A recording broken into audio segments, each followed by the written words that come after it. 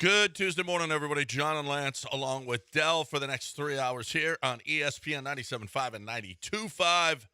And a lot of stuff to talk about this morning as we got baseball, football, firings. We got MVP chants. We got all kinds of stuff, all kinds of good stuff to get to this morning here on the show. Coach Fritz is going to join us in 5 minutes, so we've got – Make it quick, John. Just a couple of minutes. Brian Callahan fired.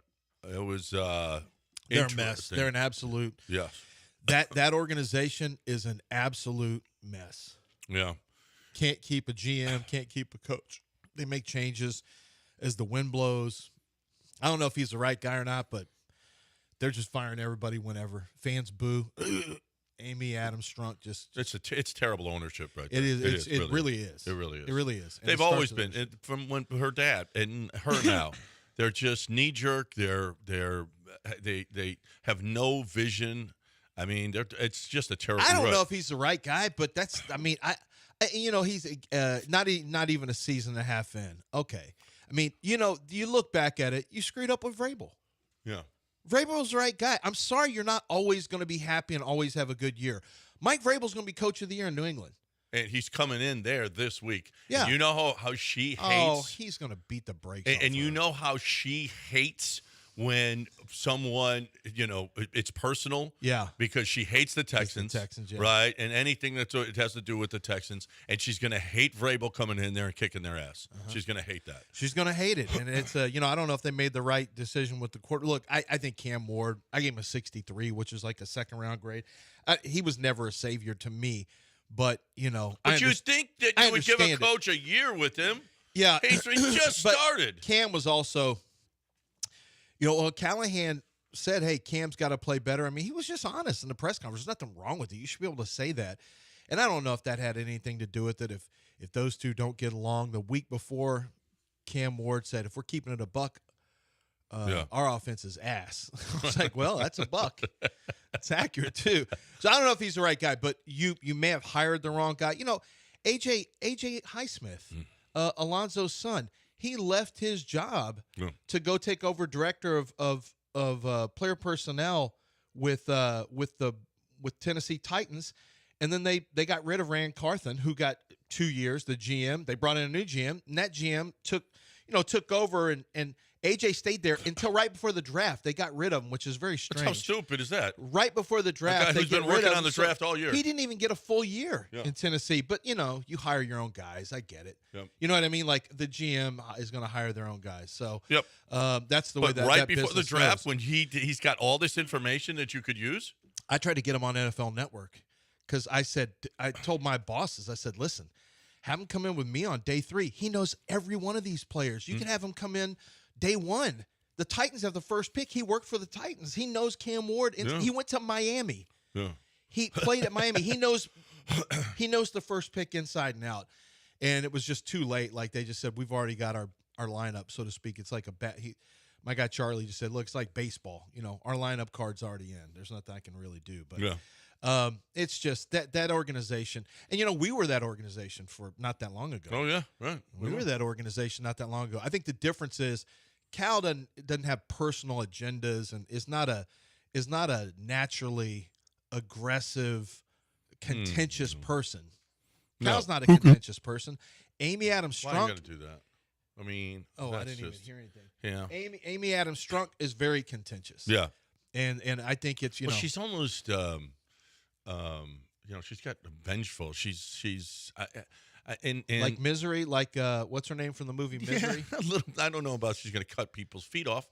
But she didn't cut it; she just hit it with a hammer. Oh, didn't she? Well, there was a block in between. She broke his ankles. Yeah, I don't know if she's breaking feet. Yeah, but no, she and she's spiteful, and she kind of like Dirty Birdie. Yeah, I mean, I don't want to call her that per se, but maybe she is. She's miserable, but yeah. And I just wouldn't want to. I don't take no orders from no woman, by the way. Yeah, by the way, there too. But they do in Indianapolis, and they're doing fine with it. Yeah, right. Yeah. I mean, see, that's a different. Of course, I don't know if I don't know how for she's brand new. I don't know how involved. I mean, she's involved now. I mean, I don't know if I want. I don't care, man, woman, whatever.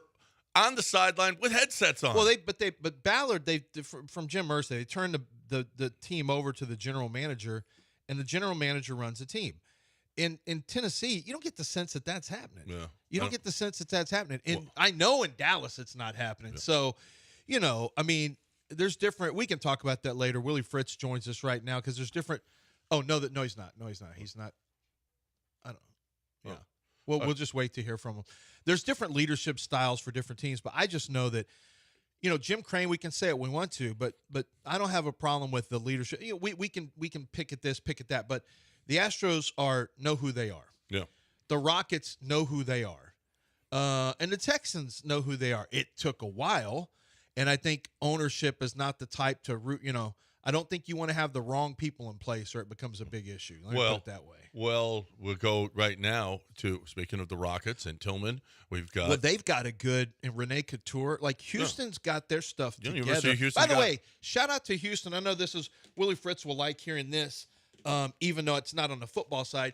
University of Houston jumped up in the school rankings across the nation. They jumped into the top 70 nationally, moving up about 20 spots. For academics. For public schools. And their goal is to get into the top 50. And they're ahead of Baylor, SMU, TCU. Like, they shot way, they're behind, I think, A&M and Texas. But Houston, those are private schools, though, Baylor and TCU. Well, that's right, but they were still ahead of them. Yeah, okay, I'm just saying they're still ahead of them in the overall rankings. Gotcha. Well, that's great, and that's great for coach. You know what? That's something that you can tell. You go and you sit in a recruit's living room, coach, and you talk about what great academics you get at the University of Houston. No? Yeah, you really do. Good morning, guys. I always make sure we talk about that. In this day and age, portal and rev share and NIL, sometimes people forget what the most important thing is when you go to a university, and that's to get a degree that means something. And you're right, our President Couture, has done an unbelievable job of, really changing the trajectory of our school academically. We've got the number one entrepreneurship program in the nation, really strong in business and engineering and a lot of different majors. I think we have 281 different majors that are offered on campus, so we're always selling, the academic prowess of the University of Houston with recruits and their parents. Yeah, Coach, I want to follow up on that. I had a conversation with my brother, who's a football coach here at Tomball, and it was kind of a reminder that there are always going to be some kids and families who it's going to be about the financials and the NIL, and for some it's very needed. For others, it's you'll have guys who just maybe care more about the money than the football, whatever the case may be. But there's still a lot of families and a lot of players who do care about all the right stuff. And and I think there are still, I don't know, you tell us, there are still players and families who care very much about getting that degree, and they understand this is not just going to be about, NFL dreams.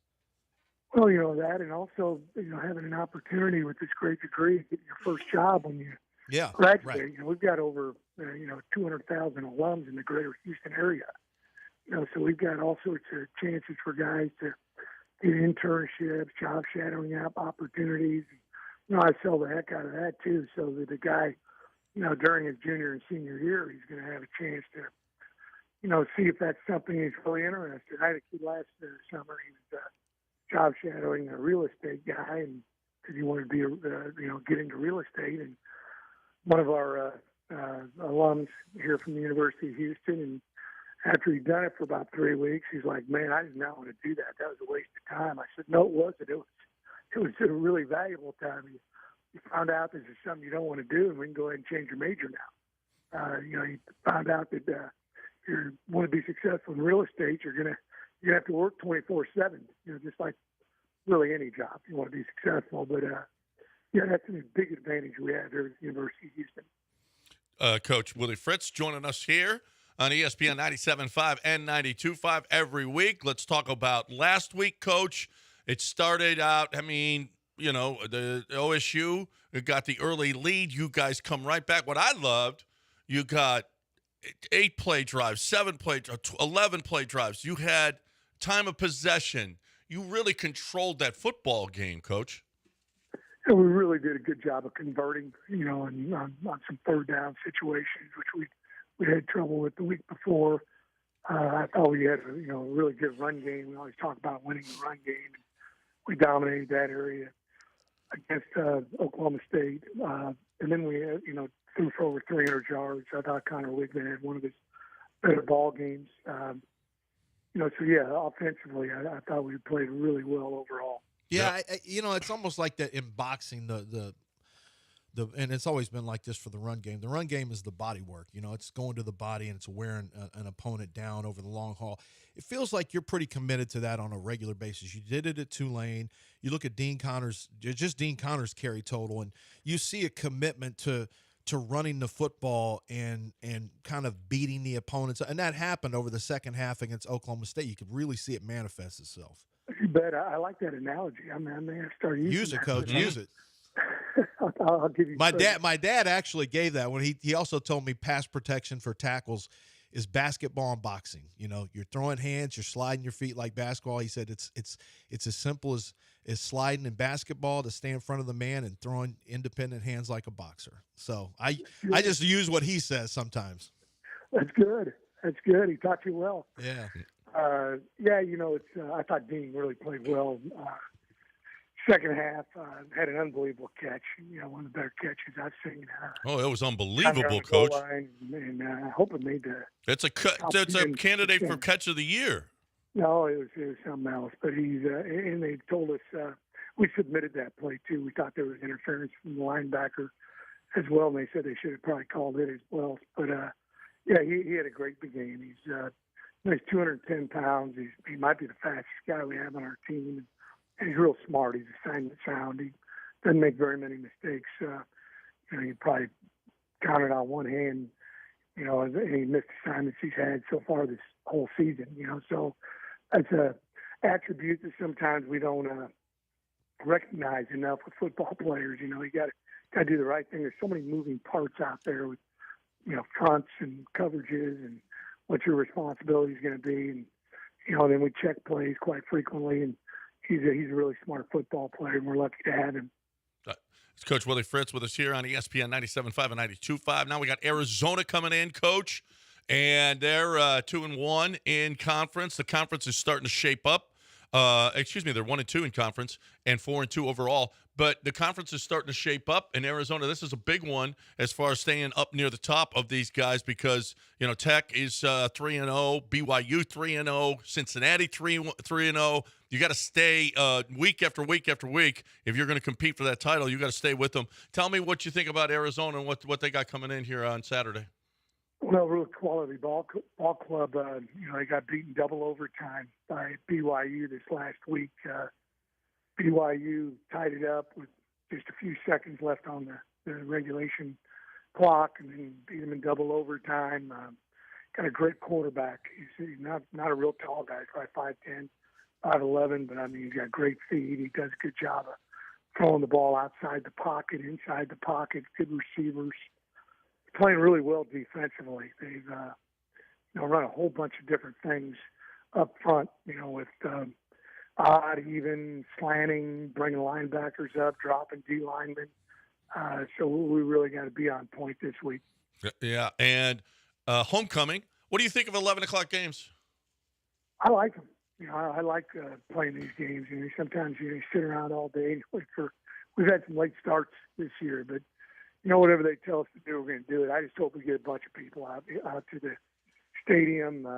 Great atmosphere. I went to a homecoming event last evening with the students, and if you haven't been out before, I think you'll really enjoy being at TVECU Stadium and seeing the Cougs play. I think it's a really good atmosphere for college football. Yeah, it's a good chance for fans to start drinking at 8 in the morning and have a good excuse for it, as opposed to drinking at 8 in the morning for no reason. Start afterwards. Well, let's go. Everybody get on out there. We got tickets to give away. We've got a bunch of tickets, so we're giving them away on every show here this week. We want you guys out there. It's homecoming. Arizona coming in. Hey, listen, last game, Texas Tech, that was fun. Had that the whole side of the state. I know Texas Tech had a bunch of fans there, but the Cougs showed out.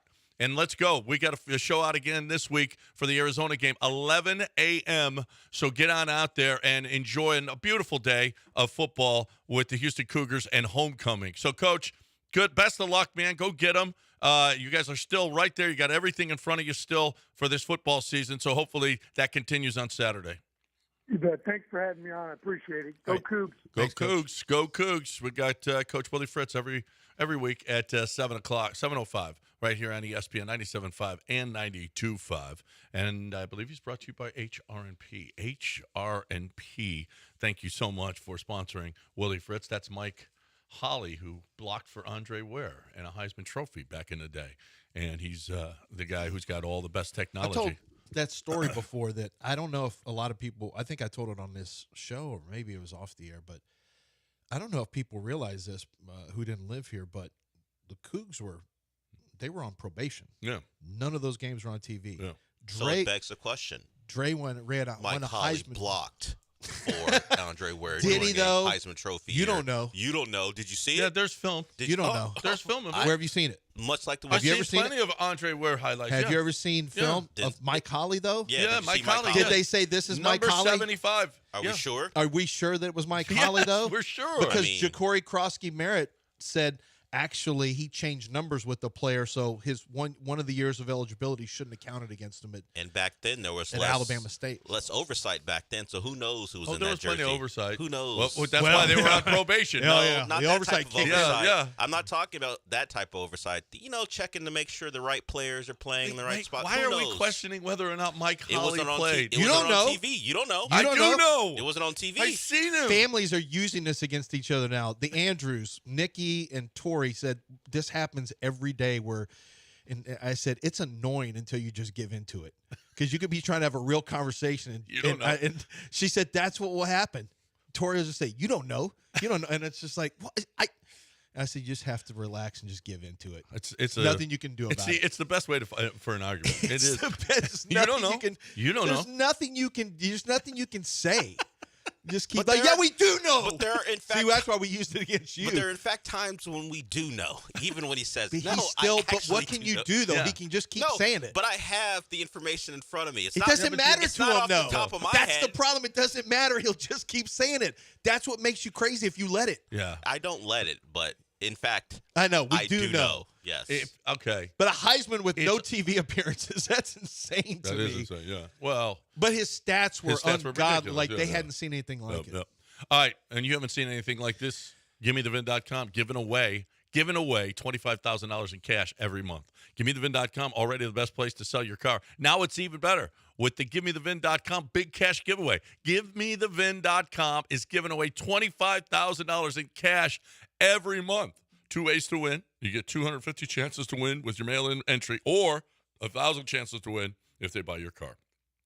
And if you're selling your car, I don't know. I don't want to call you stunats, or I don't want to insult you, but you're pretty stupid if you don't go to GimmeTheVin.com. That's all I'm saying, because he's going to pay you more. He's guaranteeing that he'll give you more than CarMax, and if he can't beat CarMax, he'll give you $100. So on top of what CarMax is giving you, he will give you another $100, and he doesn't do that very often because he beats CarMax all the time. I do know one person, Michael. He got $100 from him. I was like, that's incredible. Yeah, it was incredible, and he sent him the $100. That's what John Clay Wolf does. So you're selling your car, guaranteed, you're going to get the most for it with GimmeTheVin.com. GimmeTheVin.com.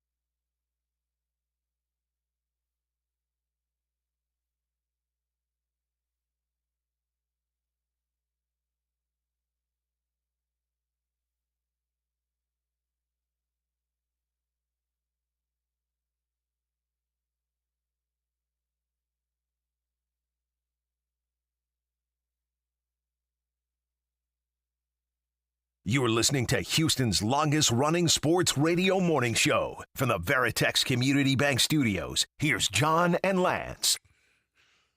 All right, welcome back. 723 ESPN 97.5 and 92.5, 713-780-3776. This is like most of our listeners listen for this call.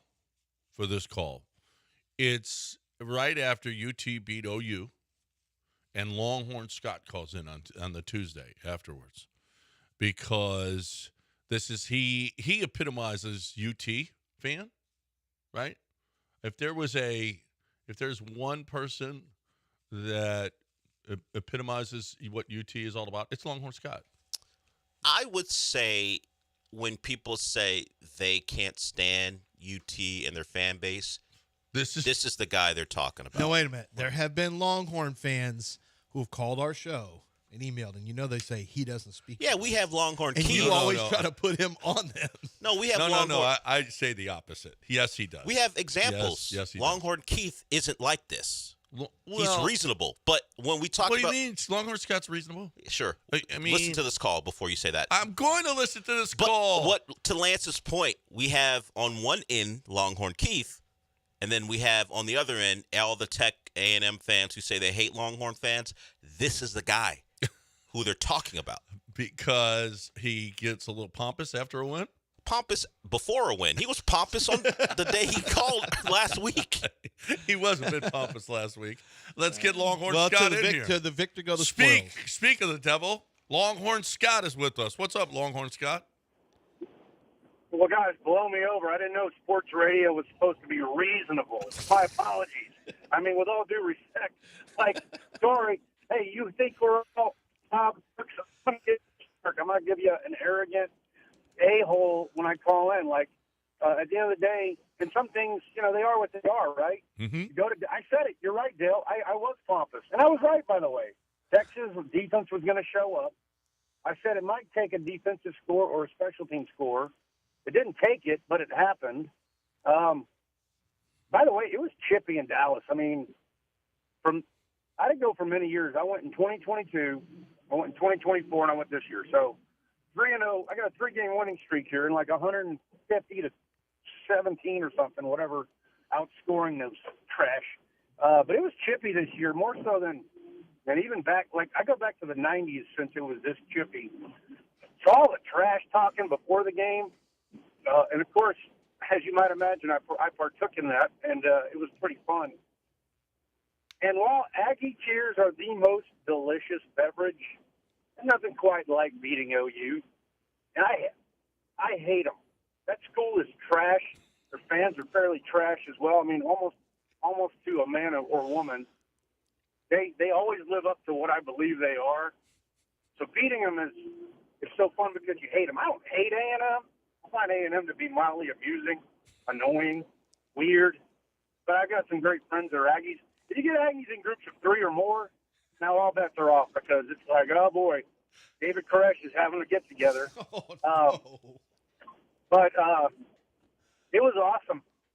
I'll say this, a couple of thoughts, and then I'll get out of your way. Texas, I am so looking forward to the A&M game because Marcel Reed has not seen a defense like this.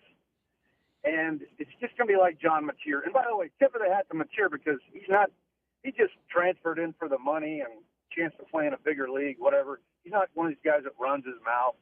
I got no problem with that kid. In fact, I tip my hat coming off of a thumb surgery, which did not inhibit his play. The Texas defense inhibited his play. But just like him, Reed hasn't seen a defense, nor will he see a defense until November the whatever after Thanksgiving. It's going to be so glorious. In certain regions of the world, wine tastes better because the grapes are in a much better environment. And so, too, are Aggie tears, right? They have to be cultivated.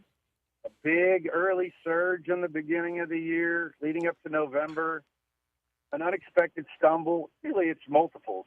I think there's a chance A&M does pretty well because their schedule sets up pretty good for them until they go to Austin. At that point, it could be that the winner of that game gets into the SEC championship. Okay, there's a long way to go before we get there to that game that's going to decide the who's in. Like Aggies got a rough go of it, if you want to know the truth. They got 3 straight road games. They got to go to Arkansas, LSU, and Missouri. So I don't know what you're talking about. You still got Georgia ahead of you. Mississippi State, who's playing well. Vanderbilt, who's playing well. And Arkansas, who can, whatever. There's a long way to go before you're in the championship game with your 2 losses. Yeah. I'm not sure. You got 1 loss in conference, but there's still a long way to go. But I love it. I mean, the Sooner game is not, it's still cold, and he's already going after the Aggies, which isn't until November 28th. He's still going after he's going right immediately after the Aggies. Well, this is on brand. Yeah. And going after the Aggies has less to do with the football and more to do with what he thinks of them as just people. Well, he said he's got friends who are Aggies, just don't get 3 or more. They don't want him in the Koresh. Koresh. Then he dropped the David Koresh. People have said they're bomb on him. Yeah. Because his friends. He's got friends who are Aggies. Yes, obviously. Just 2 at a time. And listen, he never lets them hit 3 at a time. It's like Rico's statute for Aggies. He's not anti-Aggie. He's got friends who are Aggies. Yeah. He's got one of his best friends is an Aggie. That's right. He's not saying the A word. Just doesn't want them to congregate. That's all. He's not saying the C word. 3 or more together. He didn't say the C word. He didn't say don't say the C word. He's got friends who are Aggies. Well, he did say Koresh, which is cult. That's him being subtle. Okay, not that's Longhorn Scott being subtle. It wasn't that subtle. It's like not that subtle. When you think of Colts, you think of Koresh. It's not that subtle. Yeah, that's not subtle at all. That's not subtle. That was a good call. Now, see, that's what sports talk is all about. And he's right. Oh, sorry, it's got to be reasonable. No, but I just said Longhorn Keith is the one end. Reasonable, wants to talk about his team, doesn't really talk about other people. And then we have the other end of the spectrum. That's all. That's right. Oh, no, that's good. We need diversity. Okay? Diversity in sports talk. I didn't know. Reasonable people who care about others' feelings. Okay? And then we got Longhorn Scott. When you said diversity in sports talk, I'm glad you meant in this regard. That's what I meant. Because if you just look across lineups. Yeah. Keith must be a beta. That's what Longhorn Scott said. No, okay. Keith's a nice guy. It's just what he is. It's what he is. So you Sooners or Aggies, you have any response for Longhorn Scott? Don't rise to the bait of Longhorn Scott. No. That's are you kidding? That's what my life is all about. I know. You like fermenting hate and angst and. Where's Farquharson on this one? Okay, but you want our general manager to get in on this? They're trying to sell to challenge. I think he has worked with Longhorn Scott in the past. Where's Swinbank on this one? Okay, well, you know his thoughts. Yeah, if you don't, you'll know him later. Oh, don't worry, we'll catch it. We'll catch it on text from him. Don't worry. I hope he's right, and they're both. Well, the Aggies undefeated or 1 loss. Oh my God, it would and be 10 great. and 9-2 going into that game. I hope so. Yeah, the Aggies got a rough go of it now. They've had 5 of their 6 games have been at home. Okay. Yeah. And now they got 3 really tough ones on the road. That's kind of been the thing for now. They did have to go to Indiana and they beat Notre Dame there, but for a couple of the top teams like Miami hasn't left the state of Florida yet. And they have a home game this Friday. They don't leave the state of Florida until their next game. Wow. That'll be 6 games in the state. Just set up that way. But yeah. Let's go. Let's get Aggies, Longhorns. I hope that week is one where Scott can call in and an Aggie can call in. Hope it means something like it did last year. Like it meant something last year, and the winner was into the title game. I hope we do that again. Yep. And you hope it turns out the same way? I don't necessarily root for the Longhorns. No. I mean, I don't need them to win. I've never heard of an opposing fan base from any school who's like, I kind of like the Longhorns. I kind of cheer for them. No, nobody ever said that. I've never heard now the Aggies. People say that. I will see people from Rutgers do horns down in the middle of a game against Maryland. Yeah, right. Like, what the hell? Why are they doing horns down? Why are Rutgers doing that against Northwest? Why are the Northwestern students doing horns down at Penn State? Because I don't know. Yeah, you hear that everywhere. Oh, I like the Aggies. They're nice. People say that all the time. I never heard about I've never heard say like I hate like Texas. the Longhorns. And I hate Texas. I don't know that, but everyone also hates Miami too. That's true. I'm used to because of the old Miami. Yeah, my entire life I've dealt with that stuff. But I don't know that the Aggies should like the that's like Cal or Robert McNair. Hey, they say we're pretty close. Yeah. Like owners have told me we're pretty close. I don't know if you should want to be liked by opposing fan bases. No. It's better to be hated. Yeah, better to be hated. That means you're really good. And you're just really snobby. You've caused problems for them. You've beat them in the past. I don't want to be liked in college sports. That means they like to pat you on the head and go, "Nice try." Yeah. Yep. All right. 713-780-3776. The number to hang with us here on ESPN 97.5 and 92.5. 713-780-3776. Right now I'm talking about Game Day Men's Health. Game Day Men's. I'm going there today, as a matter of fact. I'm getting some blood work done, see where I am after I put my pellets in. But see, that's what they're like, yeah, come on, get in here. We want to see. We want to see that you're good. We want to see that, make sure that everything is working right, that it's releasing, the pellets are releasing as they're supposed to. And I'm going to tell you this, I think they are, because I feel great. I feel great about what Game Day Men's Health, how they solved my issue, and they'll solve your issue. And we worked at it, and Jamie and Sean and everybody over there, Patricia, they were all like, let's get this right. Let's make sure that you're feeling as good as you possibly can. And they did, and it worked, because I had a crazy schedule, and you probably do too. I don't know what your schedule is like. Can you take off every week at the same time and or in the neighborhood at the same time and get your shots? Because if you can't, there's a solution for you. Maybe you don't want shots. Maybe you want pills. Or you want pellets like I do. You don't want to go in you want to go in maybe once every 6 months or so. You want to do that? You can do that as well. I'm telling you, it's worked for me, and it'll work for you. But you know what? If you haven't tested yet, you need to. If you're sluggish, if you're not as good as you used to be, if you're not sexually or focused at work, or you're starting to gain weight, whatever the case may be, you can be better with testosterone. And I think Game Day is the best place. They got labs on site, and they don't charge you to find out whether or not you're a candidate. So you're looking for the best way to get that testosterone. GameDayMen'sHealth.com, GameDayMen'sHealth.com.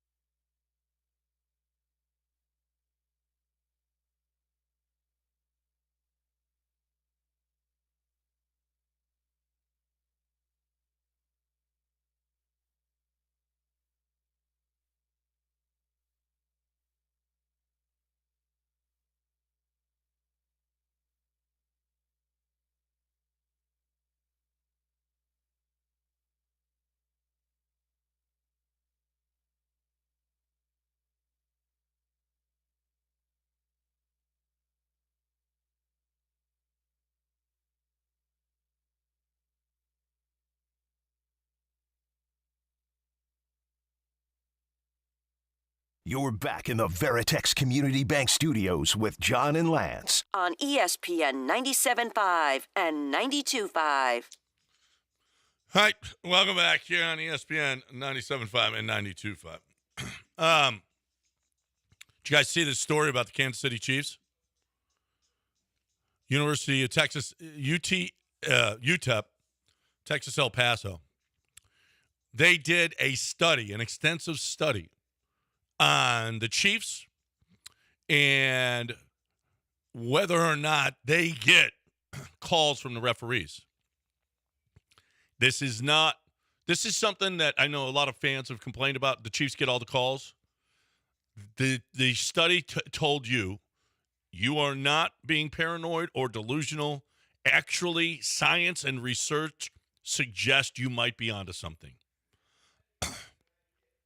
Published in the journal Financial Review, the study provides one of the clearest empirical looks at how financial pressures can influence real-time rule enforcement. Our findings suggest that when the league's financial health is at stake, rule enforcement may subtly shift to protect market appeal. The fact that postseason penalties consistently favored one franchise while similar dynasties showed no such pattern points to the powerful role of financial incentives in shaping supposedly neutral decisions. It says the implications extend beyond football, the research team says. The study draws parallels to financial markets, corporate governance, and regulatory agencies, where dominant players may enjoy advantages not because of explicit corruption, but because institutions under pressure adapt to preserve stability. This was a time they came into effect. Before Patrick Mahomes, you had all of the other stuff that was going on around the league with the kneeling, Colin Kaepernick. You had a lot of stuff where TV viewerships and ratings dipped from 2015 to 17, just before Mahomes became the Chiefs' starting quarterback. So they are saying that the Chiefs' popularity, and now it is proven that their popularity has increased viewership in the NFL and led to a lot more money in the NFL. That whether or not it was coerced or to referees or whatnot, that the Chiefs enjoyed the referees being lenient towards them and harsher to other teams. Yeah, that's pretty damning. Yeah, it really is. It's not, and they looked at all of the plays, and that most of it was subjective. Roughing the quarterback, interference. Those are decisions that are made on the spot, and it's not. False starts are false starts. Yeah, that's clear. It's an easy one. But as opposed to, and we know Mahomes has gotten plenty of roughing the quarterbacks. Yeah, I was thinking about this. All right, I'm going to start with a simple question. Do you think an NFL official has ever called a penalty because it was personal for him? Yes. I think it's absolutely 100% certainty. Yes. So I start with that because we have to acknowledge that has happened. Yes. These are humans. Now, I'm going to ask, let's take it a step further. And instances might be a coach has called him out after a game, previous game, where he missed a call or whatever. But does he wait until a big situation? And then you know what? Oh, maybe I'll get you back on this one. Maybe I'll give you a little shot here. I think it's not only is it likely, it's 100%. It's human nature. The question is, how often is it happening? Yeah, I don't know. And then the scary thing is, has there ever been and there has been officials who have done this for gambling purposes, without question. I know a story about in the mid-'90s a guy in the Pac-12, an official in the Pac-12 who was involved in that. But it does make you wonder, like, man, is there an official out there who would? That's why they have to. That's why you're not allowed to call games. That's why they have conference officials from the SEC call Big Ten games or whatever the case may be. That's why they mix it up to try to avoid any of that, because the biggest concern you have, remember, John, when you told me the replay guy, was it the replay guy up in the booth?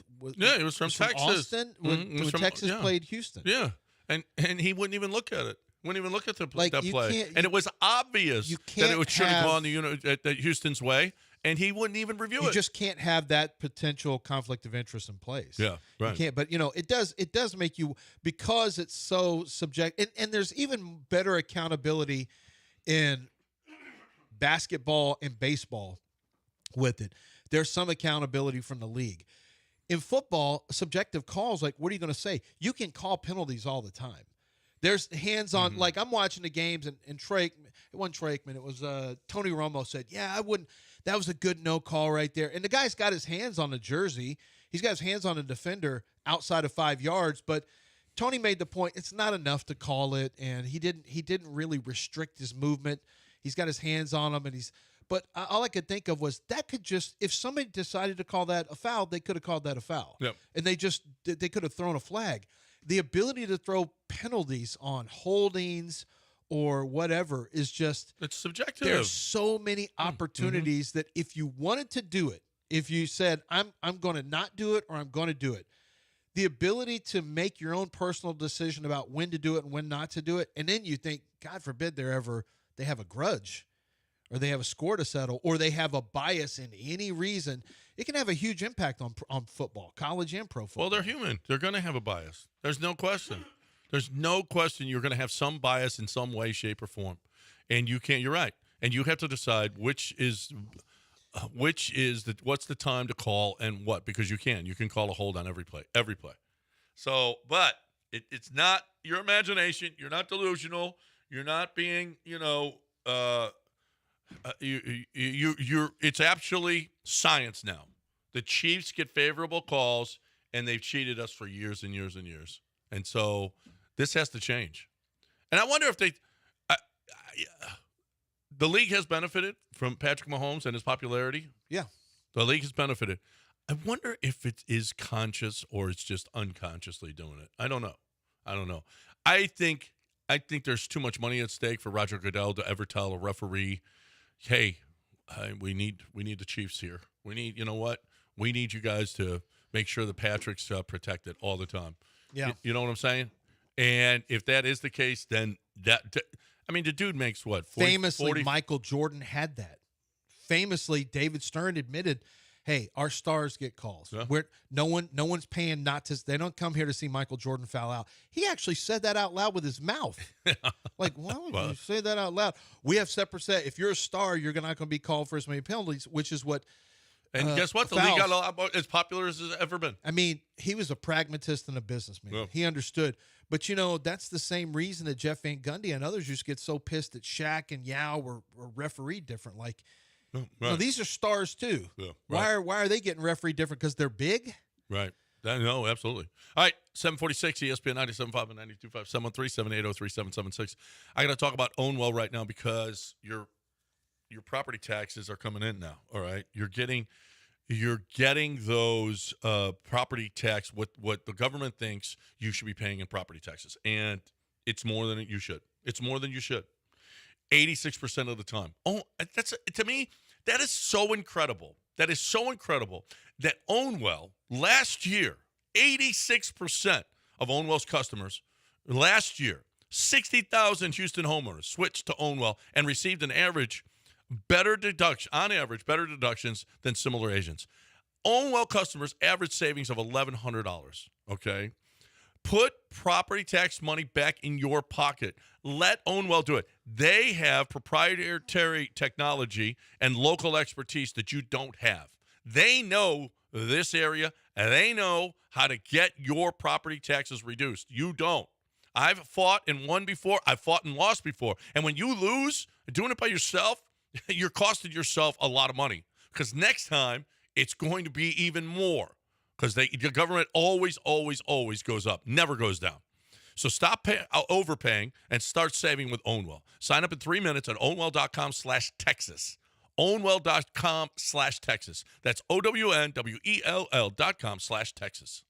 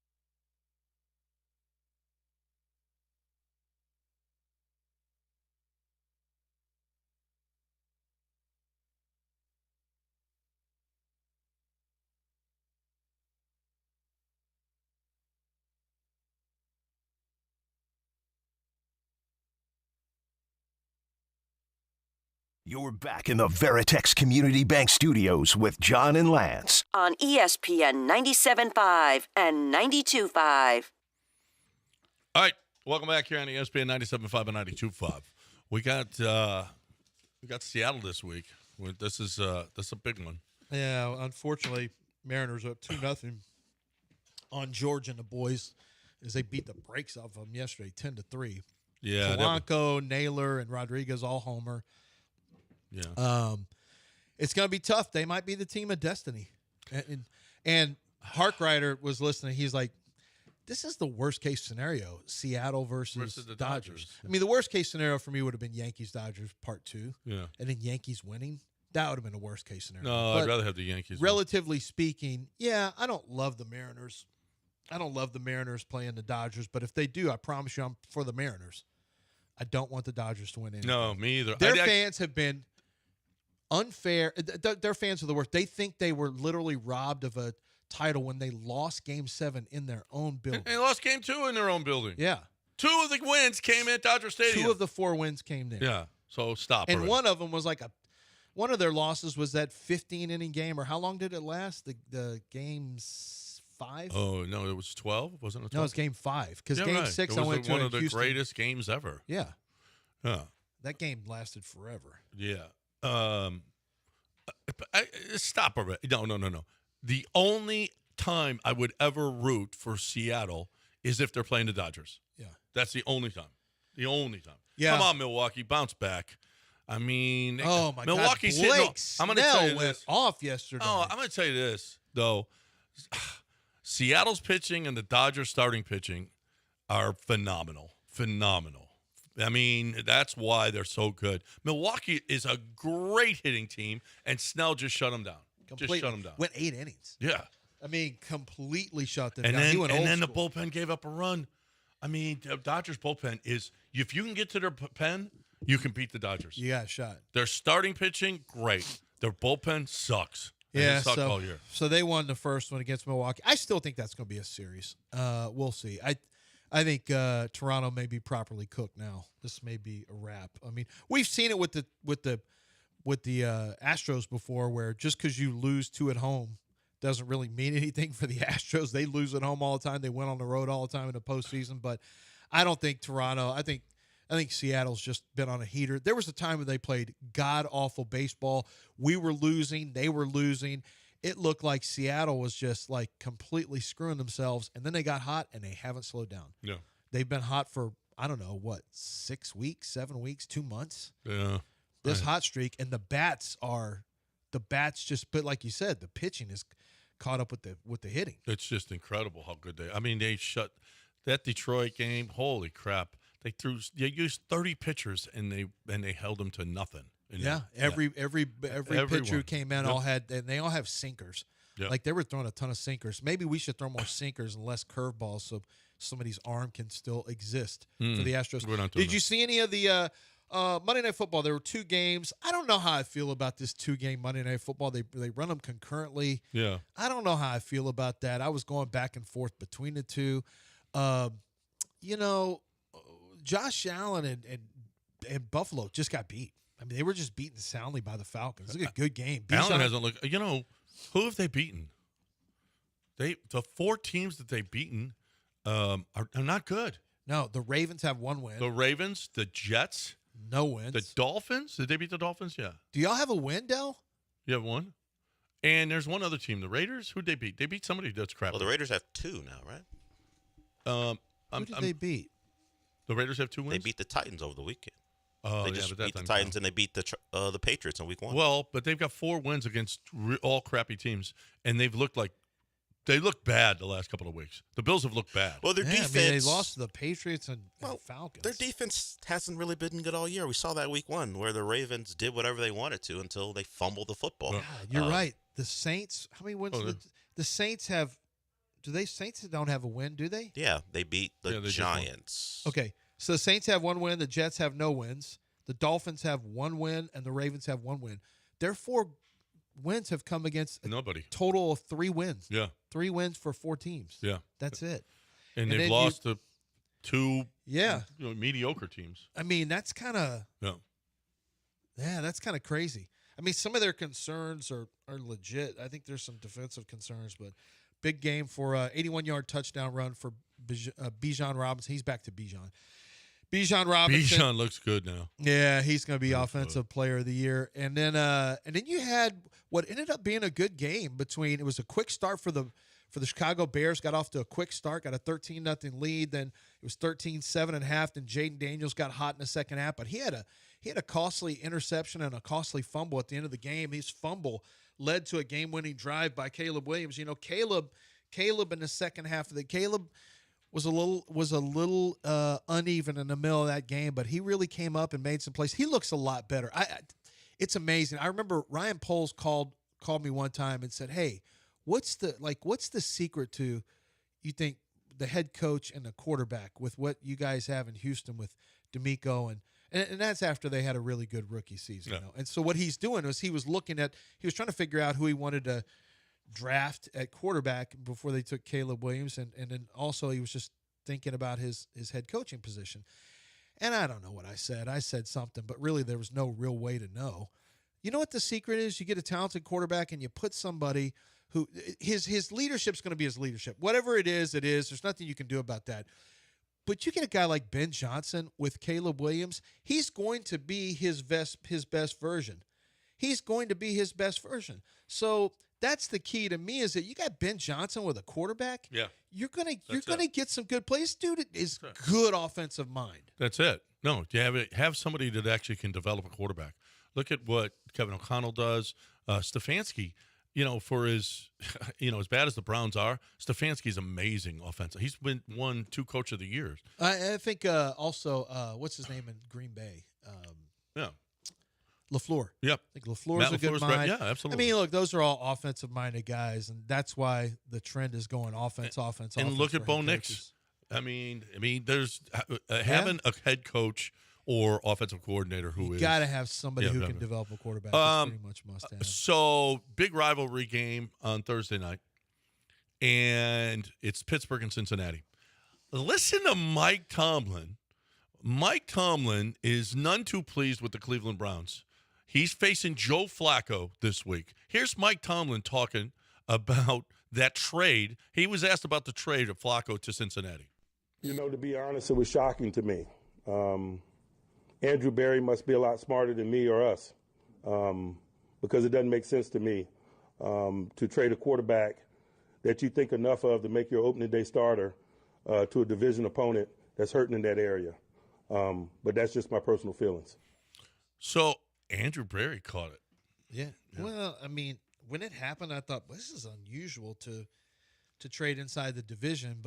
And I know the Browns don't think they're doing anything, and they want to, for the Browns, they're just trying to look out for themselves. They're like, we're not. For Mike Tomlin, who's got to play the Bengals, he's probably thinking, what are you doing? They're dead in the water. What are you doing? Jake Browning can't play. Why are you helping them? Yeah. This guy's better than Jake Browning. Why are you helping somebody in a division when we're trying to win the freaking division? Yeah. I said freaking, by the way. What are you doing? What are you doing? And I totally get what Mike Tomlin's thinking. If I'm Andrew Berry, I'm like, I ain't caring about that. We're going to get our rookies. What, did you get a 5th rounder for him? You're not going to get much for Joe Flacco. Yeah, but you don't give him up in a division. Why? Because you were going to win? No. You just don't. You would think somebody else would have. Although he's not a long-term answer, so. No, he's just a Band-Aid anyway. Right. I get it. If I'm the Browns, I'm like, I don't care about you Steelers. Well, Joe Flacco took them to the playoffs, though. Yeah, but they're not going to the playoffs. Joe Flacco was a good move, and he even said that's a good move for Cincinnati. Yeah. I mean, Joe Flacco didn't even he had like a week to prepare, and he went out there and he was okay. Yeah. I watched some of that game. He's a functional passer for sure. Right. So. All right. We got a break, 713-780-3776. If you want to get in here, you're more than welcome. If John Daspit wants to get in here, he can too. John Daspit is the people's lawyer, personal injury lawyer who makes sure that your best interests are looked after. And, most notably, you're going to have John Daspit dealing with, his entire law firm. He's got a huge law firm. But the reason he has a big law firm is because he wants every single client to be able to get the attention that their case deserves. And that's what you should want, not somebody with a huge caseload who you're just another number to them. That's never going to be the case. But I'll give you an example of what he does. When they've got something out on the roadway, when they've got injuries because of a car accident that was somebody else's fault, the hospital bills are a major thing to get taken care of. And if you can't afford it, don't worry about it. John Daspit's going to take care of it for you. No insurance, don't worry about it. John Daspit will make sure that gets taken care of. And then from there, he'll make sure insurance pays for that, for your time missed from work, and obviously for your pain and suffering. He's going to get you a big payout, one that is commensurate with the pain and suffering that you're going through. It's John Daspit and the Daspit Law Firm. 713-CALL-NOW. That's 713-CALL-NOW, or go to daspitlaw.com.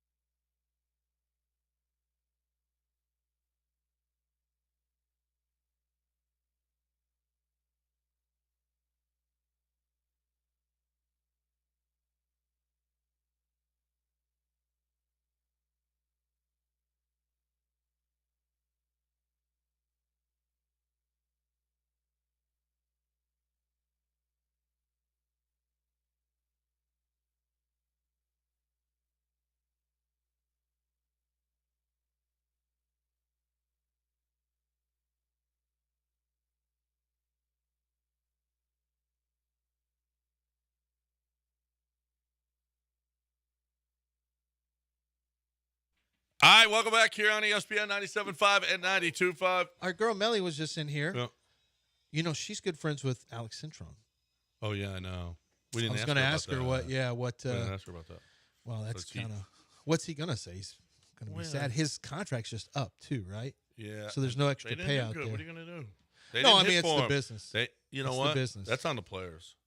More than Alex Cintron, it's on the players. Well, yeah. They got him fired. And all that stuff. There's only so much a coach can do. Drew Aller. Drew Aller, quarterback, Penn State, is out for the year. You mean Drew Hackenberg? Yeah. Because that's what this is turning He's into. a coach killer. The expectations and his play were not. He helped. In large part, he helped get James Franklin fired. And I don't. If I'm drafting a quarterback, I ain't drafting him. No. I don't want him. It's like Hackenberg. Yeah. And remember, he went in the second round, and it ended up being a disaster. Oh, I mean, that was a huge mistake. Come on. Yeah, because it was he had one good year with Bill O'Brien when he was a freshman, and then he didn't. And Drew Aller, his season last year was disappointing. His season this year was even more disappointing. So what do you do? So what do you have to work off of? And Drew Aller, the only way he can come back is if he gets a medical red shirt. Well, I mean, he's past I don't know how he's getting a medical.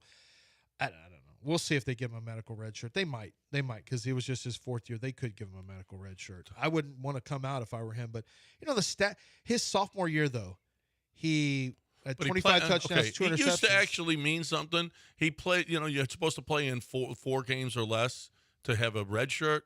I mean, he played in 6 games now. I know. I mean, I guess it doesn't mean anything. Well, but medical red shirt, sometimes they can give. But look at his yards per attempt. This is college football where you see higher yards per attempt sometimes. That great year, his sophomore year, he was 59% from he was at 59.9. Completion percentage was 6.8 yards per attempt. Now, when you're not as accurate, obviously it'll be a little bit lower. This year he was 64.8% from the field, 6.9 yards per attempt in college football. 8 touchdowns, 3 interceptions. Terrible. You're right. I mean, he was really disappointing. Did you see though? So James Franklin, who was just fired, he's owed $49.7 million, so we just round up to 50. And I saw the breakdown of what it is. It included a 1 year, so he has a 1 year, or he has year by year $1 million life insurance policy also is part of that goes into that. So I guess it's like, something that pays out at the end. If he doesn't die, he gets paid out. I don't know what it is.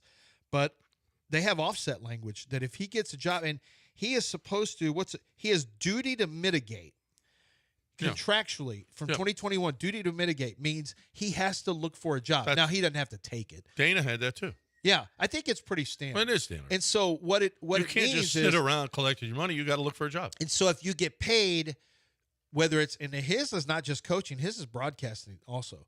So if he gets paid for broadcasting or coaching, whatever his salary makes, they take that off of what Penn State. However, here's the tricky little thing that can happen, because I've seen this happen with, Alonzo Highsmith had this happen, where you're getting that money anyway. So if you get hired, what you do is a lot of times they'll hire you on a discount and let Penn State, for example, he could end up getting a head coaching job somewhere, and he was making, I think, $7.5 million a year. Somebody could hire him for $5 million, and now Penn State's on the hook for $2.5 million every year. Yeah. To where Penn State's having to pay part of that.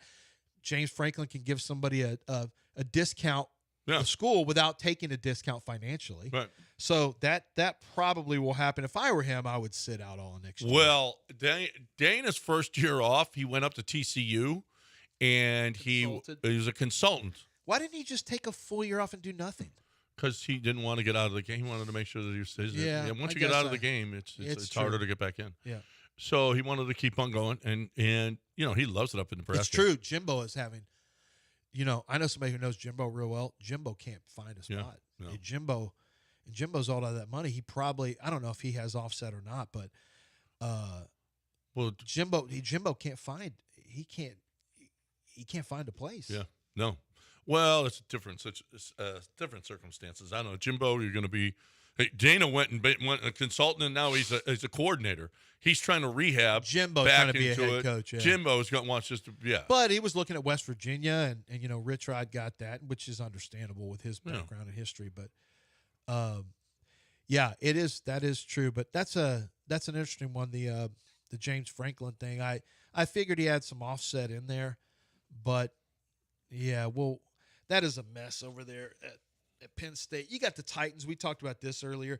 The Tennessee Titans fired Brian Callahan, their head coach, after 6 games this year. He was coached. Now they were what was his record? 4-19. It was a terrible record over the last 2 years. So you understand wanting to get rid of him.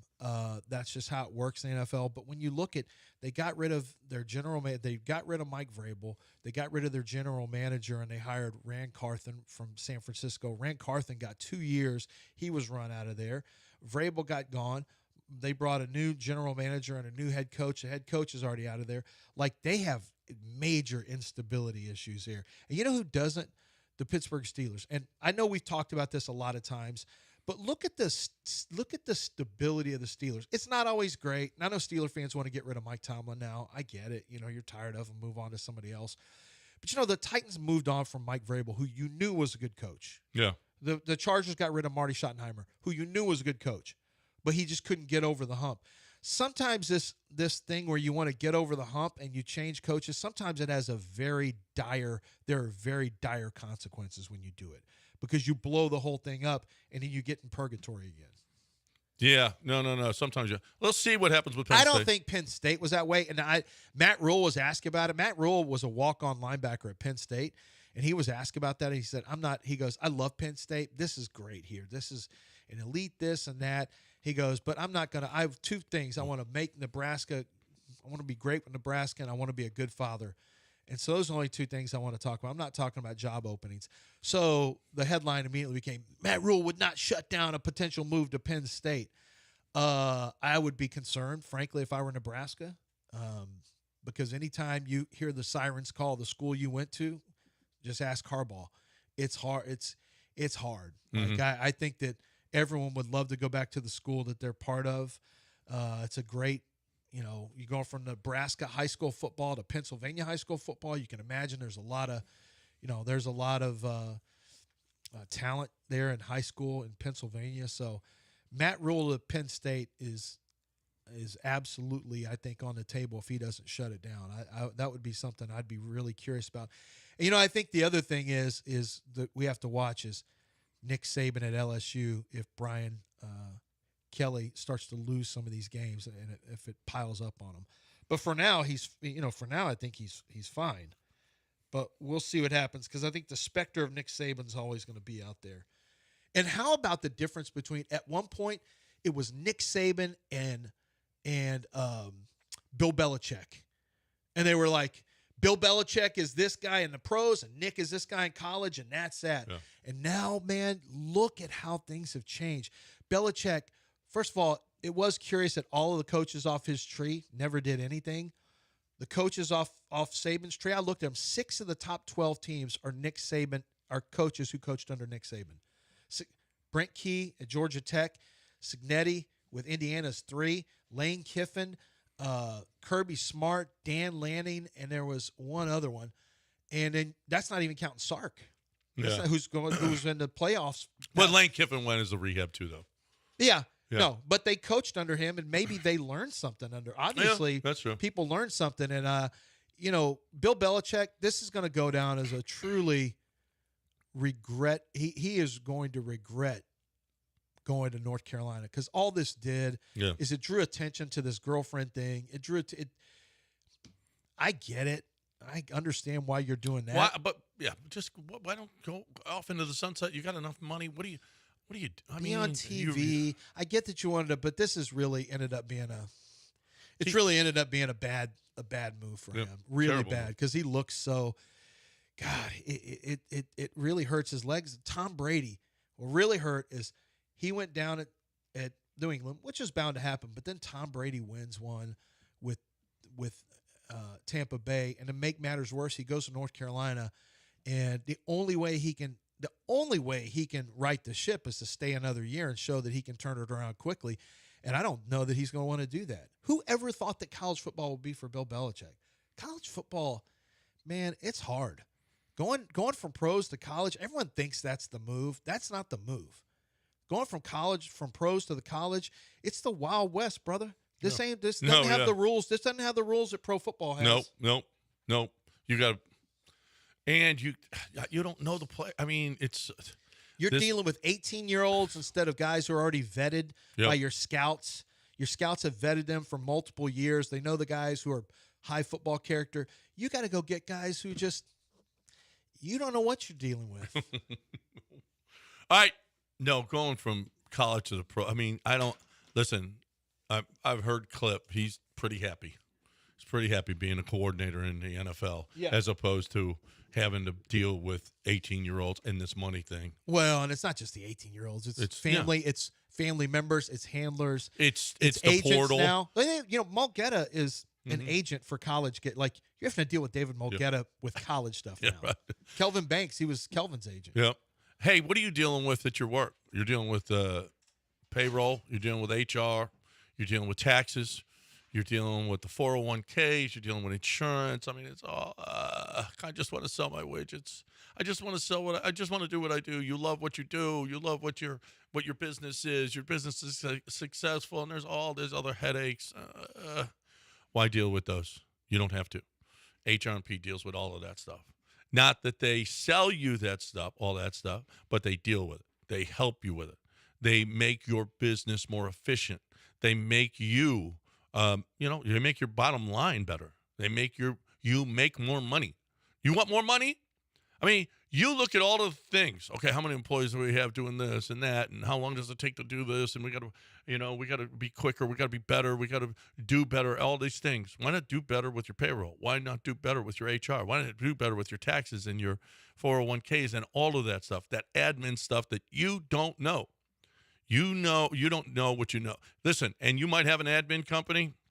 Look at the bottom line there. Let's see. Maybe HR&P can come in and save you a bunch of money and do it better. Do it better because they're not selling you their 401k or their insurance plan. They're finding the best one for your business, not the one they want you to have. So you're looking for the best way to get that HR, payroll, everything. Be more efficient. HRP.net, 281-880-6525 or HRP.net.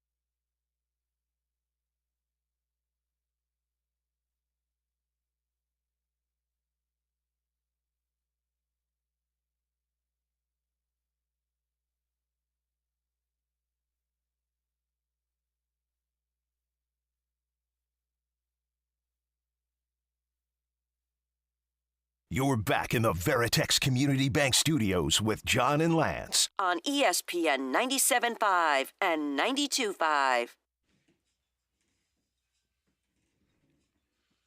All right, we're back. Anybody want in? You can get in 713-780-3776. I can't believe no response to Longhorn Scott. Longhorn Scott was in. We should play that again just for everybody who missed it because they don't, you know what? I mean, people probably feel bad. It's like you missed. You go to a game, you show up late, they scored 4 in the first, and they don't score anymore after that, right? You missed it. You missed all the runs. You basically missed the whole game. I'm not saying Longhorn Scott is the whole show, but I'm just saying. Said no one ever. Huh. No one has ever said Why that. don't you just, convince Melissa to sit in? If you're just doing, hey, what would be fun? Let's just get Melissa to sit in. Put her on camera. That would be more fun. That's always more fun than Longhorn Scott. Don't get me wrong. Yeah. She was telling us at Columbia, she was up at the friendly between Colombia and Mexico. And she said, anytime Mexico wins, it's like they won 4 World Cups in a row. And I said, that's the energy American fans have for the Mexican soccer fans. I said, that's the same energy. But she got to be in a suite. How about that? She's the type of influencer that gets suite tickets to Jerry World. Yeah. Not me. Yeah, but the result was Mexico losing 0-4. Yeah, that's not as much like winning a World Cup. Yeah. Right. What actually happened was they were thoroughly embarrassed. They were thoroughly embarrassed and thrashed. Yeah. So, did you see where the Cleveland Browns paying $100 million to the city, and they're going to move their stadium is going to be built in the suburbs? This now makes Cleveland. It makes Chicago. They can't get deals done in the city. They're moving to suburbs. I bring that up because there's already been little hints and like Hannah and Cal, we in a practice facility. At some point, we know stadiums bring in new sources of revenue, right? The stadium's almost. I don't see anything wrong with the stadium at all. And then we get people they're treating stadiums like they're iPhones. I got to get the new version. Well, 17 is out. I got to get the new version. Exactly. Yeah. I got to get the new version. Spend a bunch of money for the new version. So there's nothing wrong with Energy Stadium, and yet, it's 2002 is when we started the season. It's already 25. It's 23 years old. Yeah, but it's good. What's the except for how high you built the press boxes. But when and if they try to go after a new stadium, it's not going to happen in Houston. The city of Houston's probably not going to pay for it. And I think a lot of these, number one, if teams are going to have to fund more of it, the property is more expensive inside the city. It's just more expensive to buy the property there and to develop it for a stadium. And it's also tighter, it's smaller. I think this is the wave of the future. And I know San Francisco 49ers, they don't play in San Francisco. No. Not nowhere close to it. Well, Potomac has always been Pontiac. But that's there though, isn't it? Pontiac is a suburb of Detroit. Is that stadium not in Detroit? They might have moved back into Detroit. I don't know if they. I don't. It's cheaper getting land in Detroit than it is New Orleans, anywhere. but that's any other city. It's cheaper in Detroit. Yeah, that's what I mean. And the Superdome is. I mean, they're never getting away from that. New Orleans is just going to. They're not going to spend the money it takes. No, but I wouldn't be surprised at all if they moved to Sugar Land or. I wouldn't either. As a matter of fact, I think that's the favorite. Is that your Houston Texans games in 10 years will be out in. Yeah, we'll be out 59 South, maybe 59 North. I don't know, but it's not. I don't think it's going to be in Houston if they want to get a new stadium. I think it'll be developed out in the suburbs also. I think most of these places are going to be developed in the suburbs. What was that unusual noise? That was, my wife must be up, and let me turn this off. Okay. Did you put a Ring camera on her? Or are you just trying to watch her? No, she opened the sliding door in the bedroom, and she didn't turn the alarm off. Oh, okay. I got to call her, make sure that's the case. Anyway, back to your thoughts. I do believe that too. They're not going to be in the city of Houston. No. I think it's going to be. We're seeing enough. We're seeing this happen enough to. Does it help Sugar Land enough to give them the kind of money that they want? I feel like it would, but that's only 8 games a year. Man, I mean, I guess you're counting preseason. If I live in Sugar Land now, I mean, they only play on Sundays, but you got concerts that'll be there as well and stuff. As if there's not enough traffic going to Sugar Land every night. Well, from a business standpoint, yeah, but not. I mean, does it help the businesses around? I mean, you go into NRG. Yeah. Do you go to businesses around NRG? No. You get in, you get out. Well, all I hear about is how they – well, it's not just that, though. You're also going to get Final Fours. Yeah. You're going to get a lot out there. I mean, are you stopping around the stadium, though? Well, I say that, but you know what? Actually, I think Final Fours and all that stuff, why not keep it at NRG Stadium? Well, we'll see. Yeah, maybe. Why not keep rodeo there? Right. Well, Harris County Sports Authority is going to be going. You're going to be competing with the Harris County Sports Authority. Yeah. Right. Yeah. I don't know how exactly it would go down, but it would be interesting because you've already proven. Look, now Sugar Land can also build hotel systems around it, and probably a lot easier than what's at NRG Stadium, like way easier than that. But I don't know. It's an interesting conversation. Well, it better be a nice hotel because players don't stay in. The players stay in the nicest hotels. Well, all the teams stay at JW Marriott here in the forever teams. All the teams who come in town, one of the teams is gonna. They're almost always at JW Marriott. I don't know why that is, but they just all stay there for whatever. Football. I'm only talking football. I don't know about basketball. Well, basketball they stay in Post Oak probably. Yes. Yeah. They stay in the nicest hotels, that or, Four Seasons or whatever. JW Marriott's fine. It's not like anything off the charts, but you got a staff of like 80. I was with some Astros people, by the way, the other night, and I forgot to mention this, is that one guy who was in the organization told me, he said, "I'll tell you what's a game changer. We get to use the Rockets plane, and it's built for 7-footers. But we have 75 people on our staff." And he said, "Guys come here. There's no other plane like it in Major League Baseball." He said, "Guys come here and they say, we want to go. I want to stay with the Houston Astros because of that plane and how you travel." So wait a minute. So the Rockets, though, 15 plus, maybe about 22 to 24? How do they get a whole baseball? They don't get the plane all the time. But when they do get the plane, when it's off season for the Rockets – the whole team travels on it. Yeah, they got. I said, "What's your traveling party?" He goes, 75. And I said, "It fits on that plane on the Rockets. On the Rockets, why would the Rockets have a plane that big?" I have no idea, but it is, and it is. He said it is fantastic, well, sure. And it's a game changer for guys that you want to be back. When I did the show with Matt Thomas, we used to call him Fancy Matt because when he started traveling with the team. Doing the radio on the nicest hotels. Oh yeah, huh. He's 5-star. NBA, 5-star. NBA stays at the nicest places. Oh yeah, yeah. Oh yeah, yeah. And apparently Tillman has done this plane. That has done them right by this plane. So that's another thing. Oh, AJ Hinch doesn't want to come back. Well, maybe he does because he gets on that plane. Well, wasn't it reported that the Tigers gave him a contract extension during the season? They met yesterday. They had the timing's over on that. That's all. Yeah, it's over. It's over. But everybody wants to be here, Del. Well, you think, why would you want to come to Houston? I'll tell you why. Have I ever said why would you come? Because you say it all the time. I never said that. You don't know? No, I do know because it's me. In fact, I do know. You forget. No, you're forgetful. No, I'm not the guy who can't be a drug mule because he's too forgetful. That's Lance. That's Lance. That's Lance. That's Lance. Yeah, I am. I remember things. Too forgetful. We got a break. Zadok Jewelers is what we're talking about right now. I left a disc. Played disc golf. I left it. Where? I just threw it and I just walked off and just went to the next hole. Well, you left your keys in here on Thursday. On Thursday. I just forgot it. I threw like 3 of them and I forgot one. And what about your key card? I found it. He left his keys, his actual keys, in the studio on Thursday. So he texted me yesterday morning. Oh yeah, somehow my key card's not in my wallet. And it's always there. No.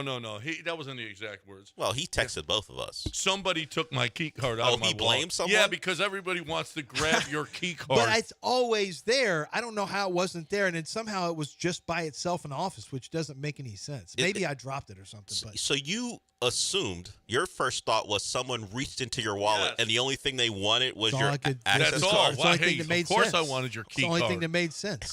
Other than get in and watch tape. Other than you might have made a mistake. So they can get in and watch tape. What? How else are people going to watch tape? You don't even have that stuff ready to go yet. I got my tape yet. As a matter of fact, I got it yesterday and brought it up yesterday. I got to go. Yeah. There it I is. watched Penn State's left tackle, Drew Shelton. Overrated. You know what's not overrated? Zadig Jewelers. You know it's definitely not overrated? The luxury watches that they have right now. They just had the Watchtoberfest, their big event that they had, because they're always throwing different events. Really, it's an awesome, awesome spot. Like, it's at 1801 Post Oak Boulevard, and I've got some event that I'm going to at 1800 Post Oak Boulevard. I think they own the whole building. The Zadix. It's a beautiful building. Their particular spot has 28,000 square feet. So you want to talk about selection? Their selection is off the charts. From diamond engagement rings, which are in the are upstairs, to the tennis bracelets and the nice bracelets and earrings, a variety of different types of earrings, luxury watches from across the world, every name brand that you can think of. Their boutique location for many of them. So that means they're going to have, unique timepieces. But this is just a great opportunity for you to find great prices, a great selection, and get with the experts who can help you with what the hot designs are, what the precious metals are, what it is that's really popping right now. They're going to get that for you as well. It's just, and they buy, sell, and trade luxury watches. So if you've got one and you want to trade it or you want to sell it, they'll also buy it from you as well. You already know they're selling the watches. They'll buy yours as well, and they'll even work trades. It's my good friends over at Zadig Jewelers. Make sure you stop in there, Zadig.com. That's Zadig.com.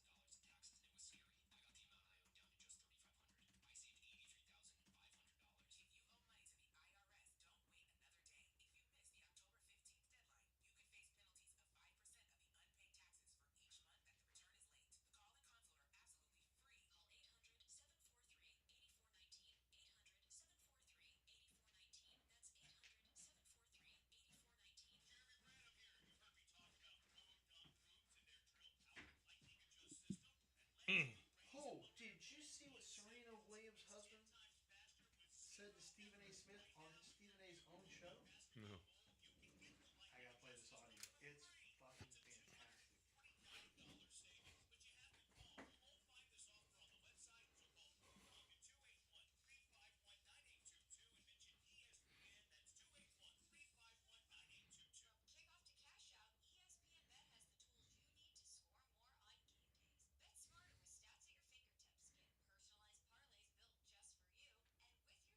These nuts on your forehead.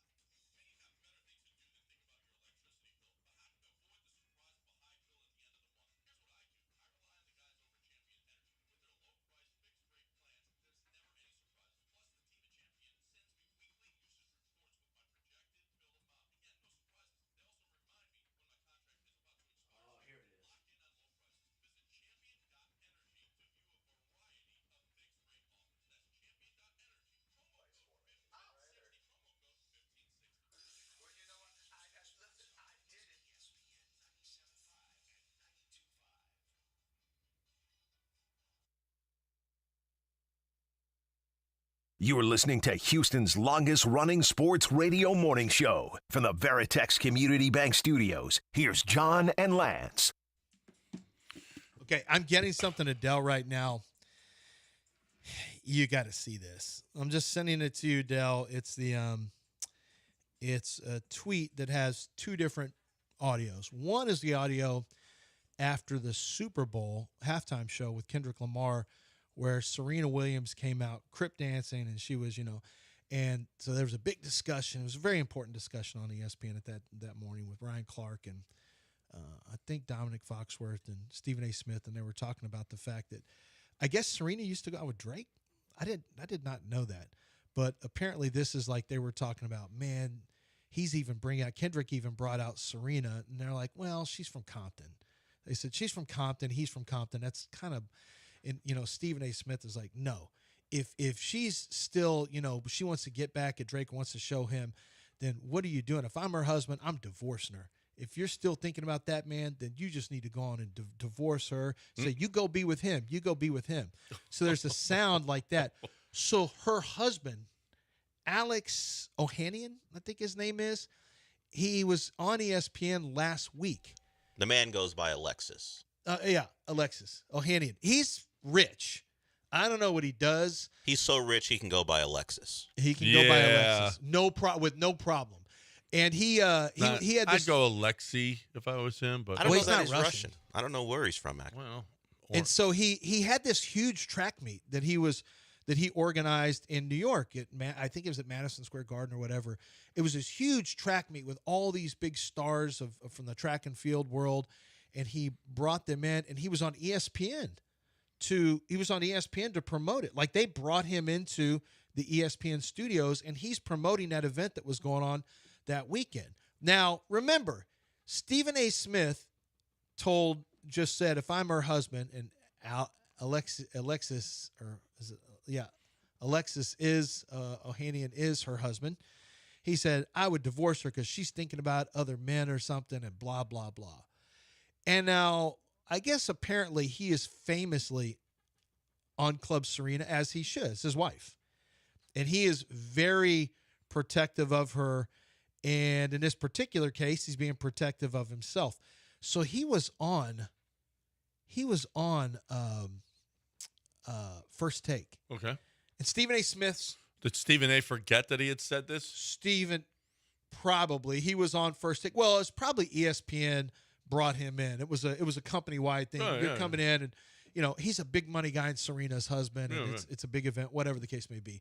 So he's coming in. Stephen A. is on location somewhere, but he's got his face on the screen, and whoever their new host is, she's standing up by the screen along with Serena's husband. Okay. And so, Del, do you have it yet? Because we could just play it directly off. There's no bad words. It's not about the words. It's about ciphering or sifting through Shannon mumble. Oh, no. I was talking about the one. I just explained the one where Shannon, that's right, it was Shannon, where they talked about I would divorce her or whatever. If you just want to play Alexis, are you sure he goes by Alexis? That's what the it is Alexis. Yeah. Guy captioned him as. Yeah. So if you just want to play his, we can, because I explained the other one. Alexis, he calls out Stephen A. Smith right there live on TV. And Stephen A. didn't see it coming. And Stephen A. was a mungling, bumbling, stuttering, like he couldn't. And this guy, wait until you hear the little burn at the end, too. Hold on. Are you ready, Del? You can just play that. Well, also, too, Stephen A. Smith, I think you had some marriage advice for me. Is that right? Or Well, you know what? Listen, I did it. People, headlines are headlines. We can get into that another time, but I was hoping you were going to be here. I am not qualified. Married? Right. Oh no, not me. Well, I ain't qualified, my brother. I'm not qualified. I was going to ask because you hadn't been married before, right? I am married. No, Stephen. Okay. Yeah, because I give advice to plenty of founders who want to build billion-dollar companies, and the reason I do that is because I build billion-dollar companies. Yeah. So I generally try to stay in my lane as advice Then we'll department. talk marriage advice later. I'm All going right. 13 years strong. We got Deal. you. That's right. Alexis, thank you so much. Athlos NYC two-night event. I try to stay in my lane. I build billion-dollar companies, so I give advice. I try to stay in my lane. I did wonder, does Stephen A. Smith know what he was talking about there? Do you think he knew what he was talking about on the marital? Because Stephen A. Well, he had to remember. He had to remember that. Well, he said headlines, so I think he knew. Headlines are headlines. Yeah. I think he knew the reference. You think he did? Yeah. Because yeah. headlines are. I didn't know if he was just grasping it. I want to believe that he did because Stephen A. came off as like wanted zero smoke. I there. think No. He remembers the noise he got for talking about the guy, Serena. I think he would remember how that came off. And I'm sure someone alerted him, hey, this is the husband of Serena Williams. So I think he connected the dots, and then he heard him. You know what's so funny is how often ESPN hosts have to apologize these days. Well, Ryan Clark leads a league. Well, Orlovsky had to apologize. And, Shannon Sharp has had to. Bye. Stephen A. He doesn't usually apologize. He doubles down. He talked about this. Scott Van Pelt apologized. Well, because he was part of the Kyron Lacey stuff too. Well, right. Stephen A. has his own platform, and he talked about it now that he was prepared. So I'm sure his comments were more in line with, him being a performer as opposed to what we heard, where he was caught unawares. He wasn't sure that this guy was going to do it, and when he did it, he was like, we can talk about that another time. Yeah, he didn't want any part of it, but he had his own platform and he talked about it. Yeah. Well, it just is like, I give that guy credit. He came in there on his show and said, I was hoping you were going to be here. Dude's a billionaire married to Serena. Oh, he didn't care. He don't care about it. Oh, he's going to worry about Stephen A. This guy. Stephen A. don't like me? Stephen A. is going to come hat in hand to this guy when he tries to get, money for his presidential run. This is one of the guys he might have to talk to. He ain't getting no money. Not from that guy. No. He ain't getting no Alexis money. That's for sure. No. We do 3 hours a day. Well, for 20 some years now, and used to be 4. We never have to apologize. We never say anything that is in any way, shape, or form. That's more about. No, you're not ever going to. There probably have been things that we could have apologized for, or certainly you. I never say anything that I need to apologize. Didn't you get a letter from the Italian? Yeah, I ripped it up. Yeah, that could have been that was my apology. That could have been a point where you apologized, but you refused to. Yeah, that's right. Because honestly, you don't have the overlords that the people at ESPN have. No, I don't have the overlords. I have Todd. He's not really an overlord. Well, he tells me, hey. He told one of our program directors that he was going to beat his ass. Yeah. John did. Now, to be fair, that guy was like a character out of Beavis and Butthead. One of the teachers like, okay, class, we're going to do that. One of the it was, I don't even remember. Well, you remember what you were even mad about? He was messing with my livelihood. Yeah, he was. What did he do? What did he say? Do you remember? I forget what he said. And that's the point. So. The people on ESPN don't have direct business to business or people to business talks with clients. All the clients call into the overlords and go, hey, this person said something, or the corporate motto, you have to apologize.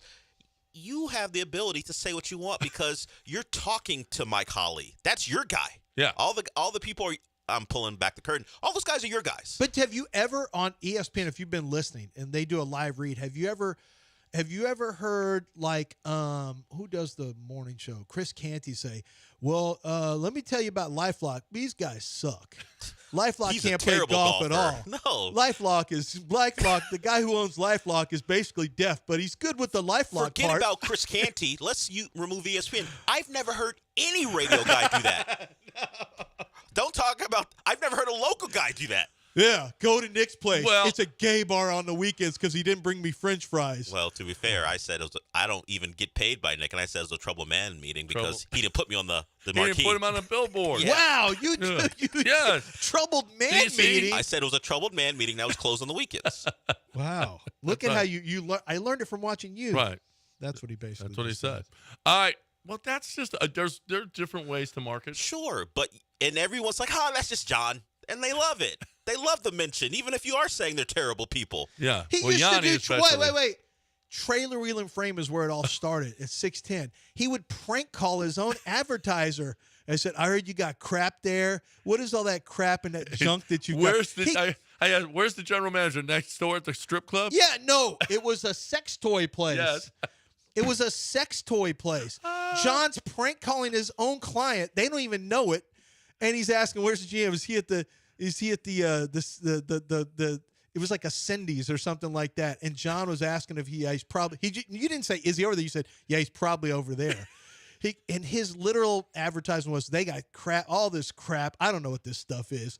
Hinges, winches. Yeah, but if you need but if you need some of this crap, I don't need it. But if you do, there it is. It was an effective. He said that there were girls in bikinis drinking martinis there. That wasn't true. I remember that. It was they might have. You don't know.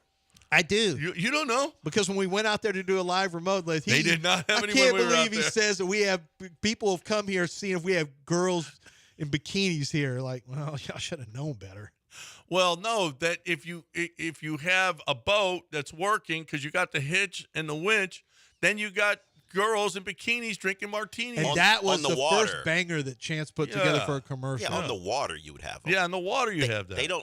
They're not like tight ends. No, not and Trailer Wheel and Frame. No. They don't just have girls selling what are witches? What, people don't prank winches? call What their, are they selling? They don't prank call their clients? Let's prank call Billy if we have an aqueduct later. Let's do that today. Prank call him. That'll be fun. Hey, I got some brown that won't go down. Is that what I heard on the radio? I heard I get a 20% you guys make discount. brown go down. I heard I get a 20% discount if I say you make the brown go down. No, that's not true. That's not it. It's 8:47. We're looking at how late we are now. We got to talk right now about Underdog. That's what we need to do. Underdog fantasy. Prank call them. No, we can't. Do not do that. No, and say, we can't. Lance hit me. You can't really prank call Underdog. They're an online app. And, you download it. It's easy. You got a billion apps on your phone. But this is the one that can pay you money. Go get Underdog Fantasy. Download it. When you decide to make your first deposit, which you're going to do, use promo code Lance. They're going to have promo code. Put Lance in there. And what's going to happen is when you pay your first $5 to enter a contest of any kind, it can be the Pick'em contest. It can be any other contest that they have. You're going to get $100 in bonus funds and entries. And so you have a chance to turn their money into, you're going to use their money against them. You're going to weaponize their money against them with your sports intelligence. And it could be upcoming basketball. You got NBA basketball right around the corner. At some point, you're going to be able to play playoff baseball, World Series baseball. You're going to be able to play NBA basketball, and you're going to be able to play college and NFL football. You'll be able to pick and choose from all those sports. Or if you go to your lobby, you're going to find out that they have a ton of different profit boosters all the time going on. And many times at halftime of Monday night games, they give you an extra 40% profit boost. Take advantage of that. Make more money. Make your picks against the high or low. The statistics go higher or lower. Pick multiple players, and you can win big, big money. But you can't win if you don't play. Download the app. Use promo code Lance.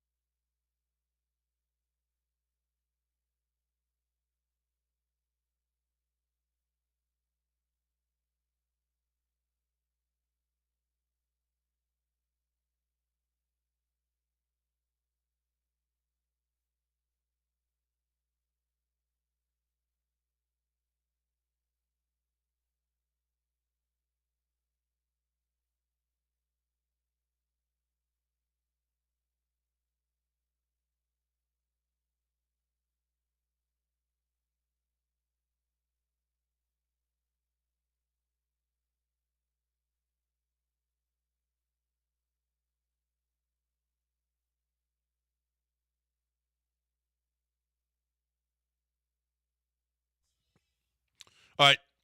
Last couple of days have been really, really great for me. Golf, both days. Coors Lights, both days. Very effective. Can you live a better life? I don't think so. I think I'm living my best life right now.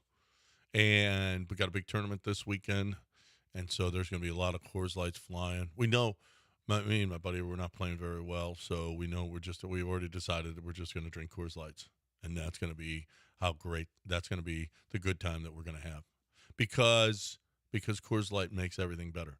It's what Coors Light does. It's what Coors Light does in my life, and I wanted you to do it in your life too. If you're going to drink beer, please don't drink that other stuff. It's just not. It's not worth it. It's not worth it. I mean, be the best you can be. Do the best you can do, and the best you can do is drinking cold, clean, crisp, refreshing Coors Light. Be refreshed while you're out there, whatever you're doing, with a cold, clean, crisp, refreshing Coors Light. Climb on, brother.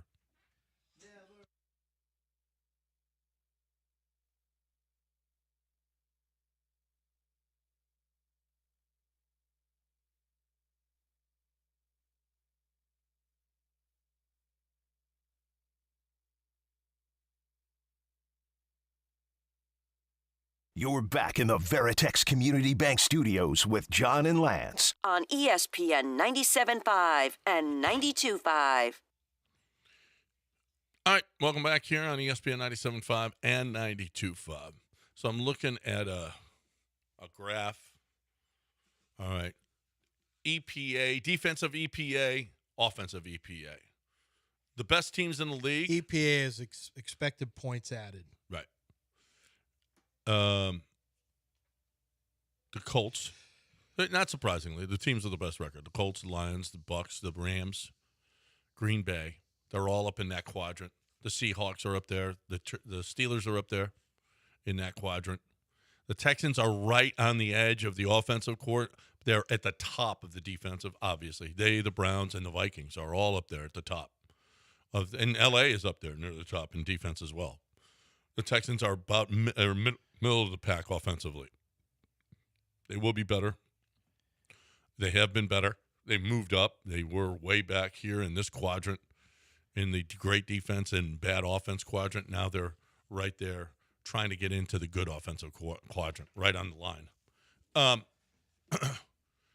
Seahawks, though, that's not a great place to get better. Not a great place for you to try to be better and to get better. That's not a get better team. Much like John Harbaugh thought the Texans were a get better team. They're not. The teams the Cowboys are at the top of the offensive quadrant and the worst defensive quadrant. Uh-huh. The worst. Okay, so they're in that bottom, along with in that bottom quadrant with the good offense, not great defense. The Chiefs and the Bills are almost identical teams. The Commanders, the Panthers, all in that quadrant. The really, really crappy teams. Look at the Eagles are middle of the pack at both. They're right with the Cardinals and the Bears. The Eagles aren't playing well. They're not playing well. They're not doing. The offense, they want their offense coordinator fired. All the Eagles fans are like, we're done with him. Get him out immediately. Maybe there's some of that. Maybe your quarterback's not playing well. Maybe there's some of that right. too. Saquon, they haven't been able to get Saquon cranked up the same way. Playing the role of Saquon Barkley this year is Bijan Robinson. Although, he's averaging 76 yards. It's really Jonathan Taylor. Yeah. From a running standpoint. But in terms of doing everything, Bijan Robinson and Christian McCaffrey both. McCaffrey's quietly putting together a real strong year again. From a run-catch standpoint, those two guys are having a big year. And yesterday, it was a monster game for Bijan Robinson. That looks like the guy, he and Jonathan Taylor in fantasy football. Jonathan Taylor's got 8 touchdowns so far in 6 games. He's on pace for 20-plus touchdowns. I said it yesterday. I'll say it again. I think he should be an MVP candidate. I think we've got to start considering defensive players and running backs and wide receivers. It's hard for a wide receiver because, a lot of times a really good wide receiver is going to have a really good quarterback. Not always, but sometimes. Like Justin Jefferson could have a huge year, and there's no way that, Sam Darnold last year would have won that award, but I think Jonathan Taylor he should be in the conversation. It's kind of stupid that we've just defaulted like, no, running backs can't win it. But why not? Why can't a running back be most valuable player? Yeah, it used to be. Yeah, it used to be. It wasn't a problem. Now we have to give it to quarterbacks? Yeah. It's just that doesn't make a lot of sense to me. Yeah. No, if you're Same thing with defensive players. Aaron Donald probably should have had greater consideration as an MVP at some point. With what he did, same thing. If you're wrecking shop on a good team, obviously, as a pass rusher, you probably deserve recognition as a potential MVP. But it's like we get away from that Heisman Trophy now. The Heisman Trophy, it's almost always quarterback now. There used to be running back had a very real shot. Well, Ashton Genty, I thought Mark had a shot Ingram, last Derrick year. Henry. I mean, it's not that long ago, but it's been a while now for running backs in the NFL. Oh man, how long do you think it's been? The last running back in the NFL to win MVP. Can we name it? Was it? Let's see. It wasn't Barry Sanders when he and Favre split it. It's been 2012. 2012. It's been 13 years. 2012. Who was 2012? He fights in poker rooms. Oh, really? Adrian Peterson. Huh. And before that, it was 2006 with LaDainian Tomlinson. That year, LaDainian was an absolute monster. He had 28 rushing touchdowns. I want to have him on my fantasy team. 28 rushing touchdowns. He had 508 receiving yards, 1,800 rushing yards. He had, I think, 3 receiving touchdowns. So he ended up with 31 total touchdowns. And then before him, it was Sean Alexander. Wow. I forgot that Sean Alexander won an MVP. But that was in 2005, and then Marshall Faulk in 2000. But then Terrell Davis, 98. Barry Sanders, 97. Emmitt Smith, 93. Thurman Thomas, 91. But then there have been none in the 2020s. None for 13 years. Jonathan Taylor is that guy who this year should be getting consideration. We'll see if he does. Mm-hmm. Did you see Bryce Terang also? What happened with him? So if you missed this, Milwaukee's down 2-1. The bases are loaded, 2 outs, bottom of the 9th. He gets, look at this. Look what happens here, John. You can describe it. He moved out of the way as opposed to taking that. It's like getting hit by that pitch. Hit by pitch, the game. It ties the game. Ties the game, and then look what he swings at. Struck out the next pitch. We were watching it. Yeah, it was like, dude, take that hit. He looked into his own dugout because he said, "I knew." I was like, "What the dude? Oh my god!" What are you doing? See, he looked right there, and his manager said, "It's just human nature," and he knew right there. You know what Craig Biggio would have done? Oh my God! Walked into it. Frozen. Craig Biggio would have put his head in the strike zone. No, Craig Biggio would have frozen like not a deer in headlights. He was just frozen. That would have hurt. Now that fastball at your knee, that would have hurt. Well, that was a breaking pitch. It still would have hurt. You get hit. It was. Oh yeah, it would have hit his back knee. Oh yeah. Oh man, no, I ain't doing that. I'm with him. But if you're Craig Biggio, the win's not that big a deal. All right. I mean, they tie the game and the bases are still loaded. Mm-hmm. What does he do at the next pitch? Neck high fastball. He chops at. Yeah. Yep. Strikes out. Holy crap. Dell, how you like this? Caneville put this out. I need recruits to hear this. The head coach of Louisville said he asked a few coaches how good this University of Miami defense is. It's better than any front in the last 3-4 years in the SEC. That's how good. That's coach speak. They play them this week. 3-4 years. I hope he's not counting the Georgia front. That's coach speak. He plays them this week. He'll just say this some front stuff. is pretty damn good. They're pretty good. Georgia's front had Jalen Carter, had who's the big boys with Philadelphia, the other one? Jordan Davis. They had Nolan Smith. Basically, they had a bunch of Philadelphia Eagles. Right. Quay Walker. You had not Clay Walker. Quay Walker. They had Nakobe Dean. They had, oh my gosh, there's another pass rusher. Like, it's insane, the amount of top 3-round draft picks. That defensive front's the best defensive front I think I've ever seen since early 2000s when you're talking about, and I'm sure a Miami team was better potentially. Man, there's all of a sudden like a Hollywood Brown said he was baptized. He just got baptized. Travis Hunter just got baptized right before the game. Is it real, or is that something where you're in a strip club and they throw money on you? No. This is. Are you sure it's not just a phrase? This is the real. All glory. He's giving all glory to God. Okay. It's I didn't not know a if that's strip phrase. club Man, baptism. I got baptized at Scores. No, I didn't know if it was something with Magic City. Oh man, you can't even. I mean, the man is trying to be. It's Hollywood pious. Brown. I don't know.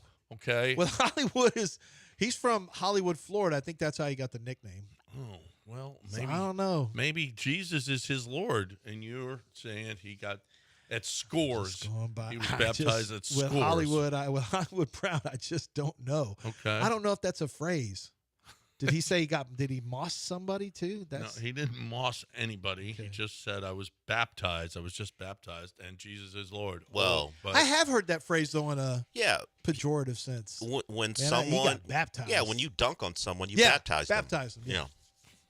That's true. Like Johnny. I knew I'd heard it. Johnny Furphy, the pacer, he baptizes people when he dunks on them. Because he's putting that ball on your head, though. Yeah, it's like I'm dunking on you. You've met Jesus because of what I just done to you. That's it. 901. I mean, a man can't even spread the Lord's word in YouTube. So did you just strip clubs and Johnny Burpee? I didn't throw him into a strip club, but Lance said he had heard it in a different context, and he's right. I was just making sure it wasn't something. Are we sure that Juju Smith-Schuster didn't dunk on Are you Hollywood sure Brown? that wasn't AI? Trying to get okay. Are you sure it wasn't AI? Is there a video of him being baptized? I'm not. I don't know that. So it could be he was. Mr. Rogers baptized him since he's on every video now. He could have been in the gym. Every AI video. Maybe you want to have these nuts. Kinison. I know. He's Mr. Rogers talking about these nuts. And we've got. It's a good thing these videos are so outlandish that we know they're fake. Because if they wanted to be real, we're cooked. John, somebody's going to one day put John at the scene of a heinous crime, and we're going to have to We're going to have to figure out that John actually do it. Some people are, depending on how you feel about it, crime or not, we've already put him at January 6th, so. Oh, yeah. He was supposedly I wasn't here, that's for Cabo. Sure. Yeah, Cabo playing, quote-unquote, golf. Time to talk about – Robin's coming here today in an hour. I'm going to see Robin. We're going to cut some spots.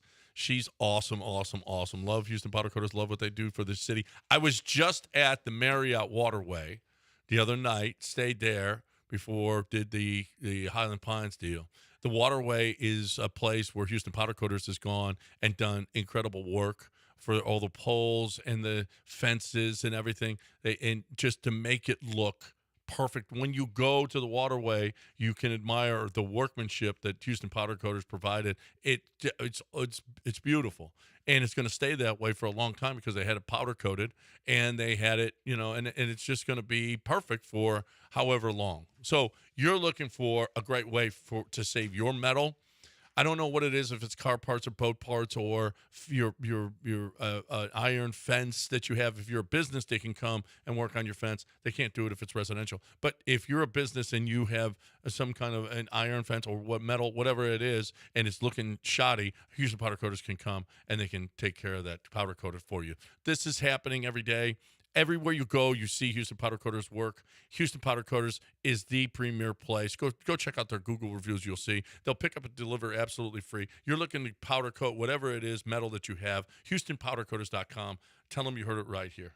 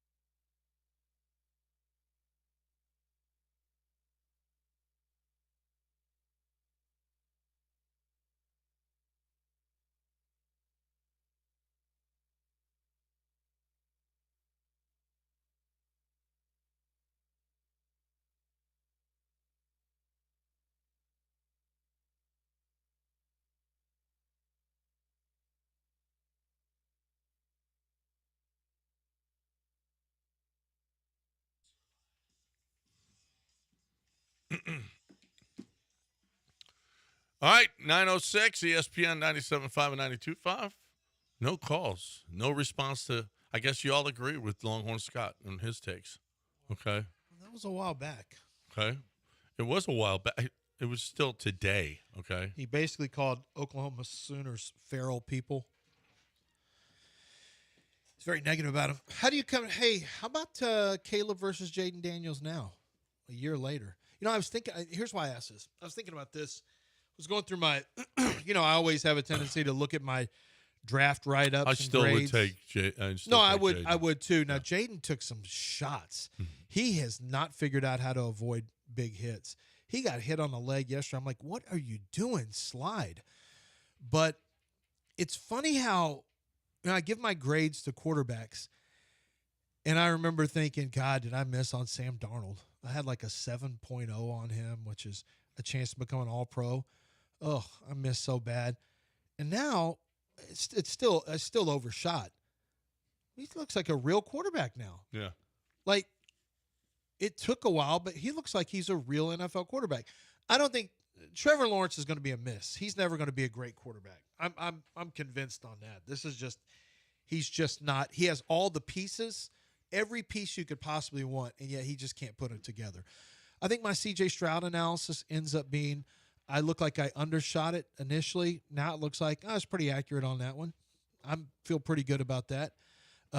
Jared Goff, I feel pretty good about now. It's over time, these quarterbacks find their midpoint at some point of who they're going to be and what they're going to be. Caleb Williams is going to be good. I don't think he's going to be great. I think he's going to be better than some people think after last year. I think Caleb Williams with Ben Johnson is going to be better than people think.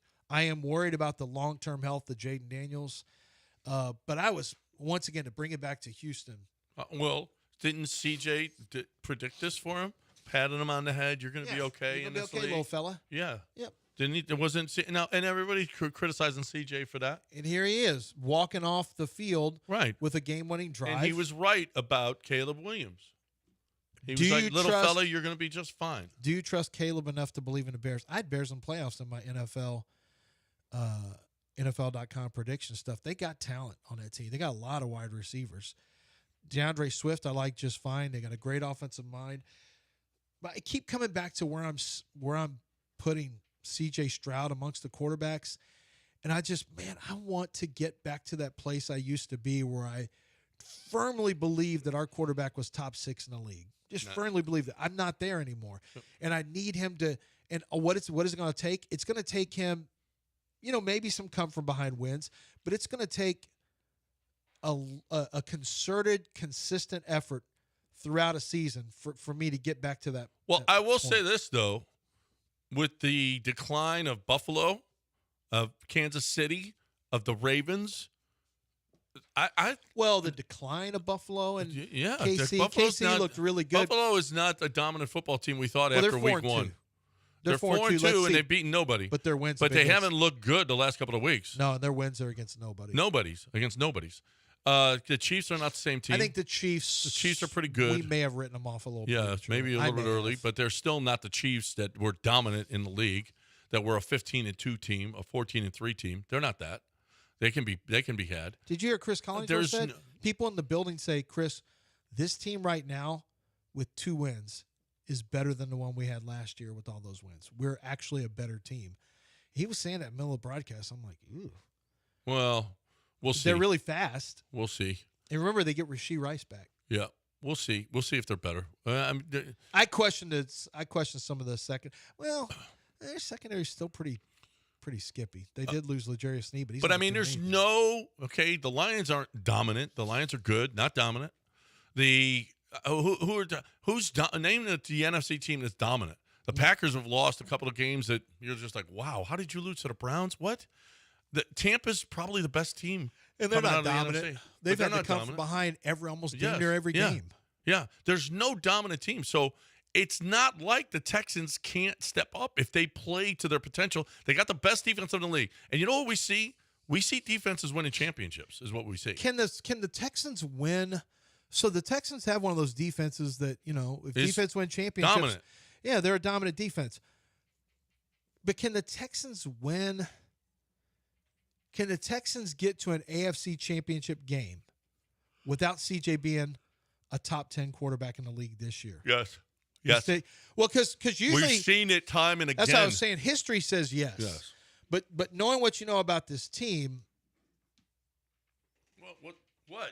I actually, the Trent Dilfer teams or the Tampa 2 team. But Trent Dilfer had Jamal Lewis. I mean, we've seen they had a really good running game. The Texans don't have. This is Woody the difference Marks. with me. They don't have. Well, I don't know that Woody Marks is the same. This is they had work done in Mike Allstott, the Tampa team. That's like true. This team doesn't have that kind of running game. This is why I was saying, does CJ have to play at a top 10 level? I think he does because we don't have that running game. Brad Johnson was good. I mean, I think he was 22-6 at that season. He was solid. But I mean, and CJ can be solid. CJ can be solid. Yeah, but I think we got to have better running. I think Mixon has to come back. Brad Johnson, on his playoff run, he beat Donovan McNabb, good player. He beat Rich Gannon. That's the quarterback he beat in the Super Bowl. It's a different ball game now of the quarterbacks you have to face to win it all this year. And as much as we talk about defenses, what do these playoff games generally turn into late if it's close?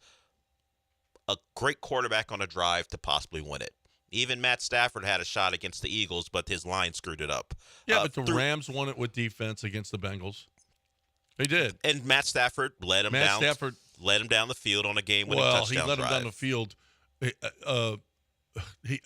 A ball that was dropped right in his hands. You're talking about the NFC title game. I'm talking about the Super Bowl. Yeah. It generally comes down to, is your quarterback good enough to beat a good defense when it matters? The Chiefs' legacy is built on Mahomes doing things like that. When they're down, when it's late, finding a way. That's how we kind of judge quarterbacks sometimes unfairly. We'll see. That's CJ. You remember his rookie year? How he came back against Tampa? Remember? Great. Remember that? Yeah, great. Yeah, you don't remember it now. I remember it. I just don't think it matters. Yeah. Oh, really? Yeah. I said it. I'm going to say it again. What he did against Tampa in 2023 doesn't matter now. It matters to me. Well, that's because you have to look to the past for your quarterback success, not the future. Yeah, I don't love that. No, I'm looking at the past. The past tells us the future, Del. That's what we study. We study the past. Does it? Yeah. Does it? Yeah, Look at some of these scores. You're talking about you can do it with the great defense. Look at some of the scores of the winners in last year's playoffs. Wild card round week 1. The Texans scored 32. The Ravens scored 28. The Bills scored 31. Commanders 23. Rams 27. Eagles 22. Sure, you can win it with the great defense. But as you keep going, you got to put up points because you're going to face good quarterbacks who are going to find answers to your defense. So, yeah, Texans can be dominant. That Bills-Chiefs game, an AFC title game, 32-29. Of course, the Eagles put up 55 to win. Neither of those teams had the Texans defense. Doesn't matter. You can have a great defense, but you still got to put up points in the playoffs to win games. Yeah. And are the Texans capable put up of scoring? Points. It's what they do. No, it's not. Oh, did you see the last 2 weeks? That's why you're talking about. That's why you're Have you talking about seen their the last defense. 2 weeks? I don't. Sure. They got one coach fired against 2 bad defenses. Congratulations. No. Okay. The Texans put that on. Bad offenses. We got to fire your You got coach. to put up points, and can they do it? They're going to do it. I'm putting them in the AFC Championship. That seems silly, but well, they've got 2 wins. Yeah, they got 2 wins. That's right. What's the magic number? 8 to get to the playoffs. 8 more. I think 10 gets you. 10 gets you. 10 gets you there. You're not winning playoff games in today's age 21-17. You're not doing that. Well, wait a minute now. Yeah, you Scores have been a lot low. This is not a high-flying league anymore. I just pointed you to the playoffs of last year. That's last year. But there's no who are the quarterbacks there? Did you have Lamar Jackson in there? Yeah, he scored 25. He's not in there anymore. I don't know He's if you not heard. here. Josh Allen's still here. He's not here. Patrick Mahomes likely will still be here. Josh Allen Josh can't Allen bust might a not be grape there. anymore. He scored 40 against 2 Ravens. Their defense sucks.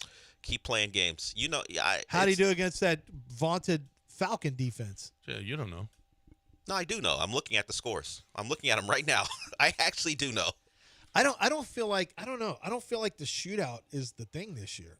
There wasn't a thing last year. We were talking about all the cover 2 and offenses weren't great the last couple years. We've been talking about offenses. No.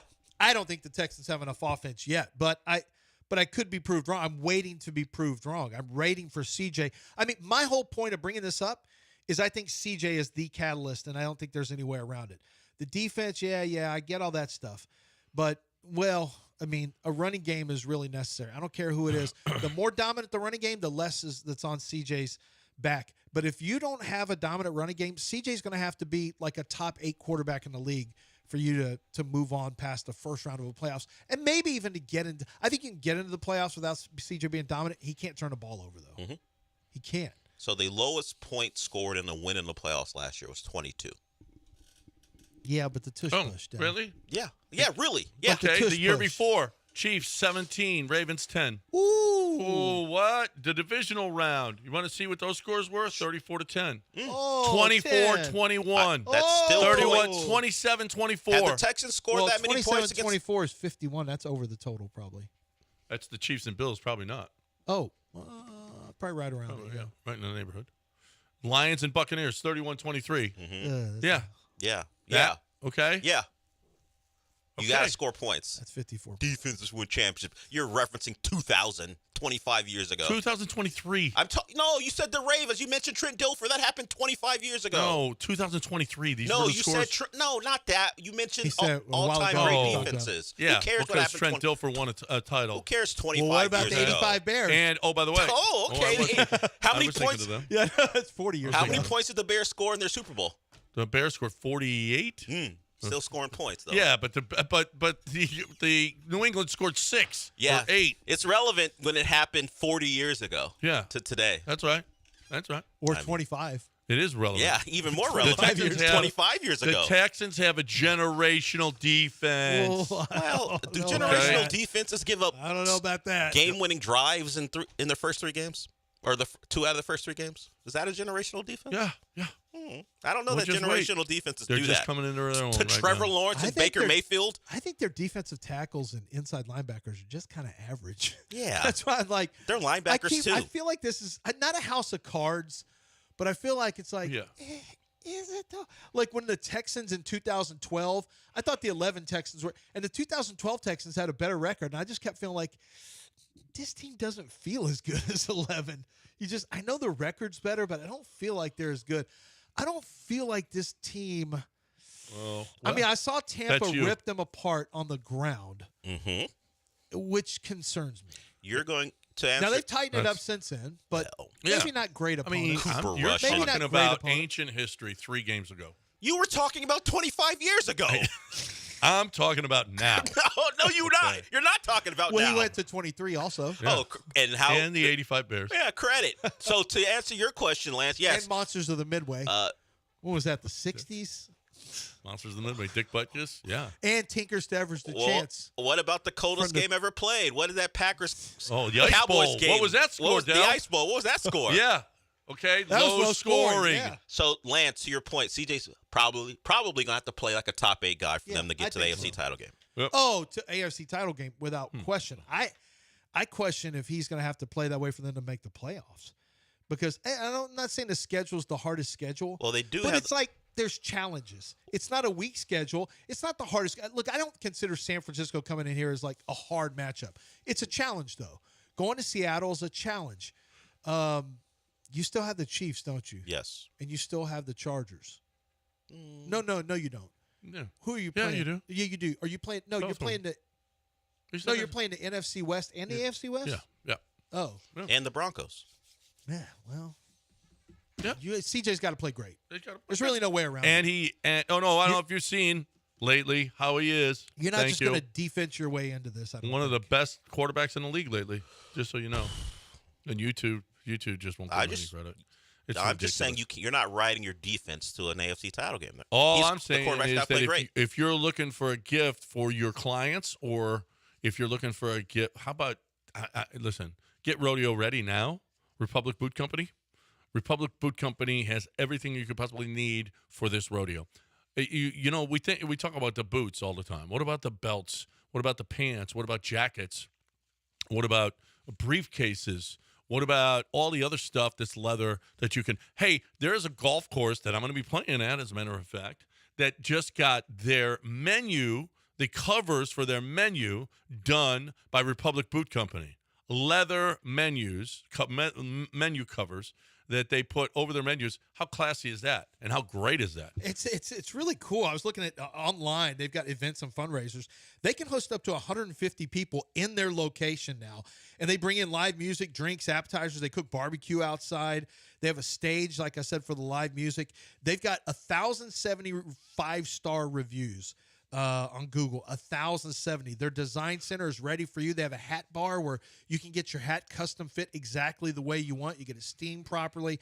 Like anything that you need to get your Texas on and to get rodeo ready, as John mentioned, or if you just love boots and you love cowboy hats and you love just the leather accoutrements that go with it, nobody does it better than Republic Boot Company. It's Republic Boot Company right there in the Heights. Make sure that you stop in.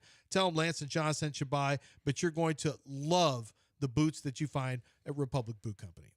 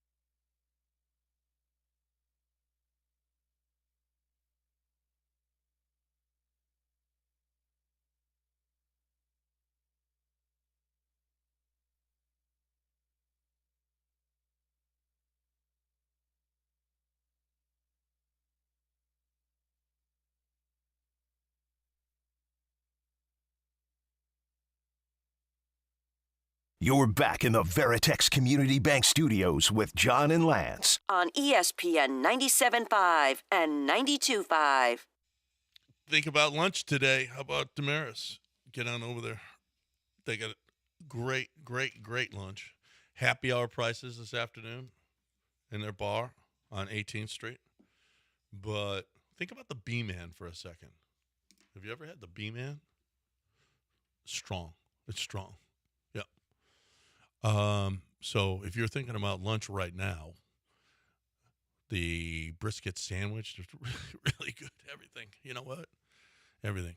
I get the Greek salad when I go, but you do what you do. You be you, okay? 713-780-3776. I'll tell you what, at 9:30 exactly, we'll give away 2 tickets to the University of Houston and Arizona game.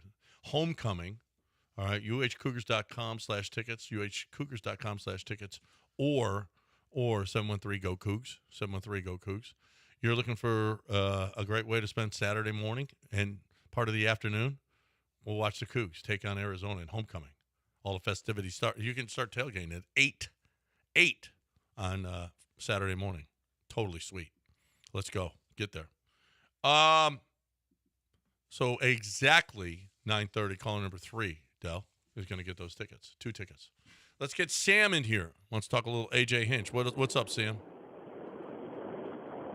Oh, hey, it's Dan. But so hey, yeah, I this whole Scooble and AJ and Detroit, it kind of reminded me of like here recently. I was kind of reflecting on the end of the run of the Astros and all the good clutch moments, but where's the one real sore spot in all of that? And that's the Greinke game, the Game 7, the game that I got to tell you, my memory was such that I remember being really mad about that at the time. But, boy, I'll tell you, I looked at the box score here the other day, and I just got completely infuriated once again. I don't know if you guys have come back and looked. And it was incredible, that game. Like, he had gone into the 7th inning having allowed only 1 hit.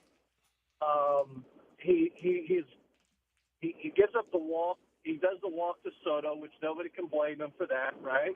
Because he was on fire that postseason. And then he gives up a hit. He gives up his 2nd hit, and AJ pulls him. He had 80 pitches thrown at that point, and he was the Greinke that we've been waiting for, where he was putting it all together for that whole game. I mean, his like I said, I don't know if I said it, but his ground balls to the fly balls were 10-5. Scherzer's were 3-8. We hit him for 7 hits. He gave up the 2nd run in the 5th. They pulled Scherzer, right? But Greinke was like those 10 ground outs. I don't know how many of them actually went to him, where he was just making them look pathetic. He was in no way, shape, or form a guy that I would pull. He was a guy who could go 100, 120 pitches because he was such a soft tosser, right? It was just one of those like, I'm smarter than the game, I'm genius moments where he's got to pull the guy because he knows better than everything. Instead of the whole eye test that some of these coaches just fail to, coaches, managers, they fail to just trust their eyes and fall back on these analytics. And I don't know about Scooble and whether or not that was a Scooble thing. Hey, I don't want to go over 100. I'm not going to go over 100 pitches, or if it was AJ getting too cute. But that Greinke, take a look at that box score. It'll just, or maybe not. If you don't want to get no, we've done it before. Like it's not. Yeah, that's not new. I've done it. John's done it. It's an incredible lineup that they had. It's one of the best. It's the best lineup the Astros have ever fielded. Greinke, here's the thing. Just to relive it, 2019, Greinke was pitching better than expected. He was pitching better than expected. Well, but AJ had a leash on him all year. Yeah, it had been very short, and he was very short. And Greinke was frustrated with it too. He treated him almost like he was. He didn't treat him like Zach Greinke, who was a top of the line but ace. He wasn't. He wasn't that same guy. But when, like you said, 80 pitches and you're pulling a dude that had given up just a hit. Are you kidding me? By that time, what was it? 2 hits after that hit, and he knew he was putting the ball right where he wanted to. He was so good that night, and AJ still looked at him like that. I can't trust you, guy. I can't trust you.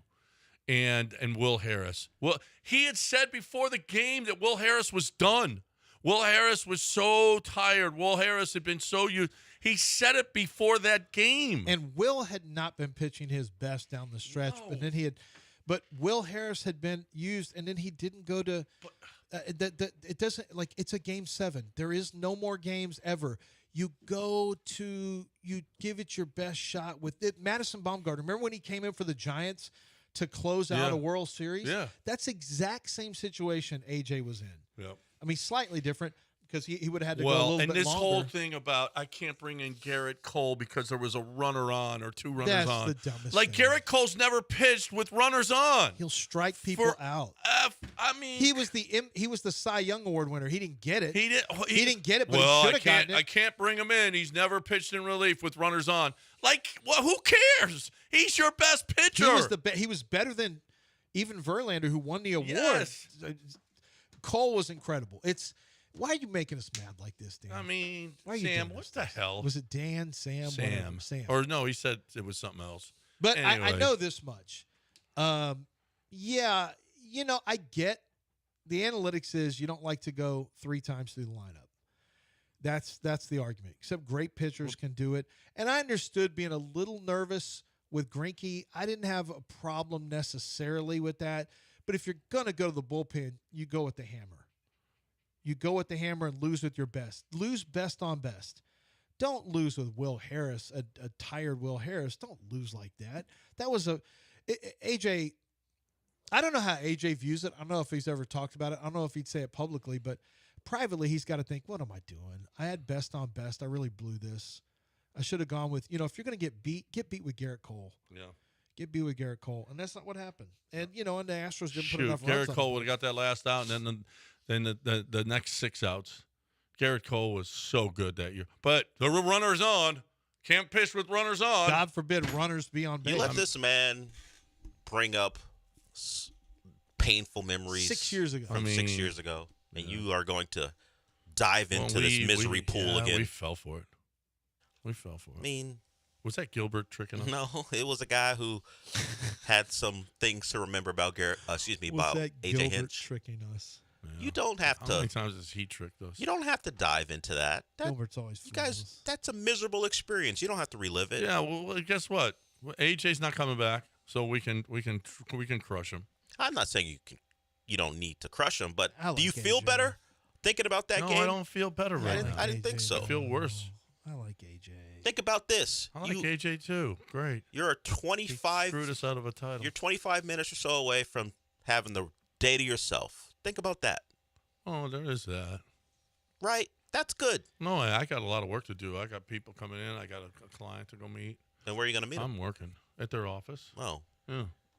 So I'm working. I mean, so my day's just shot. When is I'm not playing golf or drinking until, I don't know, maybe 2 o'clock. So you still playing golf then? No, I'm not drinking. I'm not drinking. golfing. Oh, but the drinking may begin at 2. Yeah. Oh, so okay. But still, think about it. Well, this is the worst day of my life now. I feel like that can't be the case. It's got to have been worse. Yeah. All you're doing is having lunch with a client and then getting to drinking? Is that what the rest of your day's like? What a terrible day. What a terrible afternoon you're gonna have. Well, I'm already putting in a full day until I've got to watch Penn State football. You what? It's not going to be a Why good do you day. have to watch Penn State football? Yeah, watch their linemen. I got my tape update. You got to watch that now? People are watching Penn State football anymore. It's gross. October 14th, you got to watch Penn State That's the football? life I live. Mm. That's the life I signed up for, Dale. And I may go break some chains. Yeah. I do think it's funny. We got a winner for the tickets? Yeah, Steven won. Congratulations, nice Steven. job, Steven. We will go be to giving the game. We're red. Stay loud. Come early. Be loud. Yeah. Be loud. Not Everything stay Matt loud. Brown told you to do, but I was at Texas. Yeah. But now do it. Now do it here. For the Cougs. Come early. Be loud. We're red. Lane Kiffin was mad at his student section. Matt Brown never said we're red, ever. Yeah, he didn't say that so no. much. What was Lane Kiffin mad at his student section for? Apparently they didn't show up in the way he would like for the number. No, I saw that. What was the quote? It was something like, well, his offense didn't show up, and he also said, just like our student section, they didn't show up either. Wow. Hey, that's out of line, Lane. Wow. Come on. No. He wasn't happy with his team's performance. They were in a battle with Washington State. Washington State as a top 5 Not team even in the the country. good Washington team. No. Washington State. I don't think they expected that game to be as competitive as it was. That was a one-possession game. Just came out flat. He wasn't thrilled with anybody associated with Ole Miss football on that afternoon. Yep. All right. 713-780-3776. One segment to go. Then News of the Weird coming your way next, right here on ESPN 97.5 and 92.5. But you're talking a little green light. Green light offer, Sean. Somebody said prank call Sean. I'm not prank calling Sean from Green light offer. Just stop. We're not prank calling advertisers. That's not what we do. Sean's got a service for people that is great. And one of the things about Green light offer is, well, so here's what they do. They are the ones who are going to buy a house in any condition. It could be hasn't been lived in several years. It could be you have tenants. Maybe you were a landlord and you want to retire. You want to get your money out of it. And you say, you know what? I don't want to do all this work. I already know I'm going to have to do a bunch of work, I'm going to have to do sheetrock. I'm going to have to do new carpet or new flooring. I got to do a new kitchen and bathroom just to get it ready to sell. I got to throw thousands into this. Don't do it. Greenlight offer is going to give you a fair offer. You can end up getting cash, and the closings usually happen 7 to 10 days. It's no hassle for you. You just get your money and move along. None of the other hassles that are out there. They do this with divorces where you want to sell quickly and get to the split the assets. They do divorces. They do if you've got to relocate for a job. Maybe you got a house in a somebody passed away and you got a house willed to you. You want to sell that and get rid of it and turn it into cash. Greenlight offer is there for you. Let them help you. They take all the hassle out of your hands. They get it done. Sean is a great dude, and they are successful at what they do. Really, really good at what they do. 100% local office right here in Houston, and they are ready to help you. 832-819-5000. That's 832-819-5000. Or just give them or go to the website. Just check them out for yourself at greenlightoffer.com.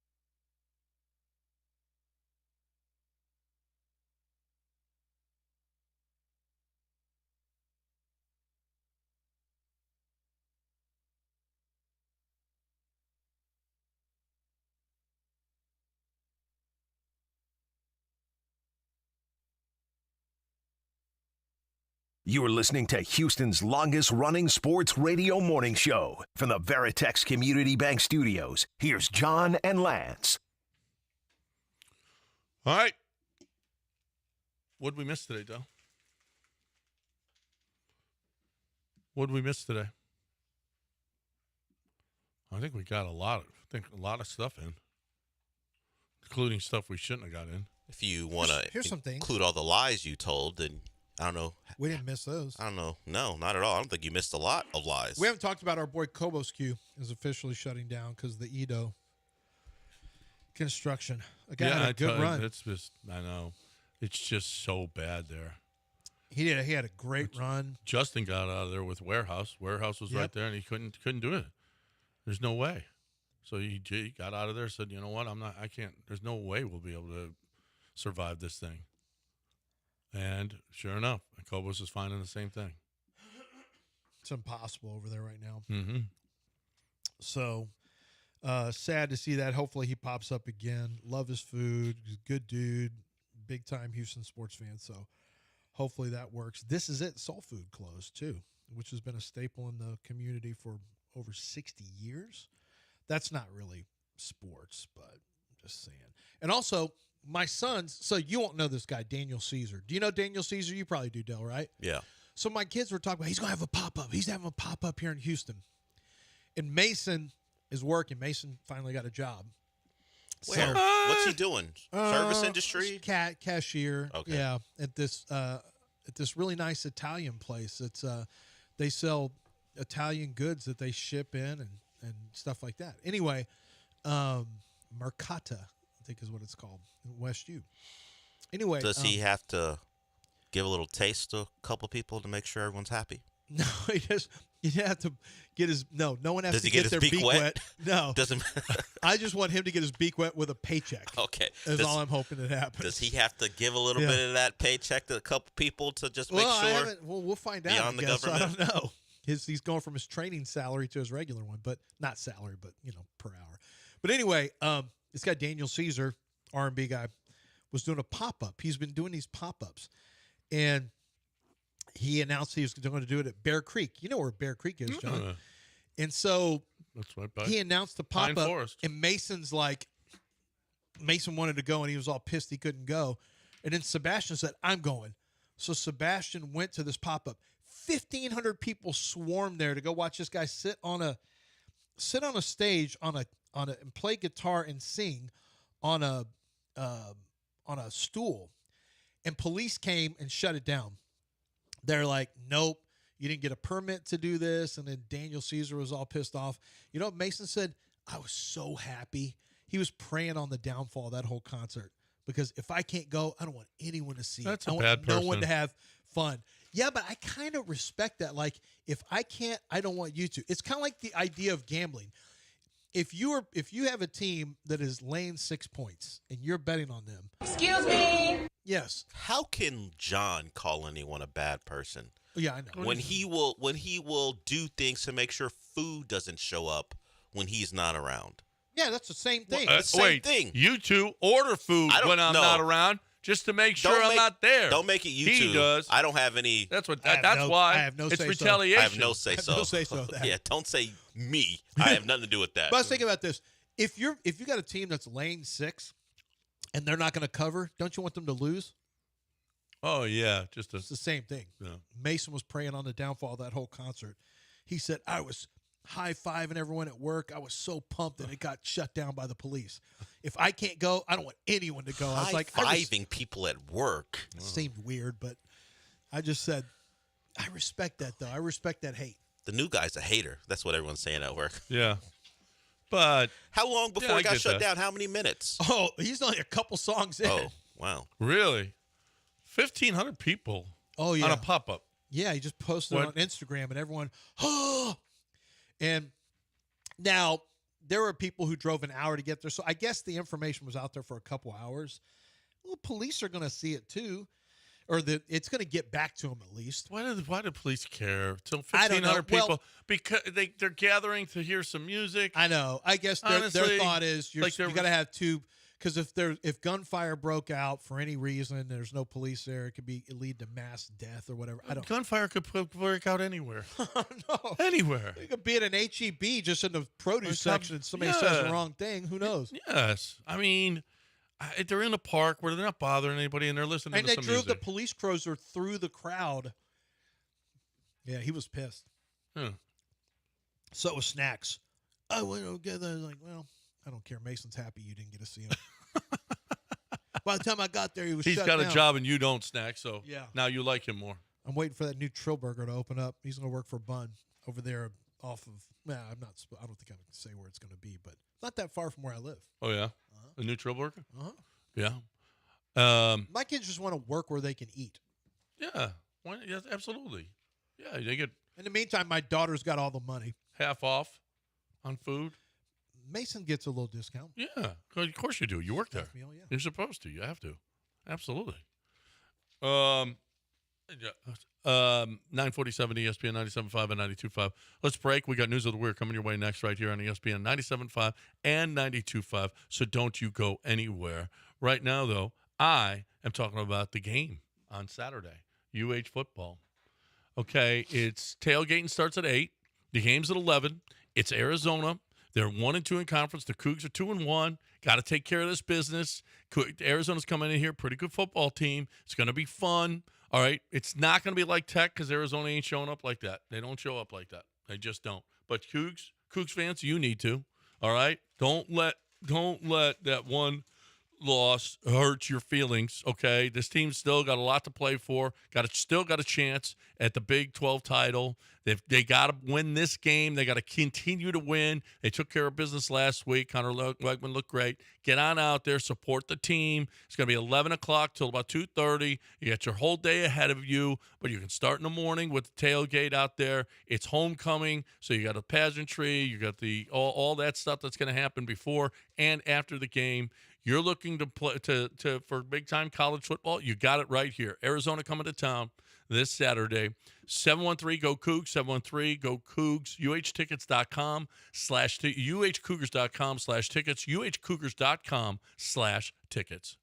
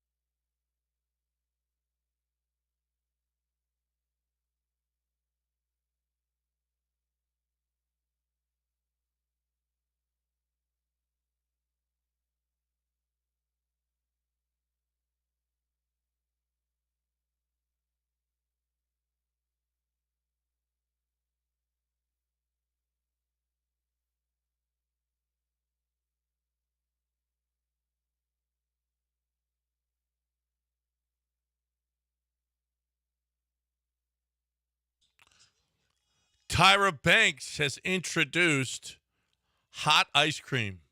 Do you want hot ice cream? Spicy? No, hot. Like warm? Can't be a hot? thing, though. She melts her ice cream in the microwave. That's model behavior. She's apparently she's obsessed with ice cream. She just drinks it. Sound like she is. And she drinks it, yeah. And she uses like candy to scoop it out, candy waffles or whatever. What are you doing? That's taking all the fun out of the ice cream. No, I don't know. What do you think? She's dirty macking that ice cream. No, you're dirty macking. Don't say everybody's dirty macking now because She's your raw kid's dogging dirty the mac ice? and you dirty mac. Stop saying. She's raw dogging the ice Yeah. cream. No, she's not. She's not raw dogging. She's not. I get it. If I have a pastry that I want to warm up and throw ice cream on it, I get that. But the ice cream is still cold. That's the good thing about it. Yeah. And it's melting, sure, but it's still cold. I don't want liquidy ice cream. Yeah. I don't know. It might taste good. Like butter pecan. Yeah, that might taste good. It also tastes good Might have cold. Yeah. A Wisconsin man has been accused of putting super glue in his coworker's soda. J.J. Watt did that to Tony Romo? No, it wasn't J.J. Watt to Tony Romo. It was another guy. Yeah, it was Iron Eagle. Yeah, it wasn't either of those two. Apparently, he did it to avoid prison time. Huh. Yeah, but wait, how does that work? Apparently, they obtained a search warrant for his desk. They found clear protective gloves and a super glue container. So I don't know why I can't. This story's too Doesn't make convoluted. a lot of sense. But do you think that Lance would put super glue in your soda? I don't think he'd do that. I wouldn't put that on him. He'd be too busy drinking and eating while he's supposed to work before he'd put it in my soda. Do you think he would put it in Mape soda? He wouldn't do it to anyone. No? He would steal a soda. He would steal my soda and drink it. Yeah, that's too much. As long as it was unopened. Sure. And in the community refrigerator, because this community It's refrigerator, not a community. that doesn't means mean you can take it. Can just no, get stuff. no, that's not what it means. No, it's not what it means. That's what community refrigerator means. Mr. Beast had to defend himself. Apparently, he trapped a man in a burning building for $500,000. Oh, what? Well, the man signed up for it. He signed up for it, yeah. Netflix for $500,000. Will you stay in a burning building? Mr. Beast is... No. Do I get protective gear, and how long do I have to stay? Well, he said... Obviously. I don't know that, if it's obvious. He said, after all the heat he took, he said, we had professionals test this extensively. Guy in the video has stated professional stuntman. I take safety very seriously right now. Why does Mr. Beast do this? People watch this stuff. People watch it. yeah. Mr. Beast gives away a lot of stuff, doesn't he? Yeah, part of the. Yeah. He's running his own personal game show. It's what it is. He learned a trick early on. You give away money and you give away stuff, and more money will come to you because people will watch. Watch you and give then it you away. Get more advertisers, and and as long as he keeps kicking out some of that money, more money comes in through advertising. I think at one point, the one I remember, because I don't care for him that much, but there was one where a pilot had to stay in a private jet, for like a month or maybe 45 days, and he would get to jet. And then he offered him at the very end when his family was waiting outside, hey, I don't know if it was $300K, $500K. I'll give you this large amount of money if you stay for another 30 days while the family was like, Dad's coming home. Come on, Dad. And he was like, you know what? You want $500K? You got to stay in here for another 30 days. And the pilot said no. For $60. Well, you have a family life, a different family life than the pilot. I'm staying. Yeah.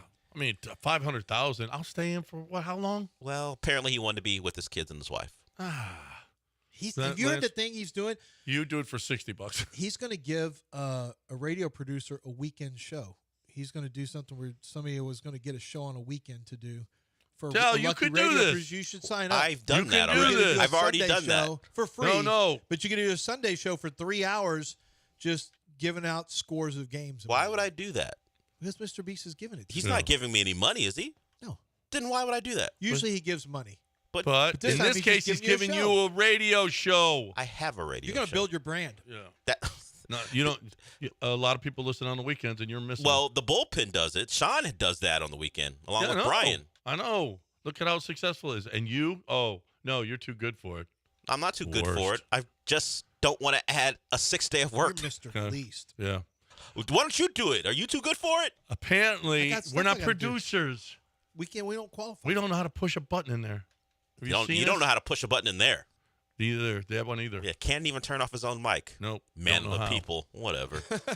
Apparently, hundreds of STI ladybirds took over the home of Lois Mallet Walker. Ladybirds. STI lady. What are they? Birds. What are STI ladybirds? See, they're all over her house. And she said one of them peed on her. Are they? And it stink. Well, yeah, it's Do you want a ladybird to pee on you at any time? I don't want anything to pee on me. Do I? Yeah. Ladybird, lady, Zero none of things it. to I don't pee want on. any of it. Let the record reflect. Are you asking us if we want a golden shower from a ladybird? A ladybird. Yeah, you didn't have to say GS. Why not? Well, you didn't have to do he that. He asked if I wanted to get peed Why don't on. you save it for your 10 o'clock show? Yeah. Lead off with it. Yep. No, it's the news of the weird What are you story. leading off with today, Del? What's your big lead topic? I think we're going to talk about why the Astros being a real contender is very important to all our mental health.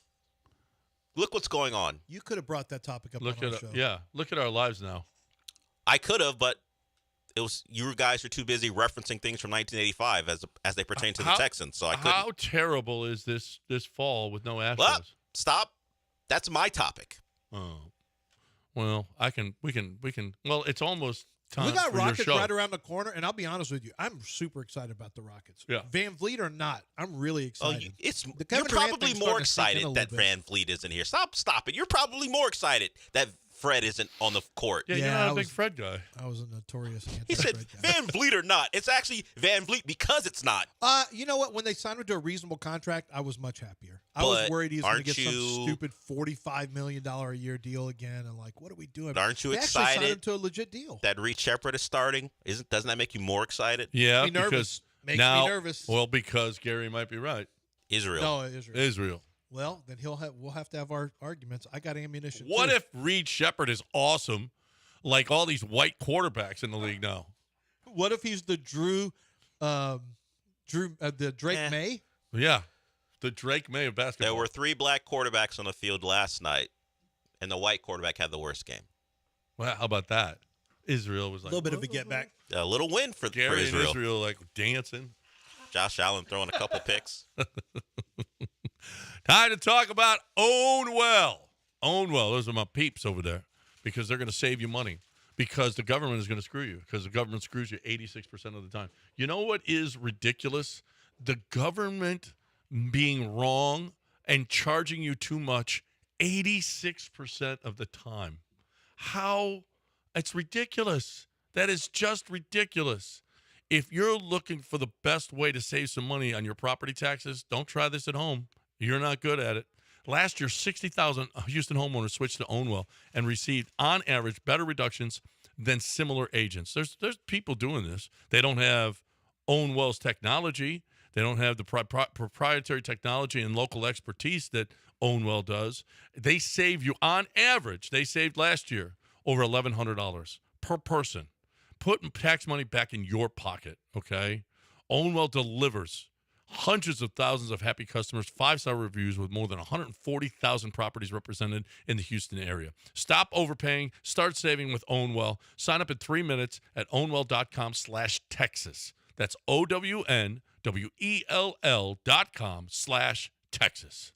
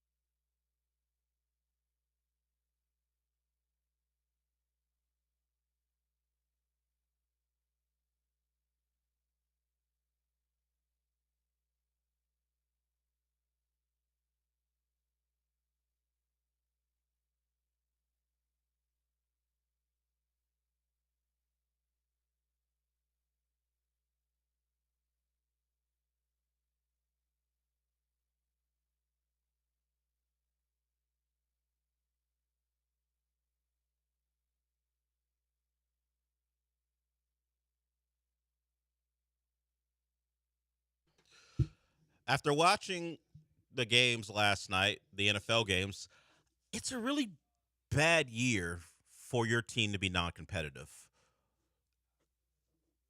Who's good? The Bills are questioning themselves. Sean McDermott after the game said the bye week comes at a good time because we got to reevaluate things. We gotta reset.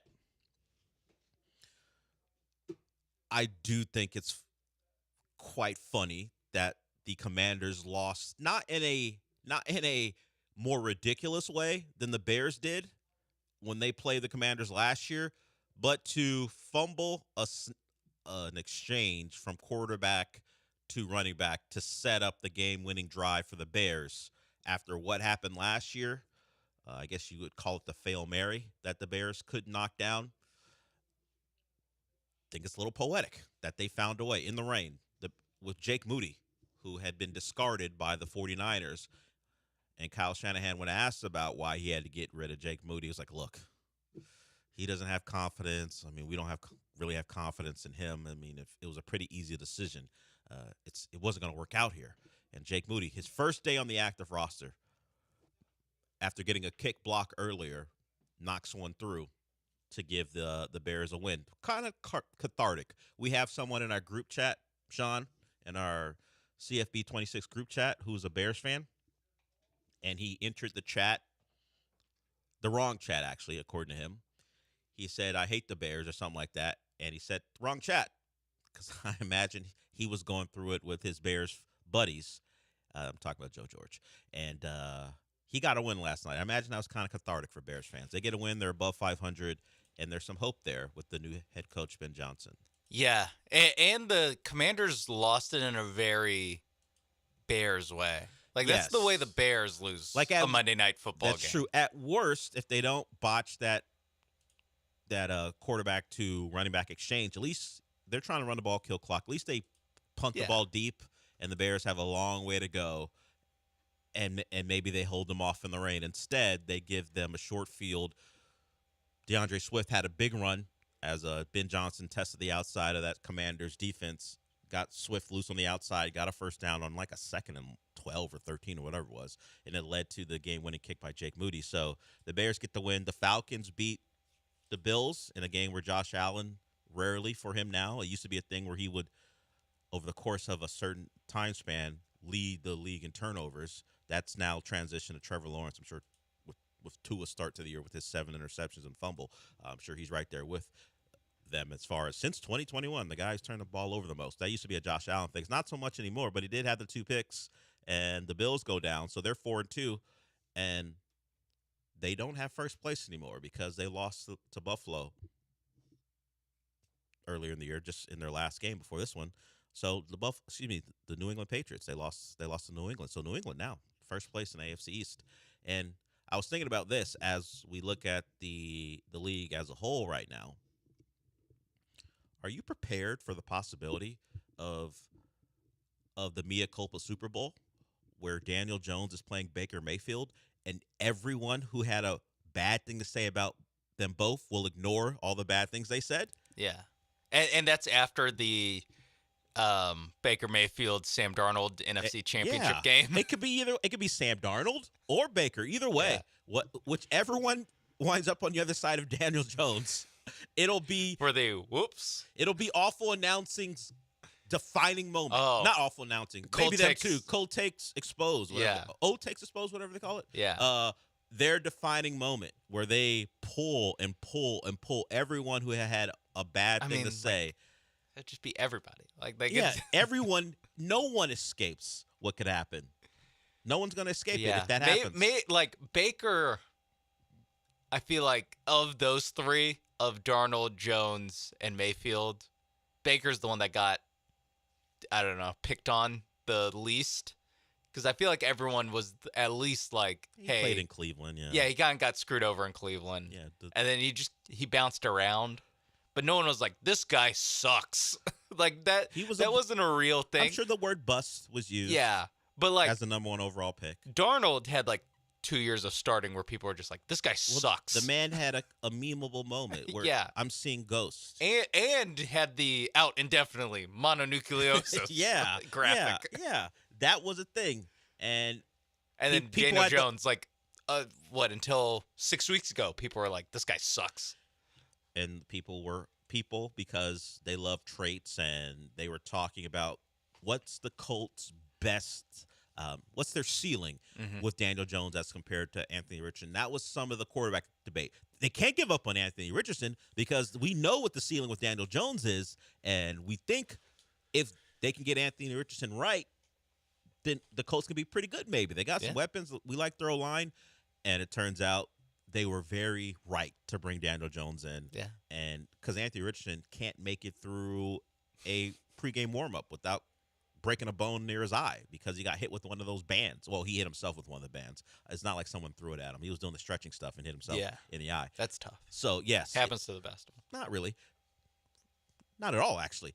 It was a tough day for pregame stuff at that game. For the Colts? Yeah. It was tough. A guy got diagnosed with a concussion. Yeah, we thought the biggest news, the fact that Kyler wasn't going to play, it was Jacoby Brissett's day, who almost led them to a win in Indianapolis. It turned out the Colts were hurting themselves before the game and still found a way to win as they get to 5-1. So I'm just getting ahead of it now. I've already labeled it the Mea Culpa Super Bowl.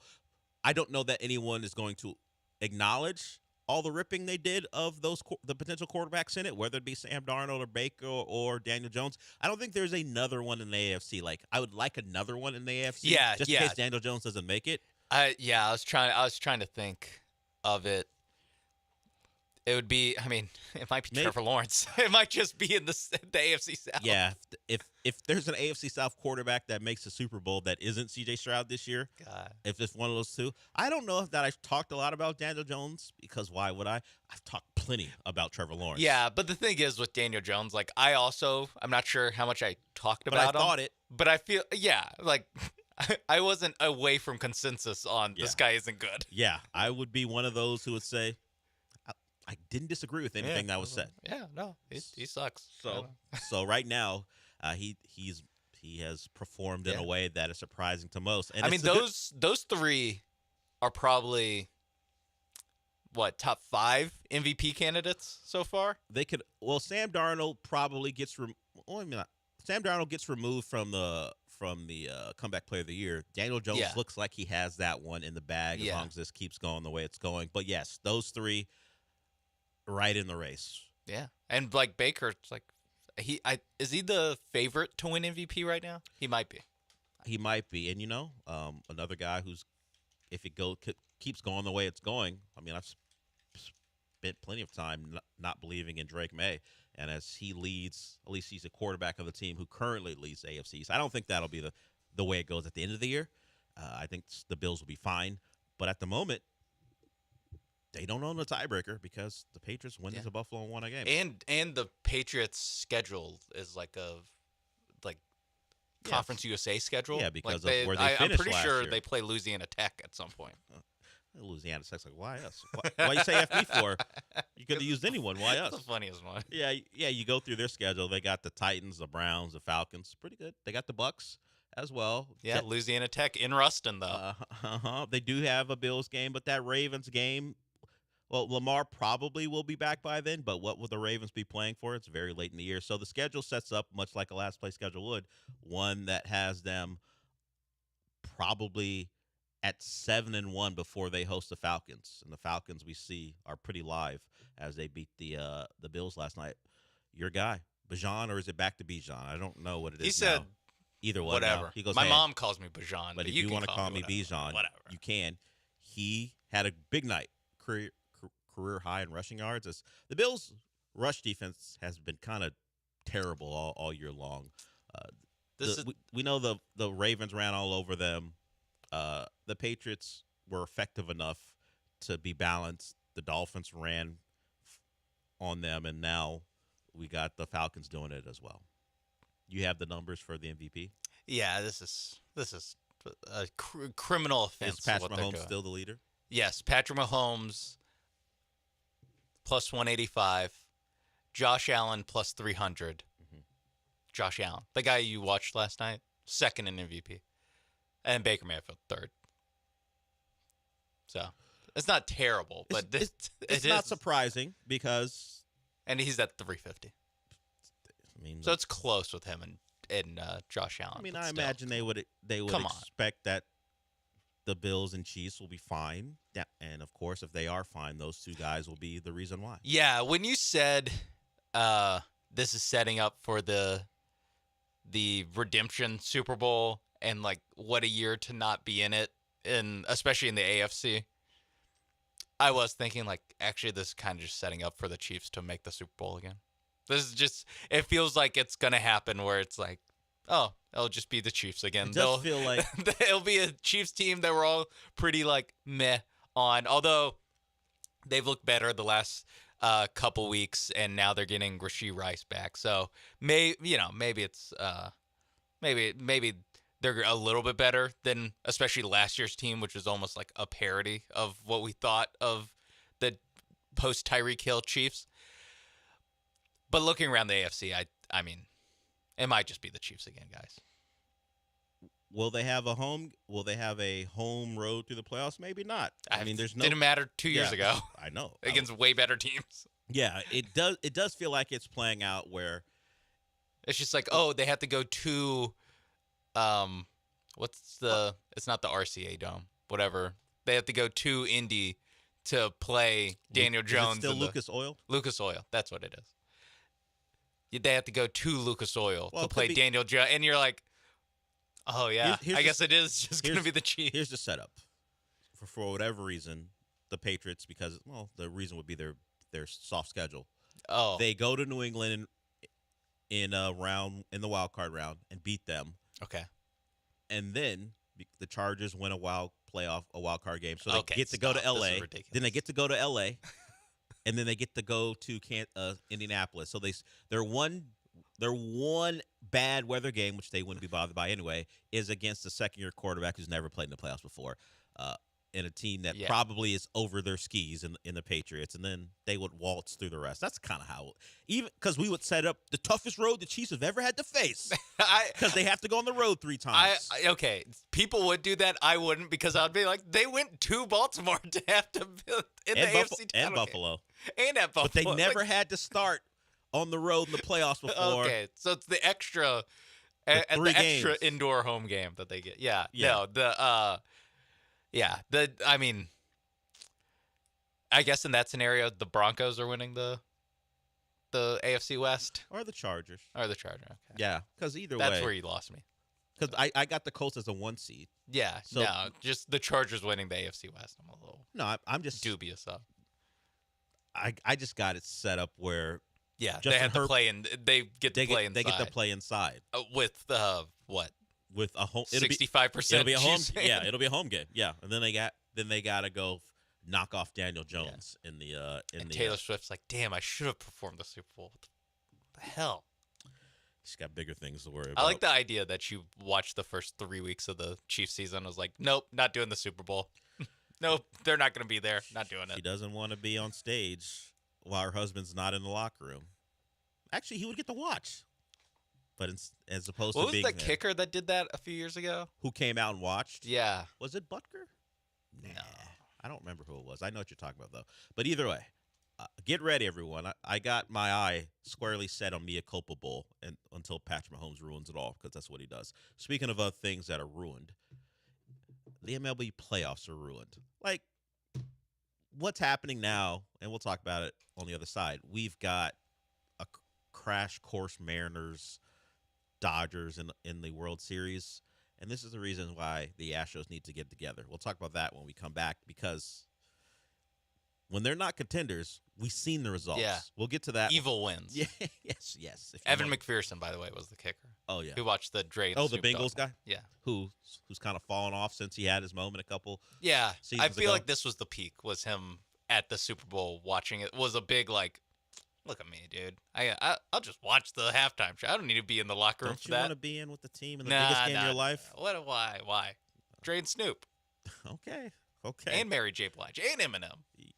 Everyone who was in their prime before you could maybe talk. Hey, listen. Kendrick Lamar also did like a song and a half. Okay. And he had to see it.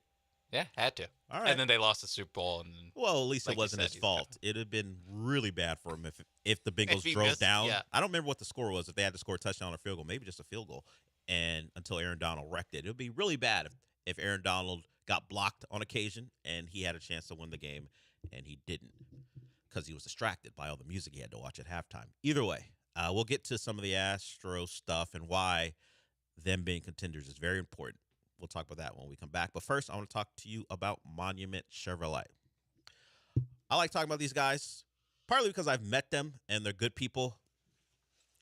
They had representation at the listener appreciation party, and they were wowed by the reception, everyone showing up, and they understand customer service. And in some ways, we do that here, and they'll do it for you too if you head on out there. They're in Pasadena off of Beltway 8 and 225. And once you get out on the lot, you're going to see all the great vehicles, and you get to make your choice. But before you do that, if you just want to see what's available, go to monumentchevrolet.com and look at all the deals and the vehicles that are there. They extended Truck Month into October, so if you're looking for a Silverado 1500, those are there for you. And also, this week, the focus is on their EV vehicles. So if you want something a little different, maybe you've never had an EV vehicle before, you've heard great things about them, you can get a great one at Monument Chevrolet, whether it be the Equinox, which has that spacious interior, that clean, modern design, or maybe you want to go with the EV Blazers. It's got that speedy, sporty styling. Whatever you want, it's there for you. So see the price you want on the website, then head on out there and get the car you want in person. Monument Chevrolet is a website. In Pasadena, monumentchevrolet.com is a website. In Pasadena, off of Beltway 8 and 225. Great cars, great people, great service. You're going to have a good time or a great time and get a great car at Monument Chevrolet. And as always, Chevrolet, together let's drive.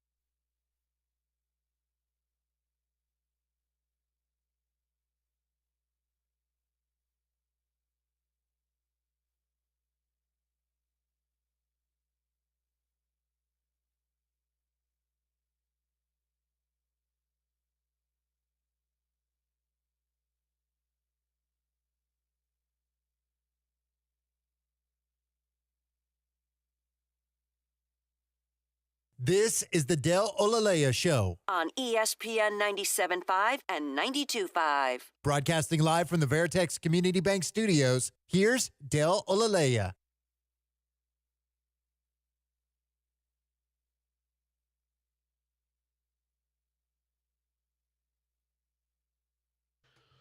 So we need the Astros to be contenders again, because if not, we got to deal with,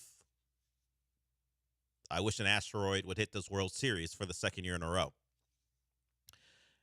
And we got to have a conversation, or at least someone needs to teach Bryce Terang. Sometimes the moment calls for, sure, it's dishonorable. And we love an honorable hooper here, but you play baseball. So if you want to get hit by a baseball to tie the game, do it. If you missed it, the Brewers, who weren't doing a lot, as evidenced by their one run through 8 2/3 innings, had the bases loaded. 1-2 count, and I think it was a changeup that was thrown by what? And Bryce Terang standing there, knowing, I imagine he probably didn't know he was overmatched, but he should have, and he got given a gift. All he had to do was not move, not even lean in, not move. Yeah. And he gets hit with the baseball, and that ties the game. And it's 2-2 with the bases still loaded. And who knows what that does to the pitcher if he has given up the game tying hit by pitch. Instead, Terang does a thing that his manager called natural. Pat Murphy said it was natural to try to avoid it. And he strikes out on the next pitch. And the Dodgers take game 1 of their series against the Brewers. You got to find a way to get hit by Blake Treinen. You do. You just got to eat that one. Yeah, you got to find it. Look, you can gussy it up. We were talking about it during the break. Like Craig Biggio, didn't make it obvious he was leaning into a pitch. Yeah, but he just kind of turned and put more of his body in the way of the pitch, and everyone's like, "Okay, go to first, Craig. That's cool." You got to be dishonorable there. Yeah, I think that's a by any means necessary situation. That's a lie, cheat, steal, whatever gets the job done. Treinen was giving you an opportunity to tie that game. Yeah. And at worst, it goes to extra innings. And instead, you allowed, I guess your natural instinct. And he talked about it afterwards. Yeah, when I got in the dugout, I thought to myself, I should have got hit. I should have let that thing hit me. Too late for that. Yeah. The real winner, the real champions are the ones to know when to do it at the time, not after it. Yeah. And now we got to deal with the Dodgers. Got to have that dog in you. No, you got to have I was going to say a different word. You got to have whatever you have in you to get hit by the baseball. Yeah. Be dishonorable. Get hit, tie the game, and hopefully you got a chance to win it. Cam Scadabo would have lowered his head to try to get hit in the head with that. That guy. I hope he has a long, illustrious career. I don't put my money on it, though. He plays a style of football that suggests he's going to be here for a good time. He's going to be loved by everyone for a style of play, and then when he has to retire early, people are like, well, should have seen it coming. Look how he plays. That's how that's going to go. Yeah. Or he'll be Giants legend, and then when people that aren't watching football right now are too young, they look him up and they're like, really? This guy's a Giants legend? He only played for 6 years. He and that other, Jackson Dart plays the same way. He just does it at the quarterback position. Yeah. They got two guys who are uplifting a fan base who got a real shot not to make it through the season. But see, that's why that's it ties into the Bryce Terang thing, because people love the borderline self-harm that the Giants are doing every week. That fans don't like the Bryce Terang. Yeah, it was just instinct. Sorry. Yeah. I thought I could, get an actual hit honorably. No, just get hit by it. The problem is wince and then go back to first. Yeah, and of course it's all and then okay. It was followed up by striking out on a pitch outside the zone. So that it all came together to be awful. Yeah, it said he was not in a position to come through with an bat on ball type of situation. So he was going to have to get hit. He didn't do it, and now the Dodgers are up 1-0, and that followed the Mariners absolutely taking apart the Blue Jays. So the Mariners are up 2-0 going home, and the Dodgers get game 1. And this is why the Astros have to be contenders, because there's nothing stopping these evil forces from coming together. It happened last year because the Astros weren't good enough. Their only thing standing in the way of apocalypse in baseball, at least for this city. They got to get it together. What's next? What's next year? Of course, it'll be the Dodgers, because that's the one team we hate in the National League. Maybe there's some Cubs residue. I don't know. But the Cubs, come on. They're Cardinals, but they stink. They stink. It's still the Dodgers as a team we can't stand, and they're in a position year after year to be great. So we went from the Rangers winning in 23 because the Astros couldn't take care of it, to the Yankees representing the AL because the Astros weren't good enough, to the Mariners. To the Mariners being halfway there. Halfway to another World Series. Who's next? What's on the list of things that would piss us off? That really is like the big three. That is the big three, right? Yeah. It would have to be a repeat performance. The Red Sox we don't particularly like either. I guess it would be a Red Sox thing. Yeah. But as far as at some point along the way, they probably would have beaten the Yankees or the Mariners. Yeah. You know, like, yeah, no. I mean, there's no one in the Central that, like, do people hate the Tigers? We had a guy call in earlier to John and Lance, and he was reliving A.J. Hinch's pulling of Zach Greinke and going to Will Harris. So maybe that would piss him off. That was something a lot of people noticed because of the Scooble thing. That he screwed up the Scooble thing. So if A.J. Hinch is involved in a World Series, maybe that would upset people with the Tigers. But I don't think it gets any worse than what's going on right now. No. And the fact we have to talk ourselves into it, that probably tells you it's not. Yeah, I didn't have to talk myself into this Mariner-Dodger potential World Series. Now, the Mariners are less hateful because Scott Service isn't there anymore, but still, who's looking for this? Thank God, Scott Service. We need a third AOS champion in the last 3 seasons. Astros, Rangers, or 4 seasons. Astros, Rangers, and now it's not. I'd like Angels. You're up next. I feel like, yeah. Albert Pujols couldn't get it done as a player. Let's hire him as a manager and see if he gets it done. Who else is out there that they could bring back? Who failed miserably? Rodriguez, pitching coach. I like K-Rod. I love K-Rod at the time. I was in California at the time. I love K-Rod. Garrett Anderson up to anything? What's he up to? Do you think the rally monkey is still with us? I don't know the lifespan of that monkey. He's not like an ape where I think they live longer. Let's see. Is the rally monkey breed species? I'm just typing, is the rally monkey still alive? Angels species. I don't think he's still alive. Yes. According to AI overview, the rally monkey mascot for the Los Angeles Angels is still active, though that's not what I'm asking for. It's edited videos on the Jumbotron. It's also Marcel from Friends? Is that the same one? According to, I know it's the same species. According to AI overview. I don't believe that. I mean, it makes sense. It was in LA. It could be. Who knows? I can't get any real information, but I hope that monkey's living. If it's still living, I hope it's living its best life. Mm-hmm. And I'm going to try to help you guys do that, particularly if you like college football. A little bit later, we're going to give away tickets to the Cougs versus the Arizona Wildcats. The Cougs 5-1. We had Willie Fritz on earlier this morning. Team got a big win in Stillwater. They're going to try to get to 3-1 on Saturday. It's early at 11 a.m., so plan accordingly. It's homecoming, so they're going to have a lot of events there besides the game. So we're going to give away those tickets a little bit. So if you're thinking about how to spend your Saturday morning into the afternoon, maybe you want to do it out at TDECU to watch the Cougs play as they try to get another win.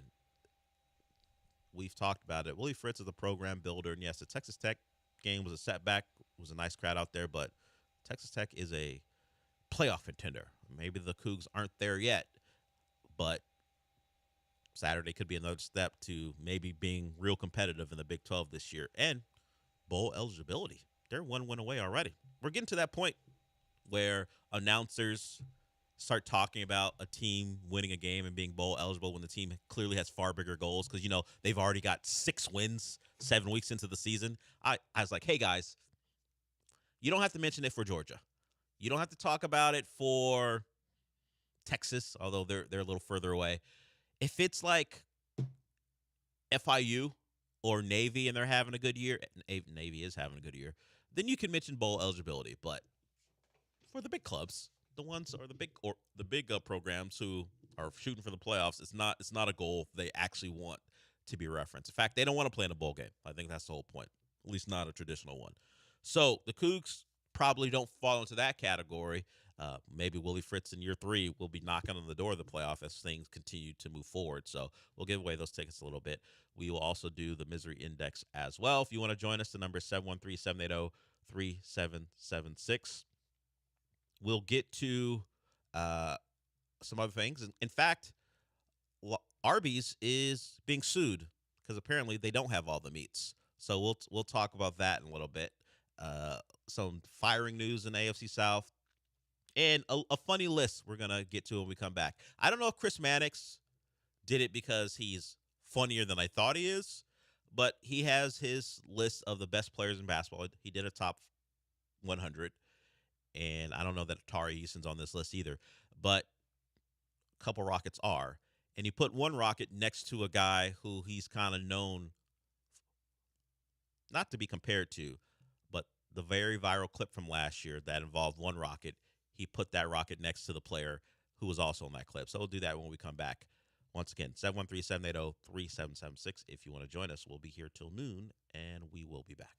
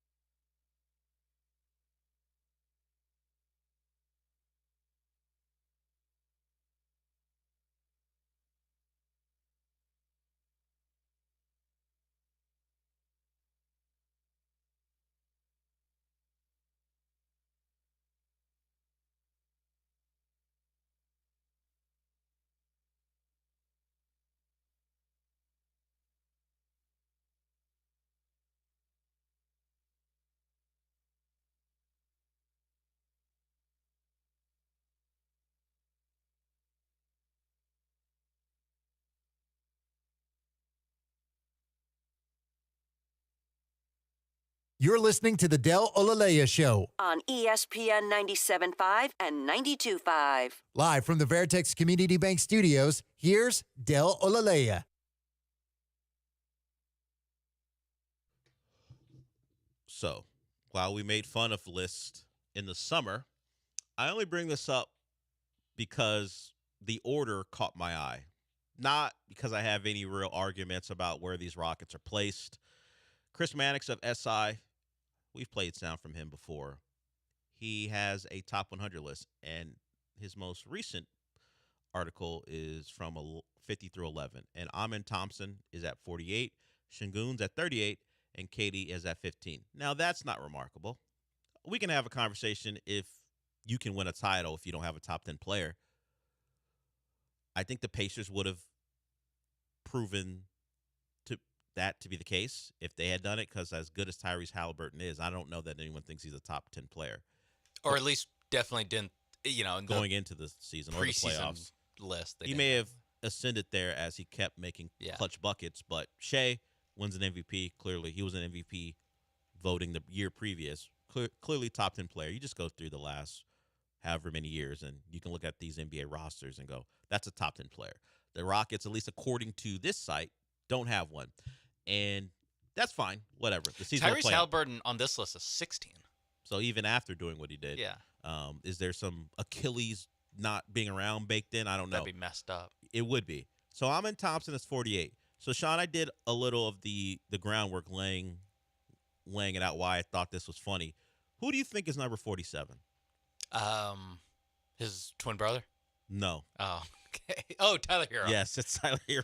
I don't know if Mannix did that because, he thought it's if you know, he thought it'd be funny. But yes, Amin Thompson's 48, and the guy he slung around in Houston last season is number 47. I don't care about the blurb so much, whatever. Whatever you think of the player, so be it. But I do think it's interesting that he just threw them together. You didn't get that by me, Chris Mannix, if you were trying something. And John Morant, 44. That's a precipitous drop from just a couple seasons ago. He's below Franz Wagner. Yeah, and John Morant already. Isn't he banged up again already? Yeah, Did they see that? He's already missing time. I think he's week to week, which is not good because the NBA season starts next week. Yes. That seems bad. He was at practice, but yes, as you said, the new coach of the Grizzlies, the one who did he come in last year as an intern? Yeah. He was on the staff of Taylor Jenkins. Was it Isidore or something? Isalo. Isalo. Yeah. Isalo. 2 I's at the beginning of that name. Tomas Isalo. Week to week for John Morant. Yeah, it's not great. It's not great. Look, Zion's in the best shape of his life, apparently. At least aesthetically, we'll see how that works on the court. So he this year is going to enter the season available to play, and Ja Morant won't, which has been kind of a thing for the Grizzlies. That's why they had to make a couple of decisions. They traded away Desmond Bane because they wanted a reset, plus the Jaren Jackson extension. They just wanted to find some things out. And how do you find things out when your star point guard can't be expected to be on the court? So the Rockets don't have such issues other than Dorian Finney-Smith as he recovers from offseason surgery, but their starting five is set. It's been Reed Shepard, Amin Thompson, at least when Kevin Durant's out there. Tyrese and filled in for him, but Kevin Durant, Jabari, and Şengün, that'll be what their starting lineup is. They've been off for, has it been almost a week between games? Yeah. They'll have one more game, and it's being set up as a dress rehearsal. I love it. Dress rehearsal preseason game. They try to take it away from us in the NFL.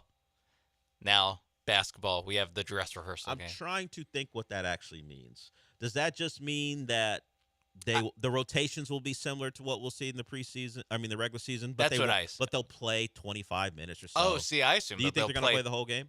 Maybe not, 36 or whatever, but probably like 32. Looking at some of the games yesterday, like the Heat were in Atlanta playing the Hawks, and they set it up as a dress rehearsal. None of their starters played more than 28. Norman Powell got the most. So I wonder and he played into the third quarter, didn't play into the fourth quarter. So I wonder if that'll be the case. That is almost exactly what the NFL dress rehearsal used to be like. Yeah. So I wonder if the Rockets will do that. If the guys will take the floor to see what it's like after halftime. We'll see if that's the case, and if they get into the 25 to 26-minute range as they get prepared. The preseason's weird because some teams will play 5 games. Like the Rockets have only played 2, and this will be their 3rd. And do they have any other games on the schedule? I don't think so. In the preseason? I mean, we know unless you play in the Hall of Fame game that everyone gets 3 now in the NFL regular season. Excuse me, NFL they have preseason. 2. They have 2 more? Yeah, they have tonight against the Pelicans, and they have a Thursday against the Hawks. Okay. I guess the Hawks game will be one where all the players we hope to never see play meaningful minutes play, as long as or very, very little. Very few minutes. We'll see. So yeah, if you want a chance to see what you think, at least what Ime thinks this Rockets rotation should look like in the regular season, it'll be tonight. It'll be against the It'll be against. It's not even tonight. Why did I say that? It's no, the Pelicans. Yeah, I'm just looking at the NBA schedule. It keeps flipping on me. Oh. It is tonight against the Pelicans. So we'll see what the Rockets look like. Look, I think it's in Birmingham. Did we talk about this last week? Where it's not even in New Orleans, it's in Birmingham. So they'll get that game in, and then they'll probably sit the guys they want to sit, the ones that are important to get themselves ready for the Thunder, right? It'll be a Thunder Rockets to open up the regular season. Good matchup, good test, early tests, and we'll see what the Rockets have. So be on the lookout for that tonight. All right, we'll go to break. We'll get to the Arby's thing because I've been to Arby's maybe once or twice in my life. I can't remember the last time I've been. It's probably been like 10 years or so. But they're getting sued. That promise that Ving Rhames makes to you every time that commercial is over, apparently that's what got them in the trouble. And how they prepare their meat, because it's different from how it looks on television. So now they're getting sued, and the judge didn't throw it out. We'll talk about why Arby's is in trouble when we come back.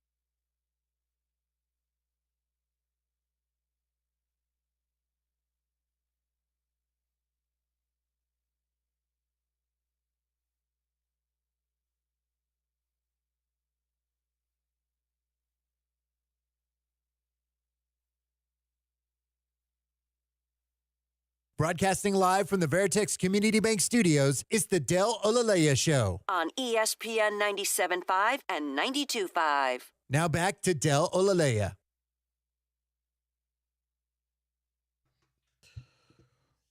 We spent time talking about, let's just say, my lack of interest in a certain chicken tender place where their chicken's actually just a shoveling system for the sauce, and the Texas toast is better than the actual chicken. But this isn't about them. This is about a restaurant that I don't have much familiarity with. Like I said, didn't go to Arby's very much, maybe just a couple times. And to remind you, and this is part of the reason why Arby's is being sued, let's remind people of what Arby's tries to sell you. Arby's, we have the meats. According to a lawsuit, no, you don't. They're being sued because their ads makes the sandwiches appear to have at least 100% more meat than they really do. And they also made the meat look like rare roast beef when it's actually fully cooked. Arby's has lost its motion to dismiss the case. So, is it false advertising if the sandwich that you actually serve me doesn't represent what you showed me in the commercial or what you tell me with the lovable dulcet tones of Ving Rhames? Let's hear Ving Rhames again, Sean. Arby's, we have the meats. You tell me you have the meats, but your sandwich says you don't. Isn't that how this always works, where the picture never looks as good, or the picture always looks better than the actual meal? Aren't we used to Have this? you seen the video of like how they set up, like they're they putting put like stuff on it, like they put like clothespins in Yeah. it to make it seem like, to make it all sit perfectly, Of and course. that the like lettuce is like perfectly manicured. Yeah, that's how this all. It's always just been done. Now I will. This is your first time getting a fast food burger? Like, Now, they all look crappy. I will say, and maybe these are just the worst versions of the real life product, that the side by side is damning. Oh, It's always damning, but these may be the worst sandwiches that they've ever produced in that certain restaurant. But I'm looking at the advertisement, and one looks, like a meal you might want to have, at least a sandwich you might want to have. The meal that you would get, who wants to eat this? So, yeah, Arby's getting sued, mostly because of apparently they're lying to all of us with their false advertising. I don't know how Ving Rhames is going to recover.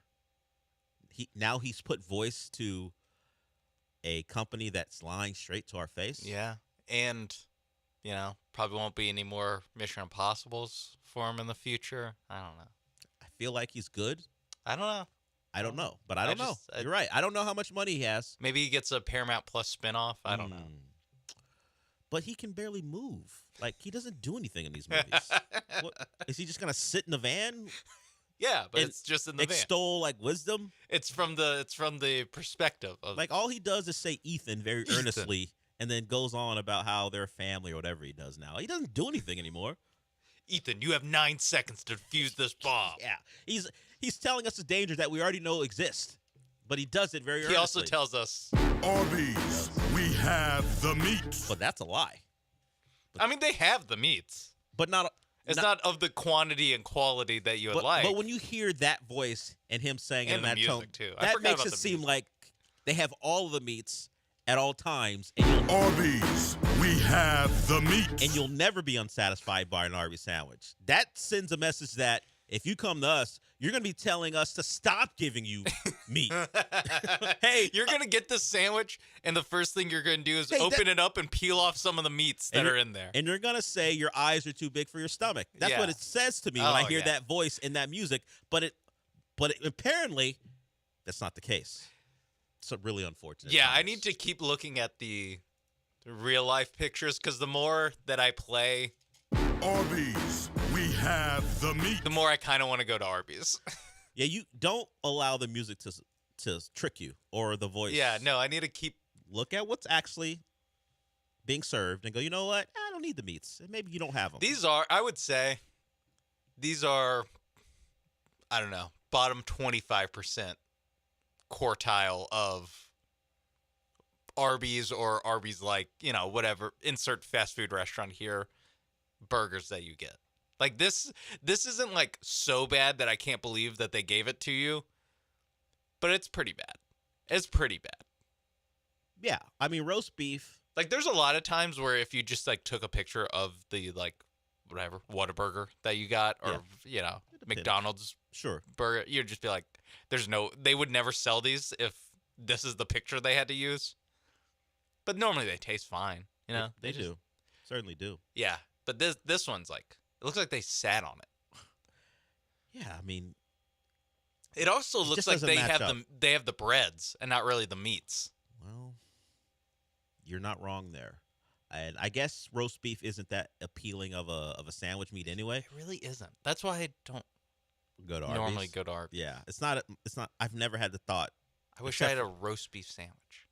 I mean, if you go to a deli, or Jason's Deli, maybe you do that. No, yes. But I want a fast food item, no. 17-year-old to make me a roast beef sandwich in 5 minutes. But no, that's not something I want. I don't want a roast beef sandwich that comes in a cardboard container, or maybe or in a bag.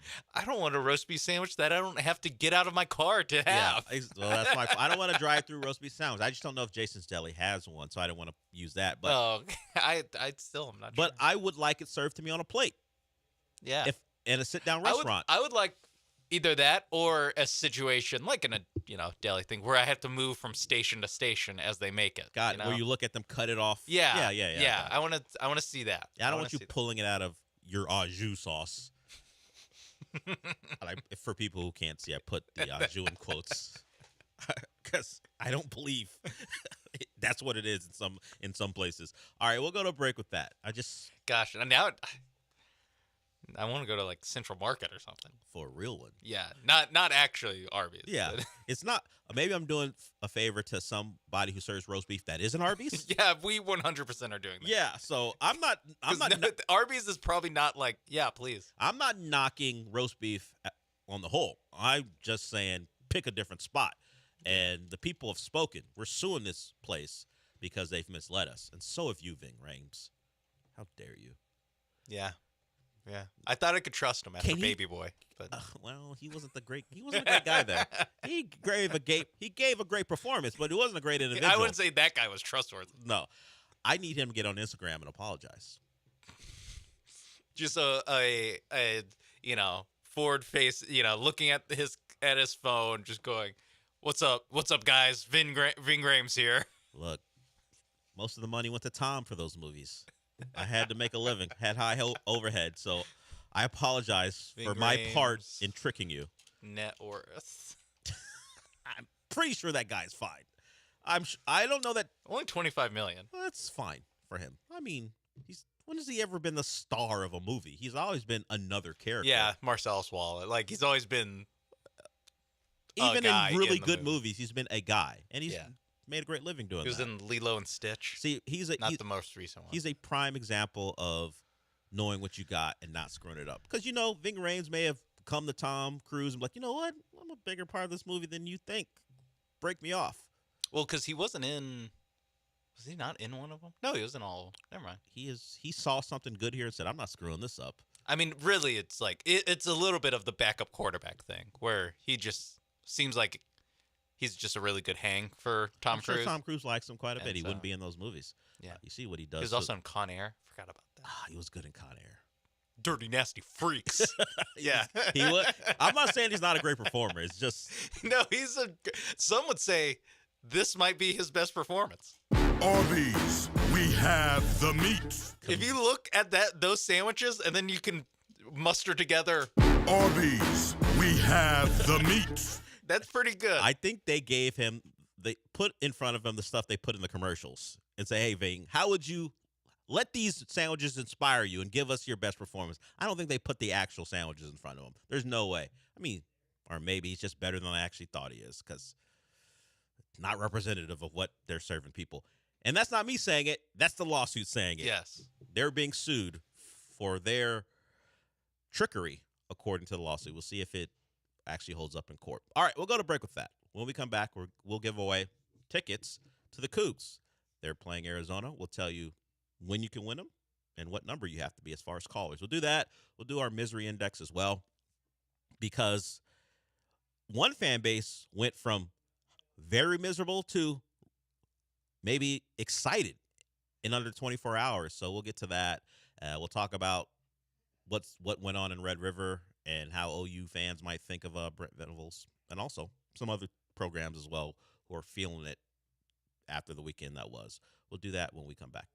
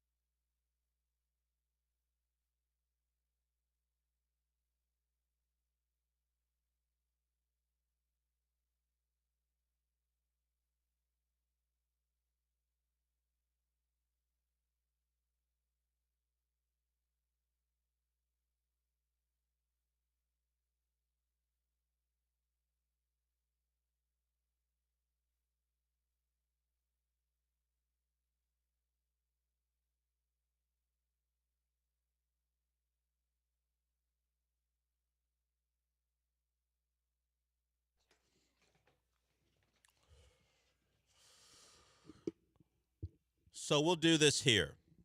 Caller 10, Caller 3 at 11:10. I got my numbers mixed up. Caller 3 at 11:10 wins a pair of tickets to watch the Cougs play the Wildcats at TDECU. It's homecoming weekend for the Cougs, so it's going to be a lot of things going on. Don't miss that pageantry. Don't miss that pride, and don't miss the roar of Cougar Nation. The game's at 11. If you want to go, 713-780-3776. Caller 3 at 11:10 wins those tickets. If you don't win them from us, you can always call them, 713-GO-COUGS, or go to uhcougars.com/tickets for your chance. Not even a chance. If you use those two, you'll just get the tickets. But with us, it'll be a kind of a game of chance. Got to be good on the phones. And we are going to be giving away tickets throughout the week on this show and all the other shows. So you're going to get more chances to win. Caller 3 at 11:10. All right, I see a caller who wants to talk about something besides Cougar tickets. I can't see a name though. So we'll get to them, and then we'll get the board cleared so people can call in. As Sean will get the name. So we'll get to the misery index after that. And it was an interesting college football weekend for several reasons. Of course, reason one is what happened, at least for me, what happened in the Red River Shootout. We'll do that, but first, let's talk to Eric. And Eric wants to join the show. What's up, Eric? Hey, guys. Yeah, with the NFC East, with the Commanders, the Giants, the Eagles, and the Cowboys not all looking good, maybe the Giants are looking good. Do you think it's still for anyone to take the NFC East this year? I mean, if the Cowboys make a few trades on the defense, you think they might have a chance to win it? Also, a girl sent me a picture of her vagina. I told her I like Arby's too. Oh, I'll hang up and listen. That's on me for not having the foresight to know something like that from that individual was gonna happen. That's on me. I should have seen that coming. But as far as your actual question, I don't know that any couple trades are gonna fix that Cowboys defense. They had a real opportunity. Now it's, as always, a caveat of it being early, but with the Eagles losing on Thursday night, you got a chance. All you got to do is beat the Panthers. Apparently no one can beat the Panthers in their building. They're 3-0 at home, and Rico Dowdell had another big afternoon running the football. So I thought that was strictly a product of how bad the Dolphins' run defense is. Apparently, when it comes to the Panthers, no matter who's healthy on that offensive line, as long as they're giving the ball to Rico Dowdell, they got a chance. The Cowboys are in it because it feels like the Eagles are one more poor performance from turning into the 2023 Eagles, at least the back half of the season, where they fell apart. And I don't think the Giants, despite the joy that fan base felt from their Thursday night win, is a real contender. Yeah, I was going to say, are the Giants playing well, or did they just win their last game? Yeah, they're not playing well. They went into New Orleans and lost. Yeah, the game before they lost to New Orleans. Yeah. If you're a Giants fan, you're having more fun. I'm not sure how much actually better they are. I think they're more entertaining because of who we talked about, Scatterbo and Jackson Dart, but they're not a good team. They're not even an average team. Yeah. So I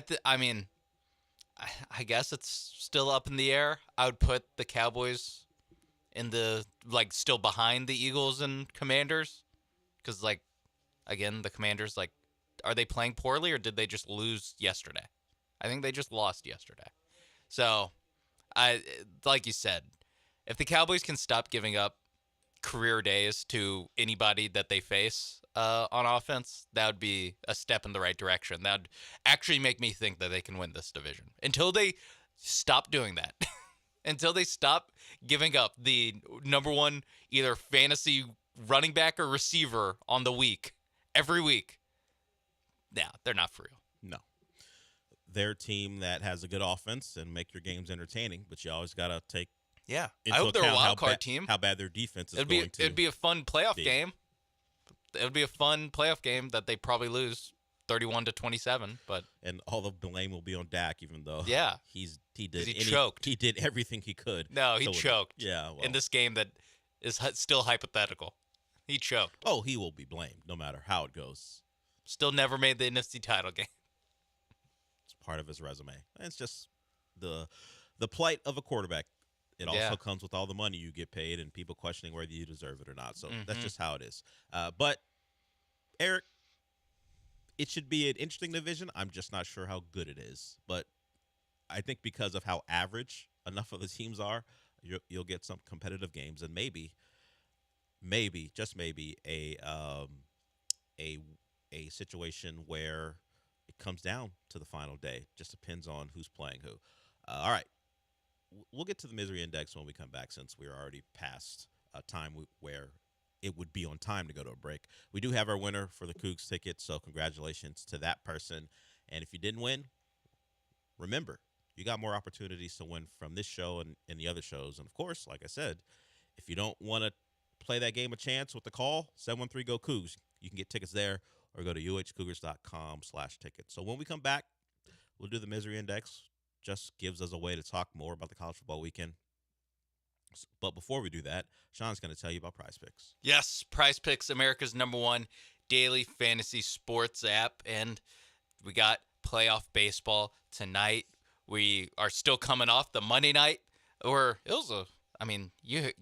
better have gotten in on Monday night because you had 2 Monday night football games. You had 2 playoff baseball games. It was a great opportunity to make money, and every day is a great opportunity to make money on Prize Picks because we still got NLCS Game 2 tonight, including some Taco Tuesday discounts throughout the day. The first one up right now, Freddie Peralta, starter for the Brewers today, to have more than 4 strikeouts against the Dodgers in Milwaukee. So you can add that at a little discounted rate. Normally it's 5.5. Now for the next 3 hours, it'll be 4 strikeouts for Freddie Peralta. They have preseason basketball if you want to get involved on that. It is going to be a dress rehearsal for the Rockets, so maybe you think that they have some, some regular season like results. Let's see if, do you want Alperen Şengün to have more than 30 points, rebounds, assists? How about Amin Thompson, 23.5 points, rebounds, assists? You know what? Give me the Kevin Durant, 27 points, rebounds, assists. Give me the more on Kevin Durant on that one in a preseason game played in Birmingham, Alabama. Because why not? Just because the preseason doesn't mean I can't make money on Prize Picks. Download the Prize Picks app today. Use promo code MAPES when you sign up to get $50 in lineups when you play your first $5 lineup. That's promo code MAPES on Prize Picks to get $50 in lineups when you play your first $5 lineup. Prize Picks. It's good to be right.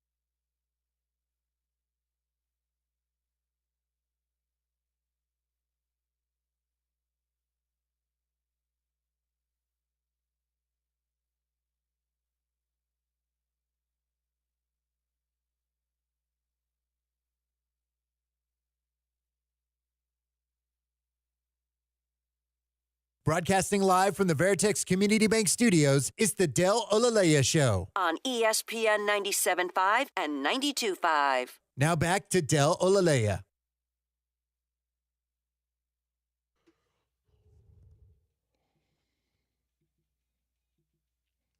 This may not be the correct show to put this particular team on our misery index because we never believed in the head coach of the team. But if you're an Oklahoma fan and Texas feels as vulnerable as ever, at least in the last couple of years, you can't lose this game. But you did, so clearly it's possible you can lose this game, but you shouldn't have lost this game if you think you're a real one. I have my questions about Oklahoma as a real one. I wasn't even all that bought in on John Mateer because I didn't think if you had him drop back 30 times, he can go win a game. That's probably true for a lot of quarterbacks, but he was going to have to be effective in the run game because Oklahoma can't run the football. So did Oklahoma through, 6 games into their season? Yes, they're 5-1. Not yet bowl eligible. Yes, we did talk about that earlier. Oklahoma should not be concerned with that, but considering what happened last year, it may have been on their minds coming into this year. Did they answer? Have they answered any questions that this team might have had about themselves coming in? I think they felt good about Arbuckle, the OC that they grabbed from Washington State along with the quarterback John Mateer. But in your first non-Norman game against a competent opponent, offensively, you look like a team who has a pretty good defense, but your offensive line wasn't up to it. And we know at least a competent offensive line, no matter what you think of Florida as a whole, they have a pretty good offensive line. And they're able to give time and running lanes to DJ Lagway and Jaden Ball. That was not the case on Saturday in Dallas. No. So if I'm an Oklahoma fan, your season's still ahead of you. You got plenty to play for. You're not out of anything, but it is a real wake-up call that, yeah, we got Michigan at home, but that Michigan team was led by a true freshman quarterback, and as we saw against USC, they got some problems on defense. Has that Michigan team won a road game? I think all the games that they won have been at home. Yeah. So, it adds a little bit extra to, not just that they lost and the win looks worse, but it's also, they still have yet. Oh, yeah, take it back. They beat Nebraska. Okay. Dylan Raiola and Matt Rule, who never beats ranked teams. So if we do the transitive property, it'll still come back to Oklahoma hadn't done much if we just play it that way. But yeah, Michigan does have a road win. Okay. Yes. So yeah, the Michigan win, yeah, you kind of look at differently. And yeah, you're right. The offense when you have to go against some real deal teams still looks. Against Auburn, you weren't great. It was more Auburn screwing up than you. Yeah, what was the Auburn game? That was 24-17? 24-17. And yeah, it's 24-17. 24, and 7 of them were on a play where that's not legal. A guy's wide open. Yeah, and the SEC has apologized. Not a lot of good it does Auburn, but they did apologize for the plays because it wasn't a legal play. So we love to play legitimate touchdown, illegitimate touchdown right now. Against that was unethical. It was that was very unethical. That was certainly unethical. But if we're talking about that Oklahoma offense against teams, they ain't scoring a lot of legitimate touchdowns. Yeah. So obviously this happens every time you lose a big game. Is that then we go back and we're like, well, the signs were kind of there, even though going into the game thought Oklahoma had a really good chance at winning, and now it's ooh, actually, are we sure they're that much different than maybe not last year's team, but just the Brent Venables Oklahoma experience as a whole? Is this thing topping out at 8-4 this year? Is that what we're looking at? And part of that's the schedule that they have to play, but there's really, even less so about the offense. Even that defense, that the second half was the most competent that Texas's offense has looked all season. That happened against those guys. Yeah, that happened against the Oklahoma Sooners. We went into that game discussing the under because of the quarterback play still and the easily hit. Yeah, the defenses. But in that second half, you said, was it 6-3 going into the half? Yeah. And Texas put up 20 more points. And frankly, one of them was a special teams touchdown, so give credit to Oklahoma for that. But also, if Arch doesn't slide, he's scoring a touchdown there as well. Which, by the way, note to Arch. Just run it in. Just run it up. Yeah. Just run it up on him. Yeah, John Mateer ain't leading a comeback. Even if you give them an extra time on a possession, just run it into the end zone. What are you doing? Also, just run up the score. Well, yes, that's the Texas Oklahoma in you, the rivalry in you. But yeah, at that point, it's not, you're not up by 1 with 2 minutes to go, and if you give them the ball back, they got a chance. You can just run it in, and they weren't going to do anything. No, but I think that if I'm Oklahoma is also alarming. That's like this Texas team couldn't move the ball against everyone not named Sam Houston, and now they finished the was it 3 straight scoring drives and then a kneel down? Yeah, it's not great. That's tough. And of course, or I think there's a missed field goal somewhere in there, but probably. And you throw in, of course, as we mentioned, the special teams touchdown. All in all, not a great day. And Oklahoma's schedule, oddly enough, outside of South Carolina, you might say gets tougher. Yeah. When it comes to you lost to Texas, who was a preseason number 1, but what we've seen from Texas would suggest your schedule is going to be much tougher than it was, because you got to go on the road now. As you know, you went to play Temple on the road. Congratulations. But now you get to go on a road against an SEC schedule. You could be looking at, we talked about it, if they don't get South Carolina, they may be fighting for a bowl game. Yeah. The way the schedule plays out. So I would imagine the slap in the face as far as reality was a tough one for Oklahoma people. Imagine they thought, we got this one. We got our guy back. We got Mateer playing. We're going to go in there and win a game. And after halftime, it wasn't close. Texas dominated that second half. Man, it was so much fun. I'm sure you had a good time. It's really the happiest I've been all season. From like halfway through the third quarter on. I bet. I don't think great. Because once the tide started to swing, I was like, oh, look at this. They got nothing for us. It's one of the better feelings when you realize my rival has nothing for me today. Like when Miami was sit on them for the rest of the game. After the second Malachi Tony touchdown to make it 21-3, I was like, oh, this is over. And until Mario decided, hey, maybe it's not so much over. But for the most part, I was very relaxed. Yeah, Mario Cristobal hates that feeling. Yeah, I loved it for 3 quarters, at least a quarter and a half, until it got a little squirrely, but they found a way. I hesitate to put this fan base on the list because they got a reprieve. Yeah. Less than 24 hours later. But for at least 18 to 20 hours, Penn State people had to have been asking themselves, what happened to our program? What happened to our team? Or at least for 15 days. They have to. Well, yeah, if you extend it back to when this all started. Yes, Penn State, we all know, it led to the James Franklin firing. So that changes the cycle from this sucks to who are we going to get?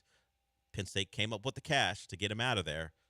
And now there's talk of Matt Rule or Matt Campbell. Cignetti is a Pennsylvania guy. I'm just not sure that the people at Penn State are ready for what the Cignetti experience is. He's not going to be very buttoned up. Maybe that's what they need.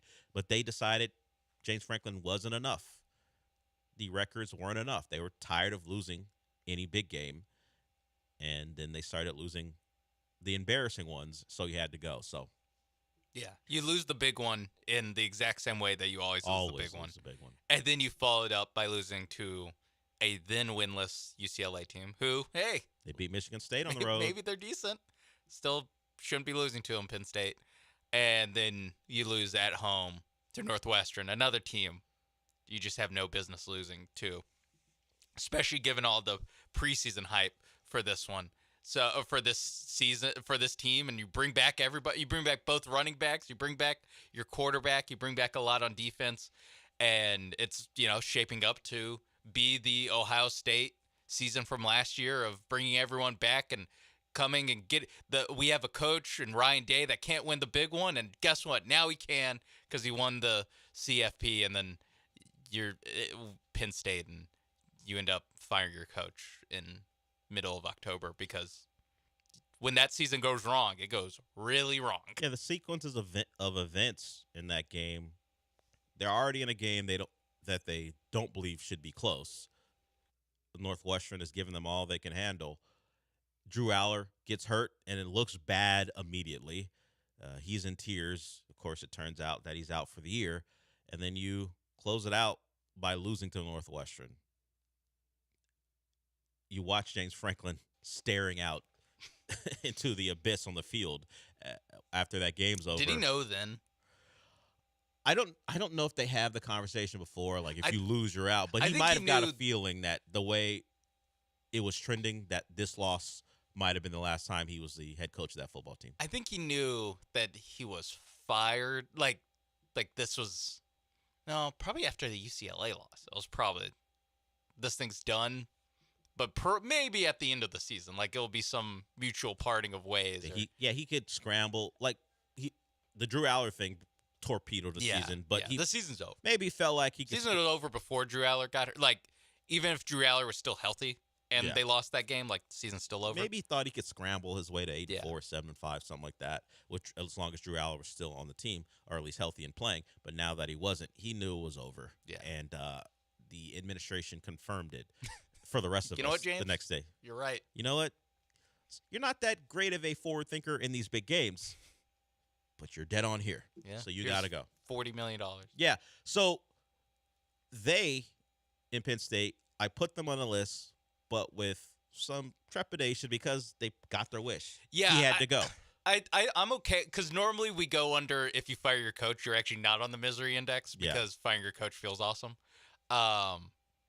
But I think the fact that they're, like the Drew Aller thing, I think it kind of puts them back on it. Yeah, and because they know how quick this all happened. And they know that no matter what happens, at least for the rest of this season, they're in for some bad football. Also, the Oregon team you lost to might not be. Yeah, like you can't even insanely good. Like you can't even hold that close to your heart and go, "Hey, we lost. We pushed the top 5 team to the brink." It wouldn't have mattered anyway. You lost to UCLA and Northwestern, so no one's going to want to hear that from you anyway.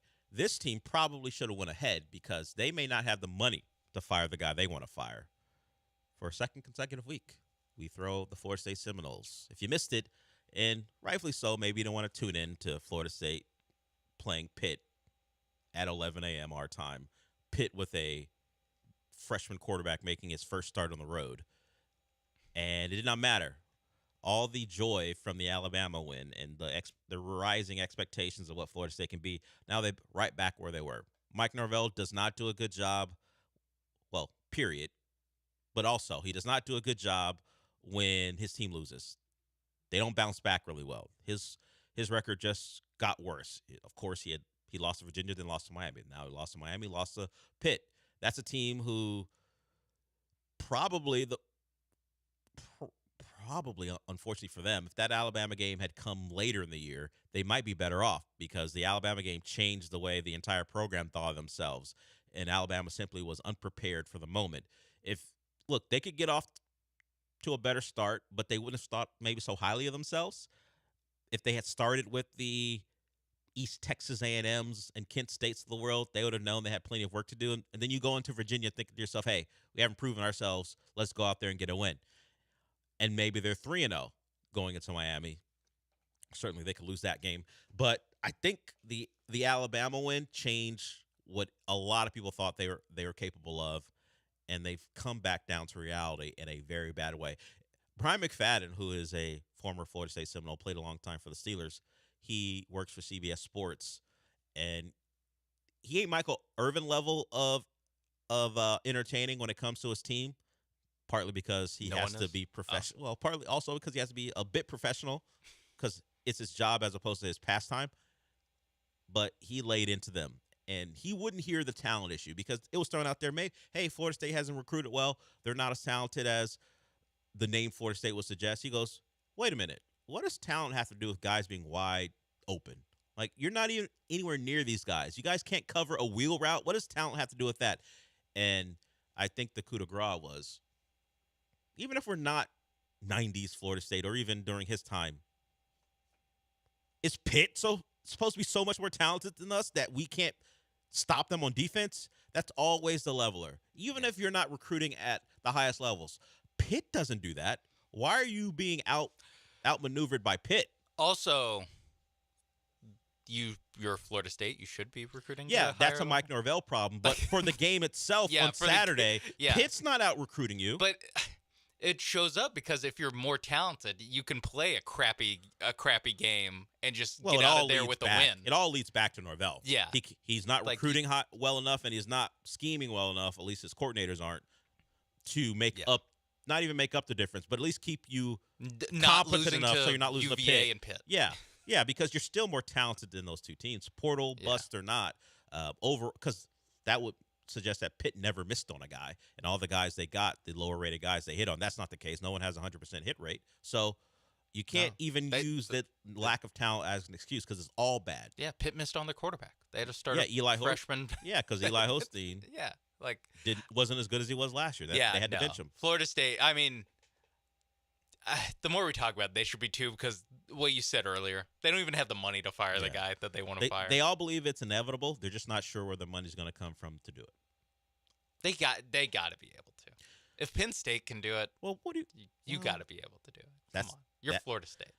That's their hope. Have some pride. Well, fire this man. It's years ago, for but $50 million. One of the reasons Jimbo says he left beyond, getting out as the ship was burning to the ground was the fact that they didn't invest in the way a major program should. That's why he found the life raft that was A&M, because he knew they were going to pay. I typed in Mike NOV or RV, and the first thing that popped up was Mike Norvell. The second thing was Mike Norvell buyout. Of course. Probably not good. Anyone who's looking up his name is thinking about is he going to get fired and what it's going to take to make it happen. For him or the Norvell family.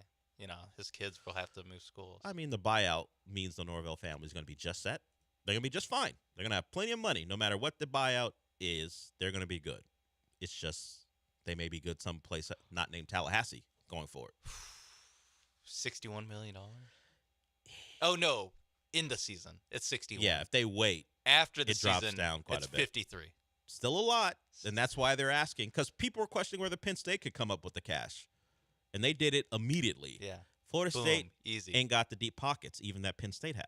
So, they're going to have to find someone or a couple someones to come up with it. That sucks. And before we wrap it up, number 4 is simply because if you're Arizona State, you don't want to watch Jeff Sims play quarterback. I was going to say the Big 12 as a whole, the Texas Tech. Yeah. Part of the Big 12. Second place for the Big 12. Yeah. But no, it takes a cake. Yeah. Jeff Sims. You don't want, Sam Levitt couldn't go. How's this guy get extra years of eligibility? And why is anyone backing him? He came on the scene, and the story was, I don't know if he decommitted from Florida State or they wanted him and he didn't go. Either way, there are some ties there, and he decided to go to Georgia Tech. And in his first game, Georgia Tech beats Florida State in Tallahassee. It's all part of Florida State's downfall, which we now continue to see today. And that was his moment on the college football stage, and he hasn't had really a moment like that since. He's been at Nebraska. That was Matt Rule who brought him in. That was a mistake. Kenny Dillingham at least you know what, I need a backup quarterback. Wrong backup. And Arizona State, who was ranked at the time, goes into Utah, a Utah team that was still a little hurt from what Texas Tech did to them, and got a win. So it's less about Kenny Dillingham talking about his next opponent, Texas Tech. You probably feel pretty bad if you're Arizona State knowing you got to play Texas Tech, considering the investment. And that was one of the conversations in his press conference about is Arizona State investing the same way Texas Tech is? I would say not many people are investing in the same way Texas Tech is right now. So the answer is no for Arizona State. But he said, hey, we're all in. As much as Arizona State can be all in. But when you got Jeff Sims playing quarterback, nothing feels good. And they caught it on Saturday. Everyone who's had him on the roster knows what the feeling is like of knowing, oh, no. I remember I was doing a bullpen show. I think it was when they played Colorado, when he was at Nebraska. Probably. And I was, as I was doing the show, I was just kind of glancing over. Every time I glanced over, this guy was turning the ball over. I was just like, this guy stinks. I cannot believe how bad this guy is. So he was 18 of 38 for, wait for it, 124 yards. 18, even with 18 completions. 130. 124 yards. 24. And then how many interceptions? He didn't actually throw an interception. Oh, did he have a fumble? He must have just had. No fumbles. Arizona State didn't turn the ball over once and lost by 32 points. I was thinking the Nebraska, game from whatever 2023. No, I'm talking about his most recent outing. Yeah, okay. 18 to 38 for 124 yards. Ugh. It's ugly stuff. Tough one for Arizona State. We're ranked, no longer ranked, and ugly loss for them. All right, we'll go to break with that. We got a couple more segments to go before we wrap it up. We would love for you to join us. 713-780-3776. We will be back.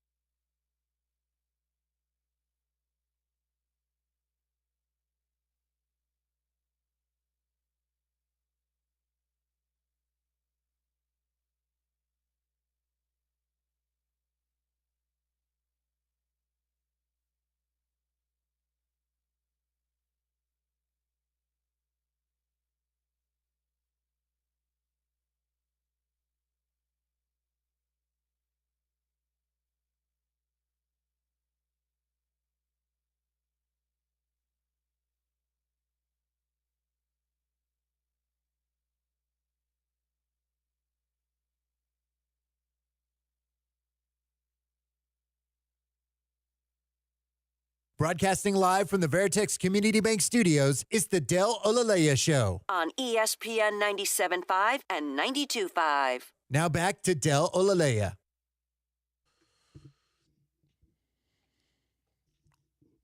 So the Rockets open up their season next Tuesday against the Thunder, and we know who's going to be on the call. They're going to be on NBC and Peacock. It'll be 6:30 our time. At least that's when they say the game will start. It is ring night. Do they do that before the alleged opening tip-off, or is that going to be part of the thing? Will they do that at 6? I feel like they do it slightly before the alleged tip-off time, but not so much before that it won't affect. Yeah, I mean, it's an NBA game. Sure. It's going to start late. They all never start when they tell you. Yeah, They're usually 8 minutes. What is it? 7:30 is the 6:30 our time. 6:30 our time. I'd pencil it in for 6:45.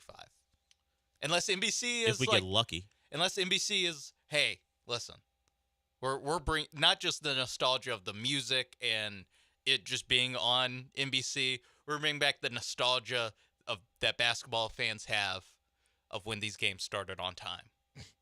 Good luck with that.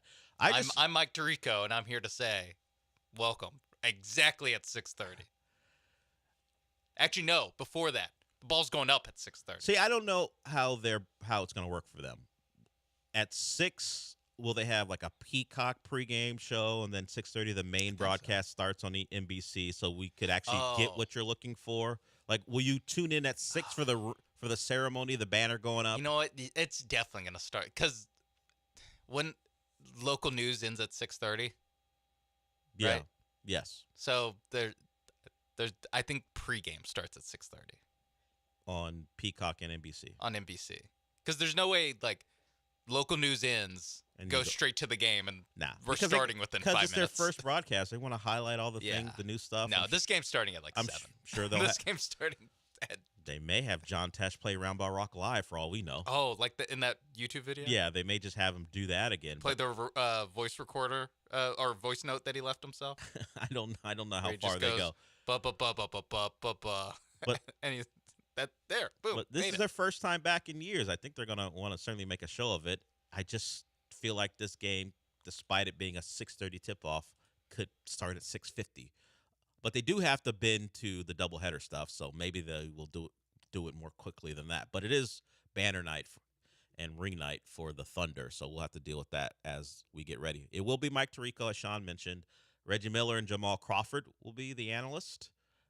It'll be Vince Carter and Carmelo Anthony as the studio analyst alongside Maria Taylor. And your reporter, I've heard the name before but don't know who she is, Zora Stevenson, will be your sideline reporter for I think the she game. did like Olympic stuff for NBC. That would make a lot of sense. So get ready. We're only a week away from the start of the NBA season. And, I mean, you think about the offseason. The Rockets have, 3/5 of their starting lineup is different from last year? Yeah. 2 because of trade. 2 became Kevin Durant. And one's an injury. Yeah. Well, actually, you know what? Amin wasn't a starter last year. Oh, at the start of last season. He wasn't even. Now that I think about it, Amin wasn't a starter last year either. It was Jabari. It was Jabari. So it was Jalen, Fred, Jabari, Dylan Brooks, and Şengün. So a lot of changes, but a lot of expectations as well, and they'll get started on NBC, which will be fun to see. The Reed Shepherd era begins in full as a starter, maybe if he starts. Now, who's going to check Reed Shepherd, and who's he going to check in Game 1? So now that I think about it, that's where the Fred VanVleet injury, to me, pretty much closes the door on Rockets' actual championship contention because of the Thunder matchup. And if you're in the West, you should probably be thinking about, hey, what if we play the Thunder? Probably the case. Because, Shea? This is the thing. No, I mean Shea on Reed when the Rockets you want to hide Yeah. Shea on Reed. Yeah. So, and by the way, that's a tough matchup for Reed. yeah, on I offense. just meant by hide Shea. You maybe you put him on a guy who isn't going to be a primary ball handler. And he would still probably give Reed all he can handle. Yeah, Shea can get after it on defense. That's the thing. I don't know who you put Reed on Dort. So while the Rockets have wings, and certainly Fred will go against opposing point guards and do what he could, they don't really have, I don't want to say a guard stopper, but Dylan Brooks could guard down, guard up. I guess Amin would be that guy, but on a night like next Tuesday, Amin who are you going to put him on? Jalen Williams or Shea? You probably want the size of him on Jalen Williams, right? Or do you want to put him on Shea? I think it's more just who else can guard Shea? Who else can guard Shea? Well, no one can guard Shea, to be clear. Yes, but your best who else bet, wouldn't get lit on fire guarding Shea. Because Kevin Durant will probably. Do you put Jabari on him? No, you put Jabari on Jalen. I think that's what you do. Okay, and you put Amin on Shea. Yeah, and then Durant. Who's he guarding? Whoever. Chet? They probably start, Chet and Hardenstein. So, you put them on Chet. Put Şengün on Hardenstein. Yeah. And Lou Dort. Reed. Well, you got him, Reed. He's not strictly a jump shooter, but he's the only way he's really going to hurt you is from the perimeter. You kind of with want open him shots. to hey, dribble 4 times. Sure. And make us pay. Please, Lou Dort, do that. I just feel like that's a lot of physicality for It Reed. It is. In Game 1 as an official starter. Then start Tari. That's not what they've done in the preseason. Yeah, so it's going to be Reed, and oddly enough, saying they're playing the Thunder and like illuminating all the tough matchups. Odd that you would do that with the defending champion. Yeah. So turns out when you play on opening night on ring night, you're playing a really good team who is going to put you in a bind in multiple ways, and that's just the way it's going to be. And we'll see how the Rockets do in game one of what they hope is a title season. All right, we'll go to break. With that, we got one more segment. If you want to get in that final segment, 713-780-3776 is the number. We are one segment away from Rich Eisen. We will be back.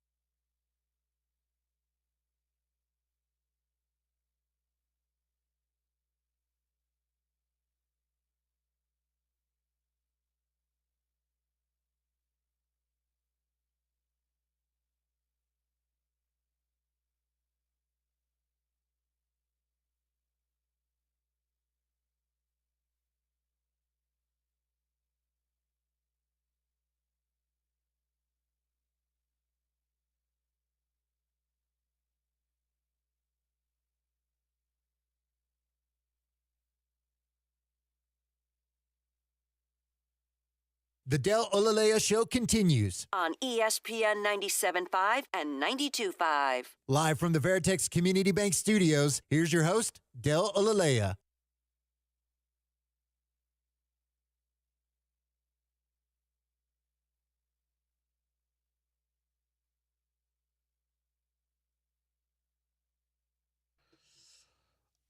I didn't keep track of the odds, but I don't believe Brian Callahan was first coach to get fired as far as the betting odds were. I imagine that was Mike McDaniel. The vibes in Miami were bad to begin the offseason. They continued throughout, and, of course, we've seen the results for a team who can't win a close ball game. They're 1-5. They continue that trend of losing close and late against the Chargers. But Callahan goes, the head coach, or at least former head coach of the Titans. He gave up play calling duties, and that's probably a sign to management that, wait a minute, didn't we hire you because of your offensive talents, because you were the coordinator for Joe Burrow? What are we hiring you for if you're not going to provide that? And he gave that up, and it helped lead to his firing. So he's gone. So Cam Ward, in year one, loses his head coach. We'll see where the Titans go from there. They're going to give someone you would call a retread a chance. Mike McCoy, remember him? He didn't even have the official title of coordinator or assistant. He wasn't a wide receiver coach. He was senior offensive assistant. Whatever that actually means. Grown up in the room. Yeah. He will get a chance to be the interim. He's been a head coach before. Yeah, Chargers back in the with day. the Chargers. Didn't work out well because the Chargers, it rarely works out well. I think he was the last San Diego Charger coach.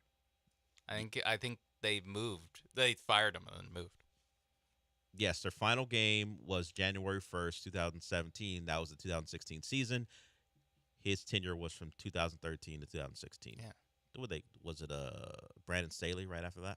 Was he next in line? No, it was Anthony Lynn. Anthony Lynn, then Brandon Staley, now John Harbaugh. So yes, he was the final San Diego Charger coach. So he gets that honor. And now he gets the honor of being a Tennessee Titans coach named Mike. Right? Is he the second? Vrabel, then him? Munchak. Oh yeah, that's the third. That's three. Mike Mularkey. Was Mularkey head coach? Yeah. Munchak was not. He was the OC. Was he a head coach there too? Yeah. So they just hire Mikes. Yeah. And the best at it, they just say, "Hey, beat it, Mike Vrabel, get out of here, loser." Yeah, get out of here. You made the AFC title game. I know you're winning a lot of games with Ryan Tannehill, but out of here. So yeah. So Mike McCoy gets a chance to maybe show that he's capable of being a head coach. The one Mike to rule them all. I feel like that's maybe Shanahan gets that title. Like Ditka has the one Super Bowl. Mike Shanahan has two. Mike Tomlin has one. Yeah, Tomlin. Maybe Tomlin is the Mike to rule them all. He definitely has the current belt. Yeah, and he's now feels like got the runaway AFC North winner. I know. Who could have saw that coming? That is one of the more shocking things. Yeah, I'm looking up to see if we forgot a Mike. Because the Bengals are terrible, and thanks to Joe Burrow being hurt, and of course the Ravens are flat out awful for multiple reasons. So looks like Tomlin's going to cruise to at least an AFC North title. I mean, things would have to go off the rails for them not to win. Yeah, the division. Aaron Rodgers is very capable of helping that to happen because he's old and injuries could take its toll. That could happen to any NFL team. But if they avoid disasters in that way, that's a team who's going to win their division. Also, one-time Super Bowl champion Mike McCarthy. One of the great Mikes. Don't ask a Cowboy fan about that. Well, he didn't win the title for them. That's what I'm saying. They wouldn't say he's one of the great Mikes. One of Jerry's great mistakes, they'd probably say. Even with all the regular season wins. There's a lot of competition for that, I feel like. Yes, it's you tough. Can watch an 8-part documentary. We're like you can, but I won't. Half of it are all the good decisions.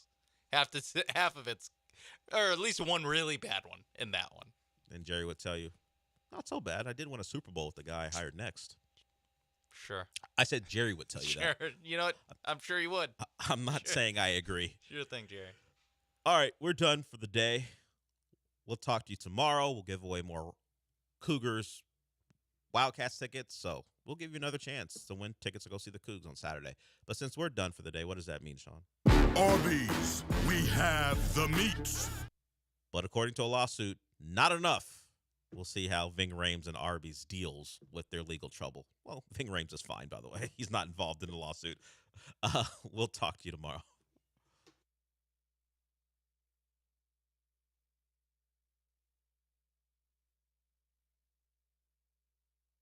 ESPN 97.5. This is Ron Shelton with your market scoreboard report on ESPN 97.5. I'm Frank Miller for Ron and Sana.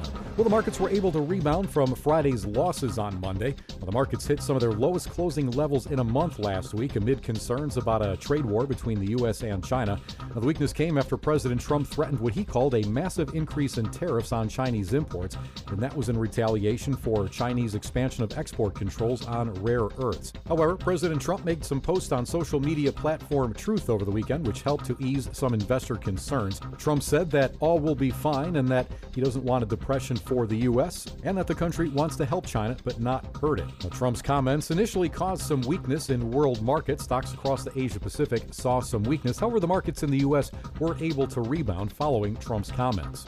And investors will continue to keep an eye on the government shutdown, which is now entering its 14th day. Some 750,000 federal workers remain out of work with no pay. And President Trump says that a large number of those workers may not be reinstated.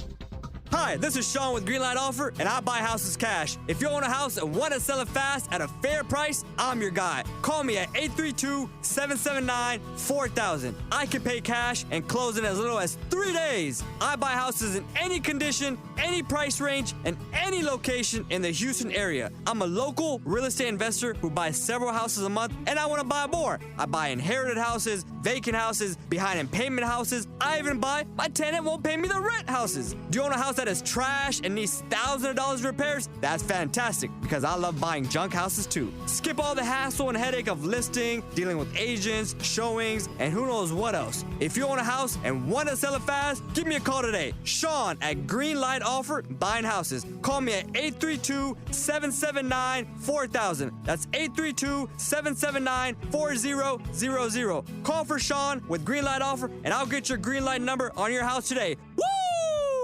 Contact Tax Relief Helpers for details and restrictions. Attention, anyone that owes money to the IRS. If you filed for a tax extension for the 2024 tax year, your extended deadline to file your federal income tax return is October 15th, 2025. This deadline is quickly approaching. Every day, your unpaid tax debt gets bigger and bigger from daily interest. If you owe $10,000 or more, now is the time to settle your debt. Call Tax Relief Helpers right now. We'll help you file, put a stop to penalties, interest, and avoid liens, levies, or other hostile measures by the IRS. I got behind on my taxes and owed $48,000.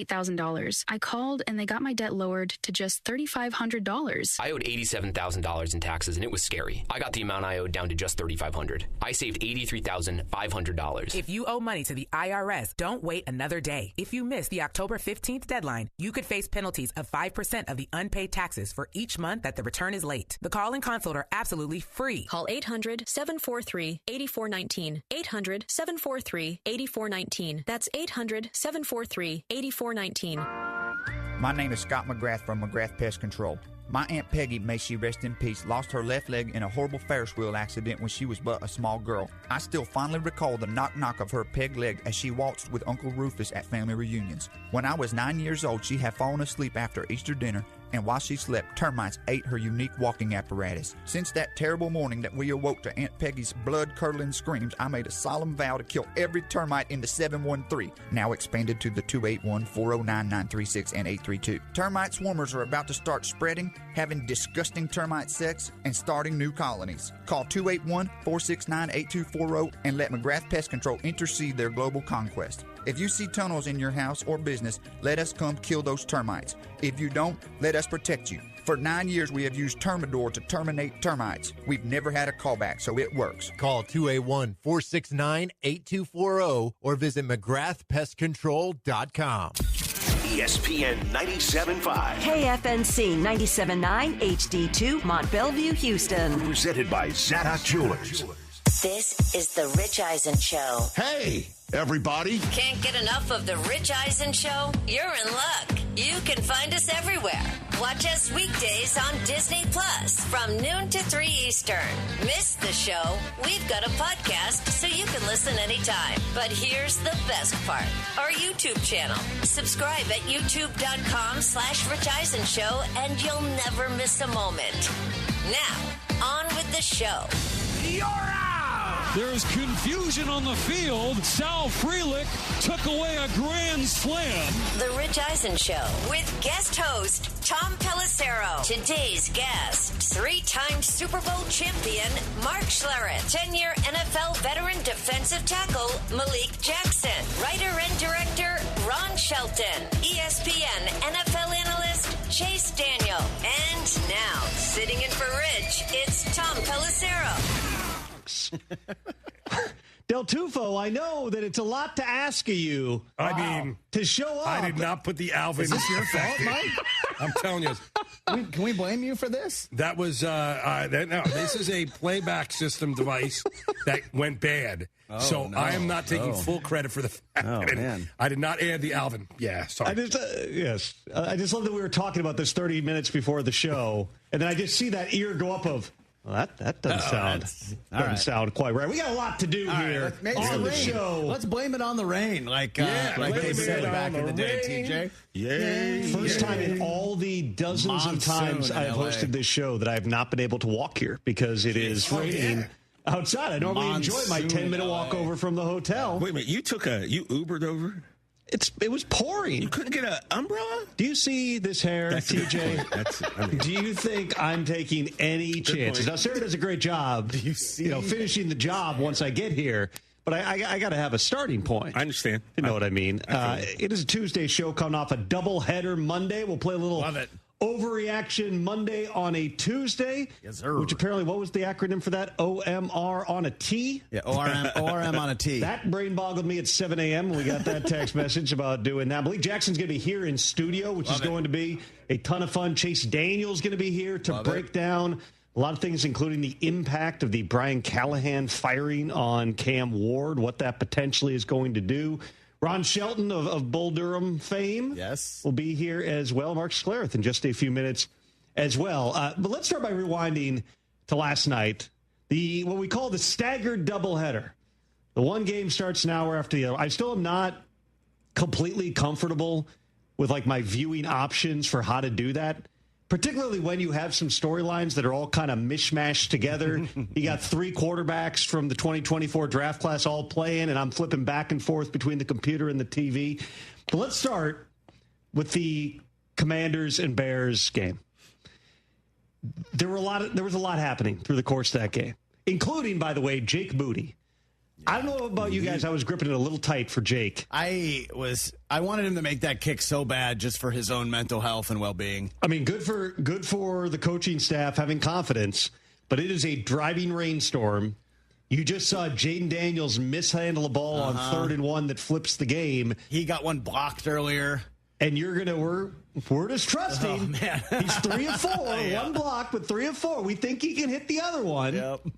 Jake Moody delivering. You had to feel good for him. Caleb Williams, who basically since I would say week 1 of last season has heard nothing but Jaden Daniels is a better quarterback. Jaden Daniels should have gone number 1. Mm-hmm. They had the Commanders on the ropes last year in Washington. It wasn't a big night, though, for Caleb. You go back, I think he completed 10 passes for 100-something yards, but he at least had him in position. And had the Bears won that game, maybe the entire season is different. They never won another game with Matt Eberflus as their coach. Everybody ends up gradually being fired throughout the course of the season. And we're still talking about Jaden Daniels making the run. Bears would have been 4-2 if they had won that game last year. But they go in last night, and you saw the most controlled Caleb Williams that we have seen. Again, the numbers weren't off the charts, but he was efficient outside of one time where maybe he should have just slid or thrown the ball out of bounds. Anything other than getting tattooed by Frankie Louvu at the sideline. You saw him make really good decisions through the course of that game. And you saw the raw talent of Caleb Williams. He can be. It's all in there. The talent is in there for Caleb Williams. And this was even a different quarterback than we saw in week 1 against the Vikings, where Caleb Williams started out, 9-9 or 10-10 pass at the start of that game. Everything was rhythm. It was the quick checkdowns. And then as the game went on, it was a lot of running for your life, Superman football, the exact type of stuff that Ben Johnson doesn't want to see him have to do on any type of regular basis. Sure, there might be 2 or 3 times where you need an above-the-line type of play, whether it's athletically or with your arm, but you don't want him to live there. Last night, again, in brutal weather, I was watching Caleb Williams warm up for the game, and he's just soaking wet. Yeah, he loved it, though. And he's like walking through it. I'm like, oh, man, it must be really bad there. Like, he's not even opening his eyes walking across the field. This is going to be a tough passing night. Yet it's Jaden Daniels and the Commanders that coughed the ball up 3 times on their home turf. And Caleb Williams and the Bears get what felt like a program-type win. One of those ones that if the Bears, I'm not even talking about in 2025, we'll see what the rest of this season holds. It's year 1 for their head coach. But if they do make strides forward in the coming years, this is one of those types of games I think we'll look back on and say, that's where you saw what the Bears can be. DeAndre Swift, a player that a lot of people had forgotten about, had a monster night in that game. Looked really good. Rome Odunze gets a touchdown taken away. That could have broken the game open. Yeah. That would have made it 20-10. I checked with some folks very attuned to, I will just say what the league is thinking when it comes to officiating. The call was right on the line. Oh, they had a bad week. The analysis, though, of that call on the broadcast, which was, are we really calling that? It's an emphasis, no doubt about it. You probably don't have to call it in that moment. You got a young left tackle, undrafted dude starting for the first time. You didn't hear his name once except for that, which is amazing for a guy who's stepping in that spot, except for that flag. And you saw the shot of him on the sideline looking around like, I don't know, man. Like, I thought I was lined up. I thought I was lined up fine. You see it every week. There's some guys who appear to be completely in the backfield. This was like a half a step. I mean, it's a 100% a judgment call. Yep. Okay, there's nobody saying that was objectively the wrong call, but it's subjective. The officials have to make that in a judgment call. Do you want them calling that there? I'll leave that up to everybody to figure out. But Caleb Williams, after the game, too, I thought that his post-game interview, I believe it was with Laura Rutledge, was good. After the game, just talking about what this meant for the franchise, for the Bears. Yeah, it's fun. Last year wasn't a lot of fun for the Chicago Bears. And again, there were a lot of things that happened through the course of that season. You fire the offensive coordinator, Shane Waldron. You promote Thomas Brown. Then like 3 weeks later, you fire Matt Eberflus. Now Thomas Brown has to be the head coach. You go through a lot as a rookie quarterback in that spot. And we've seen this 3 years in a row now with the number one pick having their head coach fired during the season. It was the Panthers in 23. It was the Bears last year. It was the Titans yesterday. And we'll certainly talk more about that. But here's a little bit of what Caleb Williams had to say after the game last night. We got something, I can't say the first word, but it starts with an S and ends with a T. We say we love this. We love it. The hard work, the effort, everything that pays off. I mean, we love it. At the end of the day, we're itching for wins. We're itching to get back out there and practice and things like that because all the hard work is paying off. And that feeling is really, really, really, really good. It feels really good that hard work does pay off, and it always does. It always pays back. The Bears love this suit. I believe that's what he was trying to say. Brockman didn't get it. TJ, thank you. I didn't get it. What is that from? Starts with an S, ends with a T. Yeah. They love this suit. Love this suit. Okay. Brockman's still lost. Yeah, it's all right. Got it. It's early. It's early I'm in the happy show. for Caleb Williams. It's a moment for him. Yeah. This guy has taken a lot of grief. You know, he's too flashy. He's too this, the fingernails and the dancing and the phone cases and all the stupid stuff about football that doesn't really matter or have anything to really do with anything. Well, it's also about the elevation of the franchise, right? Last year, you look at this, and Jaden Daniels, along with Dan Quinn, elevated that franchise. And so the immediate reaction is, well, why isn't Caleb doing the same thing? The quarterback has a big role. It's the only position in which you can create a sea change with one guy. Head coach, certainly as well. But in terms of the roster, the quarterback is the one spot that can change everything. And because Caleb didn't have that instant impact, again, one Tyreek Stevenson waving at the crowd, Hail Mary botch away from being 4-2, and maybe things go differently. It ends up with Jaden Daniels making a run, everyone who had brought Caleb Williams, other than the GM, to Chicago getting fired, and now starting over. Which brings me to the other piece of last night. And Ben Johnson is never going to talk about this publicly. He's a very, as you see, for even in his halftime interviews, he is so laser locked. He is so serious. He is so committed to the task. Even after the game last night, he's talking about, we did a lot of things wrong in that game. But I guarantee you, somewhere deep down inside today and walking off that field, Ben Johnson had at least a flashback memory to January of 2024, or going back even further than that to the fall of 2023, when everybody was reporting accurately that Ben Johnson was in the Washington Commanders' sights to be their head coach, that was their guy. I can tell you their targets were they wanted Adam Peters to be the GM. They wanted Ben Johnson to be the head coach. And as things played out through the course of that season, it certainly remained a possibility. The Lions are making a playoff run in January of 2024. Because of the way that the head coach interview rules are set up, Ben Johnson was able to do initial interviews, virtual interviews, but couldn't do the in-person interview until either Super Bowl, the week before the Super Bowl, or the day after the championship game if they were to lose. So we get there, and at this point, there were already some signs that maybe Ben Johnson wasn't as into the Commanders as they were into him. But he does a second interview with the Seahawks in person in Detroit.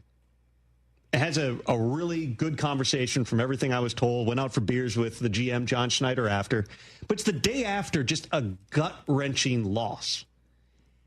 And Ben Johnson is sitting there. Remember, he could have gotten on the plane the year before and gone to Carolina, decided to come back to Detroit, take another shot at it, one more run. Let's win this thing. Let's finish the job. They suffer a devastating loss in the NFC Championship game in San Francisco, fly back, and like 8 hours later, he's got to be doing an interview for a head coaching job. Oof. His mind wasn't all the way there. Again, spent time with the Seahawks, had a great time with the Seahawks. Commanders are on the plane to go see him. And Ben Johnson tells his agent, dude, I can't do it. I can't do this right now. You know, he's married. He's got a young family. He's so committed to what he's building there with the Lions. And you can imagine the headspace that you're in at that time. So he tells him, hey, just let him know. I'm not ready to do it. I'm not going to be a head coach this year. Thank him for the opportunity, but I'm out. For several days after that, there were, let's say, a number of reports all of a sudden that were generated of Ben Johnson was never the Commanders guy. Ben Johnson, his asking price spooked people. Ben Johnson was not the hot head coaching candidate that everybody thought. And there was a sense within the league that perhaps the Commanders, in a I'm breaking up with you, you didn't break up with me way, might have been making sure that the idea was out there that wasn't our guy. He blew it. He wanted too much money. He wasn't, no, if he didn't want to do, we don't want him. Yeah, the money thing was one of the big stories that was circulating. And Ben Johnson never made a price demand. His agent never said, hey, either give him this much money or he's not coming. Ben Johnson's a really thoughtful type of guy who lived in Detroit in a dark room in his office drawing up cool stuff. He was the rare guy who wasn't spending all of his time during the season being like, I got to engineer this for this head coaching job. I got to go here. I got to go there. But there were a lot of things that were said and written about Ben Johnson after that probably didn't line up with how Ben Johnson felt. He really was like, I just can't do this right now. And I don't feel good about the situation in Washington. That's to say nothing against the Commanders ending up hiring Dan Quinn. He wasn't their first choice, but he's a great coach who had the NFC Championship game in his first year. He's been a big part of the cultural turnaround. And I understand that fumble is part of the reason we're talking about this being a Bears win and not a Commanders win. But for Ben Johnson to go in there to Washington and get the win with the other quarterback that everybody has been ripping the Bears for taking over Jaden Daniels, that had to mean something to Ben Johnson last night. I remember back before the 2024 NFL draft, and we talk about it every year on this show, the breakdown of the quarterbacks, right? I talk to coaches and scouts and GMs and allow them to speak freely by granting them anonymity through the course of the process, sometimes to my own detriment, where then I have to spend several days right before the draft defending why I do that story the way that I do. But the league quote in the story back in 2024 was from one longtime personnel. And I want you to read this, okay? This is a really weird draft because there's 6 or 7 quarterbacks I think can start in the NFL. They're all different. They're all good dudes. They're all smart enough. It's going to be really fun to look back in 5 years at this class and see how it went. Hasn't been 5 years. It's been 1 year and 6 games. But look at the 6 quarterbacks that were taken in the first round, in the first 12 picks of that draft. Right now, you're looking at what could be a historic type of a quarterback class. This is early, okay? I understand. We're still in the small sample size territory. J.J. McCarthy, those are literally the only 2 games he started, missed his whole first year because of the knee injury. But you saw Bo Nix in the playoffs last year. You saw Jaden Daniels in the playoffs and going to the NFC Championship game last year. You're seeing Caleb Williams, Drake May, and Michael Penix, who, with a lot on the line, that felt like a very important game for the Falcons last night.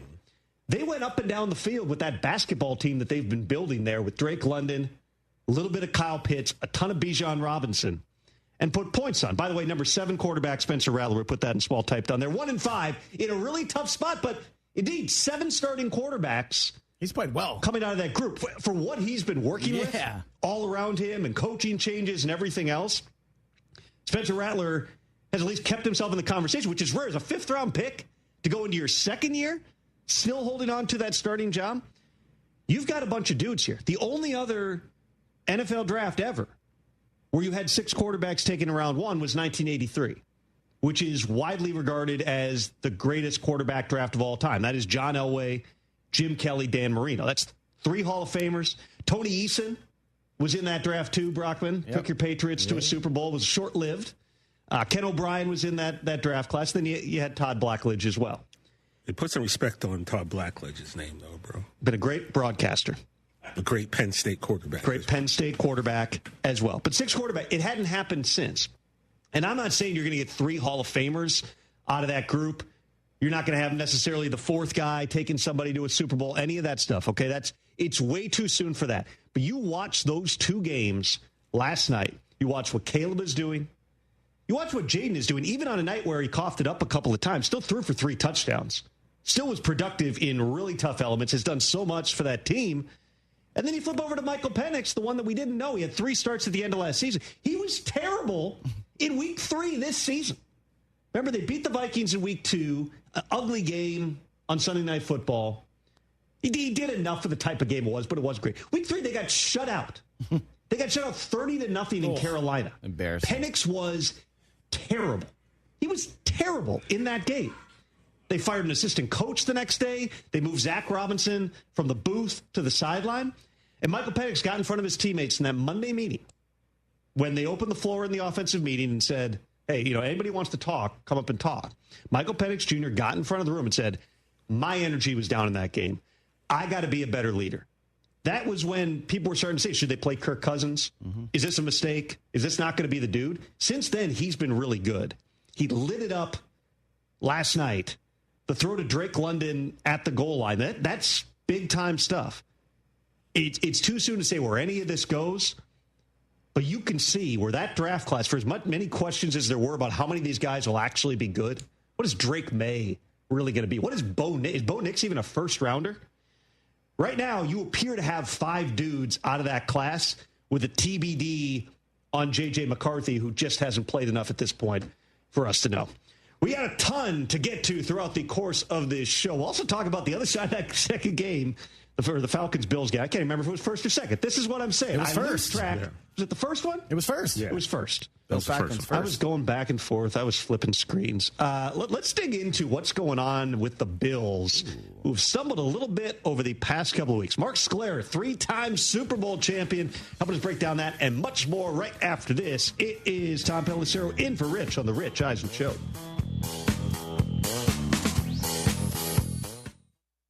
Tire care shouldn't come with extra costs or surprise fees, and it should be simple, straightforward, and stress-free. So at Midas, they're rolling out the limited lifetime tire guarantee. Included with every tire purchase with paid installation, you'll pay nothing for flat repairs, nada for flat replacements, zilch for tire rotations every 5,000 miles, and 0 for other preventative maintenance. So with this limited lifetime tire guarantee, you'll pay a whole lot of nothing compared to what the other guys charge for tire care. That's a limited lifetime tire guarantee only at Midas. Lowe's knows that free makes everything better. That's why our rewards members get free standard shipping on the things they want and need to get the job done every day. Savings for rewards members add up fast, so why wait? Join for free today. Lowe's, we help, you save. Not available in Alaska and Hawaii. Exclusions and more terms apply. Loyalty program subject to terms and conditions. Details at lowes.com/shipping terms. Subject to change. Trust, price, and ease of transaction. That's our philosophy at GiveMeTheVin.com. We love to buy cars. Fat ones, skinny ones, curvy ones, fast ones, slow ones, round ones, and square ones. Yes, square body Chevys. We buy them at GiveMeTheVin.com. Go to GiveMeTheVin.com right now. Put yours in and get a quote. We'd love to buy it. GiveMeTheVin.com, America's best car buyer. Sell us your car. GiveMeTheVin.com. So easy you can do it in your underwear. If your business is growing and looking for working capital, funds to acquire a business or purchase equipment, Veritex Community Bank's lending team is standing by to help you navigate through the loan process. Visit veritexbank.com for more details. That's VERITEX bank.com. Member FDIC, subject to credit approval. The Preview College Basketball Exhibition doubleheader is coming to Fort Bend Epicenter Sunday, October 26th, featuring Texas A&M versus Arizona State and the preseason #1 ranked Houston Cougars versus Mississippi State. Get your tickets now at etix.com. John Granado here. Walking into Republic Boot Company at 11th and Studewood in the Heights is like walking into a time machine to the Republic of Texas. Seriously, go check it out. Whether it's their exclusive 1836 collection of all leather boots or a customized pair with whatever material and design you want, these are going to be the most comfortable boots you've ever worn. Hats, suits, and all kinds of handmade leather products in a Texas-inspired haven. Book their space for your next event. Republic Boot Company, where tradition meets style. RepublicBootCompany.com. Hey guys, it's B-Mac, and I'm excited to tell you about Burger Chan and their great new promotion to celebrate football season. Every Monday after the Houston Pro Team wins, Burger Chan will be giving out a free side with your entree. Just tell them B-Mac sent you, mention ESPN 97.5, or say Go Texans and it's yours. And they've expanded their hours with dinner service until 9, Wednesday through Saturday, so more time to try their curly fries, tots, and the best burger in town made any way you want it. Burger Chan's got you covered on every Victory Monday. Check out their full menu at BurgerChanHTX.com. Attention taxpayers, if you owe $5,000 or more in back taxes to the IRS, don't wait for the October 15th extension deadline. Your problems will only continue to grow. The IRS is using advanced AI tools to identify and collect unpaid taxes faster than ever, meaning tax debt collections will become increasingly aggressive. Call Priority Tax Relief now. Their experts fight back fast and are saving their clients millions in tax debt every month. After speaking on my behalf with the IRS, my entire debt of $25,000 will be eliminated. I owed over $50,000 and they settled it for pennies on the dollar. These guys are as legit as they come. If you miss another tax deadline, you're stacking more debt on top of what you already owe with increasing penalties and interest. You now owe more today than you did yesterday. Call for your free consultation. Priority Tax Relief. Let's make your taxes our priority. Call 800-418-1404. 800-418-1404. 800-418-1404. Priority Tax Relief. When you bundle renters and auto with Progressive, you can save while protecting your most valuable possessions, like your really expensive limited edition sneakers and your new suit for your cousin's wedding. Except you never actually bought the suit because you can't stop buying sneakers. So you show up to the wedding looking like you're going grocery shopping. But hey, at least your sneakers will look good in the pictures. Until you're cropped out of every last one of them. So go ahead and get Progressive, so you can save while protecting the things that matter to you. Progressive Casualty Insurance Company and affiliates and other insurers. Not available in all states or situations. At Napa, we've spent the last 100 years building our business into an engine that powers yours. Whether you're big or small, national or local, Napa has the automotive solutions your business needs to stay moving. And it's all driven by a nationwide network of quality parts and exceptional service on one mission: to keep your business moving full speed ahead. That's why we are the pros that know.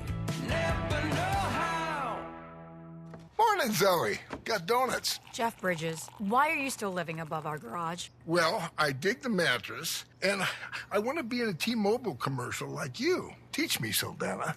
Oh, no, I'm not really prepared. I couldn't possibly. At T-Mobile, get the new iPhone 17 Pro on them. It's designed to be the most powerful iPhone yet and has the ultimate pro camera system. Wow, impressive. Let me try. T-Mobile is the best place to get iPhone 17 Pro because they've got the best network. Nice, Jeffrey. You heard them. T-Mobile is the best place to get the new iPhone 17 Pro on us, with eligible trade-in in any condition. So, what are we having for lunch? Dude, my work here is done. With 24 monthly bill credits on Experience Beyond for well-qualified customers plus tax and $35 device connection charge. Credits ended, balance due if you pay off earlier. Cancel. Finance agreement iPhone 17 Pro, 256 gigs, $1,099.99, and new line minimum $100 plus a month plan with auto pay plus taxes and fees required. Best mobile network in the U.S. based on analysis by Ookla Speed Test Intelligence data 1H2025. Visit T-Mobile.com.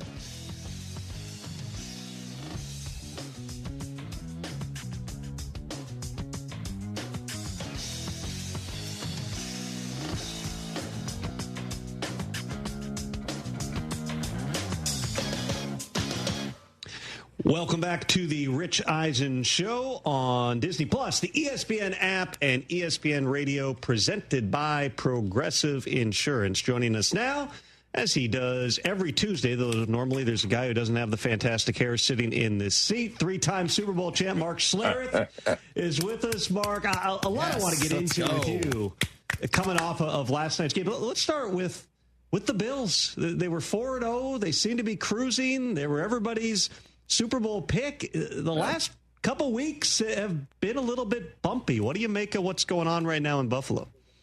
Yeah, I mean, I think there's a lot of things. One, you throw a couple of picks, one in the red zone last night. Those things always come back to haunt you. They're inexcusable, but most of the time you look at those picks that are thrown, you get under duress, there's under pressure throws that you make, and those things affect the way you play the game as well. You're everybody's target because you're the Buffalo Bills. Josh Allen won a MVP last year, so you're heightened awareness of the teams you play. You're everyone's best shot. And there's always something with the Bills right now over the last 2 weeks that have been, kind of what has cost them a game. Obviously, they couldn't stop the running game.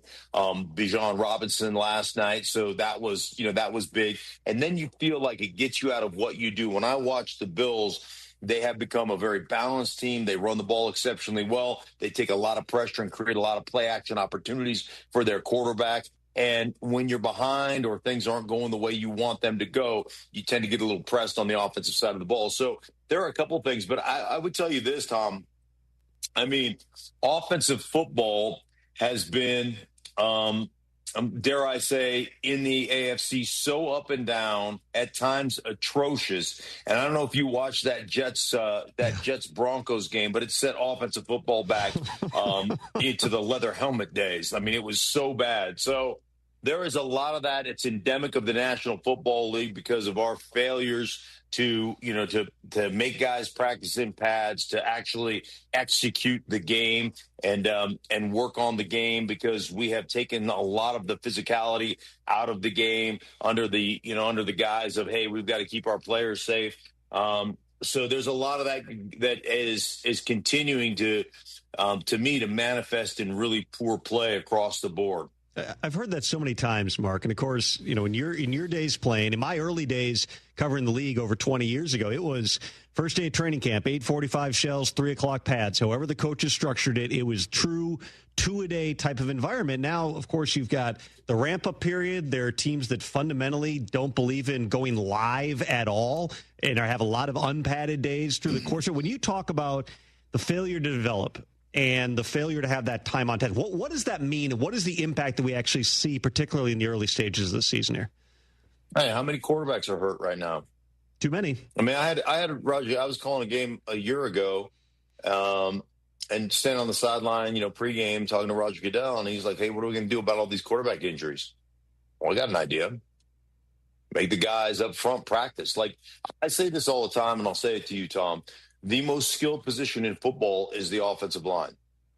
It's the only position in any sport where you're matched up against an unlike athlete, where the guy that's across from you is as big and as strong as you are, but he's exponentially more gifted as an athlete than you are. And you're expected to win 100 out of 100 matchups, 65 for 65. And if you give up one sack, you've had a horrible game, and that guy's going to the Pro Bowl. And, if a 6'3" point guard blows by an NBA 7-foot center, we don't go, man, that center sucks at defense. We got to get him off the court. No, you got a great matchup. We don't put heavyweights against welterweights in boxing, but that is the equivalent. Like, you have got to be, and it's 5 guys that have to be tied together and have to be doing the same thing and having the same communication and knowing exactly what they're getting. And they are, from an athletic standpoint, I mean, offensive line, we are the worst athletes collectively on the football field without question. And so every step, every nuanced hand position, where you want to block guys, all that stuff has to be developed. It has to be worked on, and it can't be worked on in a walkthrough. It doesn't work that way. And so you see it, and you see a diminishing skill set of that position, diminishing development of that position, and then you see the results of that, or quarterbacks are injured. You can't, all these things kind of pile on. And, I know we're the golden goose, and I know we're Teflon, and all those things, but eventually will it cost the NFL viewership? Right now it doesn't look like it, but eventually we look at it like, wow, this is just a really bad product. Mark Schlereth is our guest, host of the Stinkin' Truth podcast. Also, I noticed right there, it says on the bottom of the screen, Mark, good luck for you. You've got the Jets again this week. Panthers at Jets for Fox. A two-part question. One, is the Jets offense fixable? And two, have you ever seen an end-of-half situation managed the way that Aaron Glenn did on Sunday? No. To answer your first question or actually your second question, the end of the half management where the clock just ran out and you had 20-some-odd seconds, and it just was like, at that point, it was just like, it is so bad that let's just get into the locker room and have orange slices. And, maybe we can, I don't know what, that game was so bad. Fixing the offense, that's an interesting question. Justin Fields, I think, is it fixable? Yeah, but you're going to have to depart on what you're doing right now. This is not Detroit. This is not Jared Goff. This is Justin Fields. And he is not ready for prime time when it comes to being a drop-back quarterback and basically picking a defense apart. And I know there were 9 sacks, and I know that he was under a lot of duress, no question about it. But at the same, as I talk, at the same token, you got to get rid of the football. Got to get the ball out of your hands.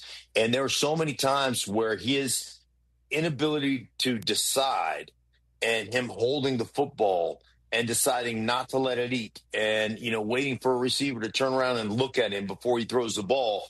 You don't have that kind of time. So you have got to put him in a position of strength, which is what? It's the boot keep game. It's the waggle out the front side game. It's the quarterback design runs, the RPO where you have actually one read. You got a one read route. I think you have to put him in a position where he can excel. And what you're doing right now, or at least what you did on Sunday, is not the kind of offense that he's going to thrive under. Other side of that game, the Broncos, who are 4-2, they're tied at the top, the AFC West at this point. The offense, though, so far, Mark, has been pretty up and down. That team's in your backyard. How good are the 2025 Denver Broncos? Offensively right now, they're struggling. And, there's this narrative out there that they have the best offensive line in football, and that's just garbage. They just have so many, busts, inability to identify linebackers and safeties and who they're going to. That game on Sunday was a debacle. I mean, a debacle. And there were so many mistakes. The first 3 plays of the game, you're in a I formation. You motion the fullback out of the backfield. The linebackers correspondingly move a little bit. And your left guard, Matt Pert, who was starting for the first time, it's almost like the linebacker moved, and now it's all of a sudden like, well, since he moved, I don't have to block him anymore. I don't know. Did he have the Harry Potter cloak of invisibility on? I don't understand. Your inability to identify who you've got and how to get to that guy was alarming. And sometimes it's a matter of, for Sean Payton, I know you like to be very multiple in your run game and have a big menu, but you got to small up and simple down because your guys can't handle it right now. So the first 3 plays of that game, you practiced all week. You developed it all week. The first 3 plays of the game were there were 2 busts and a fumble. You've got your first 15. Yeah. You have coached it. You have walked through it. You have done it all. And then all of a sudden we get out there like we've never played before. And that was kind of how that whole day went. And I'll tip my cap to the Jets because they set the tone, man. They put a physical ass whooping on the Broncos across the board, from receivers to DBs, from offensive line to defensive line, from linebackers to running, everybody.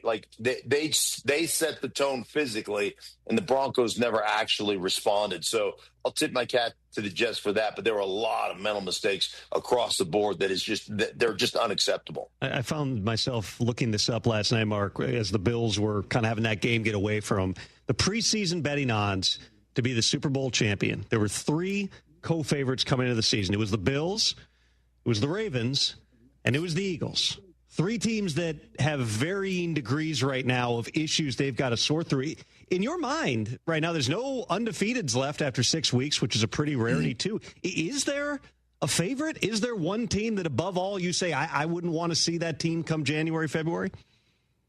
Just last week I said it was Detroit, and then all of a sudden Kansas City looks like they figured it out. But Kansas City looked like they figured it out 2 weeks ago, and then they go to Jacksonville on a Monday night and lose the game. No, there is just no dominant team. Like if parity was your goal in the NFL, with the draft and the way you do things, and then, first to worst, from a scheduling standpoint and strength of schedule, if parity was your goal, you certainly have achieved it.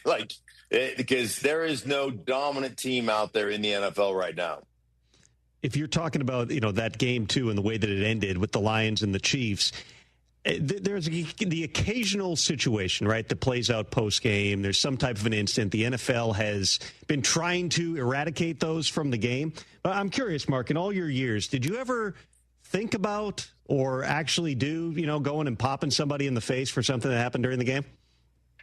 No, but we did it during the game. Like in the game, there was, back in those days, there was a little bit of frontier justice. And, if you did something in the game that was deemed dirty or was deemed like, hey, man, that's crossing the line, then we got to take care of it.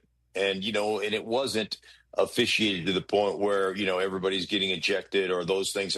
Like there was that aspect of, we're going to get you within the context of these, 4 quarters. You're going to get yours as well. And, and that's how things got kind of rectified. And so I don't know, maybe now without that, and everything seems to be a penalty, and, and physicality is fined. I mean, it's so interesting to me. I was doing a game the other day, and, social media went crazy because I was like, oh, come on, helmet to helmet. It's not that runner wasn't, he was, he took 3 or 4 steps. He turned up the field, he wasn't defenseless. It's like, come on, what are we doing? And so it was helmet to helmet, and that's a 15-yard penalty. And I'm like, I could show you 7, 10, 12 other of exactly those plays. They just didn't sound as loud. Like, we flagged anything that sounds loud. Like maybe somebody could get hurt. We'll flag it. I don't know. At some point, we all signed up to play the game. We understand how violent the game is. Everybody signed up. Everybody knows the consequence of playing the game. And I'm all for player safety to a degree, but you can't take physicality out of the equation. It still has to be. You can't litigate contact out of a contact sport. At some point you have to realize that we all signed up for it and we're all out here, and let's just let the guys play. When the players get faster and faster, their pads get smaller and smaller. You got wide receivers who essentially have no type of padding from the waist down out there, and depending where you get hit, there's going to be some type of an outcome. Even in the college game I was watching the other day, there was a targeting call where the defender, from everything I can see, lines him up with a shoulder. It is shoulder to shoulder. The guy's head snaps back. He's thrown out of the game. I mean, again, to your point, player safety is extremely important, but there are times where, just from a physics standpoint, I find it hard to believe that we can avoid certain types of things that by the letter of the law are a foul, and, intent apparently is not part of the equation.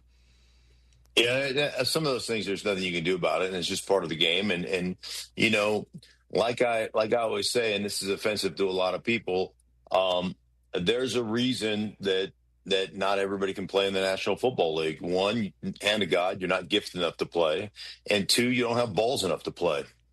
And that's just a fact. Like, that's just the way it is. Like, there's some guys, they can go out there and can do those things, and there are a lot of people who can't. And look, man, I'm not mad at the people who can't. They just understand that this is what we sign up for. And every guy as a player understands that it's not if, it's when. There's 100% likelihood that you're going to get injured. It's just the way the game operates. And, like, we know the consequences now. Like, it's out in the open, right? There is CTE, and there is head injuries, and there is trauma, and there are we've seen some brutal injuries. That Tyreek Hill injury is as brutal as any injury I've ever watched. Mm-hmm.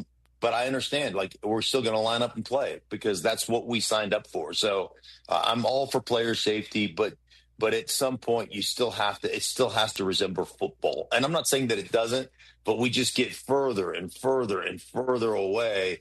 Under the whole kind of guise of, hey, man, we want to keep everybody healthy.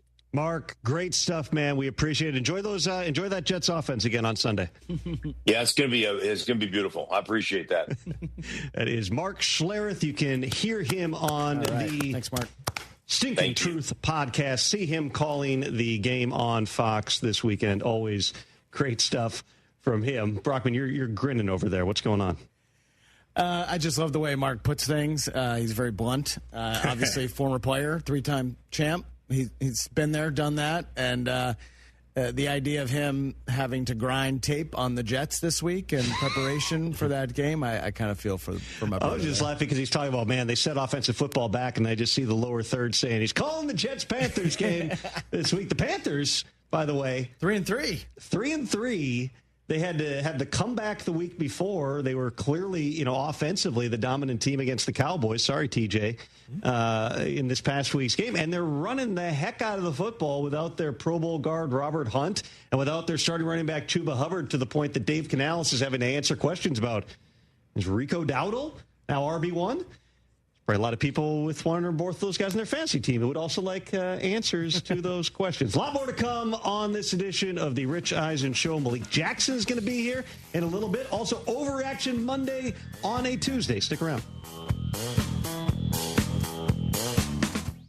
Feeling stuck on your own 10-yard line in the career game? Maybe it's time to just go for IT.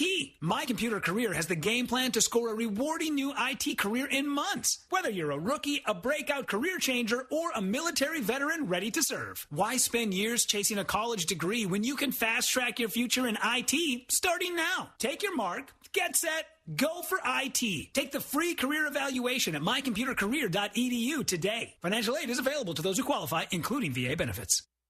Every great team has its core players, but when the season gets tough, adding the right free agent can make all the difference. The same goes for business. At Robert Half, we found that 67% of companies surveyed plan to increase their use of contract talent to handle workload peaks and backlogged projects. With Robert Half's specialized recruiters experience, combined with our award-winning AI, you can quickly find the skilled candidates you want. At Robert Half, we know talent. Discover how we can help at roberthalf.com/talent. Get in on exciting gaming action at La Berge Casino Resort Lake Charles. Introducing our new exclusive statewide table progressives. We've linked our table game progressives between 4 pen play destinations in Louisiana. That means our big payouts just got bigger. No matter which location you choose, you have a shot at these combined jackpots. Get to La Berge Lake Charles or Baton Rouge, Boomtown, New Orleans, or Margaritaville, Bossier City, and get ready for big payouts. Must be 21 or older. Gambling problem? Call 1-800-522-4700. Attention taxpayers. If you owe $5,000 or more in back taxes to the IRS, don't wait for the October 15th extension deadline. Your problems will only continue to grow. The IRS is using advanced AI tools to identify and collect unpaid taxes faster than ever, meaning tax debt collections will become increasingly aggressive. Call Priority Tax Relief now. Their experts fight back fast and are saving their clients millions in tax debt every month. After speaking on my behalf with the IRS, my entire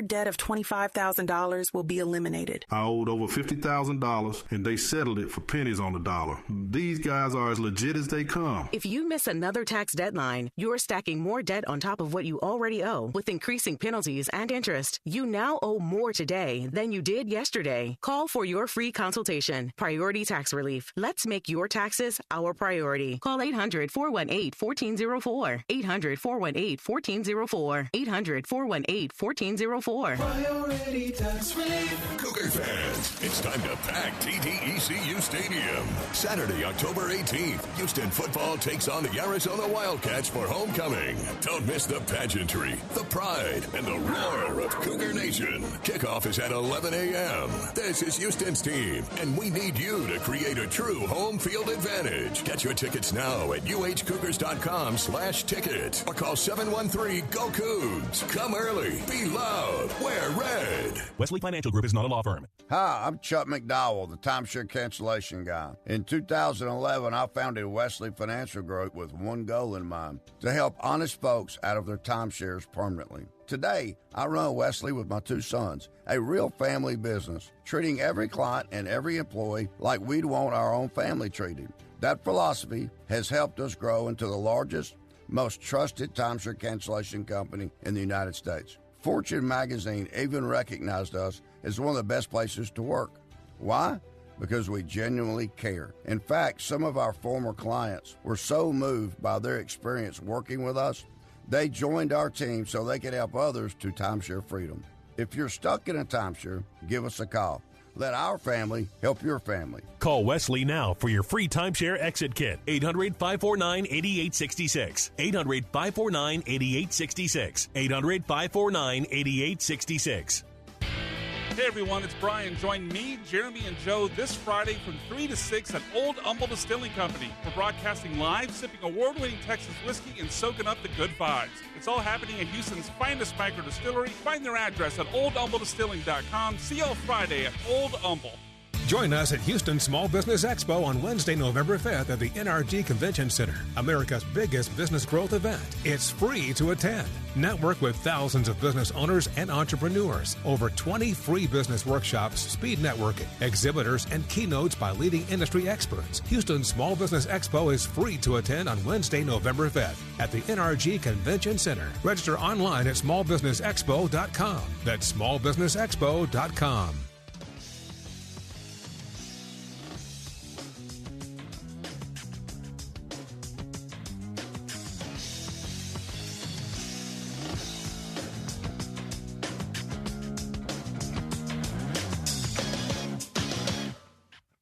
Welcome back to the Rich Eisen Show. Tom Pelissero in for Rich on Disney Plus, the ESPN app, and ESPN Radio, presented by Progressive Insurance. 844-204-RICH. That is the phone number you can call. Overreaction Monday on a Tuesday coming up. Malik Jackson is going to be in studio with us right now. Let's go to the phone. Servan in Washington, D.C. What's on your mind? Hey, Tom, how you doing? Doing fantastic, man. I assume you're calling about that game last night. Yeah, that was, as a Bears fan, that was one of the craziest victories I've ever seen. But also for the Bears, because of the whole situation, and by the way, can I say hello to my boys T.J. Jefferson and Chris Brockman, 5- and 6-time Super Bowl champions. Brockman? I missed it because I was had my ears out for a second. Servan, take us off speaker. Sorry about that, guys. Just a whole bunch of knuckleheads behind me. But anyway, because of the whole situation with the Bears, I want to do a top 5 of the greatest Bears victories in the Caleb Williams era. Yes, it's delusional. Yes, it's crazy. But how many have there been, Servan? How many are we choosing from here? All right, just go ahead. All right, give me your. Doesn't he only have 5 wins? Does he only have 5 wins? He's got more than 5. It's not many more than 5. Packers week 18 last year. I imagine that's on your list, right? What else you got? So number 5 on the list would be the first win last year against Tennessee. That's the one that whole kick-started the era. Number 4 being against the Los Angeles Rams, because the Rams were predicted to win. All of a sudden, the Bears defense comes up big. Number 3 being the one this year against the Raiders, because of the whole block kick. And believe me, you thought the Bears culture was going to be bad. It just got ugly. Number 2, taking down Flus, because he was the worst coach in Bears history. Abe Gibran, you can rest in peace happily. And number 1, of course, being last night, because I got heckled by all these Commanders fans, and Lord have mercy, was it good to shut them up last night. Good stuff. I appreciate the efficiency, Servan. Thanks you very much for the call. Thanks, brother. Top 5 Caleb Williams NFL wins. You think we were going to be doing that this morning? No, I mean I could do Drake May. Just give us counter programming there if you need to. He didn't even put the beating the Packers at Lambeau. That didn't make the list. That should have been number 1. How is that not on the list? I don't know. Now, granted, it was a meaningless game, but still. But they hadn't won a game since October. They went in there with an interim coach. They hadn't won at Lambeau Field, and I can't remember how many years. To me, that was a significant one. The Raiders game this year was big. It did feel like, all right, this is kind of, we're going to get this thing rolling here. I just see that defense, by the way, credit to Dennis Allen last night. They've gotten so much better. They had one big coverage bust, and Jane Daniels exploited it to Luke McCaffrey, who somehow, Brockman, you texted me. You did not sound pleased, even though I had told you to pick up Luke McCaffrey. No, you told me. I had picked him up as in Debo Insurance. I asked you if I should start him, and you, notoriously bad fantasy advice giver, said, yeah, you should start him. I did not. Thankfully, it wouldn't have mattered if I had started Luke or not. I was still losing because my opponent had Jane Daniels. I did qualify it with, but I'm probably wrong. Right. So you went with Debo. Yeah. That was not a productive decision. No. for you right there. He had 4 catches for 15 yards. And don't forget the -1 rushing yard. I don't want to shortchange Debo on that one. Right now, he's been awesome this year. Can't complain about Debo Samuel. We can bring up that graphic again of the 6 quarterbacks taken in the top 12 picks from last year's draft. And I want you to be as objective as you possibly can. You want to power rank here, these guys? Brockman, give me your power rankings. You're starting a franchise tomorrow. How are you ranking them? You can say I'm a homer all you want. I put Drake May number 1 because he's younger than these guys. He is younger. Than Jaden Daniels, who's obviously had the most production here in the NFL going into the championship game last year. Mm-hmm. Jaden Daniels 2. Who, man, do I go Caleb 3 or Bo Nix 3? Caleb 3, Bo Nix 4, Michael Penix 5, and a TBD on J.J. McCarthy. J.J. McCarthy is still the one. I know that he's also very young also. He is young. He came out, I think he was 22 when he got drafted. Yeah. There's a lot of people already writing this off and claiming that he's been benched and the Vikings don't want to play him. Well, that was a theory that he got soft benched, which here. It's ridiculous. He played 7 bad quarters out of 8. You don't put a guy in a walking boot for a week as part of some gigantic ruse to not play him anymore. Seth Rollins sat in that chair with a brace on his knee and duped me and TJ and the rest of the wrestling world for months. That was a ruse. I mean, this is not professional wrestling. This is the NFL. Is it? They want, listen, I will give you the short version of this till we got a break. They want to make sure J.J. McCarthy's ready to go out and play well. There's so many times where you're pushing a guy out there and you might feel like, all right, he's just got to learn by taking the reps. They want to see the guy be 100%, which he's not. Right now, he is not 100% on that ankle still. So they want to see his mobility this week. They want to see how he is operationally through everything. And then they'll evaluate it. If I had to guess right now, there's only been 1 bonus practice this week. We'll see the first injury report tomorrow. If I had to guess, I'd say it's Carson Wentz's revenge game against the Eagles on Sunday, but that's not a product of them just deciding Carson Wentz is a better quarterback than J.J. McCarthy. We have no clue what J.J. McCarthy is. But I personally, I find it refreshing that they're taking the stance of, okay, even if it's like, yeah, the guy's 95%, roll him out there 3 practices. He hasn't practiced on back-to-back days since before the Week 1 game against the Bears. Week 2, his kid is born. He misses a Thursday practice, gets hurt in the game, hasn't played since, and he missed every rep last year. So find a way to get him right. Now, Carson Wentz also has a bad left shoulder. He got banged up in the game. Oh, by the way. So there are a lot of moving parts when we're talking about exactly what the Vikings are going to look like at the quarterback position, even though they're getting healthier seemingly everywhere else. Coach Saban here, and let me tell you, every second matters. Preparation is everything, and that's why I trust Kidde Smoke Alarms. And as North America's #1 home fire safety brand, they're built to respond over 25% faster to smoke detection. Kidde helps protect what matters the most. Find it at the Home Depot. How doers get more done. #1 claim based on total household installations as of December 2023. 29% faster average smoke detection based on internal testing of smoldering wood fires for Kidde 9th edition versus leading competitor 8th edition product.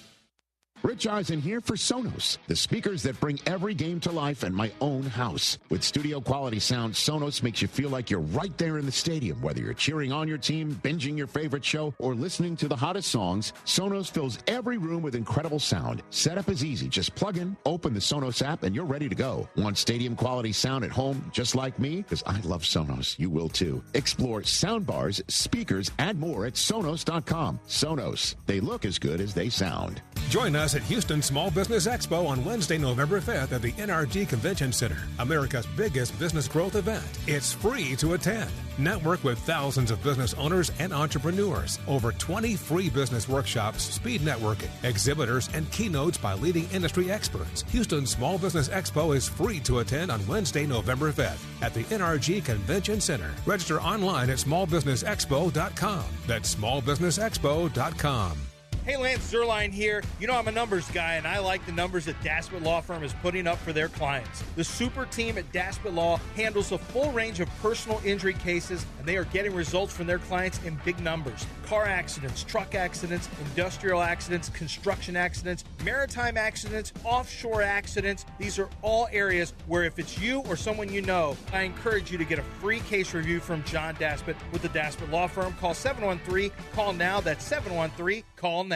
You've heard me talking about Two Creeks Crossing Resort. What a beautiful, relaxing place. We took the family when school got out, and we had a fantastic time. We stayed in the treehouse. You know the kids love that. I drove up after I got off work and was there in 90 minutes, which is pretty close to my normal commute. The family took it all in, from exploring their 92-acre property to fishing in the creeks in their catch-and-release pond, which the kids loved. Everybody had a great time, and we can't wait to go back. Book now at twocreekscrossingresort.com. Jeremy Branham here. You've heard me talk about Pro Dunk Hoops and their drill-powered lightning adjust system that lets you raise and lower your goal in seconds. It's 10 times faster with zero effort. Right now, with your new Pro Dunk basketball goal, you can get the lightning adjust system for free. That's a $249 savings, but you have to call. You won't find this offer on the website, so call Pro Dunk at 281-351-9822 and mention ESPN. That's 281-351-9822. Come experience the all-new vibe at Trulux. Beautifully renovated and better than ever. Don't miss Stone Crab Mondays. Sweet, succulent, and sustainable.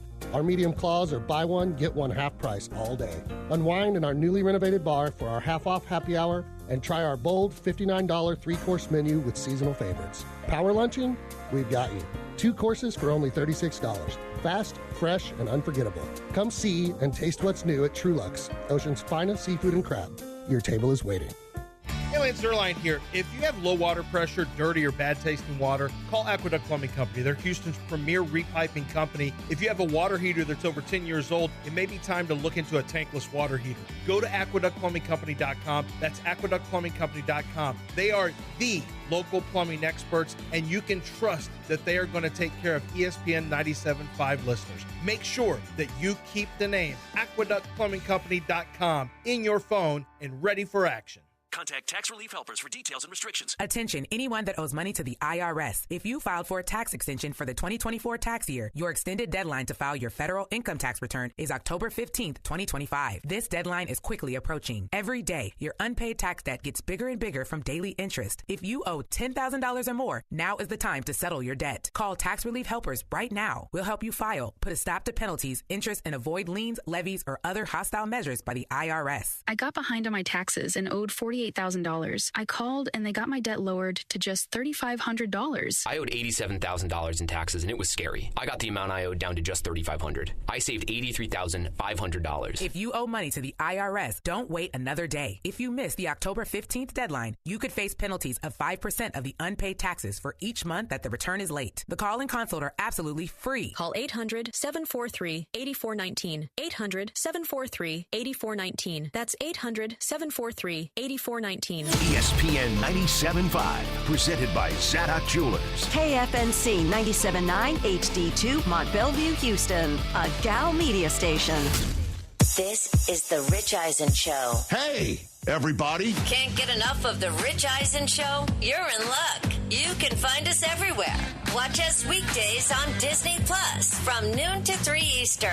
Miss the show? We've got a podcast so you can listen anytime. But here's the best part. Our YouTube channel. Subscribe at youtube.com/Rich Eisen Show and you'll never miss a moment. Now, on with the show.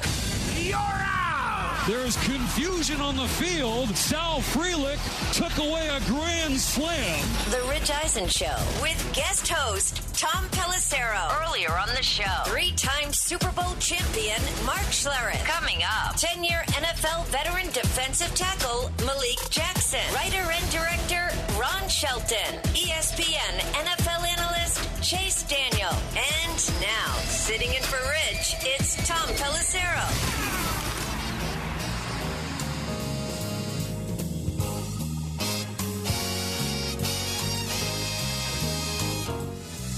Welcome back to a Rich Eisenless edition of the Rich Eisen Show. Tom Pelissero in for Rich. Malik Jackson, I believe, waiting backstage right now.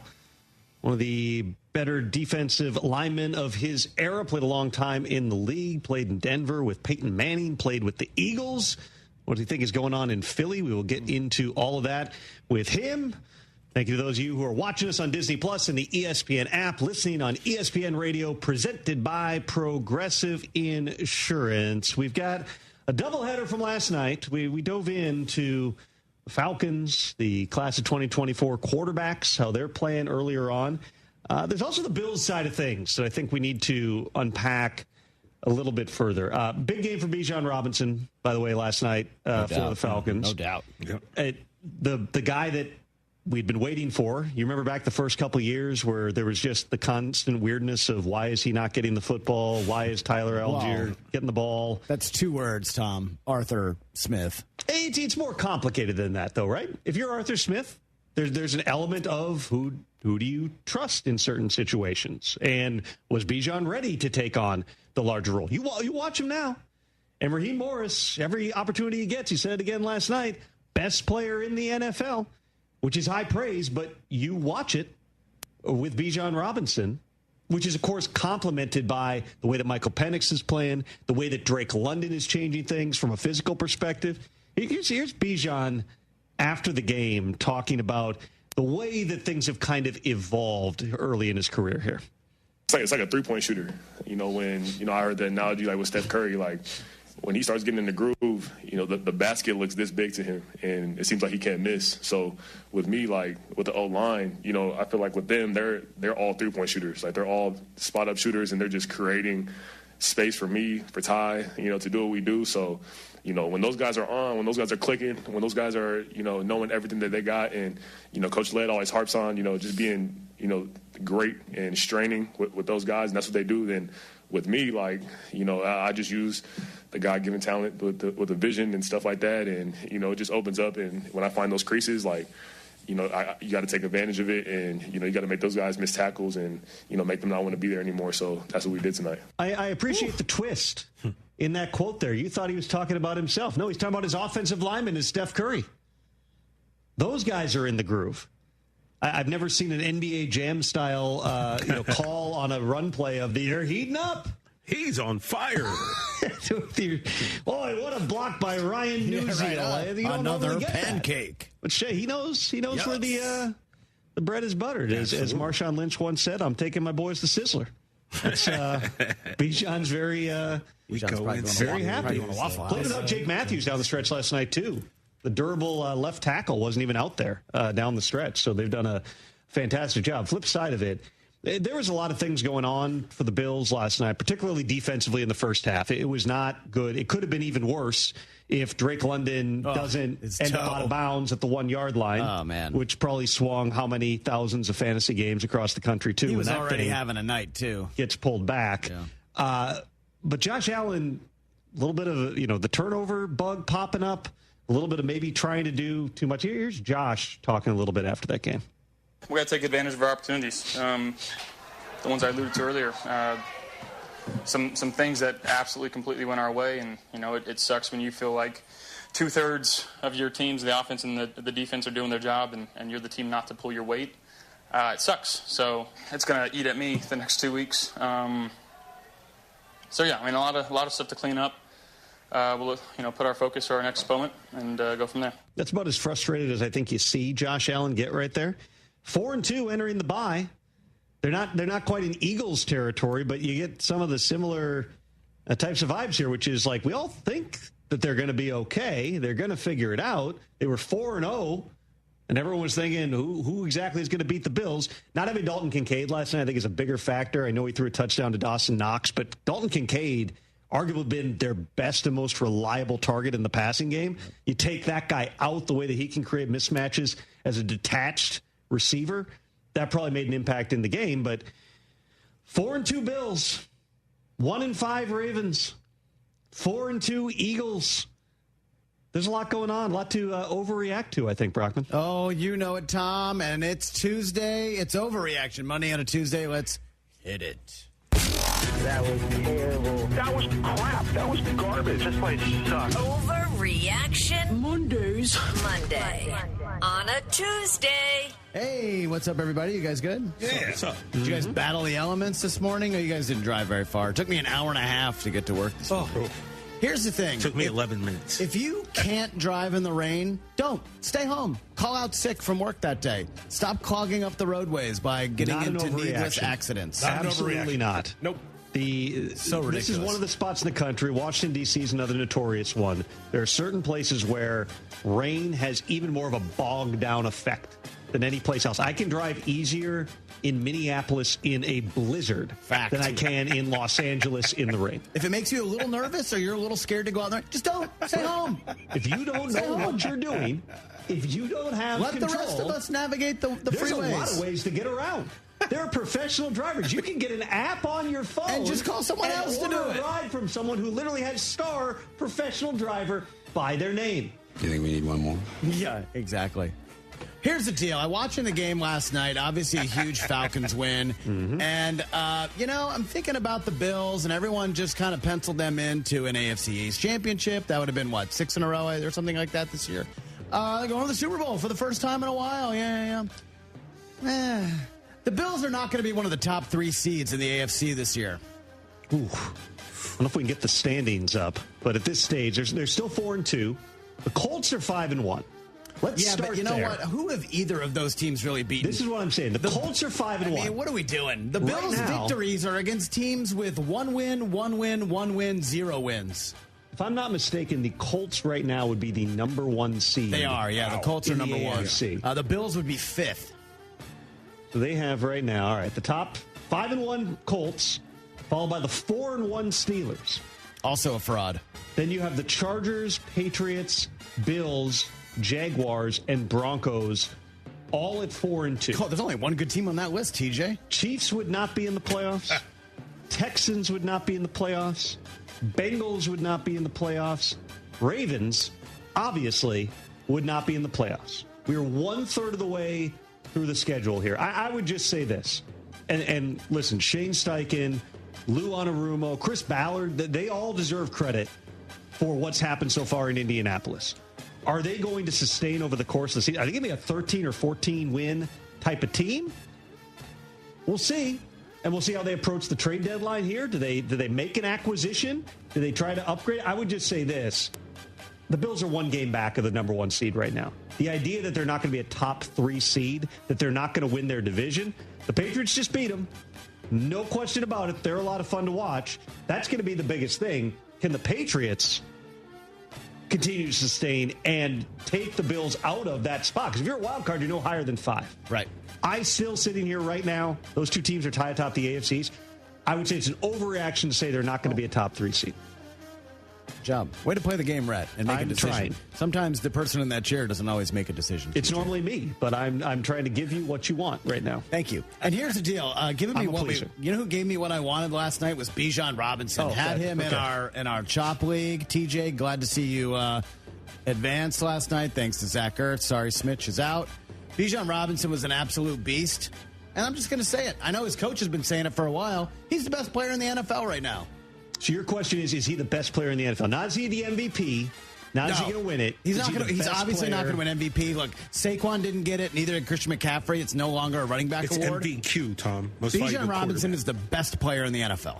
I mean, you have to have Saquon and McCaffrey in that category, too. McCaffrey has been putting up volume like he hasn't since his last MVP caliber season, right? He's been great. The whole offense is going through him at a time that everyone else is hurt, including the quarterback. He's in that mix. I don't know that you have a wide receiver. Jamar Chase would certainly be in there. For my money, Justin Jefferson is always in that conversation as well.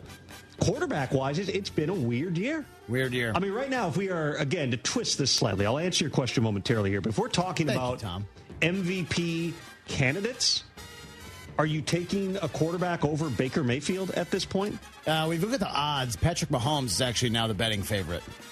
But that's based on where the money's going to go. Sure. These people figure Patrick Mahomes is figuring it out. He gets Rashee Rice back this week. I got it. They're playing better.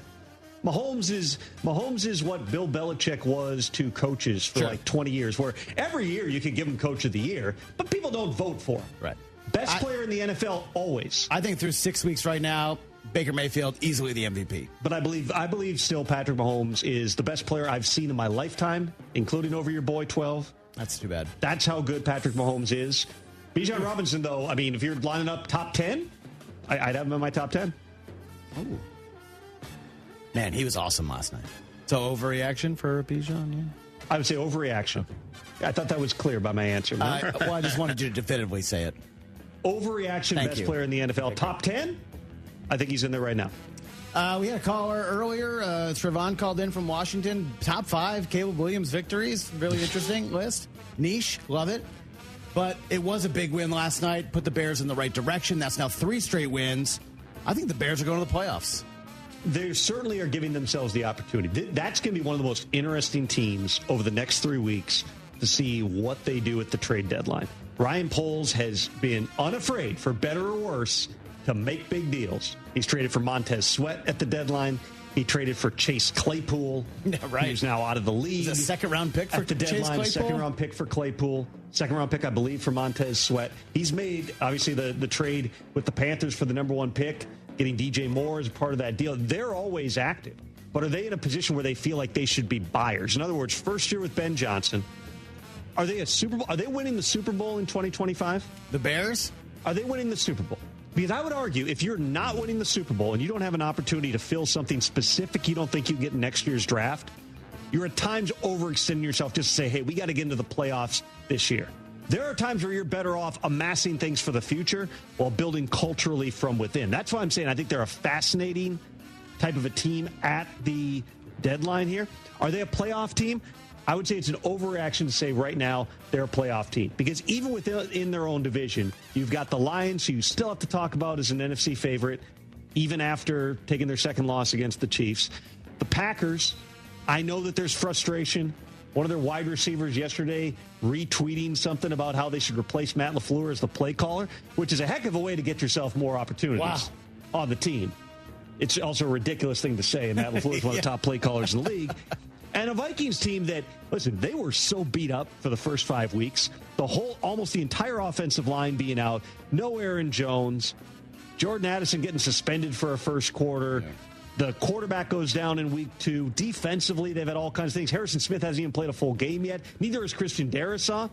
But they're still a really good team and a really well-coached type of team. So the Bears right now, if you're stacking it on paper, I think objectively you'd still put the Bears 4 out of 4 in their own division. But at 3-2, do they have an opportunity to make this interesting? Absolutely. But no, overreaction to say they're a playoff team right now. All right, 2 more, and we'll finish up. Malik Jackson's coming out. TJ, before the year, we did how many teams do you think can win the Super Bowl? And Rich had, I think, almost half the league, 15. I think I had a dozen, and you had 7. Yes. Which was very admirable. I respected that. I was actually jealous that you did that instead of me. Just keep it real, yo. And so, but through 6 weeks, I think this is the most wide open we've seen the NFL in quite some time. In fact, 21 teams have at least 3 wins. Rich is going to do his power rankings tomorrow, and I bet that he has the Chiefs in the top 5, and they're not even in the playoffs if the playoffs started today. Playoffs? I think there is not a single elite team through 6 weeks in the NFL this year. I don't think that's an overreaction. Schler said the same thing. Yeah. We had him on in the last hour here. Like, who is the dominant team? Well, by virtue of the fact that we'd have to go back through and look at historically, but there's not a lot of years where you don't have a team that gets through the first 1/3 of the season, 6 games undefeated. Everybody has stumbled at some point, including the mighty Colts, who, if A.D. Mitchell doesn't decide to prematurely celebrate at the goal line and fumbles the ball, they might be 6-0. Yeah. They would be the last one. And while they've played, again, really well, and I give a ton of credit to everybody involved with that thing, are they a dominant team? Are you saying the Colts are the one team in the league we don't want to see right now? I don't think many people are looking at it like that. No, they almost lost to Jake Brisket on Sunday. Yeah, I don't think that it's an overreaction at all to say that there's not, I can't remember what your phrasing was, but a dominant team? There isn't a single elite team through 6 weeks. I would say not a single elite team based on the performance that we've seen so far. But if you ask me right now, who are the teams that you're going to be scared to see for the next 2/3 of the season? It is the Chiefs, who at 3-3 would miss the playoffs right now. But Rashee Rice coming back, a top 20 receiver, that is a big deal for that team. The Ravens, I know this is going to sound like I'm out of my mind and don't know how to do math. They need to win 9 or 10 of their last 11 games just to get into the playoffs at this point. But that division, even with the Steelers at 4-1, is still wide open. They should have Lamar back. They should have Roquan Smith back. They're not a dominant team by any stretch, but they're not a 1-5 team. They're 2 Derrick Henry fumbles away, even setting aside everything else, from being 3-3, from beating the Bills in week 1. So the fact that you have teams like that in the conversation, I think just goes to show there's not that single dominant team. There's not oh my gosh, there's no way, even if they get into the playoffs, they're not beating this team. If they make that type of run, if the Ravens get in the playoffs at 10-7 as a wild card, and pick your division, the AFC West champion goes to Baltimore for a wild card game, I'm still scared of the Ravens in that setting. Unless it's against the Chiefs, and then history would tell you it's probably Kansas City. You got one more? Yeah, last one. Last year, guys, this dude told us to just Google him. And I was like, okay, so we Google him, never heard of him. He's a really good coach. And with Brian Callahan going down yesterday and James Franklin going down at Penn State, we are now in the, all right, hot seats. Coaches are going to start getting fired. And I think as we enter probably later this year and when the hiring cycle starts, it's going to be a hot name. Curt Cignetti is going to be coaching in the NFL next year. Google me. That's a fascinating Has Indiana third overall in the AP poll right now? Well, I'd say this. After winning at Oregon? And I know Mel Kiper put out his first his big board, right? Big board, top baby. 25. Mel's big board is out. He had the Oregon quarterback at number 1. He's got the Indiana quarterback who just beat Oregon. 3. At number 3, Fernando Mendoza. It would not be the first time that we've seen a scenario where you have a match. It is extremely rare, obviously. Once upon a time, Cliff Kingsbury went into the NFL, had recruited Kyler Murray, had the perfect fit, and all of a sudden, Kyler Murray ends up in Arizona. This would be far more direct. Curt Cignetti coming with Fernando Mendoza. With the way that things are going at Indiana, I mean, the best case scenario for Curt Cignetti might be just getting a monster contract to just continue to be a Big Ten factor in Bloomington, Indiana. But I would say this, in a year where it's wide open in terms of who the coaching candidates are, it's a very short list in terms of the guys who are dialed up. And I talk with GMs, agents, other coaches about this all the time. There's not like a list of here's the 10 guys. These are all really strong candidates. It's not one of those years. I wouldn't be surprised at all if somebody is looking to the college ranks, whether that's for a Marcus Freeman, a Matt Campbell. I don't think it's completely outlandish to say Curt Cignetti is a good enough football coach that's at least worth making a call and seeing. So I don't think he's going to be in the NFL, but if you're saying there's a chance, was that it? Or what was the premise? Was it he will be in the NFL? Will be coaching in the NFL next year. Overreaction to will be coaching in the NFL. Not an overreaction to an NFL team might want to call him and say, would it be an overreaction to say you could be coaching in the NFL in 2026? Jets go 0-17, have the number 1 pick. Obviously need a quarterback next year. There you go, Tom. There's your match. Google 0-17 would be, that would be edgy in New York. 0-6, not great, especially the way that 0-6 has happened. 0-17 comes around only once, twice a lifetime. I don't think they're that bad, but they're another team over these next 3 weeks, depending on how they decide to handle the trade deadline. Those losses might mount a little bit. All right, Malik Jackson's in the house. Longtime NFL defensive lineman. He's got a lot of opinions and also a great turtleneck. Look at him. He's with me next on The Rich Eisen Show.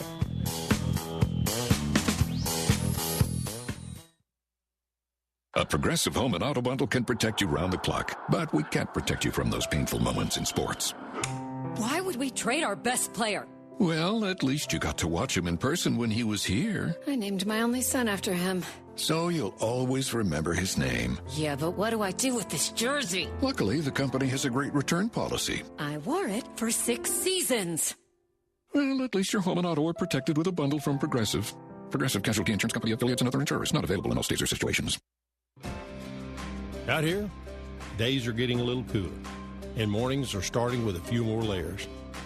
It's the season for more time at the grill, more feed for your animals. Heaters burn late into the night, and the woods start calling your name. We appreciate hard-working hands, shared moments, and love for our land. That's why season after season, we're here for your life out here. Tractor Supply. Hi, I'm Sean with Energy Texas, and I'm a customer too. I'm proud to say our rates are 17% below the national average.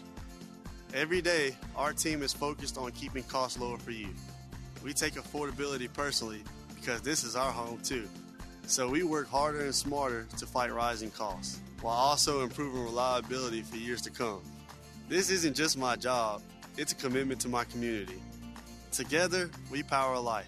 Entergy. Join us at Houston Small Business Expo on Wednesday, November 5th at the NRG Convention Center, America's biggest business growth event. It's free to attend. Network with thousands of business owners and entrepreneurs. Over 20 free business workshops, speed networking, exhibitors, and keynotes by leading industry experts. Houston Small Business Expo is free to attend on Wednesday, November 5th at the NRG Convention Center. Register online at smallbusinessexpo.com. That's smallbusinessexpo.com. John Granado here. Walking into Republic Boot Company at 11th and Studewood in the Heights is like walking into a time machine to the Republic of Texas. Seriously, go check it out. Whether it's their exclusive 1836 collection of all leather boots or a customized pair with whatever material and design you want, these are going to be the most comfortable boots you've ever worn. Hats, suits, and all kinds of handmade leather products in a Texas-inspired haven. Book their space for your next event. Republic Boot Company, where tradition meets style. RepublicBootCompany.com. Hi, I'm Danny Clark, owner of Collectors Firearms. We're celebrating our 50th year in business, and we would like to invite you to come see our 12,000 guns in stock. Don't let the name fool you. We carry all the latest and greatest guns, in addition to the antiques and collectibles. We even have a tank right out front. Have you been putting off cleaning your guns? Bring them to us, and we will give you a basic cleaning free of charge while you wait. Come see us at Westheimer at Voss, CollectorsFirearms.com. That's CollectorsFirearms.com. McGrath Pest Control, basically hired killers. See their killing menu at McGrathPestControl.com.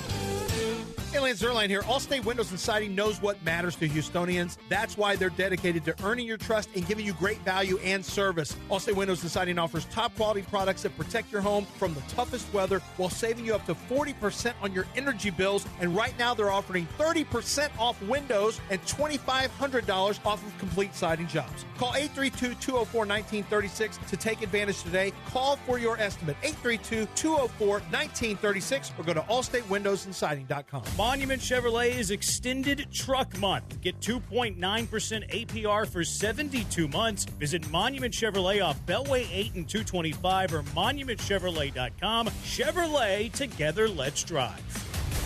Attention taxpayers, if you owe $5,000 or more in back taxes to the IRS, don't wait for the October 15th extension deadline. Your problems will only continue to grow. The IRS is using advanced AI tools to identify and collect unpaid taxes faster than ever, meaning tax debt collections will become increasingly aggressive. Call Priority Tax Relief now. Their experts fight back fast and are saving their clients millions in tax debt every month. After speaking on my behalf with the IRS, my entire debt of $25,000 will be eliminated.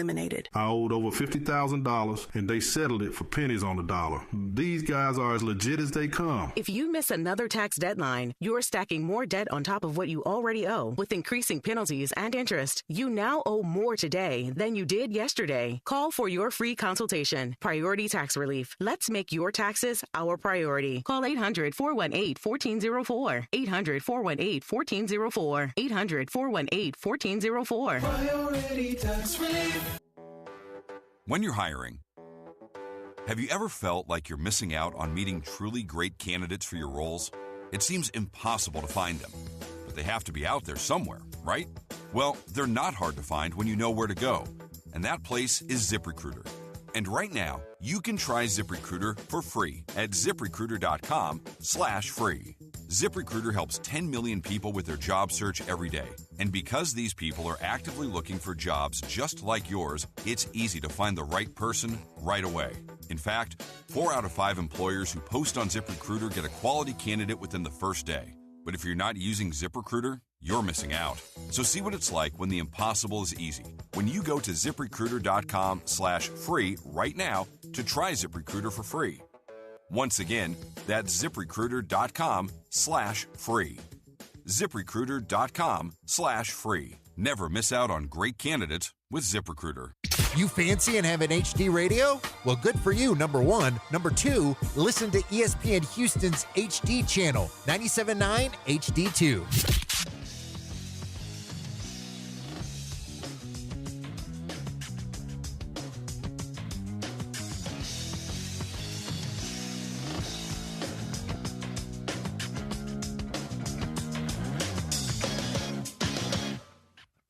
to the Rich Eisen Show. Tom Pellicero in for Rich on Disney Plus, the ESPN app, and ESPN Radio, presented by Progressive Insurance. We got a guest here who stands out for a couple of reasons. One, because it brings the grand total of Super Bowl rings in this room to one.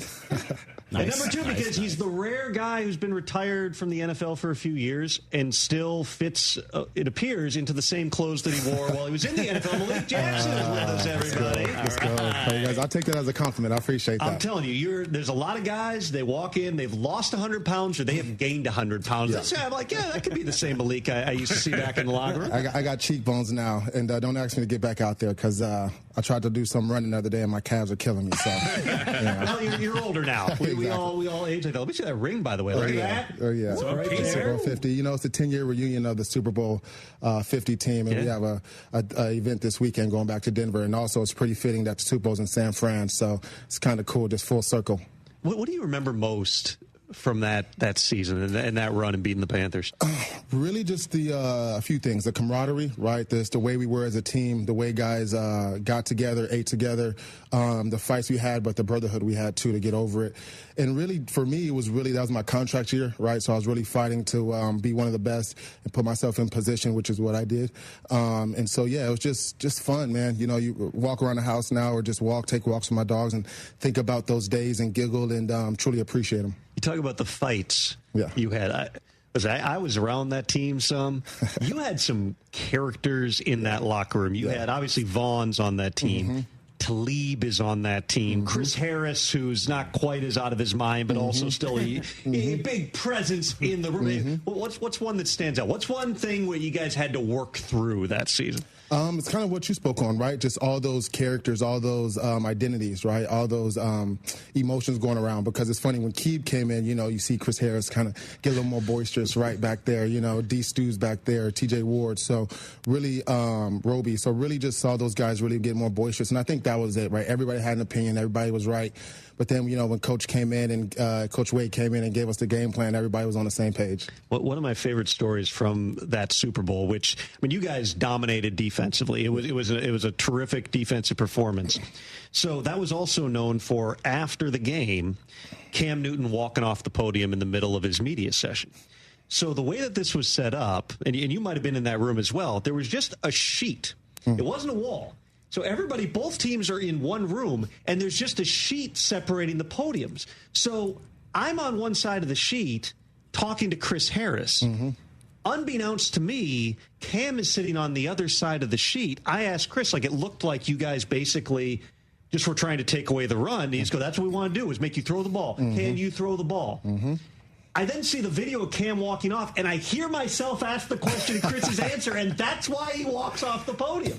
Oh. Hey. But also remember that. Wow. But that was the plan in that game, was basically we are not going to let Cam Newton and that run game run on us. We're going to make you put it up in the air. Yeah, because back then they were doing a lot of play action, right? Get him out the pocket, max protection, and so we took that as a challenge. You're going to keep in 5 to 7 guys.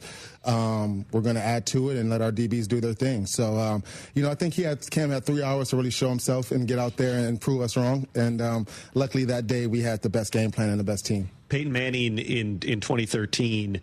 Through 55 touchdown passes was unbelievable. 2015, he was not the same guy. He missed time. He had the foot injury. Osweiler plays for a while. Peyton eventually comes back in. He couldn't throw the same way. It was kind of like a T-shirt cannon where it's it would pop and they would just kind of float to the receiver there. Yeah. What's your favorite Peyton Manning story from those years? My favorite, it's funny, right? Because I was what you consider a brokey, right? So being able to look at Demaryius Thomas, Von Miller, D. Ware over there with Peyton having a good time, I'm just that'd be a cool table to sit at. But for me, I think just want to shine light on 2 guys that really meant a lot to me, which is Demaryius Thomas and Ronnie Hillman, right? 2 guys that aren't here with us right now, but really put a lot towards the team, gave a lot of character, gave a lot of insight, man. And so it's really just a laughs with everybody. It's you can't pick one moment, but it's really just having the laughs, having the teammate, and just understanding who everybody was, but also being able to learn. Because as in the NFL, guys have full-blown families, right? And so we actually get a chance to get together, eat, talk, learn, right? Everybody was cool with sharing. I remember Robert Ayers came into the locker room, and as a rookie, when you come in, you know, everybody's like, oh, this guy's going to take your spot, or you got to be careful, tell him the wrong play. But he just took me under his wing, which made me a lot more of a benevolent leader. So when I got older, I would just tell guys what the play was, help them out as much as I can, and, you know, push myself to say, well, they can't take my spot, right? And so it was just a great team. You also played in Philly for the Eagles. There's still some guys there that you know. Yep. Well, from what you've seen, from what you know about the people involved, what's going on right now with the Eagles? I just think it's just it's any given Sunday, you know. It's been tough because they lost 2 tough games, right? One was a blocked field goal. The other was a drive at the end by the Broncos. And so, yeah, it's just been 2 tough losses. But I think, you know, as a lot of people, like analysts and we know as players, but everybody else has to realize, you know, you truly win or lose a game by the mistakes. So if they can just cut down the mistakes, the little mistakes, they'll be fine. Did you ever see Jalen Hurts come out of his shell when you were there? Not really, man. You know, he was just a quiet young kid, rookie when I came there. When he came in, just quiet, doing his thing, waiting for his turn. So he's very even-keeled, very. You know, I wanted to rile him up, but he's just chilled, just as cool as the other side of the pillow. What's it been like watching Carson Wentz through these past years? The first guy ever to start for, 5 different teams or 6, whatever the number is, in consecutive seasons. Yeah. I mean, it's been an interesting year for me watching these quarterbacks get second chances, right? The Sam Darnolds of the world, the Mac Jones of the world, right? These guys get drafted high, and then next thing you know, they're on the couch or preferably backing somebody up, right? And you know they want more. So to see Carson really get a second opportunity and actually take the bull by the horns and do good, man, it's cool to see, because I know he wants that. How difficult is that? Obviously, you didn't play quarterback, but there's pressure on everybody coming into the league, right? And there's some guys who, especially if they're high draft picks, and then their first, game, season, couple of seasons, they're not making impact performances. There's this constant deluge of social media reaction and fans and people sending them messages about you suck and you're a bust. I'm sure you weren't in that category, thankfully, but I'm sure you were around guys. How do you deal with that in the locker room? I mean, it's tough, right? Because I'll tell you my personal story. So I came from Denver, went to Jacksonville. I was still the guy. You go to Philadelphia next, you become a guy. Why they have Fletcher Cox, Brandon Graham, right? They have their draft pick. So now you're seeing myself like, okay, this is interesting when you're a backup, right? Then you have Javon come in, Hargrave come in, right? And so now coach is like, hey, tell him he's starting. And I'm like, what the hell? So it's one of those things that, you know, it takes a lot out of you, but you just learn to be a team player. You know, you understand your role, you understand what you have to do, and you make the best out of your opportunities when you get out there. So, and then I go to Cleveland, and I'm still the guy, but the body was breaking down, and the play wasn't where it was meant to be. So that's when I was like, you know what, I'm done. You mentioned Jacksonville in there, and I was thinking about this morning, because you were there when there was chaos. So it was in 2016, right? They fired Nathaniel Hackett as the offensive coordinator pretty early in the season. Gus Bradley gets fired late in the season. Yesterday we had the first head coach firing in the NFL this season, with the Titans firing Brian Callahan 6 games in. Does it make a difference in the locker room? What is the ripple effects? You hear that news, and is there anything changeable once the train has left the station in the season? Not really. That's why I don't understand like the whole midseason firings, right? They treat it like soccer, where you just get rid of these guys, bring a new manager in. But it really doesn't change anything in the locker room, because at the end of the day, we still have to do what we have to do. And the position coaches are the same. The scheme's going to stay the same. So you just got to go out there and really just try to play for the new coach, right? I mean, and do your job, because at the end of the day, was Titans. Did they win a game yet? They're on 5 right now? They're 1-5. They won the game where the Cardinals had a 21-3 lead, and then Amari DeMarcado dropped the ball on the goal line and turned it into a Titans win. So, yes, they would be 0-6 if not for that. But I think you have to understand, too, you got a rookie quarterback, right, who needs development. You know, we came from the days when an Aaron Rodgers was sitting behind a Brett Favre for a few years, right? And so gone are those days where quarterbacks sit to watch, sit, and understand what the speed of the game looks like and learn from somebody that's a Hall of Famer. So, you know, I think they should have gave Coach Callahan some more time, but it's the NFL, man, and some heads roll. You know, shit. Oh, sorry, never mind. When you look at the current state of line play in the NFL, like, are there defensive linemen who every time you see a highlight, you're like, that's it. Like, that's the dude. Man, it's funny enough. Calais Campbell, right? Great friend, ex-teammate. I'm just still amazed by how he's out there walking the way he walks, how big it looks like every step he takes hurts. But to see him, I watching the game, got a sack, arm over, I was like, man, this guy said exactly who he is, right? So for me, I'll tell him, like, hey, man, retirement's fun. You know, come hang out, you know. But he's still playing at a high level, so I don't know if he's going to try to get another 3 years in. We'll see. Hey, he's unbelievable because he's the biggest human you're ever going to meet. He's so tall. I mean, I think he's listed at 6'7" or something. He seems taller than that. But just like this naturally massive dude with a really deep voice. Like, he's one of those guys that you feel like if he wants to play till 45, he might be able to do it.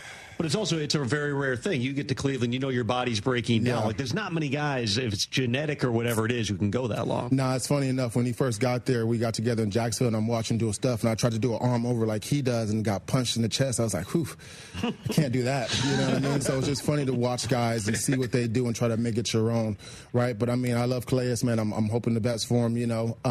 Hope he stays healthy and can keep going as long as he wants to. You know, now, granted, this isn't Elysium where you can lay on a table and everything's fixed. You know what I mean? I'm sure he's going to be dealing with some stuff, but, man, he knows how to handle himself, take care of his body, and perform at a high level. Malik Jackson is with us in studio here. There was an incident at the end of the Sunday night game with the Chiefs and the Lions, if you saw it. Brian Branch, wasn't thrilled with being pushed in the back earlier in the game by Juju Smith-Schuster and decided to blow off the quarterback, go and punch Juju in the head.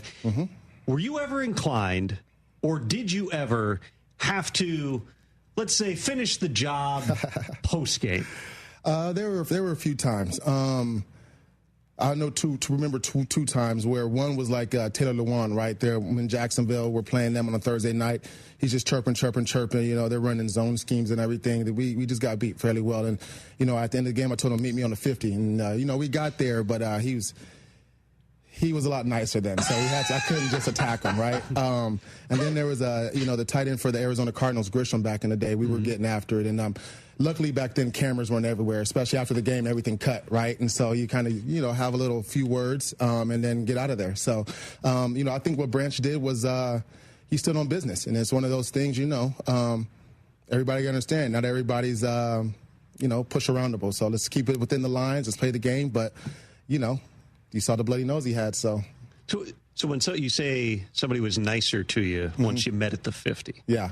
Is it full apology mode? What did you hear that made you not have to? He was all smiles, like, hey, and I was like, nah, I'm not with that. Let's go. And he was like, they won. He's like, nothing to fight about, right? It was just his character and how he gets in the game and moves, from his Michigan days or whatever. So there was no apologies. It was just like, oh, what's up, man? All smiles. And so I had to kind of calm it down a little bit. So, yeah. There's some guys who probably are a lot better at turning that off instantly than other guys. Yeah, but me, I was just so turned up. I was like, nah, I'm not hearing that. You know what I mean? So yeah.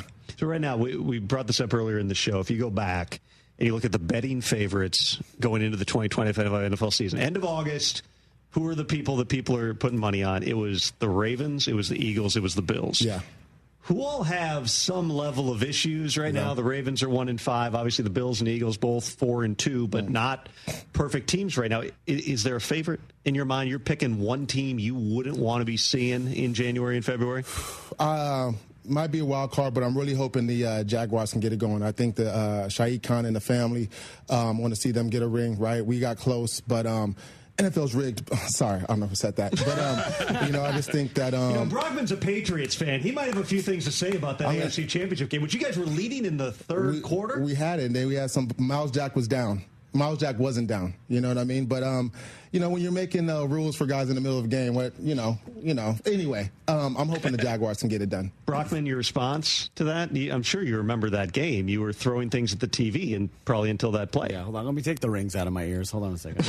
I didn't know he was on a team. No, he's on Team Buffet during the game. That's where Brockman is. They hate us because they ain't us. I mean, what do you want me to say to that? He's way bigger than me. I'm not going to talk any smack. The week before that, though, it is still the wildest NFL game I've ever covered in Pittsburgh against the Steelers. And this was Blake Bortles as the quarterback. You guys had a talented team. Yep. Fournette was on that team. Jalen Ramsey was on that team. Obviously, you guys up front were really good defensively. But, everyone forgets that game, in part because immediately after it, the Minneapolis Miracle game was on, which now is still played everywhere, and Stephon Diggs making the play. Even though I live in Minneapolis, I was in Pittsburgh going, this is the wild. It was 45-42, a score that Calais, when I had interviewed him a few days before, just threw out there. Was like, hey, I don't care if we win 60-0 or 45-42. A score that had never happened, and then they won 45-42. Calais sees me in the locker room after. He's like, hey, you go find that tape. I said 45-42. And I had our people go and find the tape. He called the score. But there was no reason to think this Jaguars team was going to go into Pittsburgh and win. But there was something about that group, especially the way that you guys were on defense. Like, you made it hard on everybody every single week. Yeah, we were just a rough ragtag group. You thought Denver had a loud, boisterous. Imagine a bunch of Aqib Talibs out there, right in the back end, and then guys with something to prove on their shoulders in the front end, and the D line, the linebackers, right? Telvin Smith, Calais, Avery Jones. So Dante Fowler, who's still doing right? I mean, there was a lot of dudes. It was a lot of good dudes there. So, we were just, the ski mask versions. We were out there, didn't care. We're out here pushing people around and, saying and doing things you can't say on Disney Plus. But, it was it was fun. The code. I say just go for it now. Let me say it. No, let's not. Tell me real quick before I let you go. What else are you up to now?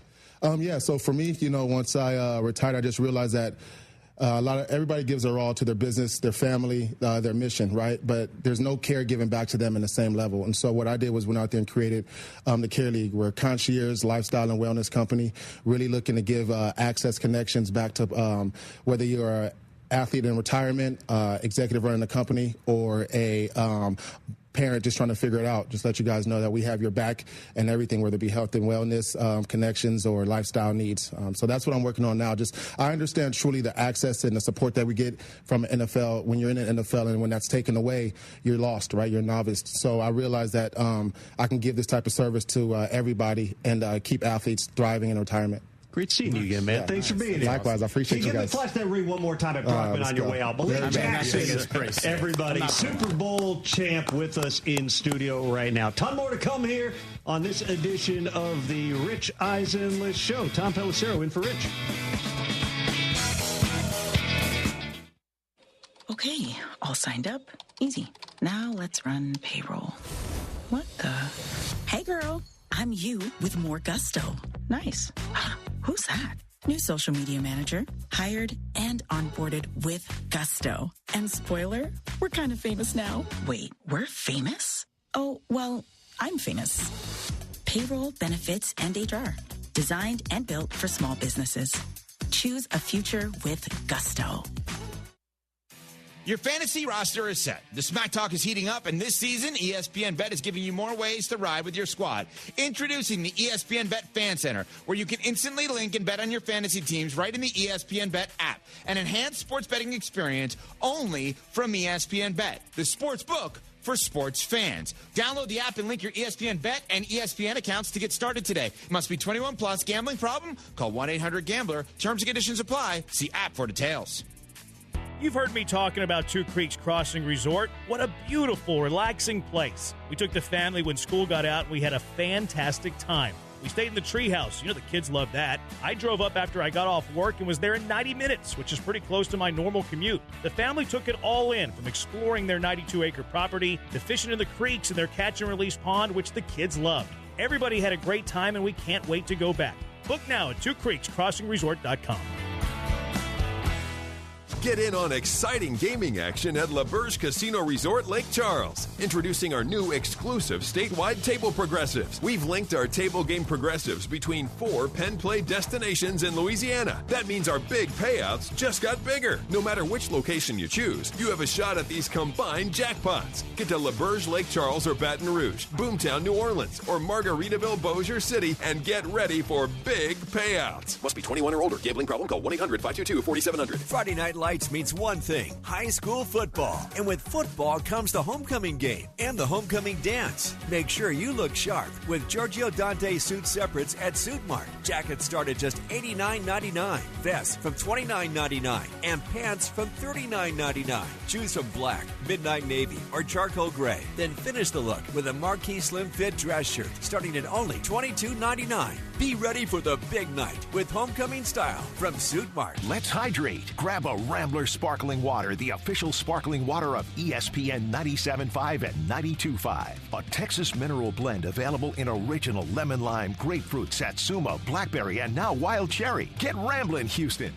Chastang Ford is the place to go if you're in the market for a Ford. Their professional staff will provide you with an outstanding truck buying experience. They offer competitive pricing and an extensive selection of new and used Ford vehicles. From the sales staff to the finance team, their knowledgeable and friendly staff are devoted to helping you find the perfect Ford for your needs. Chastang Ford also offers exclusive incentives and deals to get the most out of your purchase. Whether looking for a truck or SUV, Chastang Ford is the perfect place to find your dream Ford. Attention taxpayers, if you owe $5,000 or more and back taxes to the IRS, don't wait for the October 15th extension deadline. Your problems will only continue to grow. The IRS is using advanced AI tools to identify and collect unpaid taxes faster than ever, meaning tax debt collections will become increasingly aggressive. Call Priority Tax Relief now. Their experts fight back fast and are saving their clients millions in tax debt every month. After speaking on my behalf with the IRS, my entire debt of $25,000 will be eliminated. I owed over $50,000, and they settled it for pennies on the dollar. These guys are as legit as they come. If you miss another tax deadline, you're stacking more debt on top of what you already owe, with increasing penalties and interest. You now owe more today than you did yesterday. Call for your free consultation. Priority Tax Relief. Let's make your taxes our priority. Call 800-418-1404. 800-418-1404. 800-418-1404. Priority Tax Relief. Houston is Soccer City, USA, and World Cup 2026 is coming our way. Join me, Glenn Davis, every Tuesday and Wednesday, 6 Central Time, for Soccer Matters ESPN 97.5, presented by the Daspit Law Firm. Hey everyone, it's Brian. Join me, Jeremy, and Joe this Friday from 3 to 6 at Old Humble Distilling Company. We're broadcasting live, sipping award-winning Texas whiskey and soaking up the good vibes. It's all happening at Houston's finest micro distillery. Find their address at oldhumbledistilling.com. See y'all Friday at Old Humble.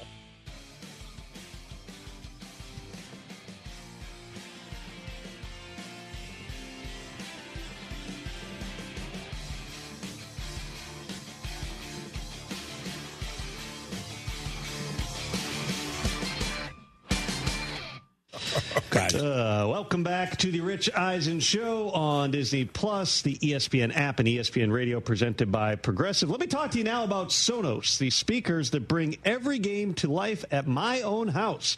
With studio quality sound, Sonos makes you feel like you're right there in the stadium. Whether you're cheering on your team, binging your favorite show, or listening to the hottest songs, Sonos fills every room with incredible sound. Setup is easy. Just plug in, open the Sonos app, and you're ready to go. Want stadium quality sound at home like me? Explore soundbars, speakers, and more at Sonos.com. Sonos, they look as good as they sound. We're talking about that 2017, January of 2018, AFC divisional game. Jacksonville and Pittsburgh, okay? 87 points in this game. 38 in the fourth quarter. You have no recollection of this, right? This game has been wiped. I had forgotten from the collective unconscious. This game is insane. Yeah. Ben Roethlisberger threw it 58 times, 469 yards, nice, 5 touchdowns. Okay, Antonio Brown.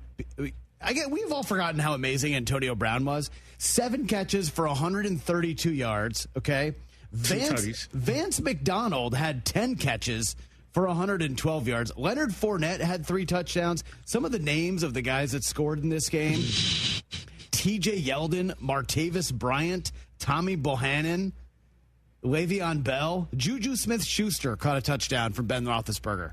And nobody remembers that game because the moment it ended was the Minneapolis Miracle beginning. So I live in Minneapolis. All right, not a Vikings fan. Everyone I know is a Vikings fan. But so I'm in the locker room talking to Calais Campbell, who had somehow predicted the exact score of that Jaguars victory, doing my, on the field stuff, get to the airport. I'm on the plane watching the Minneapolis Miracle on the plane. So, at some point the TV cuts off. Now that doesn't happen as often. I think they've got like a better system for it. But at some point, like you're getting below a certain, the flight deck, right? Whatever the Top Gun line is, hard deck. See, I love that movie. Watched it on a plane. And so, like, my internet cuts out with like 30 seconds to go. We get down onto the ground. My phone pops back on, and it's just a bajillion messages. Boom, boom, boom. Every tweet, every text. I'm like, what happened? The game was over, And then you see the play. I almost forgot about the Steelers-Jaguars game, and the main reason I remember was Calais Campbell, a scoregami prediction. Never in NFL history. And days before it said, don't care if we win 45-42. The exact score of the game. I mean, Minneapolis Miracle, also insane. 17-7 going into the fourth quarter, 29 fourth quarter points. Obviously, the Stephon Diggs walk-off. Joe Buck's epic call. And Marcus Williams, who missed the tackle on that play, he'd had a great rookie season, I believe it was, for the Saints. And I remember talking with him the following year, just being down in New Orleans. Like, he was so mature about the whole thing. There's a lot of people who would be like, bleep you, I don't want to talk about that ever again. Right. There'd be other people who just, like, crushes their soul. Marcus Williams developed into a really good player and then went to the Ravens and got a big free agent contract, too. But you think back at who else is involved in that play. I mean, it's Case Keenum throwing it to Stephon Diggs. Why Case Keenum? Because Sam Bradford had hurt his knee early in the season. Why Sam Bradford? Because Teddy Bridgewater's knee had exploded the year before on the last day of training camp.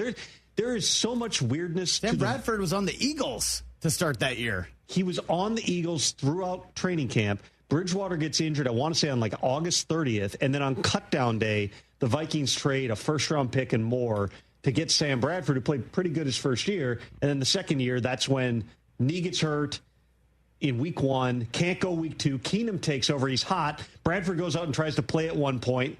Can't move anymore. Keenum comes back in, and they go on one of the great runs of all time. Every great Viking season is somehow marked by something bizarre happening at a quarterback. 1998, it's Brad Johnson gets hurt right out of the gate, and Randall Cunningham leads the run. And is unbelievable that 09 year. is the acquisition of Brett Favre, who is not even there until the end of August. 17 was the run with Case Keenum. And now, who knows, the Vikings make a run this year. It will be the story of Carson Wentz, J.J. McCarthy, God knows what else. You'd hope just those two. The next man up is Max Brosmer. That's the that would be the next guy, the undrafted rookie out of Minnesota. ESPN Radio is presented by Progressive Insurance, supporting you every step of the way. Progressive.com. We still got a lot more to come on this episode of the Rich Eisen Show. We are going to have Chase Daniel on in the last hour, one of the best guys that you're going to find anywhere breaking down quarterback play within the NFL. I'm curious to ask Chase what impact, if any, the firing of Brian Callahan could make on Cam Ward as that thing moves forward with a highly drafted player in Tennessee. Some people just know you can save money on car insurance by checking Allstate first. Like you know to check the weather first, before wearing face paint to the game. Bro, your Go Cats is dripping into your nachos. Oh, and now paint is in my eyes. Interception! Did you see that? No! Yeah, checking first is smart. So check Allstate first and see what you could save. You're in good hands with Allstate. Potential savings vary, including based on how you buy, subject to terms, conditions, and availability. Allstate North American Insurance Company and affiliates, Northbrook, Illinois. Rich Eisen here for Sonos, the speakers that bring every game to life in my own house. With studio quality sound, Sonos makes you feel like you're right there in the stadium, whether you're cheering on your team, binging your favorite show, or listening to play your first $5 lineup. That's promo code MAPES to get $50 in lineup after you play your first $5 lineup. Prize Picks. It's good to be right. Must be present in certain states. Visit prizepicks.com for restrictions and details. When you want real flavor and real value, head to Saltgrass Steakhouse. Kick back in the No Bull Lounge for the best happy hour specials weekdays from 3 to 7. Order up juicy steaks, fall off the bone ribs, or fresh seafood. From the bread to the butter, salad dressings to desserts, everything's made from scratch. Lunch and early dining available weekdays from 11 to 6. Call today to order our viral chicken tender family meal, the one taking TikTok by storm. Saltgrass Steakhouse. Legendary flavor, no bull. Contact Tax Relief Helpers for details and restrictions. Attention, anyone that owes money to the IRS. If you filed for a tax extension for the 2024 tax year, your extended deadline to file your federal income tax return is October 15th, 2025. This deadline is quickly approaching. Every day, your unpaid tax debt gets bigger and bigger from daily interest. If you owe $10,000 or more, now is the time to settle your debt. Call Tax Relief Helpers right now. We'll help you file, put a stop to penalties, interest, and avoid liens, levies, or other hostile measures by the IRS. I got behind on my taxes and owed $48,000. years. I called and they got my debt lowered to just $3,500. I owed $87,000 in taxes, and it was scary. I got the amount I owed down to just $3,500. I saved $83,500. If you owe money to the IRS, don't wait another day. If you miss the October 15th deadline, you could face penalties of 5% of the unpaid taxes for each month that the return is late. The call and consult are absolutely free. Call 800-743-8419. 800-743-8419. That's 800-743-8419. The Preview College Basketball Exhibition doubleheader is coming to Fort Bend Epicenter Sunday, October 26th, featuring Texas A&M versus Arizona State and the preseason #1 ranked Houston Cougars versus Mississippi State. Get your tickets now at etix.com. Actual price will depend on product and subscription plan. Featured products are compounded drug products, which the FDA does not approve or verify for safety, effectiveness, or quality. Prescription products require an online consultation with a healthcare provider who will determine if appropriate. See website for details, restrictions, and important safety information. Want a boost in and out of the bedroom? Hims has you covered. Introducing a new 2-in-1 approach to level up your game. Tadalafil for better bedroom performance and zinc for testosterone support. Turn things all the way up and find affordable treatment options at up to 95% less than brand names at hims.com/joy. That's hims.com/joy. You're still glowing, flirting, grooving. You still got it. But your immune system weakens as you age, making it harder to fight flu, pneumococcal pneumonia, RSV, and COVID-19. Vaccines are a key part of any health routine and help strengthen your immune response. Ask your doctor or pharmacist which vaccines you need. Schedule in minutes at vaxassist.com. Sponsored by Pfizer.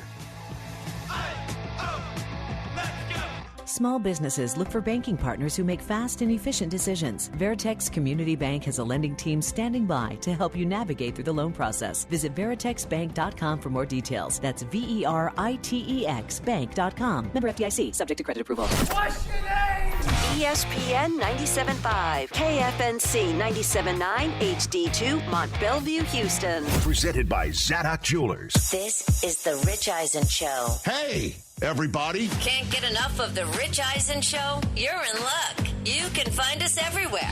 Watch us weekdays on Disney Plus from noon to 3 Eastern.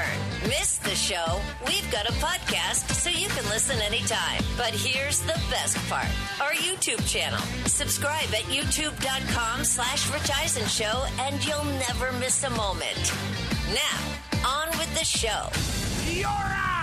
There's confusion on the field. Sal Frelick took away a grand slam. The Rich Eisen Show with guest host Tom Pelissero. Earlier on the show, 3-time Super Bowl champion Mark Schlereth, 10-year NFL veteran defensive tackle Malik Jackson. Coming up, writer and director Ron Shelton, ESPN NFL analyst Chase Daniel. And now, sitting in for Rich, it's Tom Pelissero.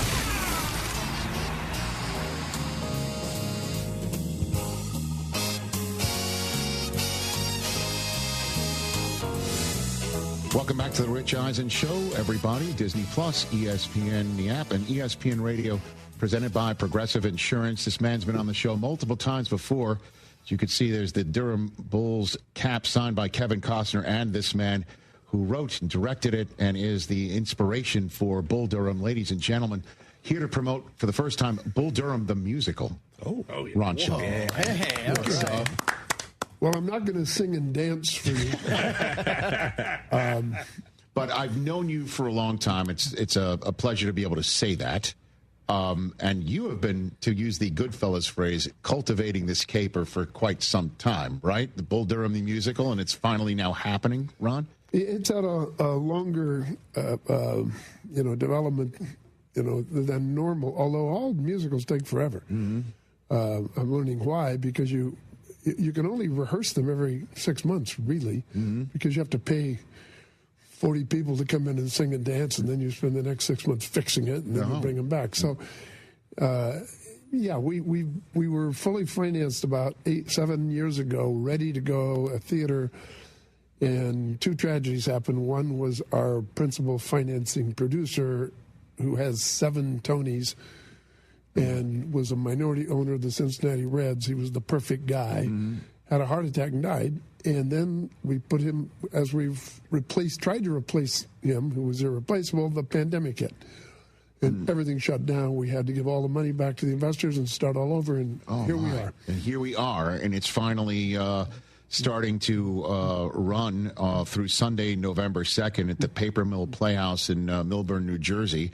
And then, so this is off Broadway, to say the least. But, I mean, the idea would be for this to catch a little bit of fire and go. Well, catch a lot of fire is the goal. I mean, we've got Tony winners everywhere and Tony nominees everywhere, and the director and the cast and the choreographer. And, I mean, it's a big-time show. And the Millburn, if AAA in baseball is a phone call away, this is like 4A.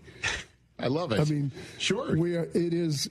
People use it for shows right off of Broadway after they've closed, or as the jumping off for Broadway, and that's where we hope we are. That's where you hope you are. And okay, let's just jump into it. So, which scenes from the film are now set to music that we would be interested in? Well, there's a lot of lines from the script that turn into songs. I mean. You may remember when thick-headed Nuke LaLoosh is being tutored by Annie in one way and Crash by another. It finally dawns on him. He says, I got figured it out. Winning is better than losing. And winning is better than losing is a huge show-stopping number with bats flying, and it's pretty great. Another time, there's another line... every woman deserves to wear white. That's the big woman empowerment number. Yes. There's a few scenes there's some earthy language, maybe not quite as earthy as the movie. Mm-hmm. And there's no bathtub scenes, sorry, folks. But, Is lollygagging the ball? Oh, there's a big lollygag. Yeah. We lollygag, we fight, we curse. It's a very spirited, very physical, highly entertaining, and we think funny show, and so do audiences. So I think everybody could use a laugh right now, and this appeals across the board, like the movie did. You didn't know if that movie was... It polarized. No, this brings us all together. Sure. And two-time Tony nominee Carmen Cusack is Annie Savoy in this. Fantastic. Right. Fantastic. And Nick Walker is Crash Davis. Yeah, by the way, he was in Hamilton. He's now the lead in the Phantom reboot. In fact, he was going from rehearsal to the lead in Crash Davis and Phantom every day. But he's now, he's done with Phantom. But, we have a discovery for Nuke, and just, I don't know. I really... we ran it a few years ago in Atlanta. This is a much, much further advanced version with a new director and a new cast. But it was and we brought, the Atlanta Braves came to see it. And the Gwinnett Braves, the AAA team, was right there. Sure. And the manager of Gwinnett was Snitker, who was, before he got his shot in the big leagues. Right. And so he and the coaches said, this is the first musical we've ever been to that we like as much as our wife, because the women drive the guys to the musical, and you go to serve your lady, and you pretend you like it. Well, actually, I think this is for everybody. Well, you've always had strong female leads in every single thing that you've done, Ron. Like that's sort of like your secret sauce, is you write very strong female characters in otherwise one would think pop culture iconic stuff that is for men, but not really. Like you kind of hide that thing really well. You have that hidden ball trick in everything that you do. Well, it's not very hidden, really. Right, I know. I mean, Annie Savoy tells the story in Bull Durham. Right. I mean, who's the most successful person at the end of White Man Can Jump? Rosie Perez. Mm-hmm. It's Rene Russo's character, Dr. Molly, a shrink in West Texas. It's a tough gig. And she's the one that explains to Roy McAvoy, Kevin Costner, what you just went through, because he can't figure it out. So, I think that the men become clearer if the women are stronger, and vice versa. Mm-hmm. Ron Shelton here on the Rich Eisen Show. So, Bull Durham making it. Walk me through who was first attached to that when you first started coming up with the idea of Bull Durham, and then getting it off the ground? Who was first attached? I got Kevin before people quite knew who he was, but we knew people were going to quickly find out. And while we were trying to get it financed, The Untouchables came out, and then No Way Out came out, and that greenlit the movie because... No Way Out greenlit Bull Durham. Because the New York Times said Kevin Costner is a movie star. And 30 days later, we were in pre-production. I mean, we shot it almost immediately. No kidding. Yeah, much quicker than today. You can't pull that stuff off today. It's too bureaucratic. But casting Susan Sarandon, I know, was definitely I guess a to-do. Correct? Like she wasn't immediately greenlit for that. Studio, correct? For some crazy reason, didn't approve of her. And then she flew on her own all the way from Italy with her 2-year-old daughter, Eva, to audition at the Warner Brothers lot. Right.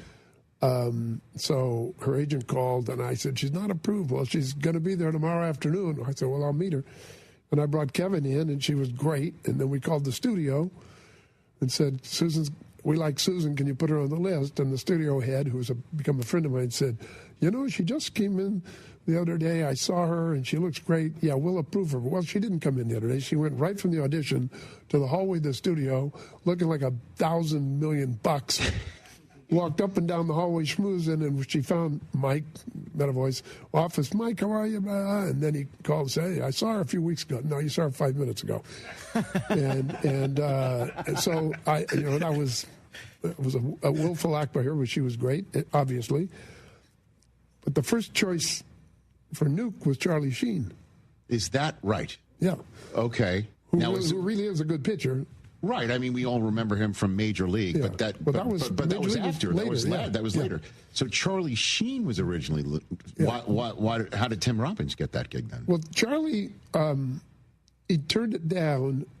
He still talks about this because he was sort of committed to 8 Men Out, the Black Sox scandal. That's a great movie. John Sayles directed movie. The same studio was making that same summer. Nobody would make a baseball movie, and Orion made 2 at the same time.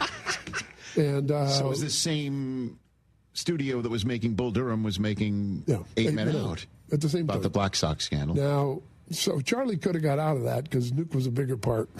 Yeah, right. But he didn't.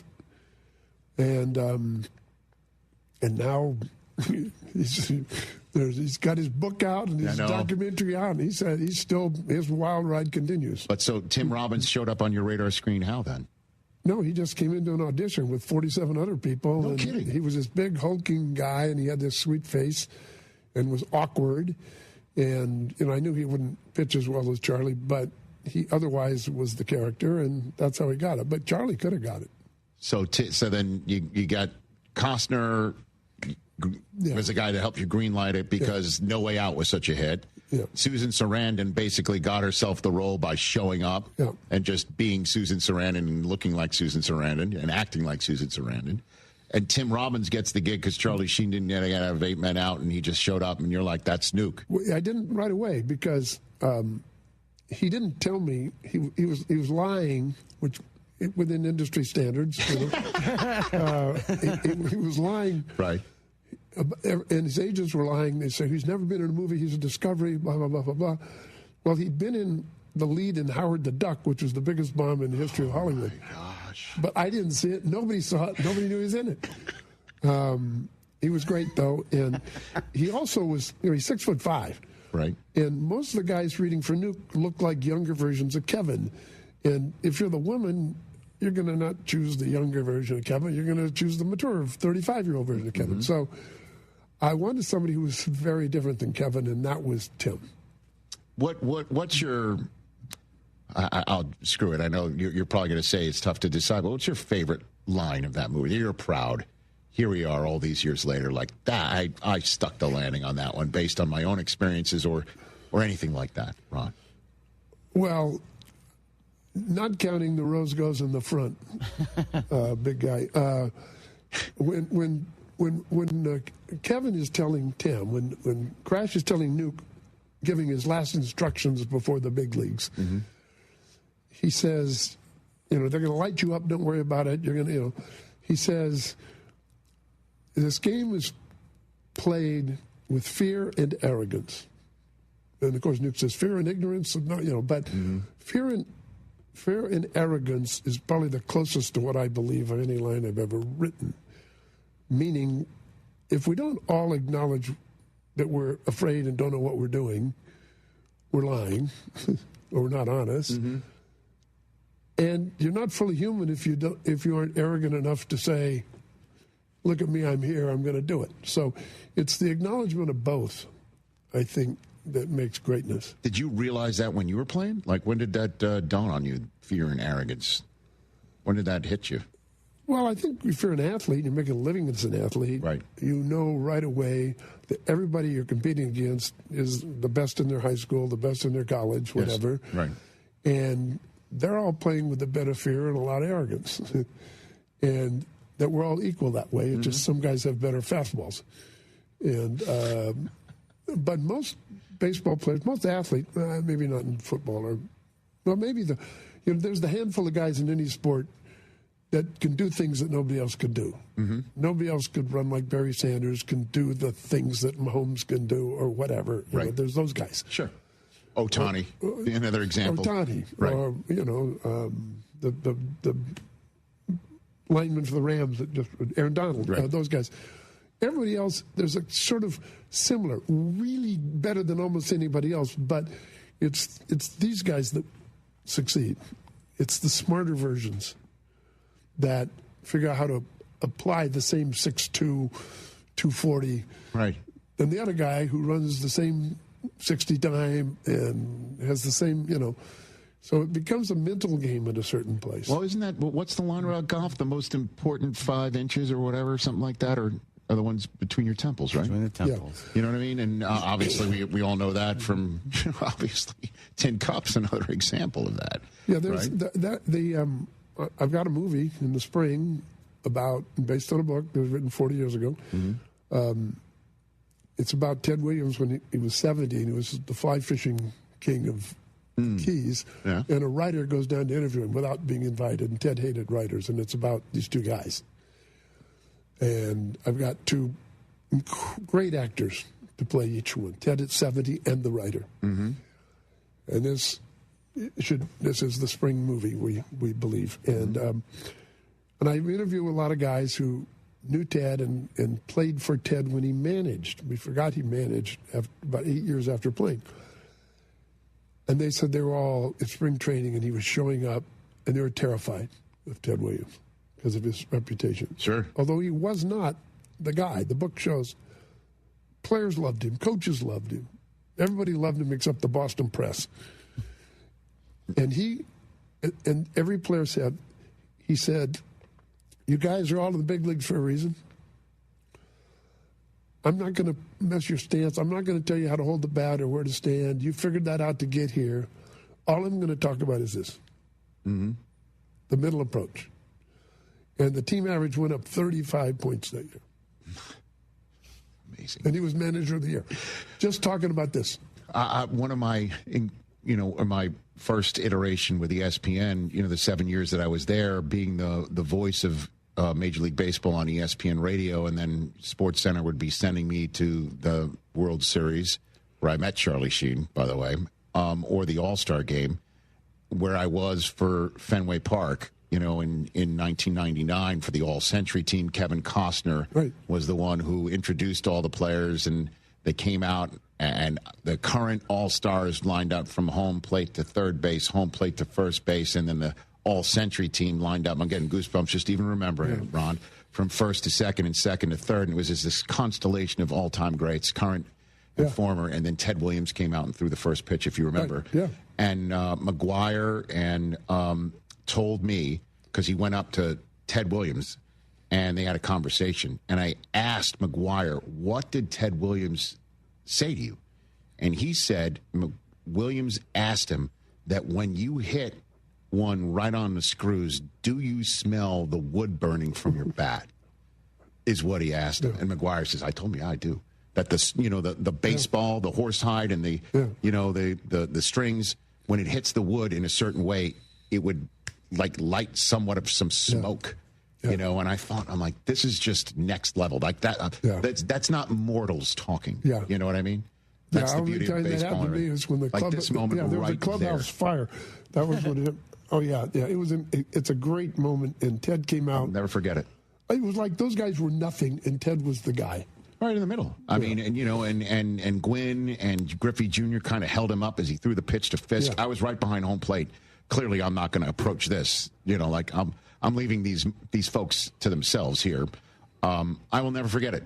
I will never forget that night. It's truly one of the greatest nights of my entire life and career. Unbelievable, standing on that turf. And he died 3 years later.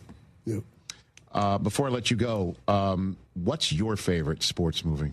Ron, I've never asked you this. I've never asked you this when we were a couple fingers into a drink or in your previous appearances here. I can't believe it. But what is your favorite sports movie? The Hustler.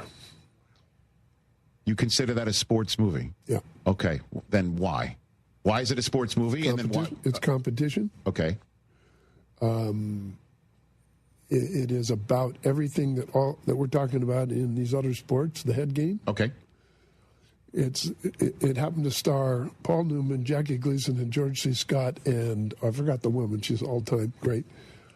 Great director, great. And I think it's so contemporary, even though it was made 60 years ago in the black and white movie. Mm-hmm. And I think it's everything that sports is. Piper Laurie was Piper Laurie was fantastic. So that's my favorite one. I like other odd ones that nobody can remember. There were some great British ones, but I can't talk about sports movies because I started making them because I was so hypercritical of other ones that I don't want to come out like being a curmudgeon. So do you consider Raging Bull a sports movie? Yeah, it is a sports movie because it's about a guy. I mean, for me, Raging Bull is the best movie about a boring guy ever made because I don't think... Jake LaMotta's boring to you, or he is a boring guy. I mean, he beat his wife. He couldn't. He's brilliantly portrayed, right? And it's a very watchable movie. Sure, but LaMotta is LaMotta the subject of the movie? Maybe. Well, he is there. Is Rocky a sports movie? It's a fairy tale sports movie. It's a lot. Like we've had Stallone and Carl Weathers, may rest in peace, on. And they both thought a love story would be a way to describe it. That's fair. You know, but obviously it's about boxing. It's about sports. Bull Durham's a love story. I mean, what other? Well, there's a lot of great boxing movies. Sure. I'm just trying to throw some other ones your way. Do you like Hoosiers? Yes and no. It was really well made. I admire it. It was, and Hackman was great. Oh, and Hackman helped greenlight Bull Durham in a way because he was in No Way Out, you know, with Costner. Yeah, he was. And so that scene in the back of the limo really helped, too. Let's give Sean Young some credit, says Ron Shelton, everybody. Hey. Okay, all right. And did you like, so then just to bring it all full circle, did you like Color of Money? Which was the technical sequel to The Hustler. It got Newman his Oscar finally, which was not near. He should have got his Oscar for The Verdict. Yeah. Oh, what a great movie that is, Ron. Yeah. Ron, that is a great. I agree. Great movie. You know, Jack Warden is in that as well. Oh gosh, I just saw it again. It holds up. It does. I did. I just saw it a couple of years ago too, where he plays a drunk lawyer down and out, and he gets the case of his life. James Mason plays the opposing attorney, I think, right? I think Sidney Lumet directed it, and I think David Mamet wrote it. Mamet wrote it. Yeah, it's a great movie. That's my favorite Paul Newman movie. I mean, but Color of Money is the Hustler sequel. It was almost kind of a Lifetime Achievement Oscar. Right. He also is great in Cool Hand Luke, but Newman. But Cool Hand Luke is a really good movie. But they don't give Oscars if it's funny. You notice. Tootsie was better than Gandhi that year. Correct. By far. Nobody watches Gandhi. Tootsie holds up. I agree. Yeah. But they never come Oscar time. The funny people don't win. Well, come Tony time, let's get it done. What do you think? That's right. Let's go. It's down the road. We can see it from here. Again, go ahead and find it. Papermill.org for tickets through November 2nd. The Bull Durham, the musical.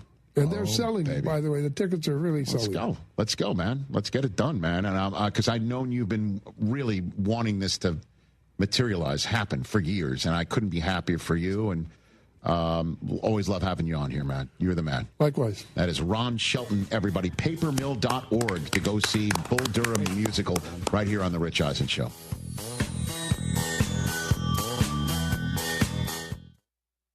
Hey, fans! Welcome back to Fansville's Cheers and Tears. Oh. Okay, so like everybody deals with losing, right? To a rival on a last-second field goal. Whatever, it's fine. I'm totally fine. But I cope with losing with an ice-cold Dr. Pepper. Those 23 flavors are like so delicious. They totally wash away the pain of your college football team taking a big fat L. College football, it's a pepper thing. From kickoff to cash out, ESPN Bet has the tools you need to score more on game days. Bet smarter with stats at your fingertips. Get personalized parlays built just for you. And with your fantasy team synced right in the app, you can back your squad. Right now, new customers get $100 in bonus bets when you bet $10. Sign up with promo code USL to get started. Must be 21 plus. Gambling problem? Call 1-800-GAMBLER. Terms and conditions apply. See app for details. Offer not available in New York. Are you size conscious? We can make you bigger. At the Erection and Enhancement Center in the Woodlands, get more girth with HA fillers starting at $2,500 or PMMA filler for $59.99. Gain 1 to 2 inches in girth. Financing available. Go to erectioncenter.com. That's erectioncenter.com. Or call or text 972-355-3771. That's 972-355-3771. Get started today and get results immediately. Jeremy Branham here. You've heard me talk about Pro Dunk Hoops and their drill-powered lightning adjust system that lets you raise and lower your goal in seconds. It's 10 times faster with zero effort. Right now, with your new Pro Dunk basketball goal, you can get the lightning adjust system for free. That's a $249 savings, but you have to call. You won't find this offer on the website, so call Pro Dunk at 281-351-9822 and mention ESPN. That's 281-351-9822. Hi, I'm Danny Clark, owner of Collectors Firearms. We're celebrating our 50th year in business, and we would like to invite you to come see our 12,000 guns in stock. Don't let the name fool you. We carry all the latest and greatest guns, in addition to the antiques and collectibles. We even have a tank right out front. Have you been putting off cleaning your guns? Bring them to us and we will give you a basic cleaning free of charge while you wait. Come see us at Westheimer at Voss, CollectorsFirearms.com. That's CollectorsFirearms.com. What's up, Houston? Lance Zerline here. Listen, if you're looking for a spot to catch a game, hit up Aranda's Sports Bar, ice-cold beers, killer tacos, and big screens blasting every home game. Since 1981, Aranda's has been bringing that authentic Mexican vibe, now with the sports twist. Cheer with friends, savor the bites, and feel the energy. Plus, stay late with epic drink specials that keep the party going. Aranda's Sports Bar, your Houston spot for epic sports and bold flavors. Head on over and get loud today. Houston, are you ready? The fastest cycling race in Texas is here. Sign up now for the Fort Bend District Attorney's Bike Ride for Survivors, happening on October 18th at Brazos River Park. Ride 20, 40, or 55 miles with a full police escort, or bring the family for the 1K color run. Every mile changes lives. Register today at FBCDABikeRide.com. That's FBCDABikeRide.com. Get in on exciting gaming action at La Berge Casino Resort Lake Charles. Introducing our new exclusive statewide table progressives. We've linked our table game progressives between 4 pen play destinations in Louisiana. That means our big payouts just got bigger. No matter which location you choose, you have a shot at these combined jackpots. Get to La Berge Lake Charles or Baton Rouge, Boomtown, New Orleans, or Margaritaville, Bossier City, and get ready for big payouts. Must be 21 or older. Gambling problem? Call 1-800-522-4700. Attention taxpayers. taxpayers. If you owe $5,000 or more and back taxes to the IRS, don't wait for the October 15th extension deadline. Your problems will only continue to grow. The IRS is using advanced AI tools to identify and collect unpaid taxes faster than ever, meaning tax debt collections will become increasingly aggressive. Call Priority Tax Relief now. Their experts fight back fast and are saving their clients millions in tax debt every month. After speaking on my behalf with the IRS, my entire debt of $25,000 will be eliminated. I owed over $50,000 and they settled it for pennies on the dollar. These guys are as legit as they come. If you miss another tax deadline, you're stacking more debt on top of what you already owe with increasing penalties and interest. You now owe more today than you did yesterday. Call for your free consultation. Priority Tax Relief. Let's make your taxes our priority. Call 800-418-1404. 800-418-1404. 800-418-1404. Priority Tax Relief. I'm still going for it, even with higher stroke risk from atrial fibrillation, an irregular heartbeat not caused by a heart valve problem. Over a 3-year study, Eliquis apixaban tablets reduce stroke risk better than warfarin, and over 97% of Eliquis patients did not experience a stroke. A first stroke occurred in 2.9% of warfarin patients versus 2.3% of Eliquis patients. Don't stop prescription Eliquis without asking your doctor. Stroke risk may increase. Eliquis can cause serious and potentially fatal bleeding. Don't take if you have an artificial heart valve, abnormal bleeding, or antiphospholipid syndrome. While taking, you may bruise more easily or bleed longer. A spinal injection increases blood clot risk, which may cause paralysis. Get medical help right away for unexpected bleeding or bruising, or back pain, tingling, numbness, muscle weakness, or incontinence. Aspirin products, NSAIDs, SSRIs, SNRIs, and blood thinners increase bleeding risk. Tell your doctor about planned medical or dental procedures. Learn more at Eliquis.com or call 1-855-ELIQUIS.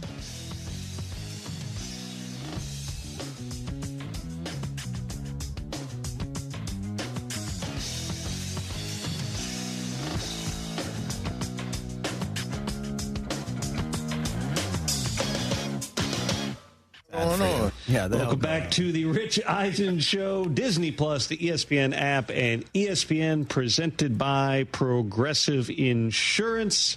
Chase Daniels should be along, joining us shortly here. I did not get the opportunity to flip over to baseball last night. I did catch, though, this morning, Chris, one of the stranger plays I can remember seeing, first 8-6-2 double play in MLB postseason history. The curious quote was the Dodgers manager saying after the game, like, oh, it was a brain fart running the bases. I don't know. Well, no, not really. I think anyone. That's what he called it, quote, brain fart. Which I know, to me, but I would have been equally as confused. It was on one the of the bases most as anyone else. Bizarre plays, bases loaded, bomb to center field. Brewers outfielder goes up. He's trying to make a catch at the wall. It goes off his glove, off the top of the wall. Then it comes back into play, and he catches it. And everyone's just kind of standing around because I think the runners thought, oh, he caught it. It hit the wall. The wall's in play. It's a live ball. Throws it, shortstop, home, force out at home. The catcher runs all the way to third. Double play. It's one of the most bizarre, confusing, interesting plays you ever see. It's got to be the only 8-6-2 unassisted double play in Major League history. There was apparently another one, a Sammy Sosa fly ball, but it was a tag out at the plate. Oh, okay. So someone wasn't exactly burning it up down the third baseline in that particular instance. Yeah, this one I understand why all the runners were just kind of standing around confusing because it was bizarre to watch. It was bizarre when it happened live. And I was still talking about it hours later with my baseball friends. And, man, but still, Dodgers bullpen makes it interesting. Not sure why you took Blake Snell out of the game, story of his career. He was cruising, but Dodgers able to get it. And then you go on the American League side. The Blue Jays, TJ, has been a wagon for months. And is TJ a Blue Jays fan?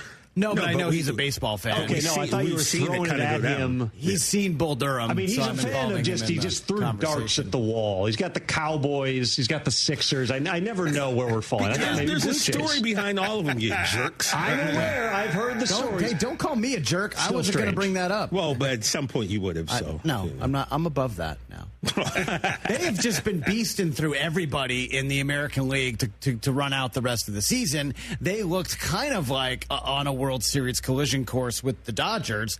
And then Seattle, this team of destiny, takes both games on the road. Yesterday, hitting a bajillion home runs. Oh, man, crazy. We're guaranteed a World Series matchup we've never had before, which I think is pretty awesome. Kind of goes back to a couple years ago, I've said before, when it was Diamondbacks-Rangers, a matchup we've never seen before. I think it's fun. It's interesting. And, I would expect Toronto to get back in it, higher register. But, man, oh, man. Well, what would be your preferred World Series matchup, TJ? The Mets against anybody. One that's alive. So the preferred option of the ones currently available to you. The Mets, of course. How could I forget that You weren't specific enough, all right? Look, I live here, and so the Dodgers, right? Even though Ohtani is, what is going on with Ohtani right now? Was he 1 for 20? His last 21 at-bats? But, of course, I'm not an LA fan when it comes to the Lakers, that's for sure. But when it comes to baseball, I'll put my fandom behind the Dodgers and for my grandpa. So do I, TJ. And hopefully they'll win. So Dodgers, just to recap, Dodgers, Mets, Clippers. I didn't say I was a Sixers. You asked me who I want, and then Cowboys. I gave it to you, and now you're going to put them on the banner? I'm just asking. There we go. I don't care. TJ, climb aboard the Dodgers. Put the Dodgers up there. I don't care. Poking the hornet's nest. Yeah. The kids still have pennants. No, which is such a bummer. Yeah. I loved pennants growing up. When's the last time you saw a pennant? Oh, I have one over here somewhere. In a store. I mean, in a store. Oh. Do they sell pennants? That's a good question. I don't even know. They got it, right? Everyone I know. Amazon, you can still... Let's check it out. Growing up in the 80s, like everyone everybody had pennants. Had pennants on the wall. Yeah. And I would think, Del Tufo, I'm an old guy. News, you're slightly older than me. Yes. But you were also in the pennant generation. One of the biggest things I did as a kid is my brother had a Miami Dolphins pennant from their undefeated season, and I drew on it. Which was like, I got in a lot of trouble. To get even with him? Yeah. Something happened when we were kids. What was it? I don't know what, but I drew like a smiley face on it. Yeah, it didn't end well for me. Yeah, you can definitely go on Amazon. You can get pennants. Amazon's got a bunch of I felt like you used to still to walk into a store and there would just be pennants. Like every gift shop in a hotel, they're all selling a sporting goods pennants. store. Here's a question though, and you have it. Well, you have daughters, so I don't know what they have on their walls. But like, do kids teenagers still put posters on the wall? Yes, there's still posters. Yeah.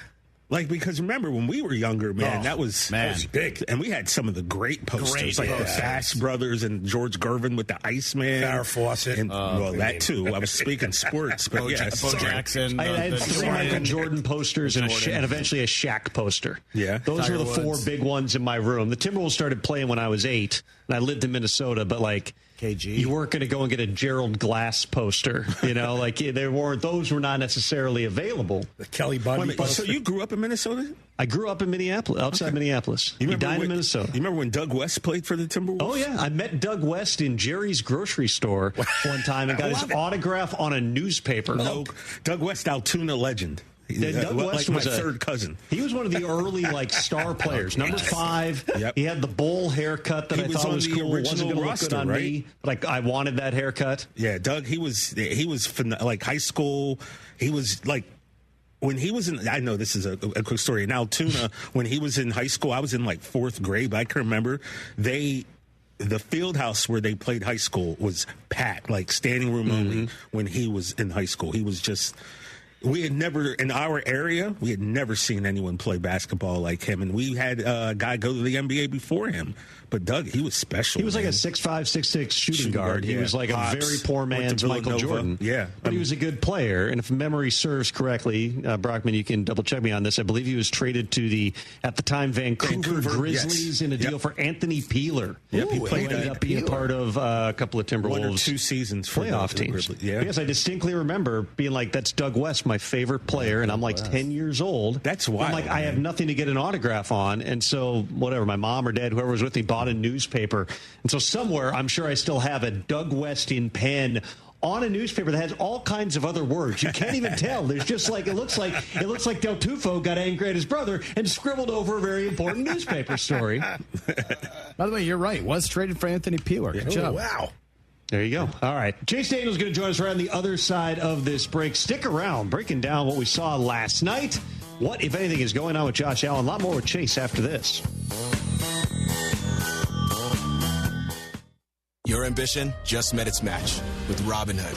Trade stocks and ETFs, options, futures, and crypto all on one platform. Get started today at Robinhood.com/yourmoney. Your money, your move. All investments involve risk, including loss of principal. Options, futures, and crypto trading carry significant risk and may not suit all investors. Securities offered through Robinhood Financial LLC, member SIPC. Futures trading is offered by Robinhood Derivatives LLC, not FDIC or SIPC protected. Crypto offered through Robinhood Crypto LLC, NMLS ID 1702840, not FDIC or SIPC protected. Portfolio management offered by Robinhood Strategies, an SEC registered advisor.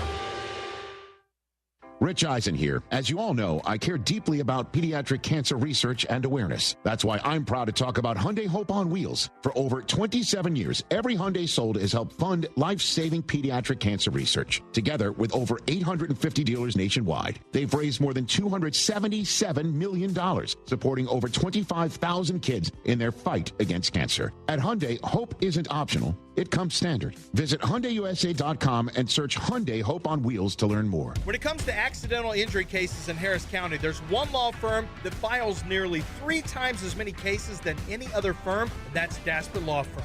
Why? Because they're the best at what they do, getting their clients the compensation they deserve for injuries they've wrongfully suffered in an accident. Lance Zerline here, and if you suffered an injury in an accident and you would like a free case review, call John Daspit now, 713-CALL-NOW. That's 713-CALL-NOW, or visit DaspitLaw.com. The Preview College Basketball Exhibition doubleheader is coming to Fort Bend Epicenter Sunday, October 26th, featuring Texas A&M versus Arizona State and the preseason #1 ranked Houston Cougars versus Mississippi State. Get your tickets now at etix.com. Chastang Ford is the place to go if you're in the market for a Ford. Their professional staff will provide you with an outstanding truck buying experience. They offer competitive pricing and an extensive selection of new and used Ford vehicles. From the sales staff to the finance team, their knowledgeable and friendly staff are devoted to helping you find the perfect Ford for your needs. Chastang Ford also offers exclusive incentives and deals to get the most out of your purchase. Whether looking for a truck or SUV, Chastang Ford is the perfect place to find your dream Ford. Attention taxpayers, if you owe $5,000 or more in back taxes to the IRS, don't wait for the October 15th extension deadline. Your problems will only continue to grow. The IRS is using advanced AI tools to identify and collect unpaid taxes faster than ever, meaning tax debt collections will become increasingly aggressive. Call Priority Tax Relief now. Their experts fight back fast and are saving their clients millions in tax debt every month. After speaking on my behalf with the IRS, my entire debt of $25,000 will be eliminated. I owed over $50,000, and they settled it for pennies on the dollar. These guys are as legit as they come. If you miss another tax deadline, you're stacking more debt on top of what you already owe, with increasing penalties and interest. You now owe more today than you did yesterday. Call for your free consultation. Priority Tax Relief. Let's make your taxes our priority. Call 800-418-1404. 800-418-1404. 800-418-1404. Priority Tax Relief.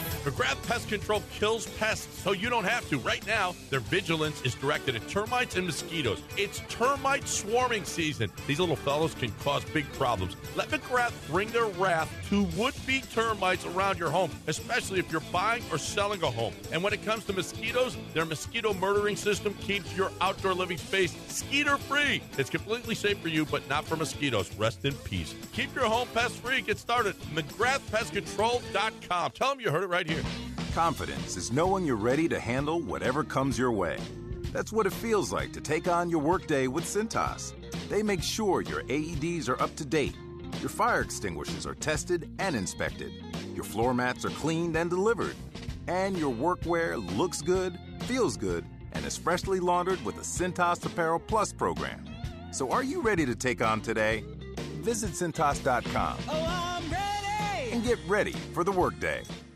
Staples presents That Was Easy. So, I'm opening my own coffee shop. I smell a caffeinated catastrophe. And I needed menu boards and banners printed. What you really needed was a reality check. Staples really came through. They printed menus and signs, even flyers in time for my grand opening. And that's when the other shoe dropped. Not quite. I got $125 off my custom print order. Cha-ching! For your business printing, Staples.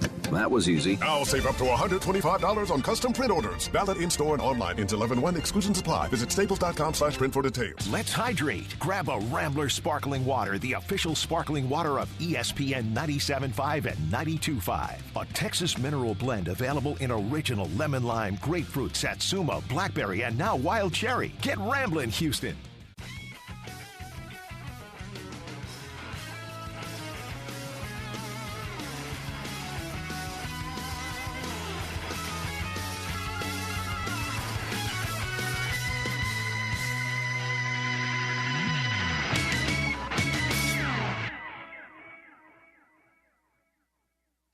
Welcome back to the Rich Eisen Show. Tom Pelissero in for Rich on Disney Plus, the ESPN app, and, of course, ESPN Radio, presented by Progressive Insurance. Progressive Commercial Insurance protects small businesses for affordable coverage options.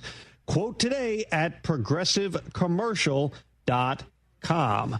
Our next guest spent a long time in the NFL, one of the best analysts you are going to find on social media and elsewhere.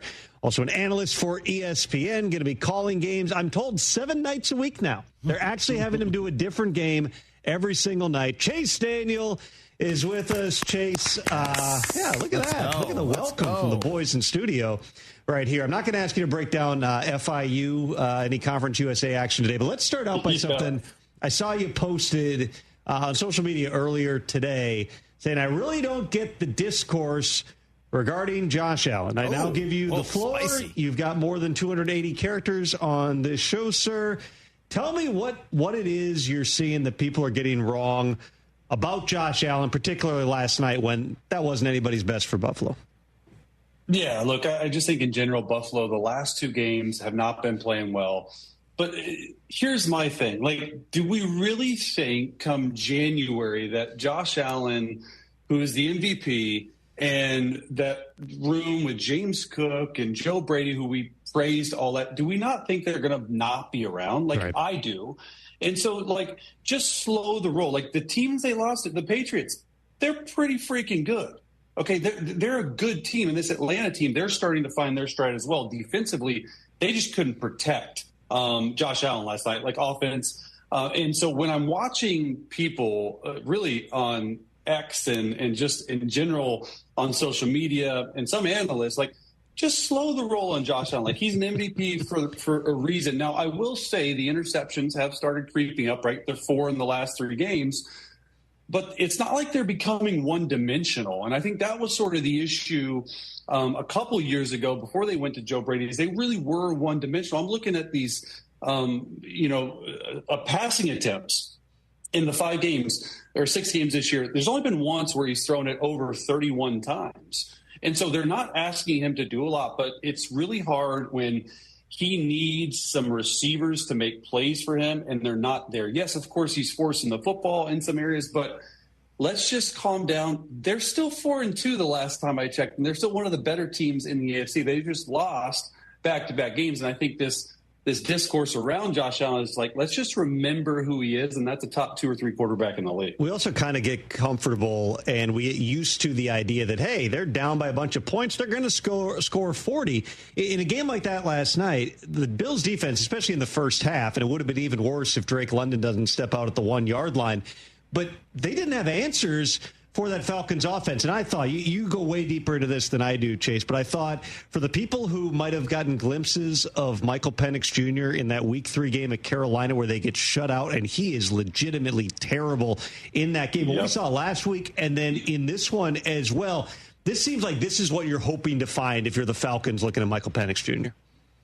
Absolutely. And you know what? It really helps when you have Bijan Robinson. And he is just a freak of nature. Like, you're going to look in November, and just the way he's playing right now, he's like a true outside zone runner, but he does these like jump cuts where it's just like, I'm watching the game and I'm listening to Dan Orlowski call it, and I'm like, man, Dan is all over it, but he just looks like the best running back in football because he is the best running back in football. And he's not only doing it on the ground, but he's doing it in the air as well. And so when you have a run game that you're actually going to lean on, and hey, if something's not open downfield, and we saw this last night and a couple other games, is just, hey, drop the ball off to your running back. He turns these 2-3 yard checkdowns into big plays, and that's what helps Michael Penix Jr. Obviously, Drake London, he's playing at an extremely high level too. And my offense coordinator, Zach Robinson, like he's doing a really good job. They're finally figuring out what their identity is, and it's early, right? And that's what we expect from a lot of different teams is, hey, once you find your identity, then you build on what you're really good at, and maybe don't worry about your weaknesses and push them to the side. You might want to, handle this. they know what they are offensively, and it runs through Bijan Robinson, and it just helps Michael Penix, and you've seen him play a lot better because of that. In the other game last night, you got to look at the top 2 picks in that same draft that Michael Penix Jr. was in 2024. Jaden Daniels, not his best night. He took responsibility for the fumble late. The conditions were weird. It was wet on the field. But I thought, even just from watching, again, you're breaking down tape. I'm not going back through it like that. But Caleb's played on national TV a few times now. From what we saw in week 1, where he started out playing on time and then everything was kind of the hero ball, off schedule, stretching. Last night was the most controlled I felt like I had seen from Caleb Williams. And it would appear, at least to me, that Ben Johnson's having a positive effect. What do you think? You were absolutely right, because that when I went back and rewatched it, I've actually watched it twice already this morning, because I just wanted to get a feel for offensively, 1, how Ben Johnson's calling the game, and 2, how Caleb Williams is reacting to stuff around him, because I think the Commanders did some things last night that maybe they weren't ready for. But the number one thing that I came around and I'm most impressed with was just Caleb Williams' patience. 1, they only threw it 29 times. Okay, so that's where you want Caleb Williams to live, that 29 to 32 pass attempts a game.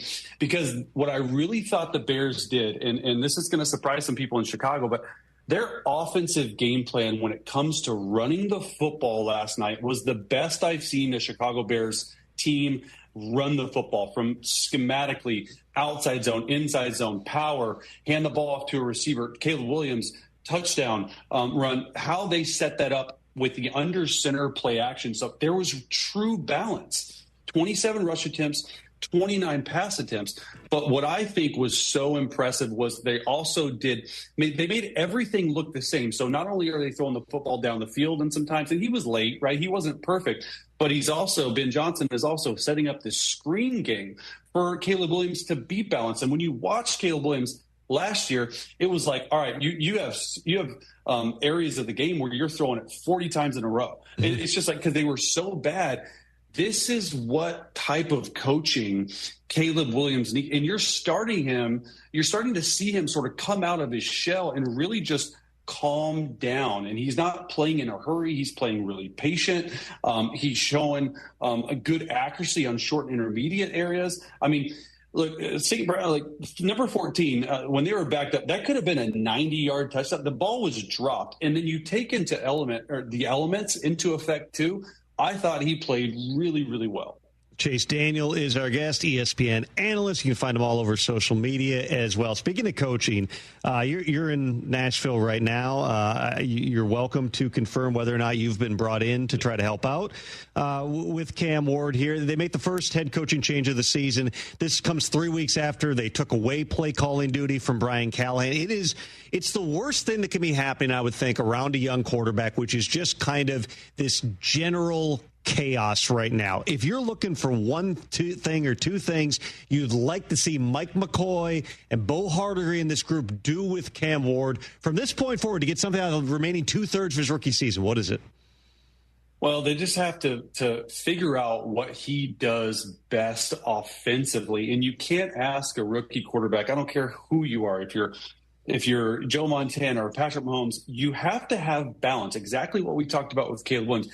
I feel at times they're just dropping Cam Ward back, and I'm looking at the route concepts and the drop back concept that are surrounding him, and it just doesn't make sense to me. And I've played in a lot of different offenses, and they need to bring in what he did well in Miami, which is RPO type stuff. Their receivers have been really, really poor with dropping the football, but you can absolutely see just the growth in Caleb and really the games. Now, he hasn't played well, and that's to be expected. I mean, you can go back and say how many rookie seasons other than Jaden Daniels were just poor. There's a lot. But what he needs to do and what McCoy needs to do and everyone else, they need to get him confidence in mind. Like, I would love to see, and I don't know if this can happen, but I'd love to see like a Joe Brady type guy, like go in there and really, because Cam Ward, I mean, make no mistake about it, he is absolutely the quarterback of the future, in my opinion, based on what I'm seeing on film. You get someone that brings that balance like Joe Brady, and they get a good run game. I think their offensive line has played a little bit better than people have probably thought. And they're not that far away. It's just here's the deal. If I'm the Titans, you got to figure out what the heck you're doing, because you fire, you hire, you let go of Vrabel, and it's just the ownership and the GM and everyone like that. They just don't know what they want. You have to pick and stick with a guy that you trust that is going to get the best out of Cam Ward. Real quick here, Chase. We only got about 60 seconds left here. Anybody else right now? You're watching all these quarterbacks every week. Anybody we're not talking about enough that you think is playing at a really high level right now? Well, I mean, look, it's Dak Prescott, and I know we talk about him because he's the Cowboys, but like I just broke him down on my YouTube channel. The dude is not making like any mistakes. Like, I'm not looking at any overthrows. I'm not looking at any misthrows. They're just having to score 40 points to win. Like the what Dak Prescott is doing right now, not only on the field, like actually doing it and throwing the football, but from a mind game. Like he's playing chess out there when other defenses are playing checkers. He has to be absolutely perfect because that defense is so bad for them to be in games. And it's just unfortunate because that offense with Brian Schottenheimer, it is rolling. I don't know truly if there's a quarterback right now that's playing better than Dak Prescott. Fantastic stuff as always, Chase. Again, see him on ESPN, hear him on Scoop City, see him on he's everywhere, and thankfully he's here with me as well. Chase, thanks a lot, buddy. Appreciate the time. Thank you. Chase Daniel, everybody. TJ over there, his ears were perking up during that Dak Prescott playing better than anybody in the NFL right now. I'm glad Chase said it because I thought about saying it, but if I say it, I'm going to get torn to shreds. Right, but is Dak an MVP candidate in your mind, TJ? As a resident Cowboys fan earlier, I wanted to say it, but then I'm thinking record-wise, right? You 2-3-1. 2-3-1. You're not going to win MVQ, which is my, abbreviation for most valuable quarterback, because that's what that award is. It's not most valuable player. Mm-hmm. But like Chase said, when you look at strictly the numbers, man, he's got more yards passing than Baker. He's got more touchdowns, I believe. He does have more interceptions as well. But he's playing incredible. And we don't have CeeDee Lamb. But the defense is awful. CeeDee, I was told, 50-50. He could be back this week for a huge game against the Commanders. George Pickens is going off. If CeeDee could play defense, that'd be even better. Big show tomorrow. Jamie Erdahl's going to be in studio. Ian Rappaport will be here as well. Thanks for listening, everybody. Hey, fans. Welcome back to Fansville.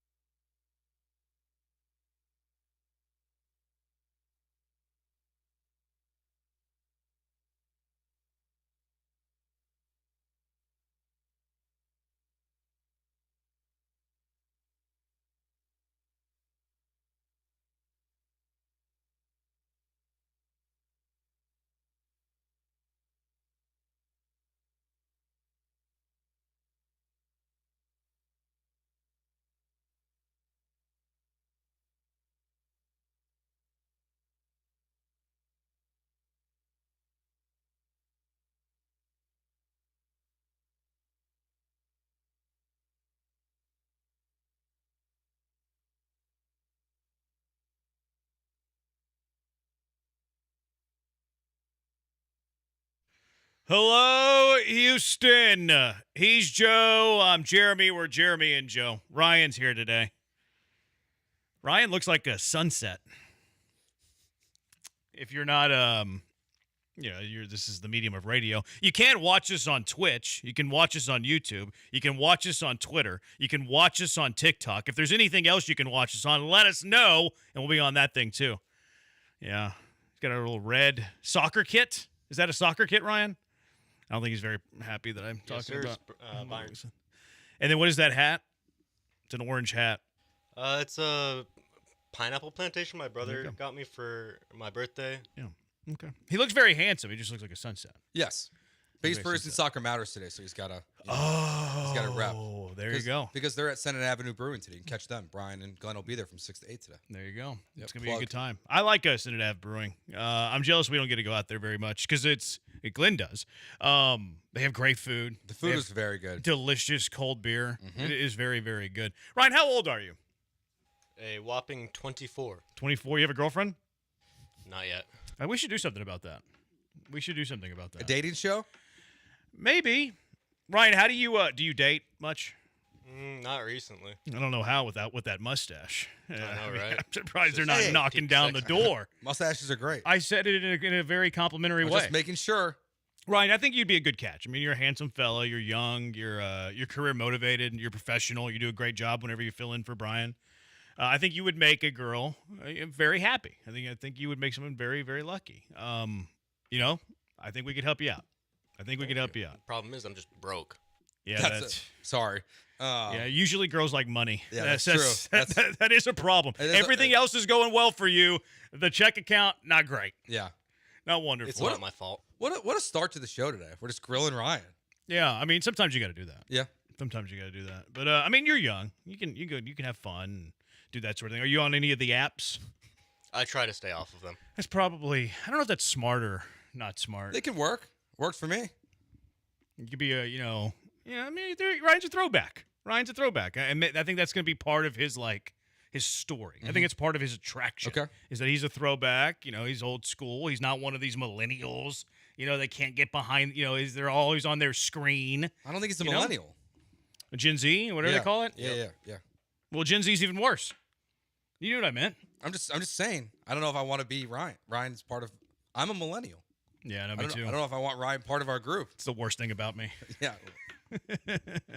It's good to have you, Ryan. Hope we don't scare you off.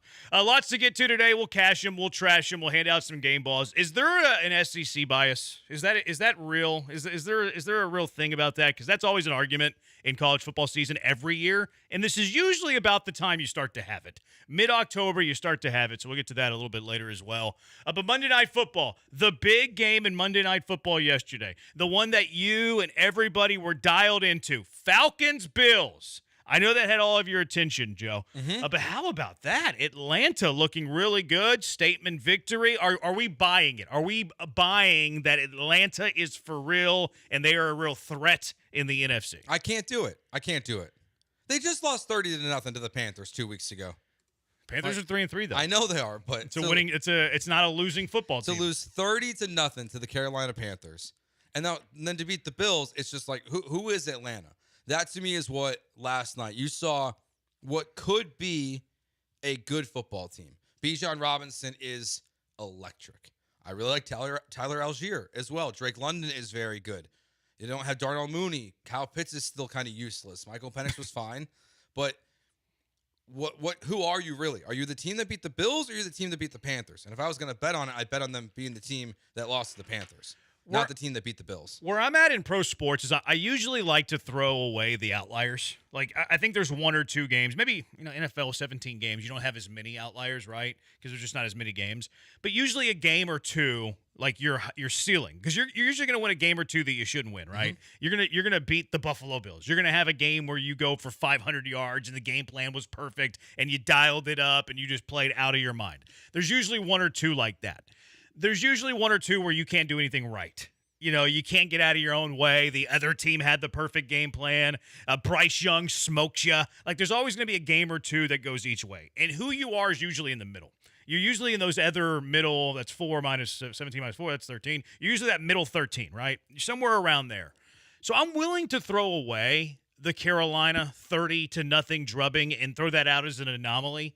But if I'm doing that, I have to throw out the other extreme, right? The other extreme would be last night against Buffalo, in which I think they should have won by more than 10 points. Absolutely. They scored 24 points in a night where they had 443 yards of total offense. See, and that to me is that's concerning. That's where it's like, okay, how did you not score more when Bijan Robinson rushed for 170 yards himself? Drake London had 158 receiving yards, should have had 2 touchdowns. But how did you not score north of 30 points in this game? It's like that doesn't really to me there's still an execution issue. I think that to me speaks more about the Bills defense being a problem than it does maybe about the Falcons offense being good enough to lead them to an above 500 record and in the playoffs. Because with the Bills now, I mean, you've lost 2 games in a row, and you have a game this year in which you allowed 40 points to the Baltimore Ravens, who we know are a good offense. But Derrick Henry's best game of the season was against the Bills. Drake May was very good, and then we saw Bijan Robinson last night be very good against the Bills defense. So I'm like, maybe the Bills defense has some major flaws. I don't know how you got from Atlanta to the Bills defense. That was quite the ride there. Well, Atlanta's offense was very good last night. So if we dismiss Carolina, the Carolina game where they get smoked 30-0, let's dismiss last night where they should have scored more points than they did, but still beat Buffalo. That's a statement victory, like they were saying on the broadcast. The other 3 games, I think, does speak well to the Falcons. You lost one of them, Tampa, 23-20. Okay, there's no shame in that. Baker Mayfield might be the MVP. Tampa Bay, very good football team. They're being considered like as a team to beat in the NFC. They went to Minnesota and beat them 22-6. And look, Minnesota quarterback problems. I think that was the game that McCarthy got, quote-unquote, hurt. He got the phantom injury and then all of a sudden got placed like, oh, he's got a high ankle sprain. He's not going to play. They diagnosed him with that on Monday after zero looks from the training staff. I'm kidding.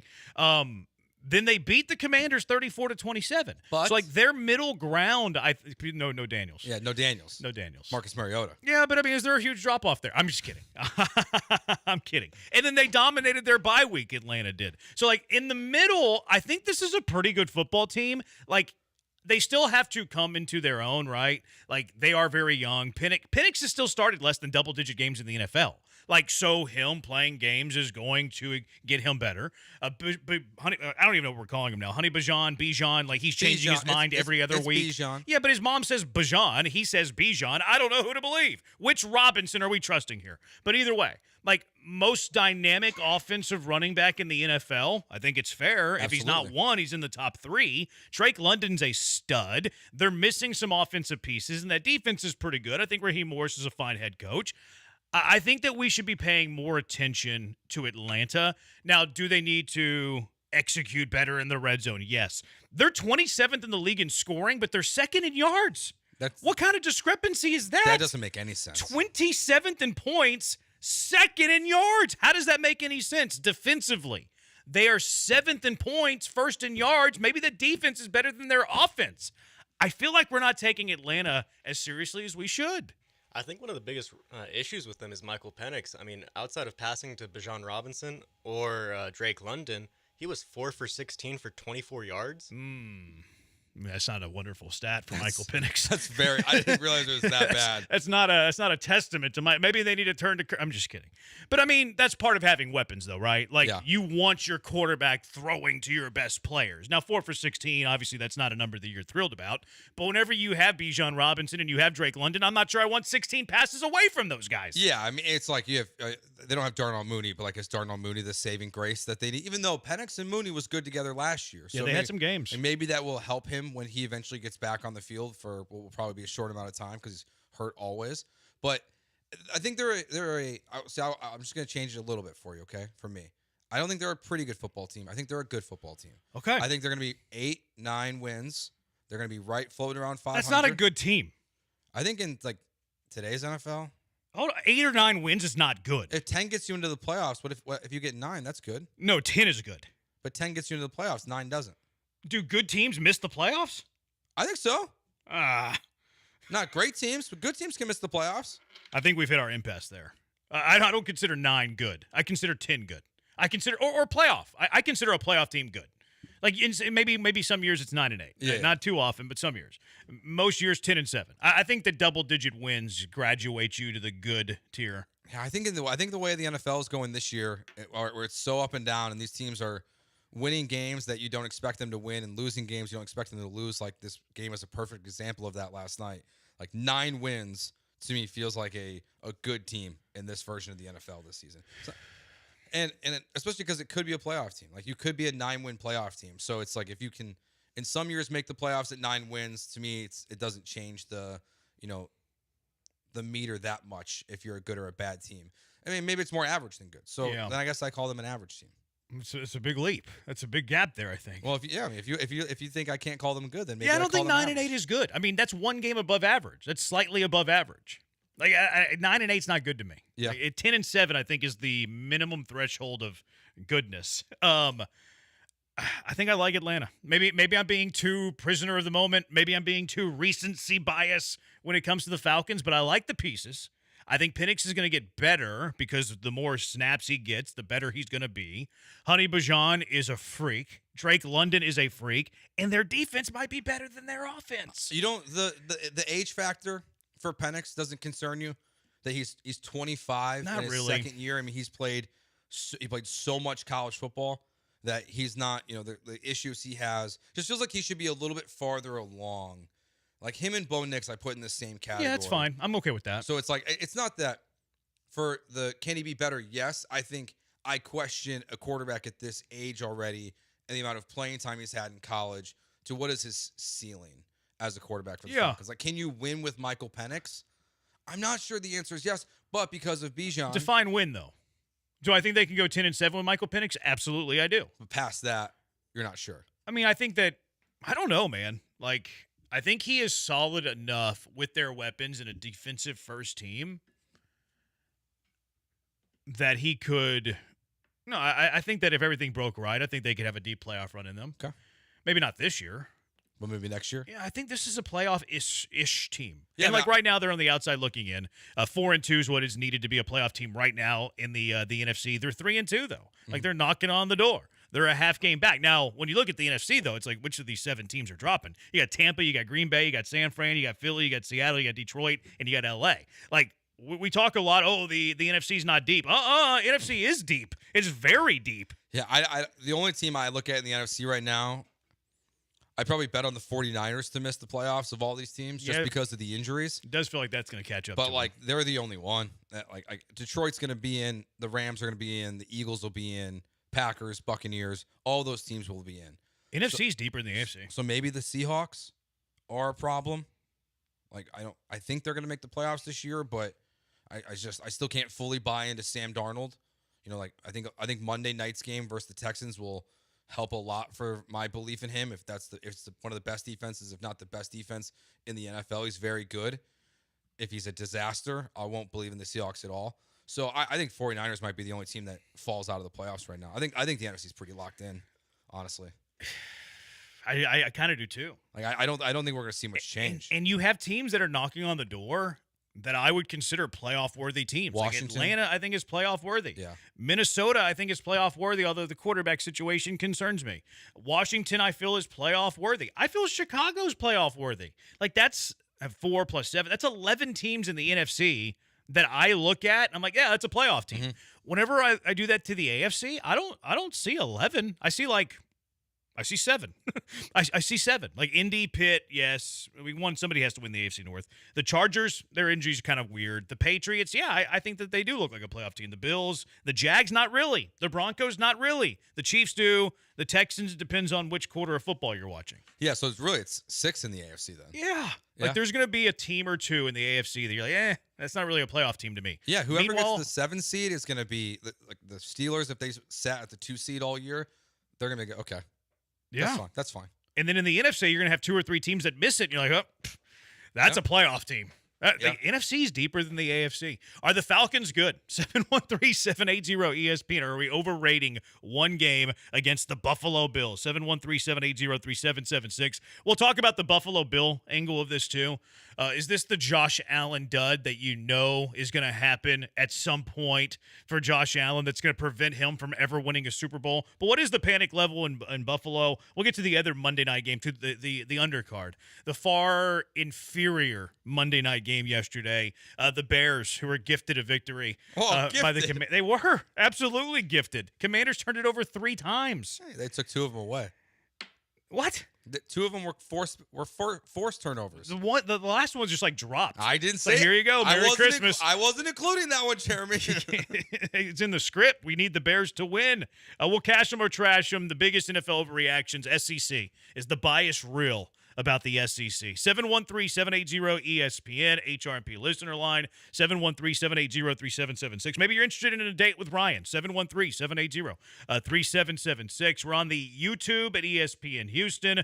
We're on TikTok at ESPN 975. Joe's at Joe George Radio. I'm at Jeremy J. Branham on the TikTok. On Twitter as well at ESPN 975. Joe's at Joe George Radio.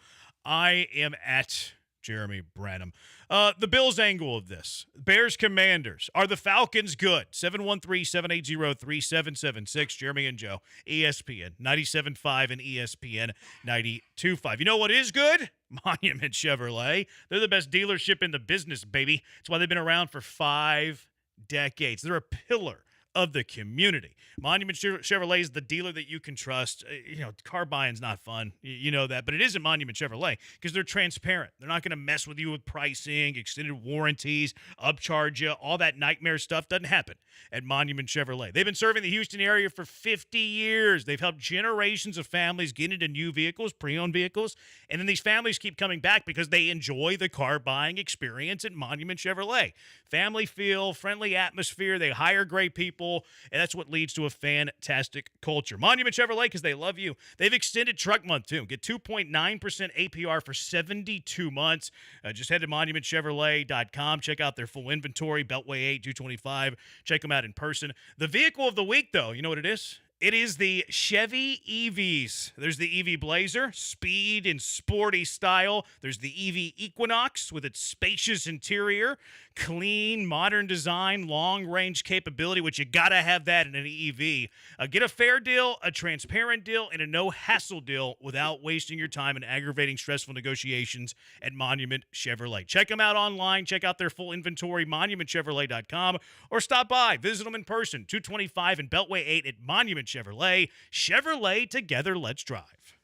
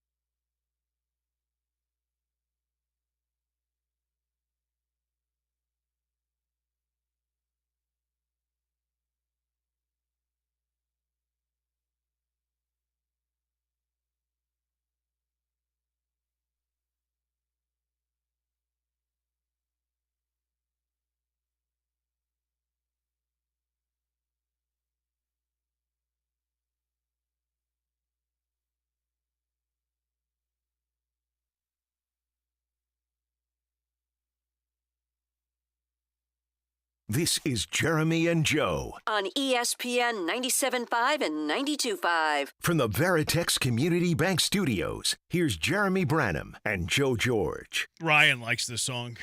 He goes to it every time he's in with us, which I like this song too. There's some, Joe, who think that the Alien Ant Farm version of the song is better than the Michael Jackson version of the song.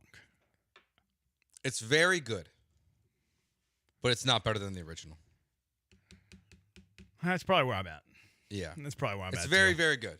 Yeah. But it's not. But we're probably not cool enough to play the Michael Jackson, so we have to go with the bootleg version. We got to go with the remix. Well, see, I think for radio, I think the remix is better. Yeah, maybe so. Texture saying, assuming Ryan likes girls, maybe he likes boys.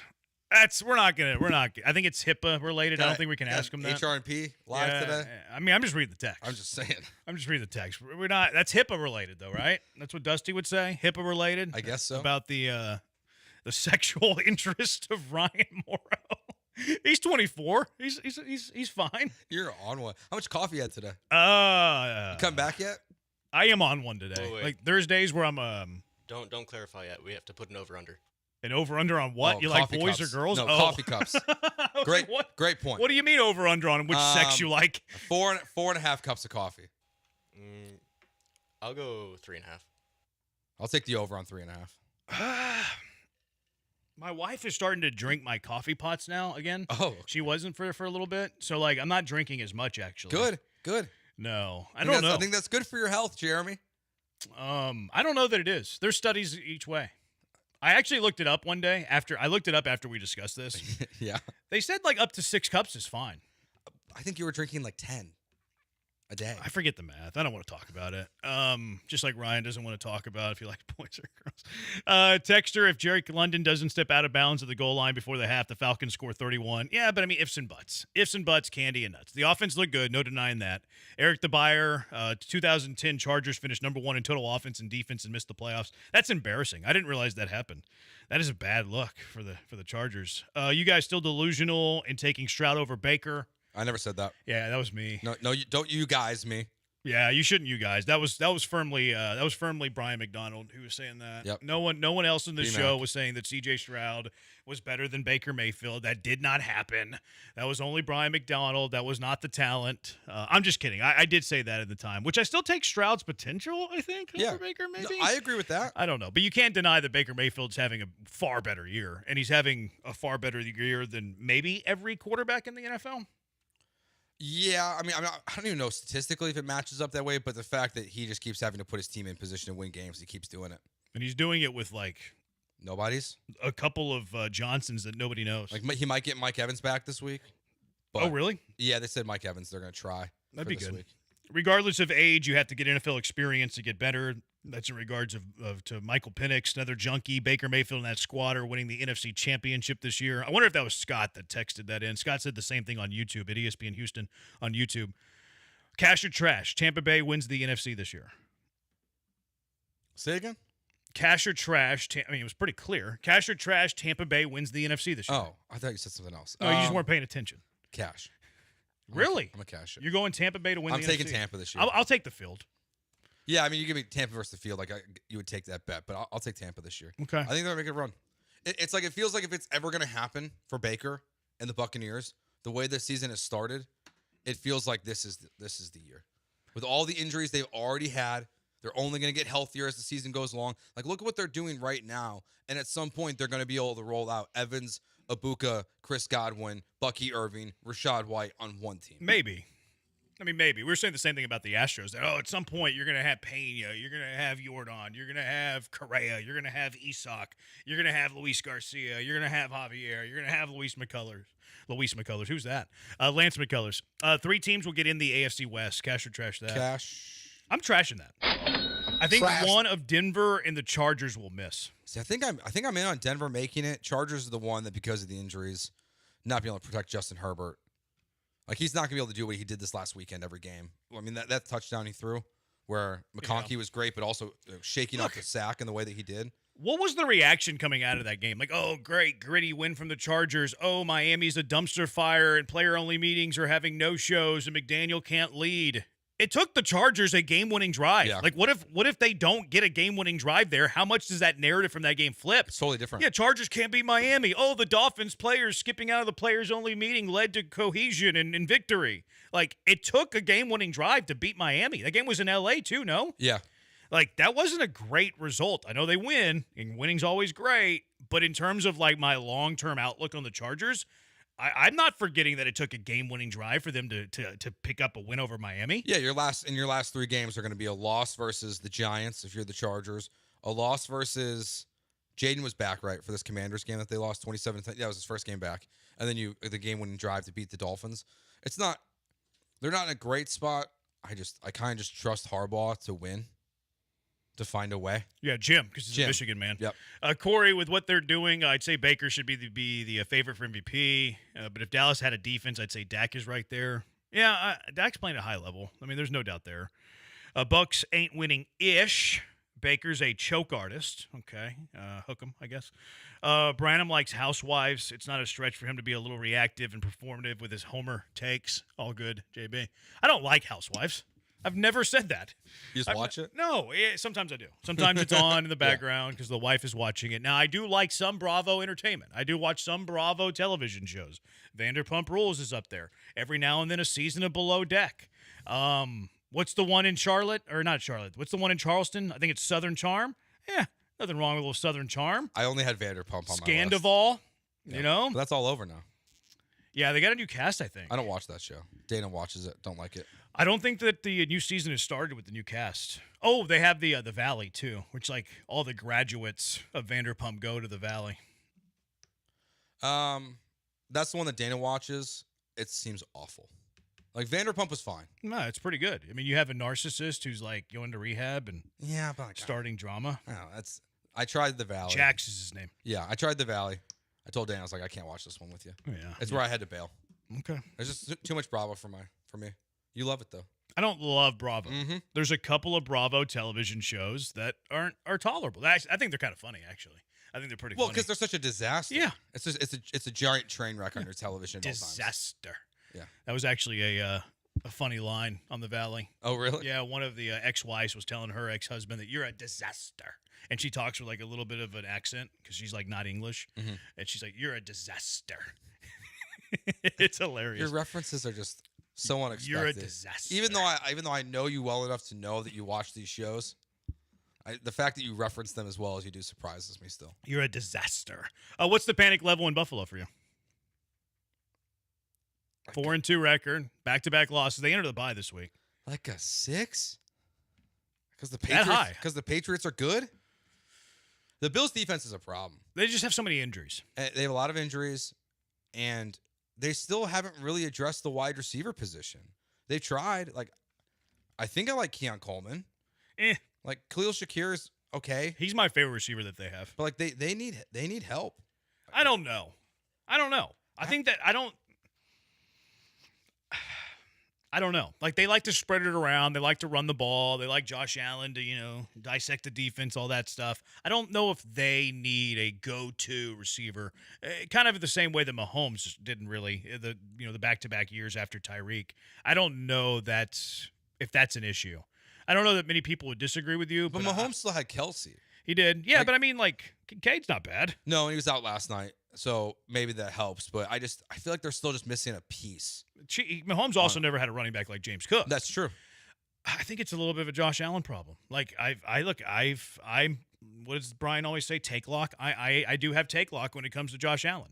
Josh Allen can do things on a football field that no one else can do. Mm-hmm. Josh Allen's going to have a stretch of games where he looks like the greatest player to have ever played the game.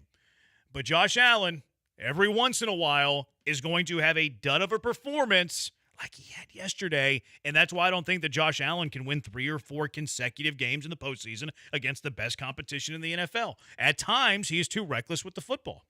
It kind of reminded me of the Texans game. The playoffs? Yeah, no, the regular season last game. year? Yeah, it reminded me of that, where it's just like he was not very good. I know there was like some concussion things that people thought might have happened last year's Texans game, but that's what last night reminded me of for Josh Allen, where it's just, you're right, it's a dud. It's just not good enough. Like, and you don't typically see those from the elite quarterbacks. Like, even Mahomes at his worst doesn't feel like Josh Allen was last night. So that's why I think, because I put it at a 6 because I'd be worried about what's happening in New England. You've got a great coach there. He might be one of the best coaches in the NFL. He shouldn't even be the Patriots coach. He should still be the Titans coach. Be in Tennessee. But you have Drake May, who looks like he's going to be the best quarterback in that draft class. And you have Mike Vrabel, who's one of the best coaches in the NFL. So this window of opportunity that you had post-Tom Brady, post-Bill Belichick, feels like it's closing on you immediately. I mean, this is the first time the Patriots have been in first place in the AFC East since, 2019? Since Brady. Yeah. I'm just going to always say that about New England. Yeah. This is the first time that the Patriots have done this since Brady. I'm just going to say that. And it's the way to put it. Since Brady. So that's why it's a little higher, because I just feel like they might have missed their window. So we're shutting the window. No, we're not shutting it, but that's why it's at a 6. It's because if the Patriots are for real, and they're not ready yet. Like, they still have a very poor roster in a lot of ways, the Patriots do. So for the long term, that's why I'm at a 6. For this season, I think the Patriots, the Bills still end up winning the division.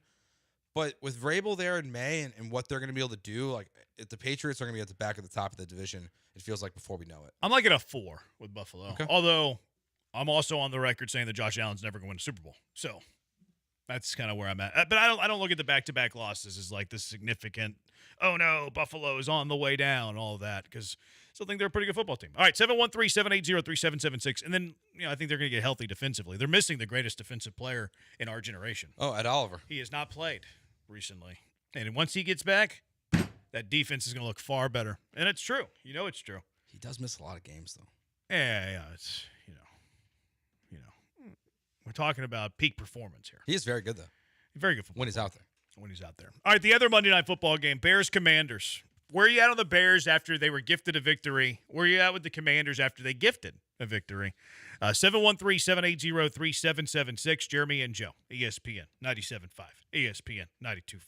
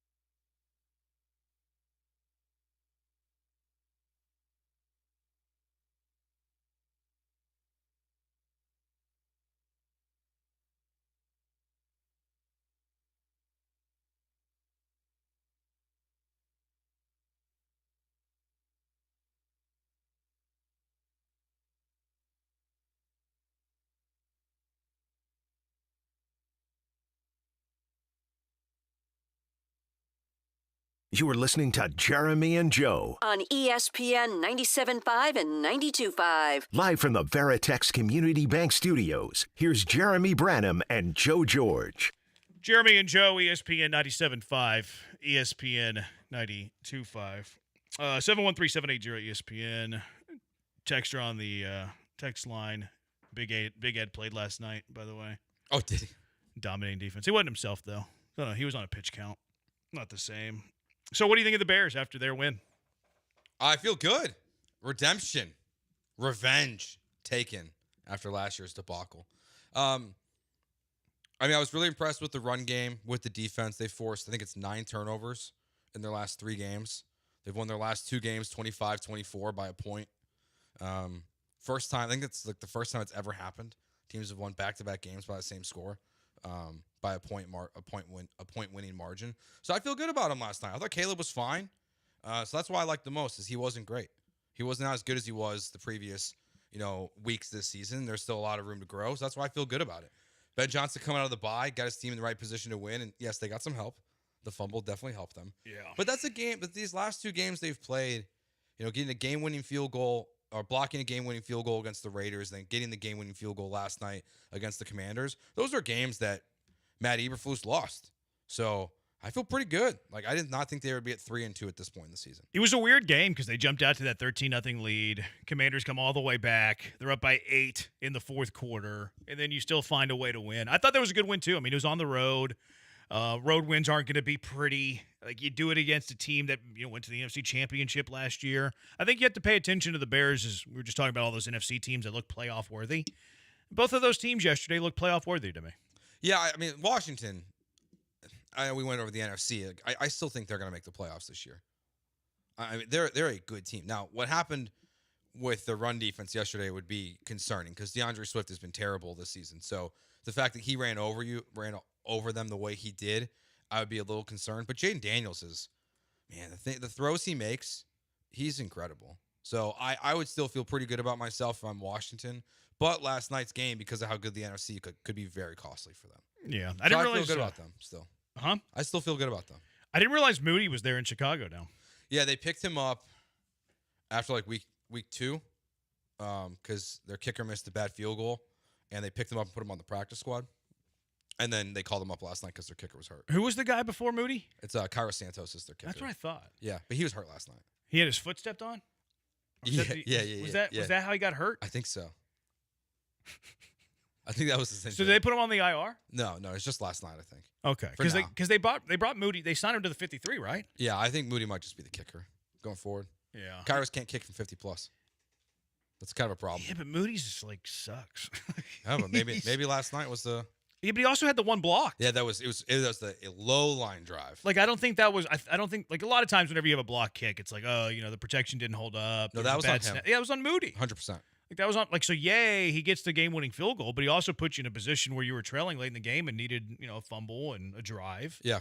I feel pretty good about them last night. To come out of the bye and beat Washington the way, getting that victory they're grinding out wins right now. I mean, for the most part, and that's what they got to keep doing. So I was impressed with them last night, and I continue to be very impressed with Ben Johnson and Dennis Allen. I think he's doing a great job for the defense. Yeah. Todd says the NFC North is going to destroy itself. All those teams can win in any game. Yep.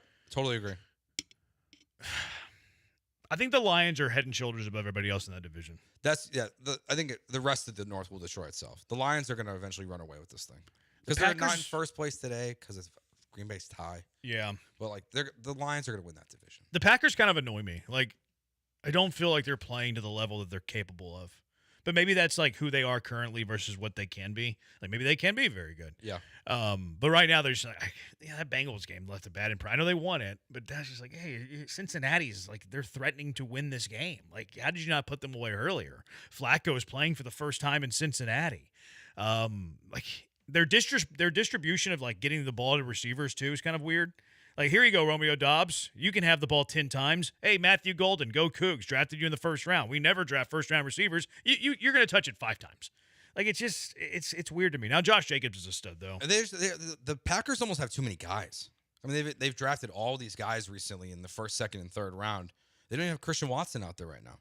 He's got to be back at some point this season, I would imagine. Yeah, but he's just a guy too. He's kind of just a deep threat for them. Yeah, reminds me of Will Fuller. He gives you a little bit of a very different profile. But really the deep ball, like the big play, is all they really kind of get from him. Yeah, Fuller was like skinny and really, really fast. Yeah. Like Watson's built like a Greek god, he's a massive human being. Rocky, I think last night's game was a result of having a dynamic back that's a game changer. Would be nice if Casario would use a high pick on one or trade for one, or maybe just sign Rico Dowdle in free agency. That would have been neat. But it's funny though, because when you look at Swift, like, were we saying that Swift is a dynamic back before yesterday's game? He's talking about Bijan. He clarified as the next text. Oh, okay. Yeah, I was thinking about that too, actually, during that game. Because, people don't love drafting running backs in the first round. They don't like paying big money to running backs in the first round. But are you telling me that Bijan Robinson, Saquon Barkley last year, Jonathan Taylor, Christian McCaffrey, Jahmyr Gibbs, maybe Derrick Henry, Jahmyr Gibbs, are you telling me those guys aren't game changers? They're totally worth it. I think so. I think it's a mistake to take a running back when you're early in your process. Yeah. Like, if you're not going to be a playoff contender, it doesn't make any sense to take a running back. But when you're in a position to a running back can elevate you, which Atlanta hasn't really had that, right? Like, Bijan hasn't really elevated them yet, but he's the best player on their roster. Might be the best offensive player in the NFL. Yeah, so it's worth it. Jahmyr Gibbs, it felt like a risk at the time, but look what the Lions did immediately as soon as they got him and David Montgomery. So I think drafting a running back in the first round is totally fine if you are in position to take the next step. Same thing, just like Omari Hampton made sense. Like, that's where Gentry might not have made sense with the Raiders. They're not too close. early. They're not close. But Hampton, they're right there. The Chargers are right there, and you can use that running back. So if for some reason the Texans were in position to draft Jeremiah Love, there's not even a question for me. It makes sense. Now, could you still help your roster elsewhere? Yes. But if they went with a running back in the first round next year, I'd be fine with it. Yeah, to me, it depends on the board and all that stuff. I also don't second round running back. Like, there's a lot of really exactly. James Cook was a second round running back. Breece Hall, who people are clamoring over, second round running back. So it doesn't even have to be a first rounder. It could be somebody in the second. So at what point in the draft process, what position in the draft do you have to say that, okay, we're not in a position to draft, or what number would you say? I think it's just depend on. Yeah, I don't think it's a number. I think it's on your outlook for next year, right? So the Texans' outlook for next year would still be that they're going to be a playoff contender next season. So that's where you have a down year. It's still okay to take a running back, I think, in that situation. Yeah, I think it depends on where your roster's at.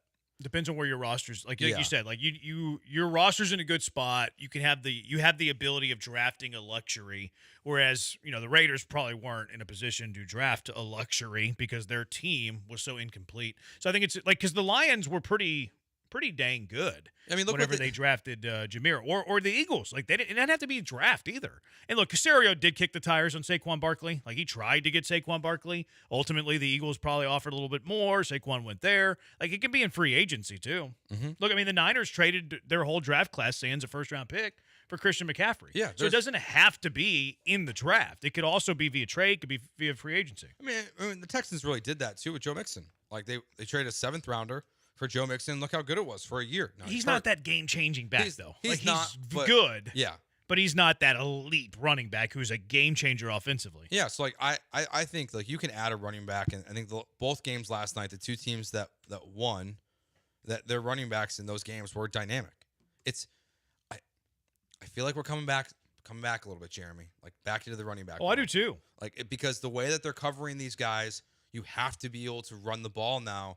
With these deep cover 2 zones that they're running, if you can't run, you can't do anything. The run has to open up everything for your offense now.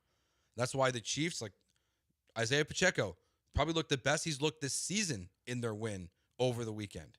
You have to be able to run the football again. So I think we're going back to where the running back value is going to increase even more so. Well, I've been on this for a while. Do you want to pay, the 10th best wide receiver in the NFL $30 million, or would you want to pay the top running back $20 million? I think it's pretty obvious. Play the running back? Yeah, I think that running backs have been devalued so much that it's criminal now in the NFL. I really do. And I know that they don't have a long shelf life and all of that, but how is their AAV so low compared to these receivers? It doesn't make any sense. And the thing that's going to hurt them is kind of what's happening this year, I think, with the Eagles and the Ravens, where Saquon hasn't looked that good. Derrick Henry hasn't been great. He only has, 2 games this year over 100 yards. So that's where it's, do you invest in these guys and they're good for 1 year and then they slow down the following year? Or is that just coincidence that they're both struggling in the moment right now? But you look at the teams who are at the top of their divisions right now, most of them can run the ball pretty well. The Packers, the Lions who are right there, they both can run. Like you're seeing, the Steelers can run the ball pretty well. The Colts can run the ball. Really, pretty much everyone in the West can run the ball when they're healthy. And J.K. Dobbins is part of the reason why the Broncos are 4-2. Like, how many receivers are more valuable than a lead running back? Nah, probably like 15. That high? I think it's closer to like 10, maybe. Okay, so. But if you just look at the top salaries for running backs, just AAV. Saquon's the only running back making $20 million or more. McCaffrey's at 19, drop off to Henry at 15, Taylor's at 14, Kamara's at 12.25, Jacobs at 12, Cook's 11.5, Kyren Williams 11, Aaron Jones is 10. So how many is that? 3, 6. That's only 9 running backs. 9 running backs in the NFL make double-digit millions of dollars. That's crazy. And only one makes 20. Yeah. There are, I can't even count how many there are. There's probably 25 receivers that are making $20 million or more. Who's the worst one? The worst one, Stephon Diggs is making 21.1. Chris Godwin's making 22. Cortland Sutton's making 23. Calvin Ridley's making 23. Michael Pittman's making 23.3. Devontae Smith's 25.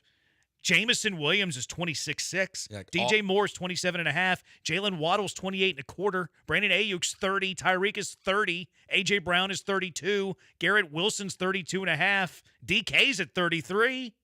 Are you telling me DK Metcalf is more valuable than Christian McCaffrey? No, he's not. Then why is McCaffrey making 19 and DK Metcalf's making 33? It's shelf life. It's the only argument. Well, it's because the NFL general managers have manipulated the market to mold it into this. But if I'm a general manager, I don't want to pay my wide receiver. I think Christian Kirk's making like $20 million this year. Yeah, Christian Kirk's at $18 million. Christian Kirk is making more money this year only than any running back outside of Saquon Barkley or Christian McCaffrey. It doesn't make any sense. Would you rather have Christian Kirk or would you rather have Derrick Henry? Derrick Henry. I would not be paying my wide receiver $15 million or more. I would be going out and getting one of these elite running backs, and you had the chance. You could have gotten Barkley. You could have gotten Derrick Henry. Josh Jacobs was a free agent. Maybe too soon. Maybe he was a free agent before you were really trying to push over the top. But, I think that the general managers have screwed up the market so much to where it's so unbalanced, it's stupid. Yeah, I don't even know how they fix it. Currently through 6 games played, and this is going to Jeremy's point, Christian McCaffrey is 8th in the league in receiving yards, and that is over DK Metcalf. Yeah. It's dumb. But you're right. It's the way they've manipulated this market, and I don't know how you fix it. I mean, because you would need one of these elite. It's not their duty to fix it. No, but the only way to really fix it is for 1 or 2 of these guys to hit open free agency at the end of their contract when they're younger. Like Derrick Henry's late in his career when he's hitting the market. Saquon was pretty young, but they're still getting paid. No, but you would need rookie contract Jonathan Taylor to hit the open market and to create a bidding war for a player like that. I think what they need to do is they need to take a higher AAV for a shorter term. Because if I'm a general manager, hey, let's just say Christian McCaffrey's a free agent. Yeah, I'll give you $25 million a year for 2 years. Mm-hmm. And then all of a sudden, okay, well, there's the AAV. And then eventually down the road, running backs start to tack on an extra year, an extra year, an extra year. And I think that's the way that you would have to go about it. But I'd rather pay one of those guys $20 million than my wide receiver $20 million. It's dumb. The balance is dumb. All right, 713-780-3776. Cash them or trash them. What are you cashing? What are you trashing? 713-780-3776. Jeremy and Joe, ESPN 97.5, ESPN 92.5. Maybe you're an underpaid running back and you want to escape the stress and anxiety of being underpaid. Escape the rat race. Get out to Two Creeks Crossing Resort on Lake Livingston. You'll be happy that you did. Escape the city. Enjoy the relaxing, great outdoors. They got open green spaces. Beautiful. Maybe 100-yard green spaces. Wildlife you don't see in the city. Beautiful, majestic trees and some of the best fishing in Texas. They got the Two Creeks parallel to their property. They got the big catch and release pond in the middle of the property. You can't beat it. Just 90 minutes from Houston. You can escape the city without traveling too far at Two Creeks Crossing Resort on Lake Livingston. Hike on their 92-acre property. Do a little kayaking, play a little pickleball, hang out by the pool with a drink. That's a fantastic time. Glamping, they got that for you. They got the cabins. They have the tree houses. Pull up the RV. They have the perfect stay for everybody. And right now, you can get 20% off your stay through October. It's fantastic. You're going to love it. And Two Creeks Crossing Resort is always taking care of their visitors. Let's just take this week, for instance. Thirsty Thursday on Thursday, of course. How great does that sound? Frozen Friday, that's fantastic. Bonfire and S'mores, they're starting their fall festival. They got bingo on Saturday, kid activities, kid crafts, college football at Swampers. They even got some live music on Saturday. The Mud Creek Revival. Everybody loves the Mud Creek Revival. So book your stay now, twocreekscrossingresort.com. That's twocreekscrossingresort.com.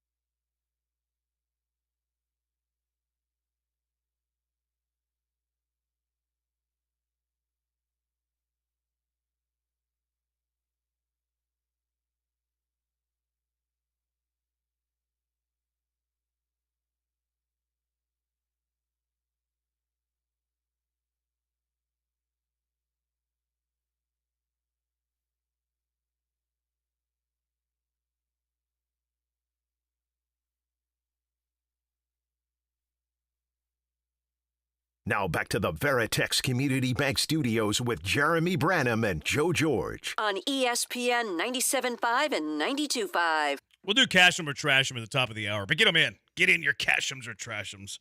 713-780-ESPN, HRP listener line, 713-780-3776. Did you see what Pat Beverly said the other day? This will be a good cash or trash precursor, a little tease. Cash or trash. This is Pat Beverly. He did say he was drinking some wine, though, so maybe he's already playing the drunk excuse. Okay. The Las Vegas Aces, that's who they are, right? Yep. They won like back-to-back or 3 in a row or 4 in a row. 3 out of 4. Something nuts. They're the dynasty of the WNBA. Patrick Beverly, whenever they won it all, he said that the Las Vegas Aces, he thinks could beat an NBA team. Okay. Patrick Beverly said that. No he does have a podcast that he's trying to, I think, maybe bring attention to. Yeah, no chance. Trash. 0% chance. If they played an 82-game schedule, who's the worst team in the NBA? Maybe the Hornets? No, actually, you know what? Let's do it the other way. Let's get rid of the best team in the NBA. Let's take away Oklahoma City. Let's say that the Las Vegas Aces took the spot of the Oklahoma City Thunder in the NBA. So they're playing, not the best team in the NBA because the Thunder just won the championship. So they play an 82-game season. They're replacing the Thunder. They're playing an 82-game season against the Thunder schedule. What is their record at the end of the year? 2-79. You're giving them 2 wins? 2 wins. Oh, I think it'd be the dream season. I think they would get 2. I don't think there's a chance they're getting 1. I think there's a night where they play LaMelo Ball and he's just terrible. LaMelo Ball would get 20 rebounds in that game. I know. I'm saying maybe they get 2.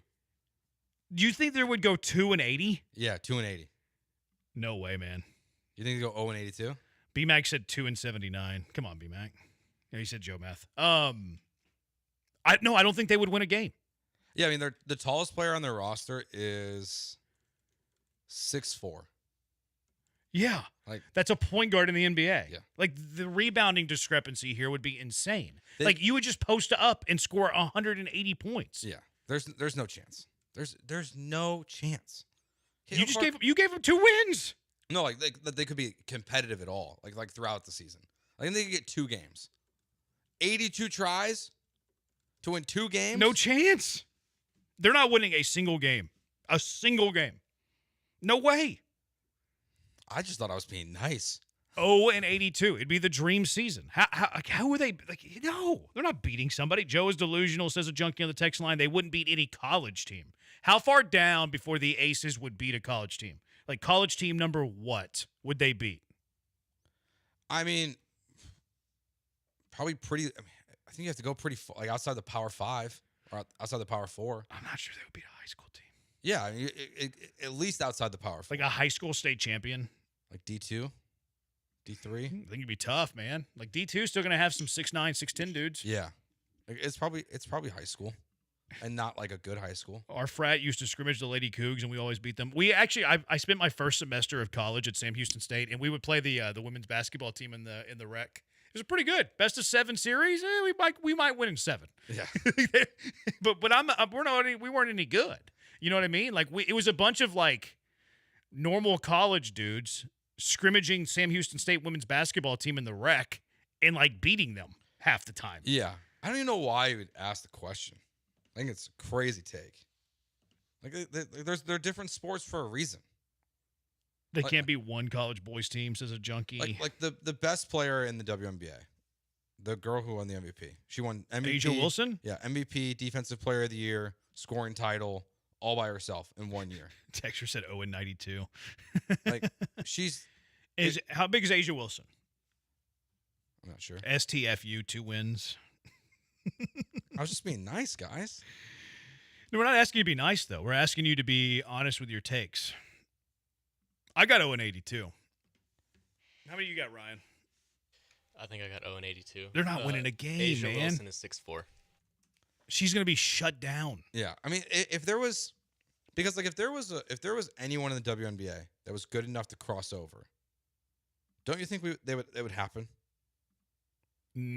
Like if just as the example, if Caitlin Clark was good enough to have minutes in the NBA, don't you think they would allow it if she wanted to? Yeah, I think so. But she's not. But she can't. And when she's healthy, she's already one of the best players in the league. So, like, there's not even really a conversation. You gave him 2 wins. I know I gave him 2 wins. I was being too nice. It might be the worst take you've ever had. I was being generous. Brian's convinced that you said 2-79. I did say 2-79. You did? Yeah. I was thinking like baseball home games for a second. So I thought I did 81 instead of 82. That's that Joe math. The math was correct.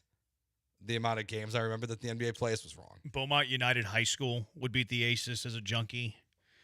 There would maybe have a shot against the worst high school team in any given state just from shooting ability. No, they would beat bad high school teams. They would beat bad high school teams without a shadow of a doubt. The question wasn't, do you want to be nice and give them 2 games? The question was, how many would they win if you take an all-female team and line up against an all-male team? 99.7% of the time, the male is going to win, and I don't care if it's baseball, basketball, football. It depends on the level. But I mean, that goes back to like the Serena Williams stuff, where she played against like one of the lowest ranked tennis players and lost. Is that true? Yeah. Or no, she said she would lose. Oh, really? Because it's a different sport. It is a different sport. Because they hit it so much harder than the women. Like, it's not about, like, it's not a gender thing. It's a different sport, basically, with how hard a serve and things like that are. That's why we don't see any crossover. Well, I think the gender comes into play there. Yeah, but like, we don't see, there's no crossover in anything. That's why there's not supposed to be. Like, that's why we have Title IX. Yeah, what's like the closest sport you've had crossover? Like Annika Sorenstam, I think, made a cut in a men's tournament. That's what I was thinking. I was thinking golf. But even then, like, she was the greatest golfer for a period of time, and she struggled to make the cut. Yeah. Like, golf is the only one, because if you're really good in your drive is obviously going to be less than, right? Sure. But if you can putt really well, like, can you have a day in which you make the cut? I think you can. Gymnastics for sure. Depending on the event. Yeah, because they don't obviously do all the same events. Like, I'll take Simone Biles on the mat versus any dude. Do the dudes do the mat? I don't know. I don't think they do. No, I don't know what they do. What is the all? Do they not? Maybe they do. Because they do different events. Like, they do the bars. Women don't do the bars, right? They do the uneven bars, whereas the men do the rings. Yeah. Do the men do the little thing with, like, the vault? I don't think so. They might do that. It'd be kind of weird if dudes had a floor routine. That's what I'm saying. Like, I don't think they do a floor routine. That'd be kind of odd. All right. That's not a real video, dude. 1970. That's not. You're not reading this stuff, but that's not a real video that you saw out there. That video that you saw is not real. 713-780-3776. Let's cash them or trash them next. Jeremy and Joe, ESPN 97.5, ESPN 92.5. Cash! You're going to be out at the U of H football game on Saturday. It's going to be a great time. Weather's going to be fantastic. You're going to love it. Cougars, by the way, playing some really good football, 5-1. Willie Fritz in his second year doing what Willie Fritz does in his second year. They've already surpassed last year's win total, a win away from bowl eligibility. Arizona, good football team. It's going to be a great time Saturday. Homecoming at TD ECU Stadium. You need to be there. Get your tickets now. uhcougars.com/tickets. 713-GO-COUGS. Defense, Cougar defense been stout all year. Offense, 450 yards this past Saturday. Connor Wigman threw for over 300 yards, so it's going to be a fun one against Arizona Saturday at 11. Tailgating begins bright and early. Going to get some breakfast tacos. Tailgating starts at 8 a.m. Cougs on parade at 9:50 in the Cougar Alley, and then it's homecoming. So you got homecoming court presentation at halftime. It's time to pack TD ECU Stadium. Houston, Arizona for homecoming. Don't miss the pageantry, the pride, the roar of Cougar Nation. Kickoff at 11. This is Houston's team. You need to be there to create a true home field advantage for the Cougars. Come early, be loud, wear red. Get those tickets. uhcougars.com/tickets or 713-GO-COUGS to get your tickets today.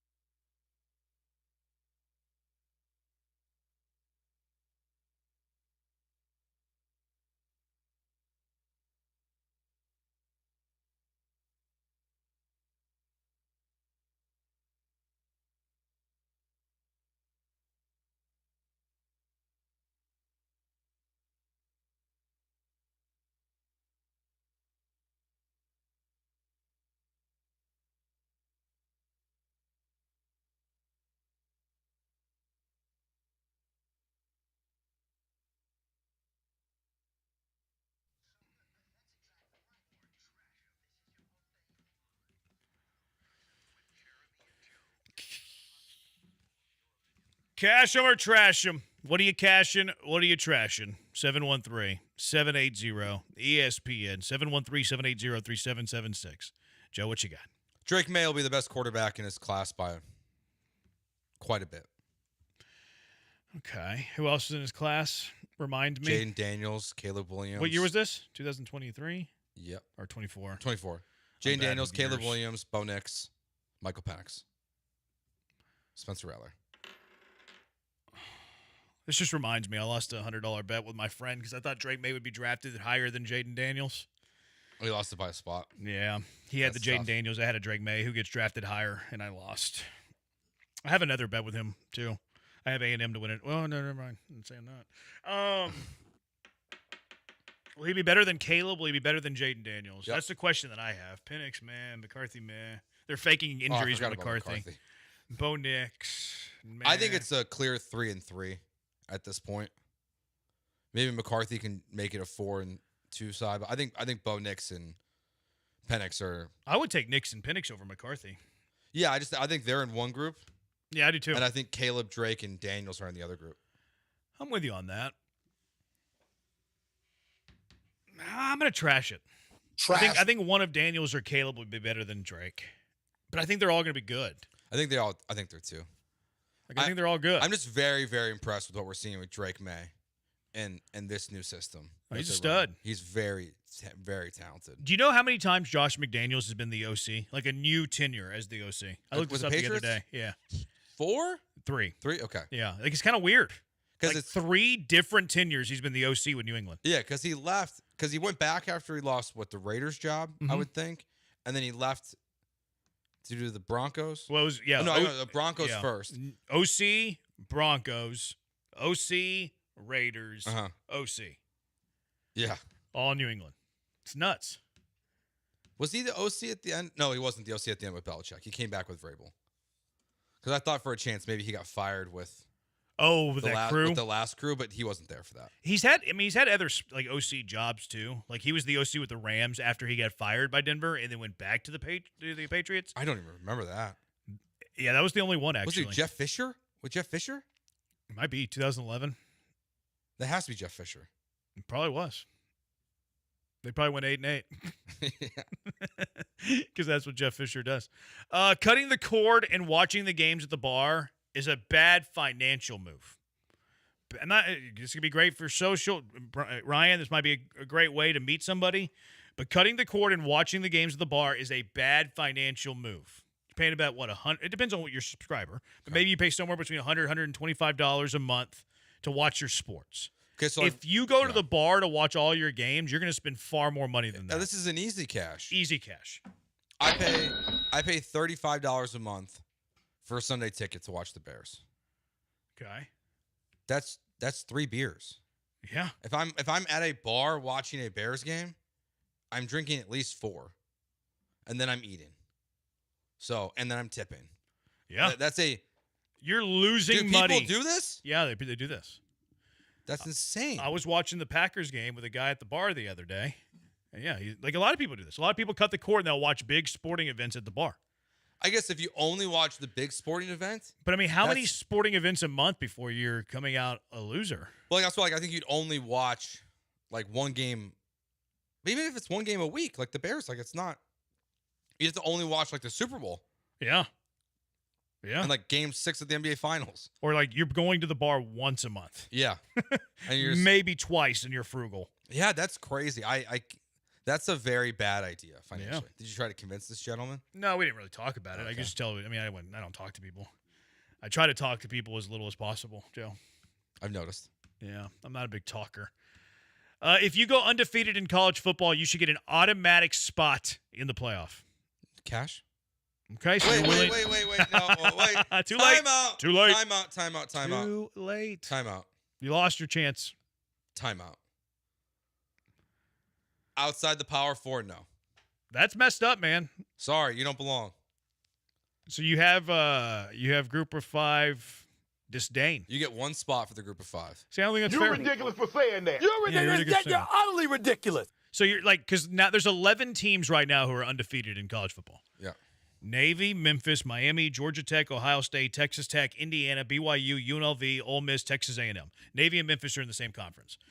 But if Memphis and UNLV run the table and they're both undefeated, one of those teams should not make the playoff? You just got to get ranked. Nah. You're going to have a 3-loss Power 4 team getting the last at large. Who knows? Maybe UNLV is the greatest college football team ever assembled. They have plenty of time. Right, but if you have two, if Navy, Memphis go undefeated and UNLV go undefeated, based on your trash, one of those teams shouldn't make the playoff. Join a bigger conference. They would love to, Joe. I don't know. They would be thrilled to join a bigger conference. These are the rules we play by. I think Cincinnati made it as a in the 4-team playoff. Cincinnati made it as an automatic or an at-large bid, and they were good for a couple years. They earned it. They earned a reputation as a program with Luke Fickell. If you go undefeated, you should be in the playoff, Joe. It's a 12-team playoff. 12 teams. You're gonna give me a 3-loss Big Ten school over an undefeated UNLV and or Memphis Navy? You got to play someone. They try. UNLV's got Dan Mullen, baby. Like, their best win this year. Memphis does have a good win, if memory serves. They beat somebody at home. I mean, like, they beat the best team in the SEC, the Arkansas Razorbacks. Okay. Like, UNLV, I'm trying to make a case for Memphis here, Ryan. UNLV, like, congrats. You beat the trash version of the UCLA Bruins. That's all they got. UCLA's on fire. What if UCLA gets 4 Big Ten wins and UNLV hammered them? It doesn't count. By 7. It doesn't count. Nah, man, that's of the messed coaching up. change. That's messed up. I'm sorry. You got to. No. What if that team you're leaving out would have ran the table? They're not going to. We'll never know. We'll never know because they never had an opportunity, Joe. Never had a chance. Okay. You are not an equal opportunist. I am open to this discussion. Once a non-Power 4 team wins a playoff game, once it happens for the first time, then you can open my eyes a little bit. So if Memphis or UNLV gets in this year as the 12 seed and they beat the 5 seed, then you can open me to it a little bit. But I can't do it. This is sad. I'm sorry. You're just a hater. Let me ask you a question then. I'm going to throw this back at you. Okay. What if Washington State next year in a 2-team conference? They almost beat Ole Miss. What if they run the table in a 2-team conference? They won't be in a 2-team conference. I know, next year, Boise State, and I think others are joining. Yeah, them. they're going to have a real pack next year. I think UNLV actually might be in it. I think they are too. It won't be a Power 4. No. But like, what if one of those teams would have gone undefeated this year? They deserve a guaranteed spot? Yeah, absolutely. If you win every single one of your games in college football, you deserve a chance to prove if you're the best team in the country. Can we compromise? What is the compromise? Can they play each other to be the 12 seed? Oh, like a play-in? Yeah. That's not a bad idea. Like That's not a bad idea. Like, a tournament before the tournament? Or just like if you have 2 undefeated group of 5s, they have to battle to the death to get into the real playoff. That's not a bad idea. But then there'll be 3 as soon as they put that rule into place. I know. And one team will get left out of the 2-team playoff. Like that I'd be fine with. That's not a terrible idea. I would be open to that idea. More football is always good. Even if when they expand to 16 and they go, okay, if you're undefeated, you get to play for a chance against other non-Power 4 teams to make the 16-team playoff. All right. I feel like if you run the table, you deserve an opportunity to prove you're the best team in the country. Sorry, there's such a talent gap between the best of the best. It's what you think. There is. Name me one player on Memphis. I can't. There you go. How you know there's a talent gap? Because it could be the greatest roster ever assembled. You wouldn't know it. You're right. You're right. That's what's funny about the AP voters. Like, okay, I have this team ranked 21 preseason. Name me 5 players on their team. Yeah, can't do it. Like the AP is won't stupid. do it. So I think UNLV is ranked. I think they would be like 29th right now because of where they're at with how many votes they've gotten. Oh, in the AP? Yeah. So like they're just outside the top 25. See, 26, 27. Yeah, they're 29th right now. They have 30 votes to be in the top 25 right now. But Nebraska is 149 as the 25th team. So they're quite a bit away. It's a little bit gap there. To make the playoff. Yeah, but the AP's got a bias. They got a bias against the group of 5. Well, they also just don't know what they're doing. That's true. Dawn Staley, her cash or trash. She said this today. Dawn Staley says that she does not think a woman will ever be an NBA head coach in her lifetime. cash. Yeah, I'm cashing it too. I think she's right. It felt like Becky Hammond was the opportunity. Yeah, she's the coach of the Aces. Yeah. Could she guide a WNBA team and the NBA team to 2 wins with her great coaching prowess? Because if it was going to happen, it should have just happened. Because people thought she was being like developed to replace Pop, who's now no longer the head coach of the Spurs and is still involved in the Spurs organization, and they didn't do that. I think it'd be really hard for a team full of idiot 20 to 29-year-olds. They don't listen to the male coaches. Yeah. Like, they don't listen to Tom Thibodeau. I don't think it's going to happen either. I think Don Staley's right. I agree with Don Staley here. I don't think it ever happens. A key from L.A., Puka will be the highest paid receiver at some point. Cash or trash? Cash. Easy cash. Probably. Junkie on the text line. Cash or trash? Tater tots are far superior to French fries.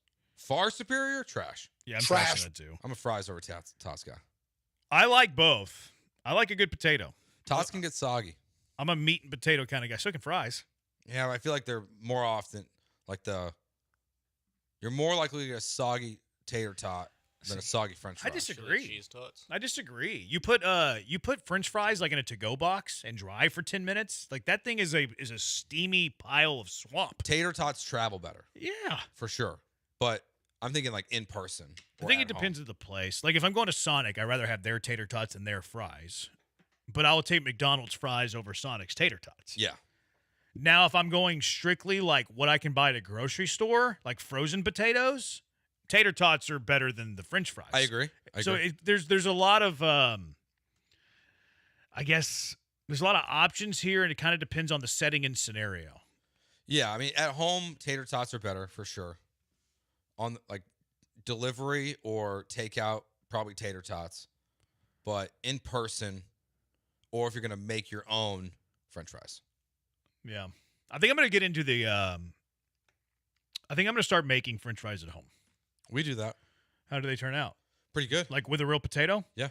So you have the real potato. What do you do? What's your method here? I watch my wife cut them up, or skin them, cut them up, and then put them in oil and she makes good French fries. Does she deep fry them? No.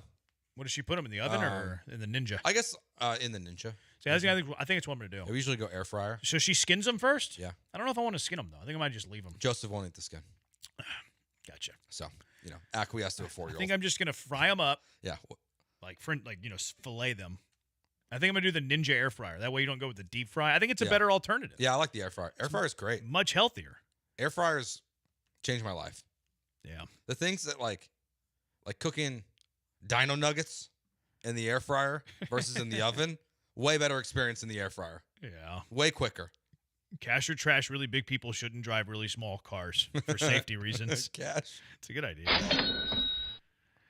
This junkie, cash or trash, a bicycle kick in soccer is more difficult than a one-hand catch in football. You've sent us that 100 times, and we already answered it in our mailbag last Wednesday. Cash.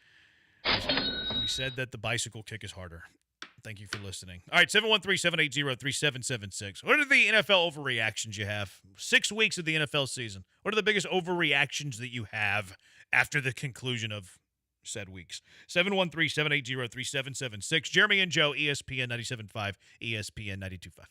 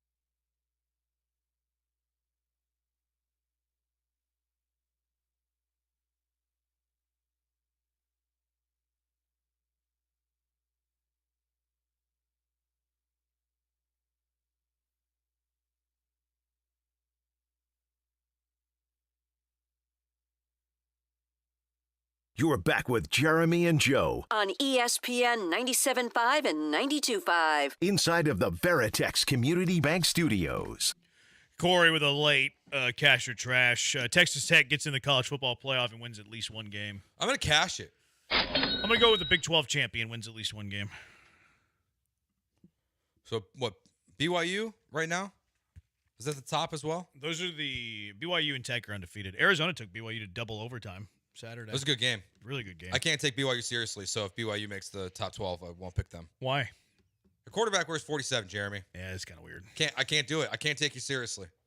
Get a quarterback number, man. You look like a fullback out there. What's the story on that? We haven't played them, so I don't know. I don't know. I just can't take it seriously. I remember in the old high school days, whenever they would wear like I think in Friday Night Lights, a quarterback wore 22 or something like that. You remember that? I think in the movie, right? Yeah, in the movie. Yeah, like the actual Mojo, the actual Odessa Permian. I think he wore 22 in the movie, which is back in the day you would see it a little bit. Yeah, but it is very weird. That's a quarterback. Yeah, so it says Bear Bachmeier, good player.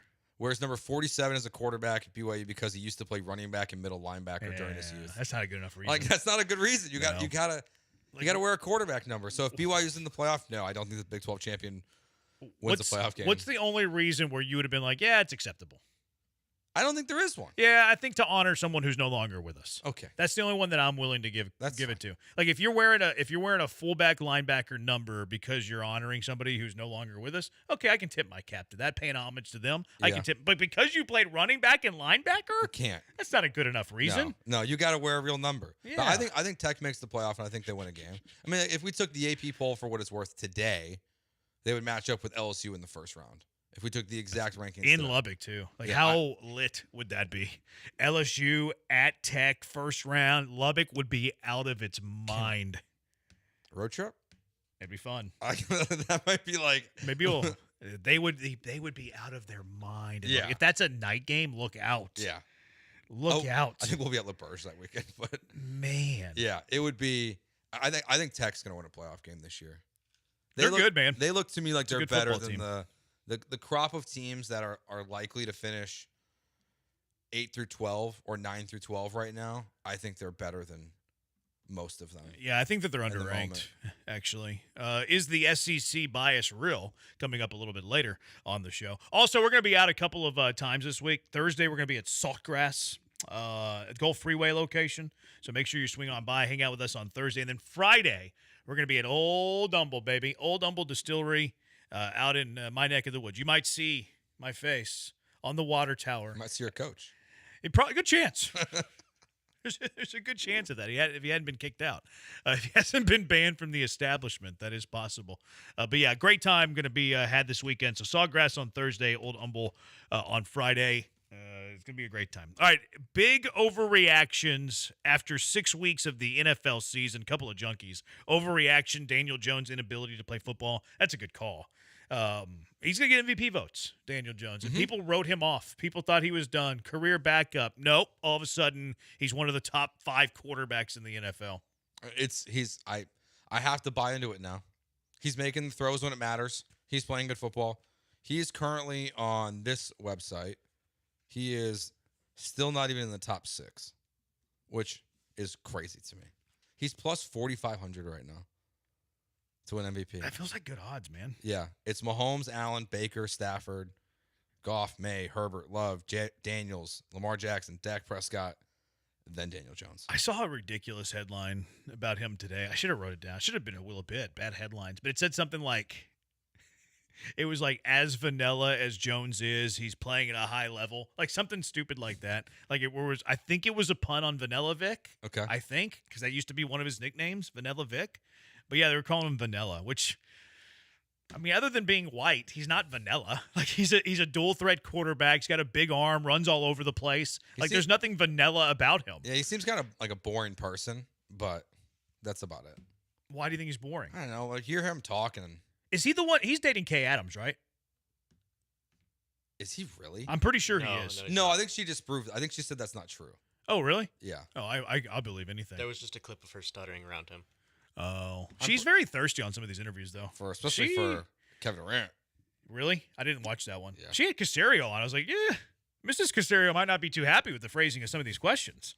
Your tone right now might be taken a wrong way, Mrs. K. Adams. She's pretty thirsty on these interviews, I've noticed. And okay, it makes a little bit more sense that she's not dating Daniel Jones because she's single and being thirsty on these interviews.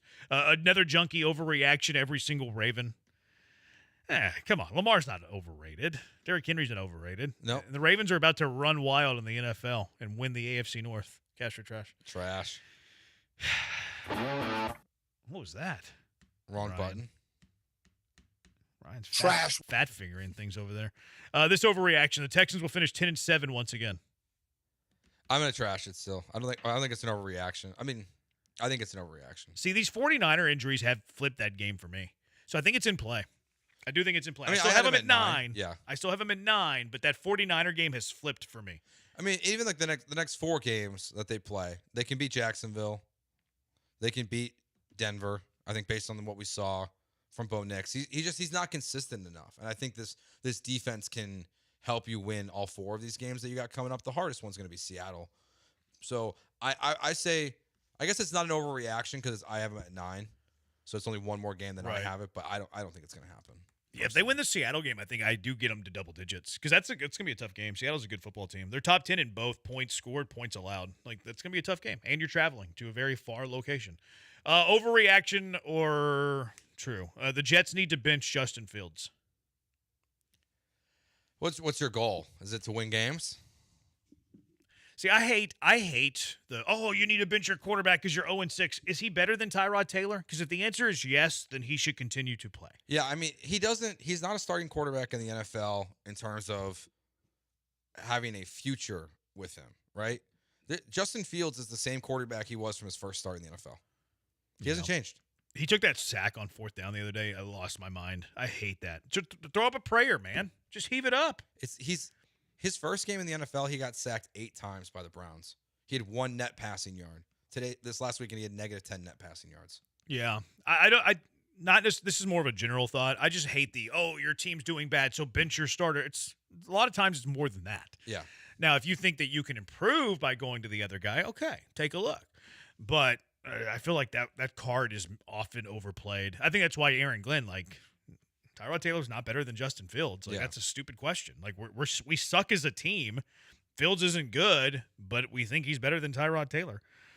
How do y'all feel about this? I feel great. Trade deadline's coming up. They trade Breece Hall for Davis Mills and a couple of late-round picks. No, they're not doing that. They have no interest in Davis Mills. I think I would need Tyrod with the deal. They don't want Davis Mills. Yeah, they need a real future quarterback. They would do it for picks. I mean, they want to rebuild. Yeah. I mean, they're not going to be interested in Davis Mills. I wonder if there's anybody in the draft though that they would draft with their high first-round pick, like Aaron Glenn, defensive mind. Should he still be there, or do they go with one of these? Do they go Mendoza? You know what I mean? Like Mendoza. Well, so it's probably Mendoza, Dante Moore. I mean, Sellers could still be in the mix, too. I think Sellers is in the mix. He's not playing like a number 1 draft pick, but if he goes out and has this unbelievable combine, okay, he's back in the mix. Because Anthony Richardson didn't have a phenomenal final year in college, but then he went to the combine and was a combine warrior, and then all of a sudden he's in the mix for a top 5 pick. Yeah, I mean, Sellers makes throws every week that are jaw-dropping. I think Sellers has more upside than either Dante Moore or Mendoza. Now, is he at their level right now? He's not. He's more raw. He's more of a project. Yeah, if I was the Jets, I'd probably pass on taking a quarterback right now, to be honest with you. Yeah. I think they got too much. They got too many holes to fill. That roster's awful, and I think they're having a couple star players that might demand trades this offseason. That'd probably be better for them though, to tear it down to the studs, just get a bunch of draft picks and then totally rebuild. Trade Garrett Wilson for whatever you can get, trade Breece Hall for whatever. Trade Sauce Gardner. Gardner's getting a little older. Yeah. Trade them all. I mean, Breece Hall, if you're going to trade him, you got to trade him right now. Yeah, he needs to be a deadline trade. Well, he's a free agent. I mean, okay. So you got to make the move right now. It's a good thought. They just wouldn't have interest in Davis Mills. Yeah. They would trade Breece Hall to as good of a draft pick that they could get. Which I mean, I'd be cool with Breece Hall. Now, draft pick for rental. That's kind of controversial, I guess, or questionable. The Cowboys need to trade for defensive help this week. Overreaction, not an overreaction. It's not an overreaction, but it's also not going to help them. See, I think it's an overreaction if all of a sudden they trade a bunch of future draft picks for defensive players because they're not a playoff team. Yeah. And even if they're a playoff team, they're not a deep playoff run team. And who are you acquiring right now that helps you in the long term? Like, unless you acquire Sauce Gardner, potentially. Like what move are you making? The Jags 4-1 start was a mirage. I think I'm there. Not because of Liam Cohen, not because of the defense. I just don't think that this is sustainable with Trevor Lawrence. Same. So I don't think that's an overreaction at all. I don't either. I believe in Liam Cohen. I think Liam Cohen's a ball coach. I'm with you on Lawrence. If the Buccaneers get healthy, they're the best team in the NFL. Can't do it. Yeah, I can't do it. NFC maybe. Maybe NFC. Because like I said, I think they're going to make a run this year. Chiefs, Buccaneers. Chiefs. Bills, Buccaneers. In the moment, I want to say Buccaneers, but it's probably Bills. Buccaneers, Falcons. Buccaneers. Buccaneers, Eagles, neutral field. I think we have to take the last result, which puts Eagles. Yeah. Even though the Eagles are playing much worse the last 2 weeks. Or I guess part of that where they had 0 completions in the second half was against the Buccaneers. Look, I mean, Buccaneers kind of struggled. I know that they won by double digits or 2 possessions at least over San Fran. But that was a game. Like, that was anybody's game. San Fran didn't have their starting quarterback, didn't have their top 2 receivers. Their best defensive player that played in that game was hurt. Their other best defensive players out for the year. No George Kittle. I feel like the Buccaneers are going to put together this unbelievable regular season where they go like 13-4, 14-3. And then just have a dud. And then they lose like in the divisional round. Like, Baker's the MVP. They had the best record in the regular season. And they lose to like Seattle. The Falcons in the divisional round. You know? Because as of like today, they would match up with who in the playoffs? They would match up with. Well, they're the one, right? Yeah. Oh, so they have the bye. So they would play the lowest seed that advanced. Yeah. I like how the NFL does that, though. I like the reseed. It's the right way to do it. I wish college football would do it. Yeah, it's a good idea. I think that was a missed opportunity when they got rid of the automatic buys for conference winners. I think we should have gone with the reseeding too. I like that. Jets play caller sucks. That's true. Overreaction. The Steelers will never have a losing record in my lifetime. Yeah, it's an overreaction. In your lifetime, they'll have I mean, I hope that you live a long, prosperous life. But who's their quarterback going to be next year? Rodgers is going to play again. You think so? Why not? It seems like he was pretty adamant. This is a 1-year thing. If they make the playoffs, win the division, he's healthy, he feels good, he likes Pittsburgh, he's buying into the Steel City. Why not? They're not going to tolerate the Brett Favre-ness of Aaron Rodgers. I mean, Rodgers has been lovable in Pittsburgh. No, I just mean like he's going to have to commit right away.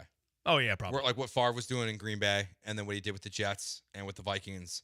That's not going to work for Mike Tomlin. Yeah, I don't think I think a lot of that was overblown. Like, the Steelers were operating all offseason like they had Aaron Rodgers. Yeah, they just didn't have him under contract. Yeah, I think it was a little handshake agreement. I think he was just. And look, Rodgers wanted to play for the Jets. Yeah. So I think everybody knew that Rodgers was going to be a Steeler. Yeah. I think everybody knew. All right, 713-780-3776. Jeremy and Joe. Let's hand out some game balls. Game balls. Who gets a game ball for their Week 6 performance? For you. 713-780-3776. Ryan, just let it be known. HRP, Branham. HRP. I was asking things about Ryan a little bit earlier. I was trying to get him out there, get him fishing in the pond a little bit. But a moment on HRP, Human Resources and Payroll. It's Cougar owned by my colleague, Go Cougs. Chris Fisher's over there. He's an Aggie. They have great people over there at HRP. It's why their customer service is elite, because they have great people over there. They have a great team. They have a great culture. But everybody you talk to as well is going to know you. They're going to know your business.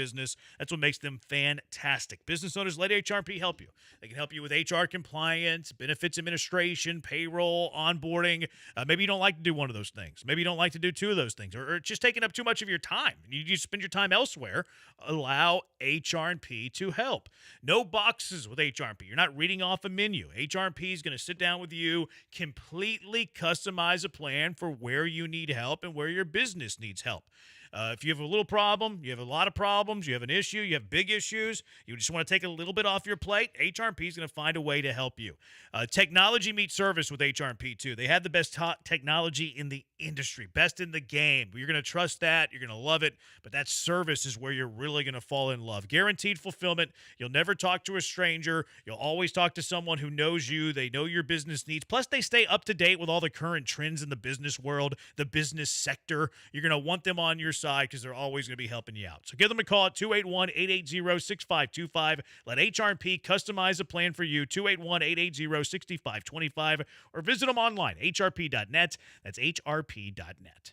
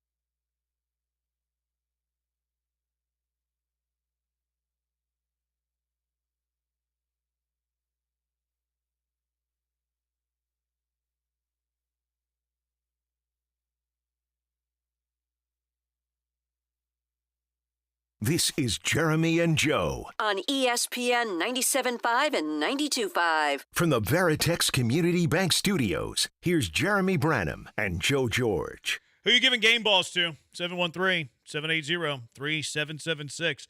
Who gets game balls for their Week 6 performance in the NFL? What'd you do Sunday morning? Did you wake What did up? I do Sunday morning? Did you get up and watch the game? I woke up around 9. Okay, so you I watched. slept in a little bit because I had the luxury of sleeping in. Yeah. Late Saturday night. Yeah. We know you. Yeah, I watched the majority of that game. All right, then you get a game ball. I get a game ball. No way. And Ryan, you get a game ball. No way you just did this. Everyone gets a game ball. No way you just did this. Did you write this down? I said fans who watch Bronco Jets year to true. Damn it! I didn't know it, but it was in my notes. Okay. Yeah, it wasn't in the community notes. All right, good. No, you would have had no way of knowing that I did this unless you hacked into my show prep. We all get a game ball for watching that trash bag of a game on Sunday morning. That's so funny. I had the same idea. Yeah, I echo everything that you said. I gave the fans that watched all that game the game ball, the true MVP for watching that one. Bijan Robinson gets my first game ball. 238, a teed.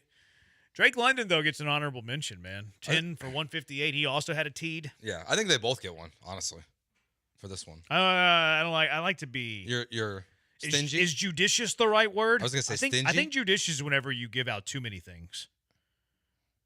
Or is it the opposite? I'm on the fence. Is it the opposite? So judicious means you're kind of stingy? Yeah. Yeah, I'm judicious with my game balls then. Yeah. Yeah, I'm judicious. I don't like to give out many game balls. Like, they're special. Like, I don't like it whenever D'Amico's giving, 4 players a game ball. Here you go, Cal. Throw up the H, your thumb ring, you get one. I like to give a game ball for a game. But maybe if I go Bijan, you go Drake. I'll go Drake. Drake London definitely deserves one. The Drake. Though he would have probably got your game ball if he stayed in bounds. I mean, he would have went for 10, 159, and 2. Yeah. Yeah. That extra yard and the extra touchdown. It's mostly the extra teed. Yeah, it is. Yeah. All right, next one for you. Let's go Jonathan Taylor here again. 21 carries, 123 yards, 5.9 yards per carry and a touchdown. I mean, it wasn't a great game for the Colts, but he's really, to me, the only person that deserves one from this game. Because Warren was good, but he wasn't good enough for a game ball, I would say. Who'd you give it to? Jonathan Taylor. I don't know, man. I gave mine to Warren. I mostly gave it to Warren, though, because it's kind of like hey, I'm giving you love for the season that you're having. Whereas Jonathan Taylor's been like a dude all year long. So is Warren, though. Warren's a freak, man. As a Bears fan, how do you feel about that? Not good. You wish you'd had Warren instead of Loveland? Yeah, Ryan Poles sucks. It's so weird, though, because everybody thought Warren was better than Loveland, except for the Bears. I think Ryan Poles thinks he's the smartest person in the NFL. Oh, he outsmarted himself? Yep. Is Loveland like a better blocker? And they want to run the ball? Like, is that the theory there? I think Loveland is a better athlete than Tyler Warren. Because Tyler doesn't exactly look like a freak when he has the ball in his hands. He's just mean and nasty. Yeah. And hard to bring down. It's kind of slow and prodding. But kind of like Scatabo-ish. Yeah, but it works so well. So I think Poles, I think he went combine. Yeah. And he looked at the numbers. Warren's a freak. Yeah, it's a huge miss. Rico Dowdle, 239 total yards and a score. Did it against his former team. Kind of called his shot. It's like, you guys got to be looking out for me because I'm going to have a good game. And what did he do? He went out and had a good game. Rico Dowdle, game ball. Yeah, it was. I'm going to go with Ladd McConkey here. 7 catches, 100 yards, 1 touchdown. I know Justin Herbert made the breakaway on the big play of that game, but McConkey's kind of been MIA most of the season. Yeah, he went from bad McConkey to Ladd McConkey. Yeah, was very, very good in this one. Good call. I like that one. Drake May. You know Drake May was the leading rusher for the Patriots in this game this past week? Why do they not like Trayvon Henderson? I don't know. They don't like him. They like running backs who average 2.3 yards a carry and fumble every other time. But Drake May, leading rusher, he threw for 261 yards, 3 touchdowns, and he's throwing teeds to Pop and Booty. Drake May's a stud. Drake May. Hand it to him. He's very good. Very, very, very good. Another one that Ryan Poles might have overthought. Even though I'm a big Caleb guy. But he apparently... Yeah, that was an easy one, actually. But overthinking would have been not to take Caleb Williams. But he laughed at the idea of Drake May, apparently. Oh, really? Yeah. Huh. Aaron Rodgers? Yeah. He's not the old Aaron Rodgers. But he still has these flashes where weird arm angle, big-time throws. I mean, DK Metcalf was very good in his limited catches in this game, but Aaron Rodgers game ball for sure. It's so weird. I actually love it. I love that Aaron Rodgers and the Steelers are doing well because it's great theater. It's great entertainment. Plus, you're sticking it to the Jets. Jets, Jets. It's great theater what Aaron Rodgers is doing. The fact that Aaron Glenn made him fly across the country, karma, to tell him a Hall of Famer, an all-time great. Because it's no matter what you're doing, that's an incredible insulting thing. No, we're gonna give Justin Fields $20 million. Yeah, you go to the Steel City, and then now the Steelers are the best team in the AFC North currently. Yeah. Pat Mahomes, 289 total yards, 4 TDs. The demise, Pat Mahomes and the Chiefs, greatly exaggerated. Big time. He's good. He's so good. Yeah, he's the betting favorite now for the MVP. Is he really? Yeah. Huh. He's still plus money right now too, which kind of feels like, I don't know, if this continues, like how much longer will he be plus money for? He's so good. He's plus 185. Josh Allen's next at plus 300. And what's Baker at? Plus 350. I feel like I would play a little bit of Baker, a little bit of Daniel Jones. Yeah. The other one I'm really looking at too is I still be looking at Stafford a little bit, plus 1,600 right now. Oh, that's not bad. Like, the way he's playing right now, even though he wasn't great this weekend, he's not getting a game ball. Great. I don't know if I have a game ball for that one. I do. You want me to skip the line here? I actually went Byron Young, who had a pair of sacks in that game. It was 17-3. You got to give a 17-3 game ball to a defensive player, and I went with Byron Young, not for 1 sack, but 2 sacks. Byron Young, game ball. JSN. Good call. He's incredible. That is such a smart front office move to move on from DK Metcalf. Yeah.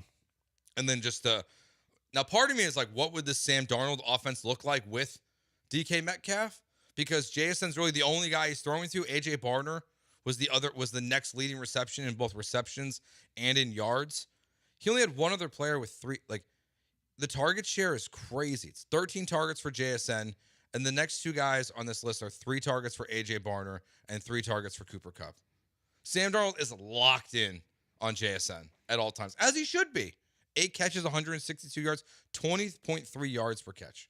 Who would you say is their second best offensive player? Like, eliminating the quarterback. Like, who's the second best weapon for Sam Darnold? I don't know. Because I want to say Kenneth Walker. But they hate Kenneth Walker. Is it AJ Barner? It might be. Is it Torrey Holton or Troy? I always forget. Or is it Tony? Torrey. The Horton guy. Horton guy's not bad. It's probably Barner or Kupp. It's probably Kupp. Yeah, but like he's not really actively involved. No, he's really not. That Horton guy has a few touchdowns on the year already too. Yeah, the rookie. He was a pretty good draft pick. Because I think it should be Kenneth Walker, but it should be. But they give more carries to Charbonnet on a weekly basis at this point. I don't understand it. Well, he's better at selling the play action. Is that what it all? No, is? I just made that up. Oh, okay. I was like, I don't know. Maybe you know something I don't know. Baker Mayfield, 270, 2 touchdowns. Yep. Tampa Bay game ball there. I'm gonna go here. Let's do it. Let's give it to the new guy, Jake Moody. Give it to the kicker. He had a kick blocked. He kicked 4 field goals, game winner. You sold Swift under the water there. Should have been Swift, 175 and touchdown. Josh Jacobs, 150, 2 scores. And then Max Crosby, he got a pair of sacks. Another game that it needed to go to a defensive guy. Raiders over the Titans, 20-10. Needed to go to a defensive guy. Max with 2 X's. You get the game ball. I think he's the best defensive player in the NFL. Really? Yeah. He's pretty good. Watching him the last couple weeks, he's just it's so like JJ Watt, the way he impacts the game. I mean, he's batting down balls at the line of scrimmage every week. He's just always in the right position. He's getting after the quarterback. Max Crosby is incredible. I don't know why he wanted to stay with the Raiders so bad. But I don't feel bad for those guys. Like, I saw a bunch of people with sympathy towards Garrett Wilson after this weekend. Like, I feel bad for Garrett Wilson. He signed a contract. You knew what the Jets were. That's true. Like, you could have just waited out the tag and left eventually, demanded a trade, held out, hired David Mulugeta. You would have been out of town, no problem. But I don't feel bad for those guys. But Crosby, he's incredible. Yeah, he's really good. I like the rivalry that he has with Pat Mahomes. Mm-hmm. That's always fun to me. Yeah. I just hate that he's on a bad team. Like, would you go Crosby over Myles Garrett, though? I think Crosby impacts the game a little bit more, honestly. I think with what he does at the line of scrimmage, just batting down passes, I think they're 1A, 1B right now for me. How far down the list before you get a Texan?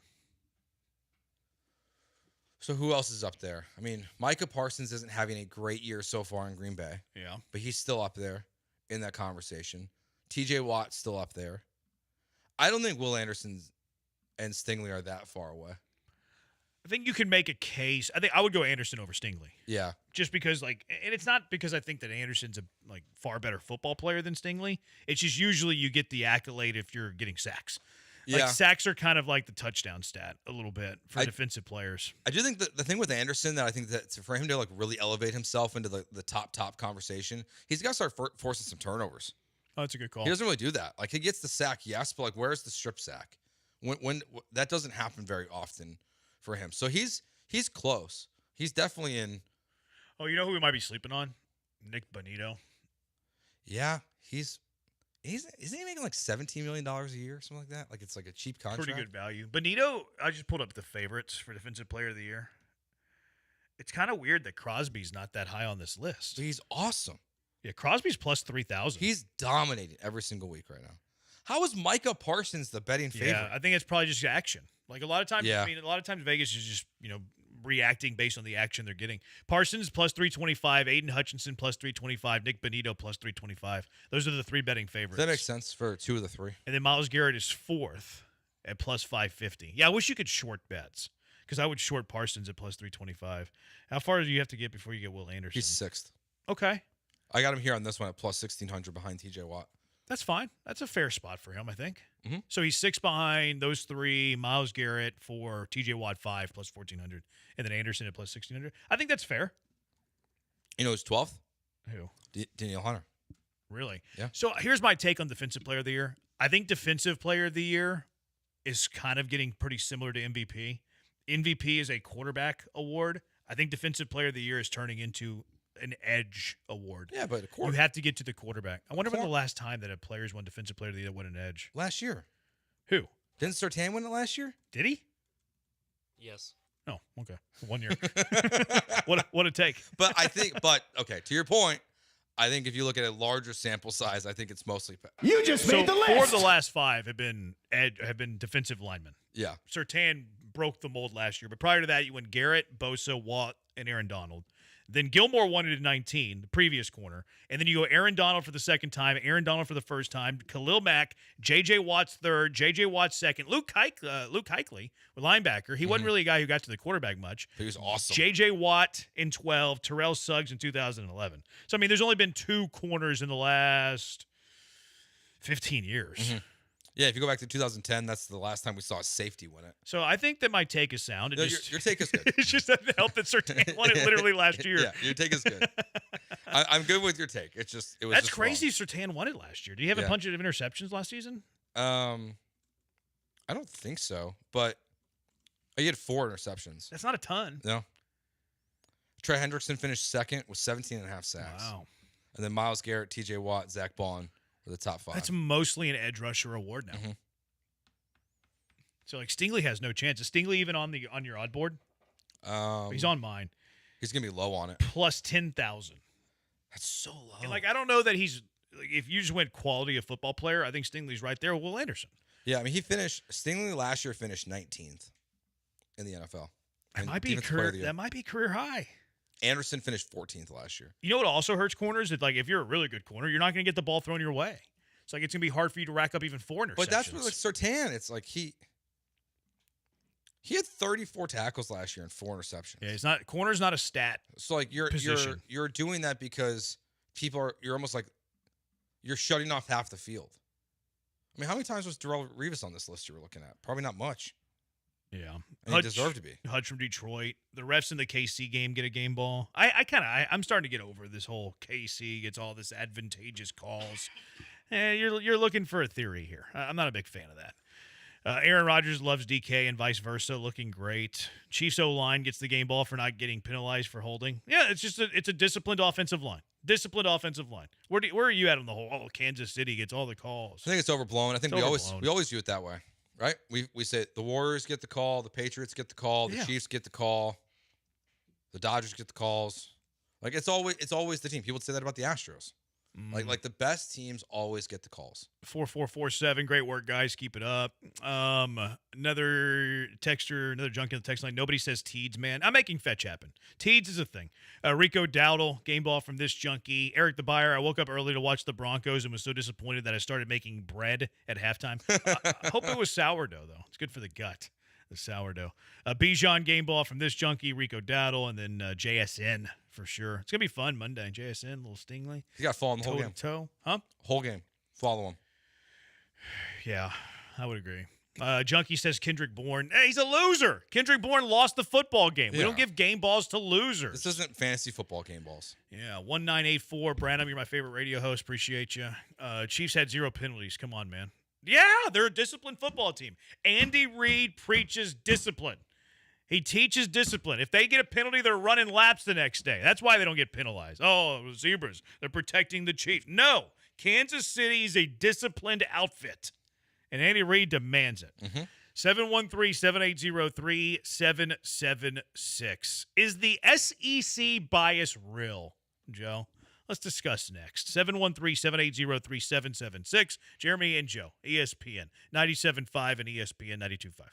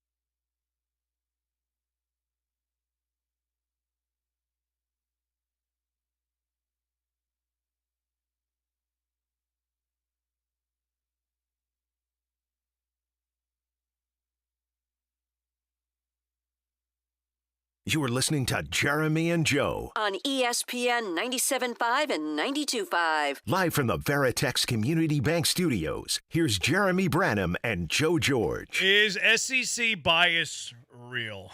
713-780-3776. Where are you at on this before I present a case? Yeah, SEC bias is absolutely a thing. Okay. They're on television the most. They're on TV more than Leave It to Beaver reruns. So I think that the average viewer, even like the voters in the AP poll and ball knowers that are not really ball knowers, watch more SEC football than they watch of other sports, of the other conferences. So I think there is absolutely a bias to the SEC. Okay. Throw some evidence at you. Did you know that 27% of the 66 AP voters have an SEC affiliation? I did not know that. Okay, there's one piece of evidence.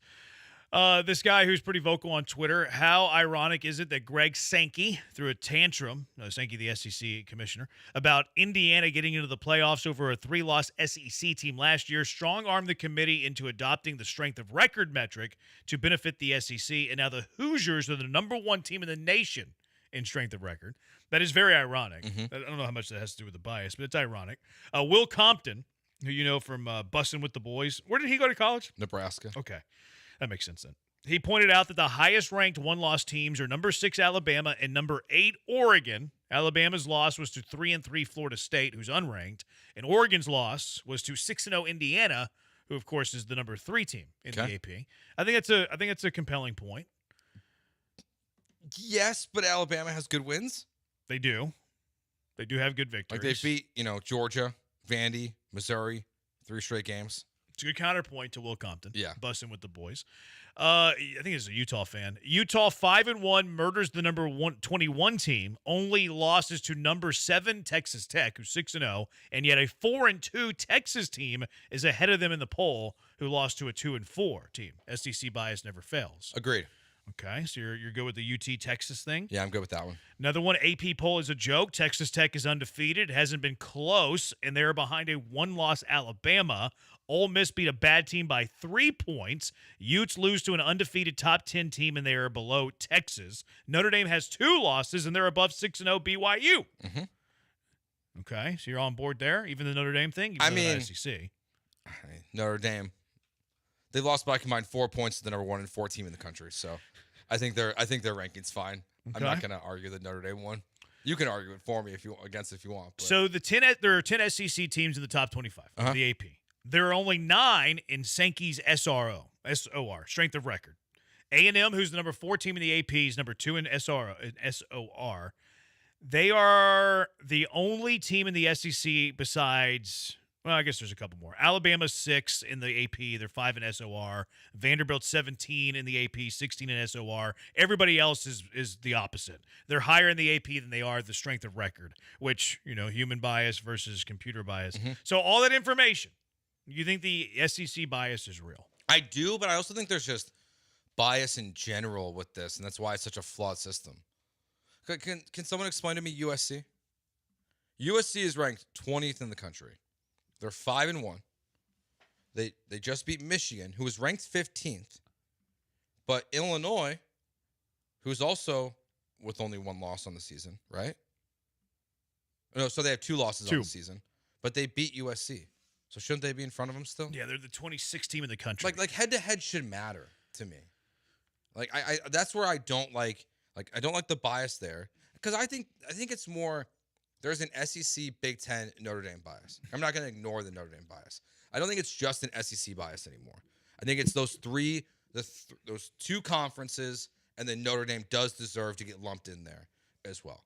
Because, why is Texas – I know their losses aren't as good on paper, but why are they so far behind Notre Dame? Why did they fall out of the top 25 in the AP poll when Notre Dame didn't? I know it was the first 2 games of the season, but Notre Dame only dropped to, I think, 22. And Texas fell out completely. That doesn't really make sense to me. Yeah. So I don't really understand. And then that's not SEC bias. That's crushing Texas for their losses.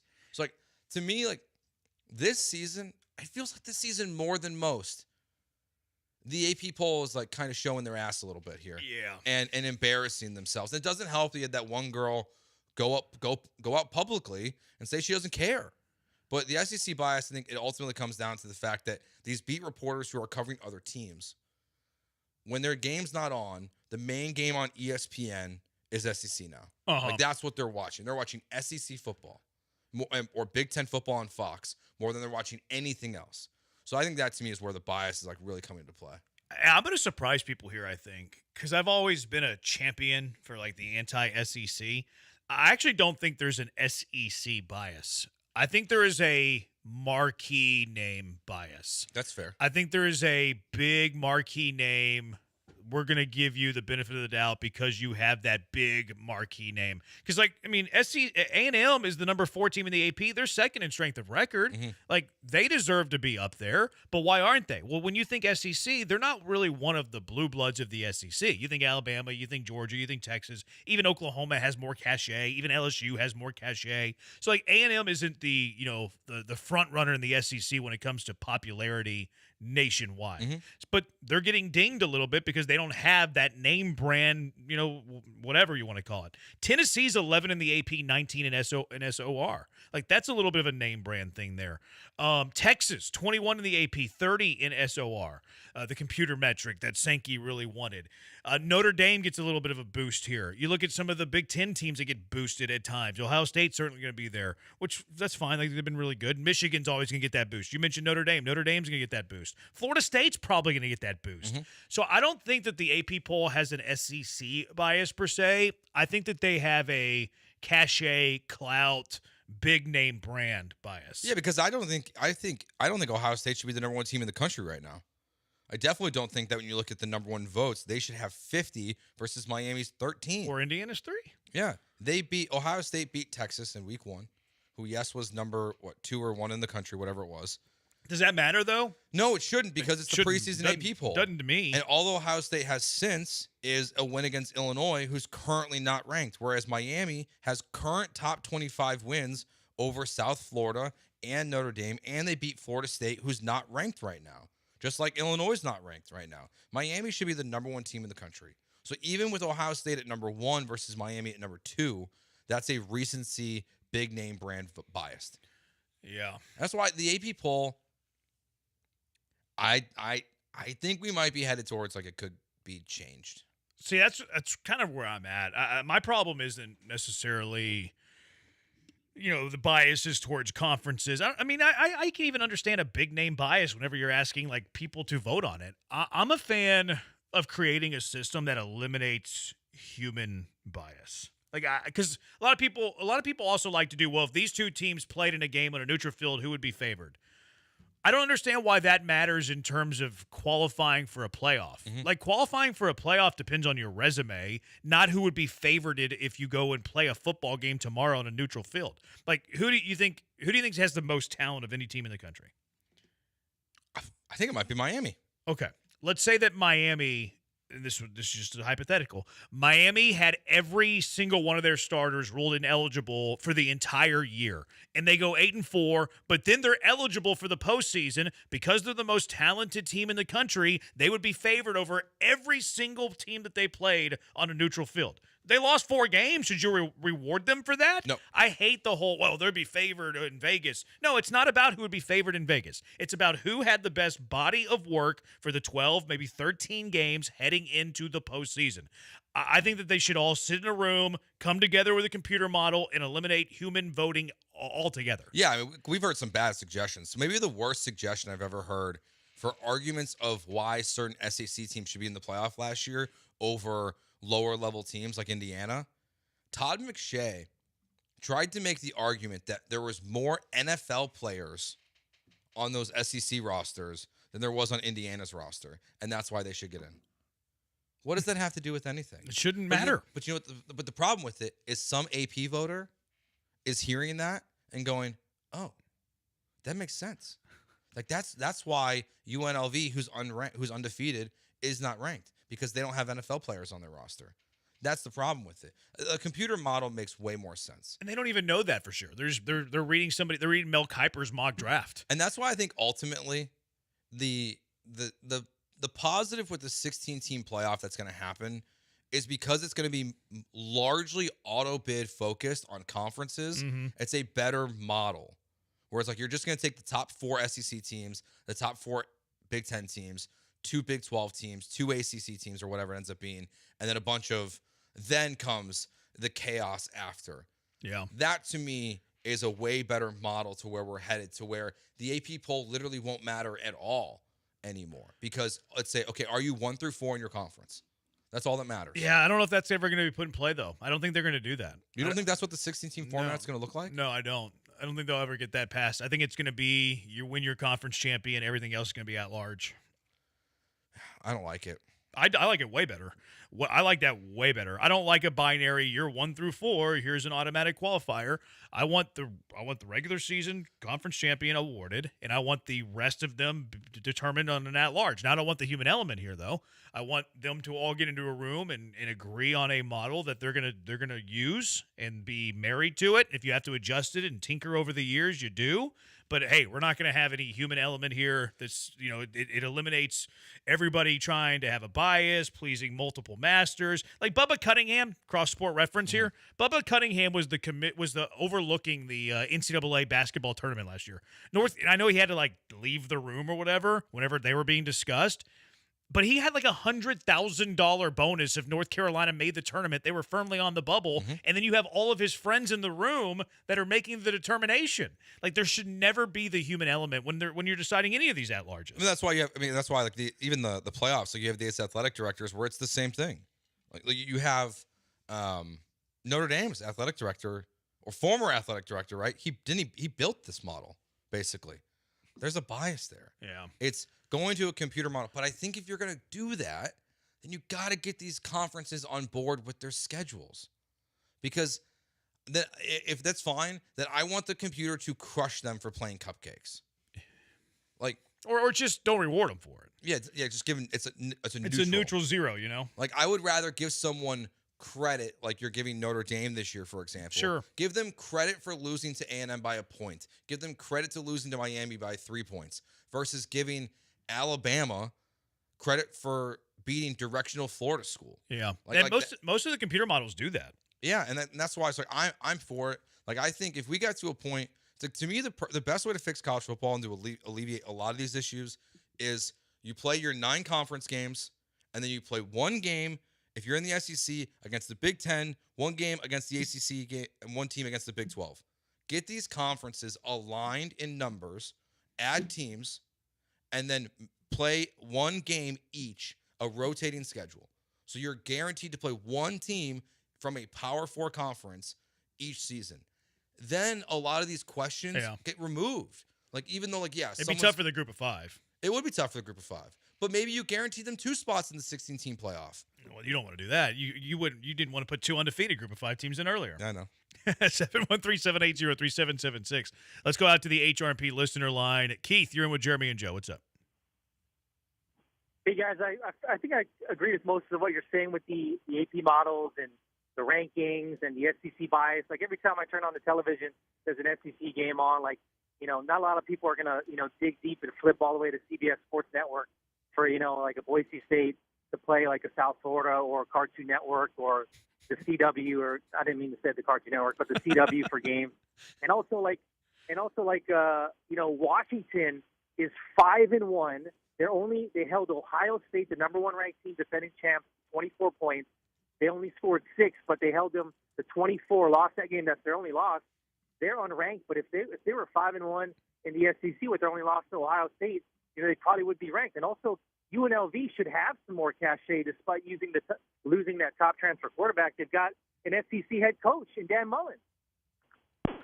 That was a quick hang up. I know. He's gone quick. Super. Did he run into something? Did he get called? Did his boss call him up? Into the office? He made his point. Did his mom walk into the basement? What? That was fast. That was the quickest hang-up in the history of Sports Talk Radio. We had another one of those last week. That was so fast. Immediately just gonzo. No. Yeah, it's it was so fast. I just don't know. I think we're in a better situation than we were with the BCS. I don't know, man. I didn't like the BCS system. The BCS was better than this. The BCS just had less opportunity of teams. Like, if the BCS had the luxury of picking between Team 12 and Team 13, we would look at it a lot more fondly than picking between Team 2 and Team 3. Yeah. I mean, maybe we just go back to that. See, what I don't like about, like, we had some junkies on the text line saying the BCS. The thing I don't like about the BCS is it did include the AP. So, like, I don't want that to be included. Just get rid of the human part of the BCS and put the BCS together. Use a combination of strength of record, FPI, whatever nerdy computer metrics you want to use, and eliminate the human bias entirely. The only time the human thought comes into mind is when you're creating the model. And then they're eliminated. And then they meet at the end of the year and be like, hey, what do we think of this? Should there be more value here? Should there be more value there? That's the way to go. Would you feel better? What if they just, the committee from the very beginning was just every week? No, because what I think happens with that is I think you have recency bias. Like, losing in week 13 is more significant than losing in week 1. Why does that matter? But that's why I feel like if the committee is doing it from the beginning, like they at least have, like they're riding out the season. Where I feel like now they look at the AP poll and they say this is our starting point. I don't think they should have any polls until they, like, 1, I would go computers. 2, I don't think they should have any polls until a poll is needed. Which is because if you do polls continuously throughout the season, recency bias is going to come into play. Because you're like, oh, well, this team lost, so we need to drop them, and this team beat a top 5, so we need to boost them, and then you forget about the team that beat the number 2 team currently back in week 2. It's a mess. 4447 says that I think that Jeremy and Joe needed to decide the 12-team playoff. You guys are brilliant sports minds. Good point. The AP poll has inconsistently and hypocrisy across rankings in all conferences. It's clear that the AP poll is a joke. Keith says Washington's only loss is against the number 1 team. They should be ranked. I think Washington's a good football team. Eric says it's money. All these teams driving, watching, probably. A&M lacks the perennial powerhouse label. Yeah, but they shouldn't be docked for that. No, not at all. Back to the BCS. I don't like the human element of the BCS. My fear is a Tech fan. They go 12-0, lose to Utah in the Big 12 championship, then miss the playoff for a 4th or 5th SEC team. I don't think you would have to worry about that, but I understand where that fear is coming from. I think a better solution is no ranking till week 4. I don't think there should be any ranking. Keith, the AP doesn't care, just wants people to talk and click. Good point. Another BCS. Keith always hangs up quick after his calls. I think that came from Keith. Yeah, but like the thing is with like even if we wait for the ranking, I mean, if we wait for the rankings, it would just be weird to watch college football in a little bit. No, it wouldn't. Just it feels like it takes away a little bit from the average fan. You wouldn't disagree. You don't think for the average fan? I don't know. When like they promote it as 1 versus 2 or 3 versus 4. Do you need that though to promote a big game? I think like Oregon and Indiana, like Oregon versus Indiana, does it sell? Yeah. As like a game for like the average fan without it being 2 top 6 teams? I think so. I think the average college football fan is shrewd and smart and sophisticated. I think they're more. Are you calling them dumb, Joe? No, they're more in tune with college football. More college football fans are more in tune than the average NFL fan, right? Yeah. As the most recent person here who has gone to college, I can guarantee that college students are not very smart. Where'd you go to school? Sam Houston and then UHD. Oh, okay. All right. Yeah. Do you hold UHD in the same esteem as you hold UH? Uncle Barney's a tenured professor at UHD. That's the greatest institution. It's the, what do they call it? The Yale by the Bayou or something like that? They call it an Ivy League school at the Bayou. Okay. Yeah, UHD. That's should be in the Ivy League, I think. All right, 713-780-ESPN. Coming up next, Will a Bits. You never know what you're going to get. You just know it's going to be great radio. 713-780-3776. Jeremy and Joe, ESPN 97.5, ESPN 92.5.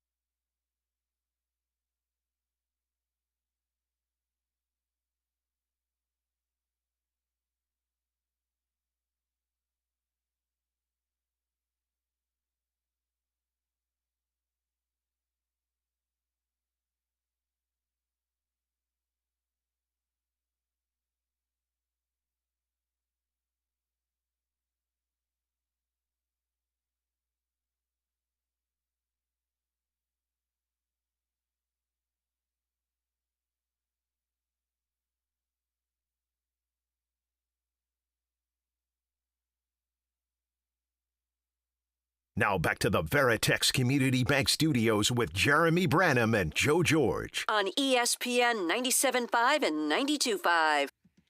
He's Joe, I'm Jeremy, Jeremy and Joe. Willabits here. We're still making this one, so you have to bear with us. Willabit, what's the wager? So we're just going to, what are we wagering on? What stood out to us in the wagering world? I think it's a show name. That, I think it is, actually. Jumped off. I think that was... Was that Peralt? No, I think Wagering World's on ESPN Bet. I think it's that Fortenball guy. Oh, yeah. I think Joe Fortenball. Yeah. I don't know what happened to the other guy. But anyways, what's the wager? We'll get the imaging on this later. It hadn't been built yet, but it came to us today, so whatever. What's the wager, Joe? Let's go through the division odds here, because there's some interesting ones here. Where are my division odds here? All right, let's start off here with the let's go AFC West. Can I tell you that I made 3 divisional bets yesterday morning? Okay. You gonna tell me? You gonna spoil it for me? No, not yet. Okay. I'm just telling you I made 3 division winner bets yesterday, literally. Okay, so AFC West right now, Chiefs. These are all plus money. The ones that I pointed out for this one: Chiefs plus 160, Chargers plus 170, Broncos plus 210. You can get plus money on the Chiefs right now. Feels like this might be your last opportunity. Yeah. So are we betting the Chiefs this week? I'm not going to do it. What I like to do with these divisional futures is I like to try to find teams at plus 200 or better, and then see if eventually another team I like in the division gets to plus 200 or better, and have 2 divisional winners at plus 200 or better odds. I like that. I usually don't like, unless I'm doing it at the start of the season. Yeah. But like in season, I don't love betting any divisional winner at less than plus 200 odds. Okay. I understand that. But I don't disagree with your take about Kansas City. Like, if I had to pick right now who's going to win the division, I would say Kansas City, and then getting them at plus money is certainly appealing. Yeah, it just feels like this, and that's obviously something that was not on the board for you this offseason. No. Like, it was clear that, like, I mean, the Chiefs bet probably should have been placed 2 weeks ago. I would imagine. I don't even know what it was. Yeah. But to have them now plus 160, I feel like this is just like your last opportunity. Yeah. In the NFC North, the Lions are only behind by a half a game. But this division right now, it's very tight. Packers plus 100, Lions plus 145. If you like J.J. McCarthy, plus 850. If you like the 3-2... Or Carson Wentz. Mine are a little different here. I got Minnesota plus 900, Detroit plus 150. Okay. Yes, that's why you got to shop around. Shop around. You got to shop around for the best odds. Bears plus 1,300. So you're going Detroit here. Yeah. Plus 145, Detroit. Not the Bears? You're not gonna make a homer pick? No. I don't wager with real dollars being a homer. Just in the fix where I went 3-0. Just had to point that out there. 3-0 week for me. I think I went 1-2. You did. Yeah, I've been struggling. The Bills game hurt you last night. Yeah, I did. This is a rubber game for me on the week. So you're saying Lions at plus money? Yeah. Plus 150 I have in front of me. Yeah, I mean it's that one's, I think eventually they run away with it. Like what we were talking about earlier with Green Bay. I just think Jordan Love's too inconsistent for me. No, I don't. That's the problem. I like where you're at here. So I think the wager there is the Lions plus 145. Next division where we have all plus money teams. The West, NFC West. Okay. Rams plus 140. 49ers plus 155. Seahawks plus 285. So is this one of those that you're intrigued by? Yeah. Seattle plus 285? I got it at plus 300 yesterday. I'm on Seattle plus 300 to win this division. I placed this bet yesterday. Because, San Francisco, actually, my odds have San Francisco plus 140, Rams plus 150. They have the 49ers as the favorite. Interesting. Like, the thought here is Puka's about to miss at least a game. Mm-hmm. Stafford's an old man who, doesn't, are you confident he's going to play the entire season?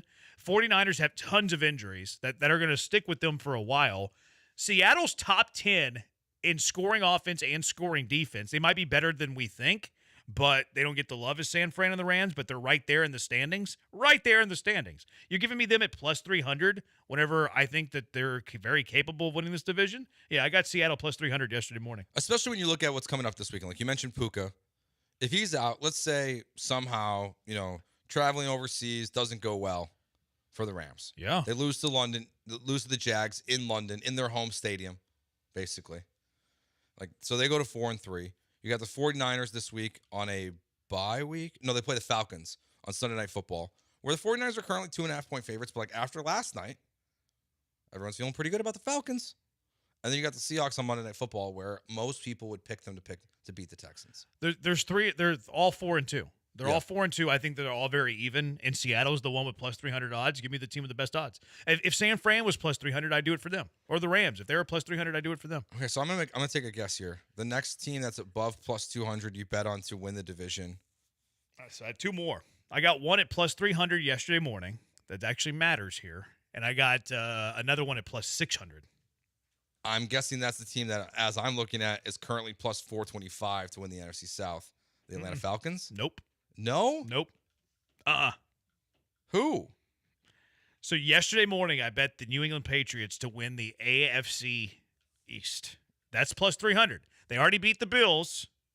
Mine's going to have plus 165. Well, keep in mind what happened last night. Oh, yeah, the Bills I played this yesterday morning. Yes, you're right. So that's how much I won some value here. Now, I didn't think that the Bills were going to lose yesterday. Mm-hmm. It didn't influence my play yesterday morning. It was just good fortune. It was just good luck. New England's schedule is pretty easy. New England schedule versus Buffalo schedule is night and day. New England already has a win over Buffalo too, and it was on the road. So New England welcomes in Buffalo with a chance for the series sweep and has an easier schedule. And I got it at plus 300. They're currently tied for first. New England has the tiebreaker. The plus 600. Texans? Yeah. Oh, really? Yes. They're 2.5 games back. Like, not a great spot to be in. And I do like the Colts. But what do we know about Daniel Jones? He gets hurt. He can get injury prone. They have nothing behind him. Riley Leonard is literally their backup quarterback, and he might be better than Anthony Richardson. They still play twice, too. Like, the Colts haven't beaten the Texans. So if the Texans sweep Indy, which is a daunting task, obviously, all of a sudden they're a half game back. Mm-hmm. They're a half game back. So I like the odds at plus 600. Like, they were the betting favorite at the start of the year. Certainly getting it off to a good start. Indy got off to a good start. But plus 600 for the betting favorite at the start of the year, who looks like they could be playing better. I mean, not great competition they played the last two games. But plus 600 I felt like was good value. It's pretty good for the Texans. They'll have to sweep Indy. They have to sweep them in the season series. Yes. And you don't need Daniel Jones, I don't think, to be hurt to accomplish that. And they brought it, and Richardson might be out for a while. They brought in a bunch of quarterbacks today. Yeah. It's like they might be like they're probably a little concerned about that with where they stand at the quarterback position. Look, and the Colts struggled against the Cardinals at home. I know, with but Jacoby Brissett. I know, and because it does coming off this weekend. That's of all the teams in the division. It's like that's a tough look. This game coming up this weekend versus the Chargers is a really fascinating one for the implications for the Texans for the playoffs. Probably. But, look at the Colts schedule. The Colts schedule is pretty tough. Mm-hmm. Now, the Texans are too. But at the Chargers, versus the Titans, you should win that. But at Pittsburgh, AFC North leader, home for the Falcons, who knows what they are. They might be really good. At Kansas City, home for the Texans. At Jacksonville, at Seattle, so you do the same thing the Texans are doing. Home for the 49ers, same thing the Texans are doing. Home for the Jags, and then at Houston. Look, gun to my head, who wins the division, Indy or Houston? Indy. Mm-hmm. But I'm getting them at plus 600. Yeah, you can't pass on it. Plus 600. No, I to me, I look at like the Texans at plus 600. Of all the teams that are going to have that like big of odds to win the division, they're the only one you touch in the NFL. Yeah. Like you're not betting the Vikings plus 810 or 850 because the Vikings, I don't think they have a chance. I'm not a J.J. McCarthy believer. I'm definitely not a Carson Wentz believer. And like maybe McCarthy looks better when he gets back from his injury, which could be this week, I guess. Yeah. But I believe it when I see it. Because I almost now with the Seahawks, I'm almost wondering, like, in a way, like, did we give Kevin O'Connell too much credit? Like, I just want to, like, wait and see. Like, it just... Maybe Darnold's that good. Yeah, maybe Darnold's just good. And we just, like, everyone's like, Kevin O'Connell can fix everything he touches. Yeah. And they're using Sam Darnold as the argument for that and getting the best of Kirk Cousins out of Kirk Cousins. But Kirk Cousins was fine in Washington. Yeah, he was already pretty good. Like, he was already pretty good. Now, he was better in Minnesota, yes. But how much better was he in Minnesota? That's a good take. And then you've got Sam Darnold, who was good, but who's also now better in Seattle this year so far than he was in Minnesota last year. Yeah. So, like, I like Kevin O'Connell a lot. It's just maybe we crowned him as this ultimate QB whisperer, going to automatically fix J.J. McCarthy and Carson Wentz. Because Carson Wentz was good for the first game. It was a disaster for a second game. It's not good. 1143. I'm going to tell all your bets because I know you know what you're talking about. No, you don't have to kiss our tails. 1143. Come on now. Thanks, King. Task HBO is so good. I've heard that. It's very good. You've watched it. I'm caught up. There's one episode left. Okay. Really enjoy it. Mark Ruffalo is great. All right, in I'm this going to do it series. then. I'm going to do it. Enough people have talked about it. Task HBO. That'll be the next show we start. I think it's only 7 episodes. I think maybe it's 8. All right, I'm going to check it out. But it's very good. I really enjoyed it. I'm going to check it out. 713-780-3776. Joe, do you play fantasy football? I do. Ryan, do you play fantasy football? I do. I bet you're terrible. I'm amazing at it. 5-1 right now. Waiver Wire Tuesday.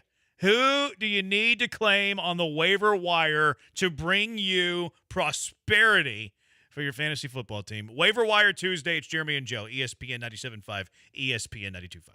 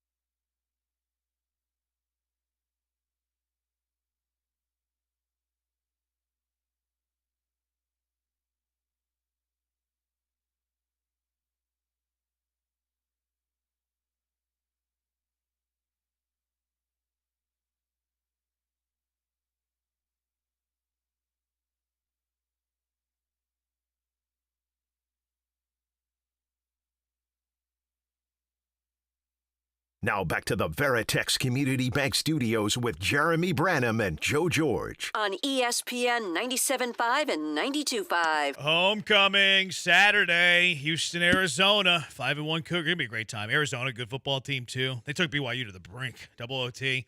But it's time to pack TD ECU Stadium this Saturday, October 18th. Houston football takes on the Arizona Wildcats for homecoming. Don't miss the pageantry, the pride, the roar of Cougar Nation. Kickoff at 11 a.m. This is Houston's team. Need you to create a true home field advantage. Come early, be loud, wear red. Get your tickets at uhcougars.com/tickets or call 713-GO-COUGS to get your tickets today. But right now, first person to answer this trivia question, 713-780-3776, you're going out to see Houston in Arizona on Saturday. Who leads the Houston Cougars in tackles? 713-780-3776. Who leads the Cougars in tackles? First person to call in. Pair of tickets going your way. Get your tickets now, though. uhcougars.com/tickets or 713-GO-COUGS. Waiver Wire Tuesday, Joe, so you can win your fantasy football. I'm doing well in 2. I'm doing terrible. I haven't won a game in my third one. Yikes. To be fair to me, though, I did not draft that team. It was my buddy Screech, and Screech famously does not know ball. Okay. I got too much going on. I'm too invested this year. I got to pull back next year. What do you mean? I'm in too many leagues. How many are you in? 6. Yeah, it's a bit much. And 4 of them are dynasties. Are they all on Sleeper? No, that's the problem. 3 are on Sleeper, 2 are on ESPN, and 1's on Yahoo. Yeah, it's tough when you have multi-platforms. Yeah, really probably get rid of the Yahoo one. No, you're not. Can we just move it to Sleeper? No. I'm in Jeremy's league. All of mine are on Yahoo. Oh, okay. Yeah. Which, I mean, is a little antiquated, but most of it's offsite. It's fine. Yeah. That's fine. So, waiver wire. Who are you spending your fab on, Joe? I think I got to look at both. Pick your poison, I guess, on one of the Bucs wide receivers. Short term, definitely there. You're not looking at either one of these guys as long term guys. No, but you have another week in which, I know we don't care about our teams, but just as an example, you watch Garrett Wilson and Ibuka go down in 1 week. I'm in trouble in one of my leagues. Do you like Cam Johnson or Tez Johnson? I like Tez. I like the big play. Yeah. I mean, and it was he feels like he has the big play ability. It's just one play that we saw, but that moment there, if I'm desperate with bye weeks going on, with the amount of injuries we're seeing in the NFL right now, Tez is the guy that I'm probably going to first. I'm locking into a Buccaneers wide receiver to try to help save my team at this point. Yeah, there's a few receivers that I'm interested in. Wan'Dale Robinson shouldn't be available in any leagues. No. You know who got a lot of targets last week, but it might be because Dylan Gabriel threw the ball 50 times? Isaiah Bond is suddenly becoming a guy who you might want to keep an eye on. I mean, he was a good prospect coming out of college, right? Yeah. He had a bunch of legal issues. Yeah, he was undrafted. Yeah. And then Cleveland gave him a 3-year guaranteed deal. Yeah.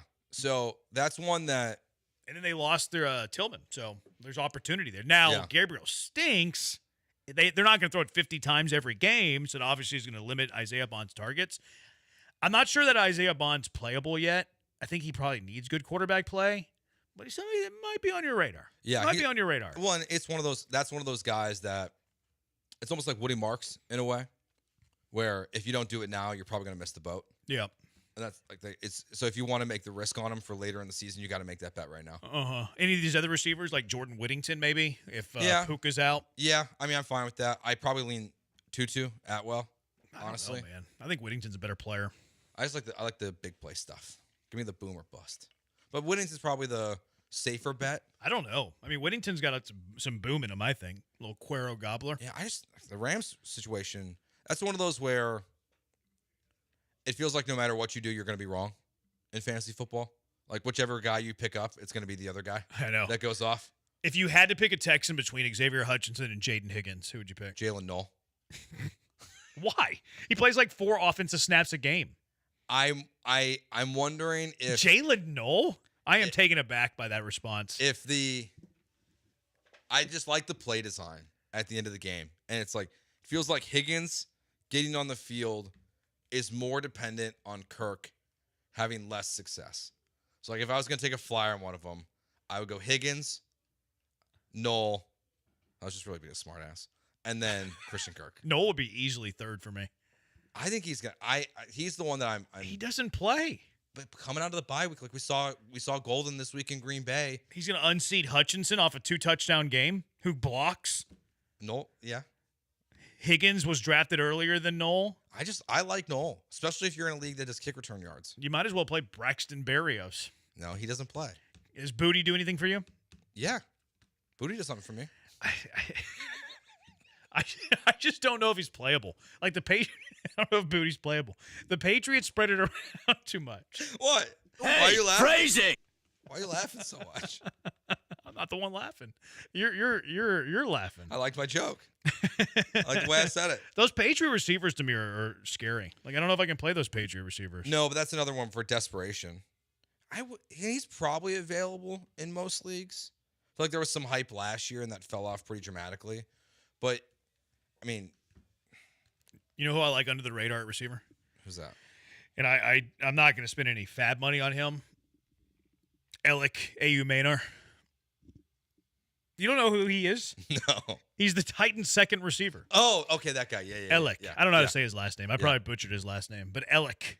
Maybe that's why. No Ridley, man. No Ridley. Like, he's going to get all the targets. They're probably going to be losing the games they play, so he might get, like, 10 targets a game while Ridley's out. Who's the coach now? Mike Mayock? Yeah, does he throw the ball? Mike Mayock? Mike Mayock was a general manager once upon a time. That's the wrong person. Any tight ends? Fannin should be picked up in your league. Yeah, A.J. Barner. Against the number one scoring defense in the league? I mean, we've seen Jalen Petrie struggle with tight ends before. See, I kind of, yeah, that's true. It's like, I like Barner. Fannin should not be available in your league. But No. if Fannin is available, he would be a guy you should go after. Because Njoku's hurt, too. Yeah, he's getting more targets than Njoku. Mason Taylor should not be available in your No. league, but if he is. Now, here are some under-the-radar tight ends. Do you think Mark Andrews gets traded? Yes. Okay. Then you should be stashing Isaiah Likely. See, but I feel like he's on teams. It depends on the league. Yeah. It does depend on the league. Because people every year like Likely when he's on the field. He's a go-to for Lamar. But if Likely's available, he's a must for me. How about this Gadsden, the Chargers? Yeah, I mean probably. But the problem is there's so much talent at wide receiver.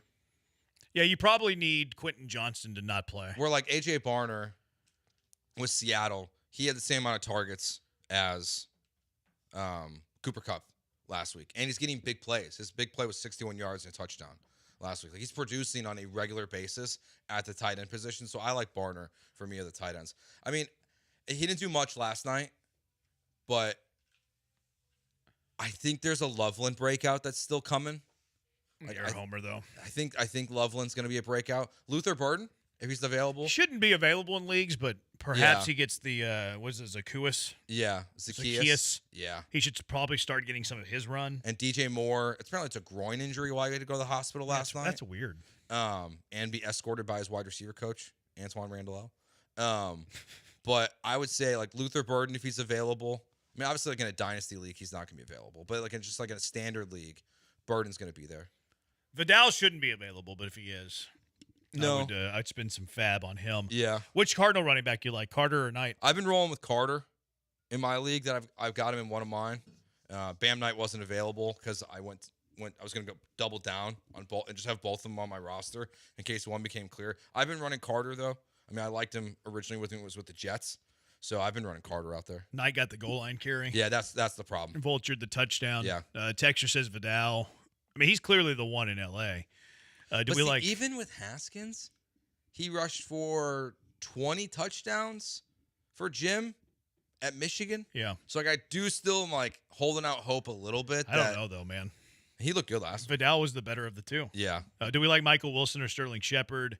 Shepard could be a Buccaneer that's going to see some action. I don't like Wilson. I think if you were desperate to play a Cardinal receiver, I'd actually go Zay Jones. Yeah, I mean, I think to Shepard, he's going to be if Mike Evans doesn't play, Shepard's the most veteran player on that roster at this point. And he's been getting targets all year. They have connection, too. Yeah. Dating back to the Oklahoma days. Why do the Steelers have 4 tight ends, and why does Jonnu and Pat not get passes? That is weird how they distribute their touches there. Aaron likes the big guy. It's like DK Metcalf, and like everybody else is going to get 2 targets. Yeah, I mean, one of the guys I've been most wrong about, I know, Texter. I've seen all of them. I'm sorry. I apologize for Caleb Johnson. Yeah, it was a swing and a miss. That's how I felt about Roman Wilson last year. He got hurt, though. But he's not playing this year. He's getting like 3 snaps. I liked Roman Wilson at Michigan. See, I thought he was actually going to be their wide receiver, too. I did, too. And he doesn't play. He doesn't play at all. They're going to trade for a receiver. Like, I went early on Calvin Austin after the first couple weeks, but I've moved off of that because he's, again, not a factor. I think he's hurt, too. Yeah. He hasn't been playing. But, yeah, they need a wide receiver, too. Yeah. They could use George Pickens. What if they trade for A.J. Brown? What if they trade for Brown? Go a little DK, A.J. Brown? It feels like a lot to give up for him, though, especially with how they play football. Are you looking then, if you think that's on the table, an A.J. Brown trade, are you looking at this point in the season, are you scouting Dotson as an option? John Dotson? No. I think he's a bum. What about Mechie? No. He plays less than Dotson. Because I just like... I don't like Eagle receivers. They don't throw the ball. Yeah, so it's like, who are the targets going to? If A.J. Brown's gone, it's all Devontae. No, they're going to throw the ball to Goddard. And Goddard. And they're going to run it 50 times a game. Yeah. I don't like Eagle receivers. All right, 713-780-ESPN. What is your junkie of the day? Who is your junkie of the day? 713-780-3776. Jeremy and Joe, ESPN 97.5, ESPN 92.5. If you haven't heard about Higgins Boat Rum, you need to, because it's rum on a mission. Higgins Boat Rum is known as the Texas Bourbon Drinker's Rum. It's bold, it's smooth, steeped in history, and honors the greatest generation. Perfect to sip neat, on the rocks, or a big rock. My favorite. Higgins Boat Rum is excellent for crafting your Texas-inspired cocktails. Try your old-fashioned with it. Try your Manhattan with it. The classics, too. A pina colada. Mai Tai, baby. It's perfect with them all. Higgins Boat Rum pays tribute to our military heritage and is named after the iconic landing craft that turned the tide in World War II. Higgins Boat Rum donates 10% of profits from every bottle to Camp Hope to support our veterans, so you're honoring heroes with every pour.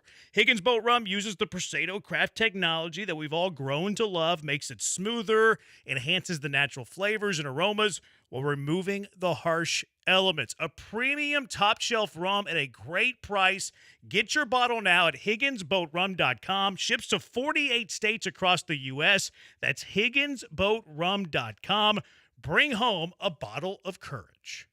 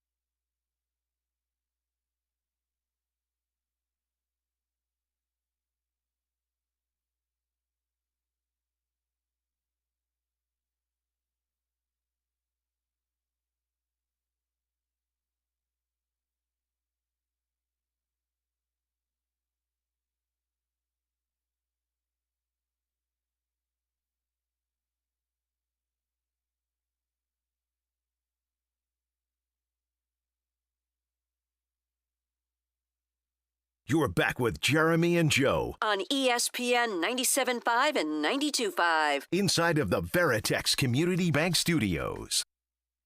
All right, who's your junkie of the day? 713-780-3776. Junkie of the day, 713-780-3776. Certainly not Glenn Davis. He'll be here at Soccer Matters coming up at 6. You want me to tune into that. It's going to be live from Senate Avenue Brewing as well. Get on out there if you're in the area. Swing on by, say hello to Glenn, heckle Brian, drink some good beer, and have some delicious, delicious food. We're going to be out on Thursday at the Saltgrass. Going to be a great time. Get on out there, hang out with us, get some delicious food. And then Friday, we'll be at the Old Humble Distilling Company, which would be a great time as well. So come on out, say hello to us, tell us who your favorite junkie is. Thursday at Saltgrass, Friday at Old Humble Distilling Company. Joe? Want to start off? Who's your junkie of the day? I think we have to go with Bryce Terang. Oh, good call. Good call. That was number 1 on my list.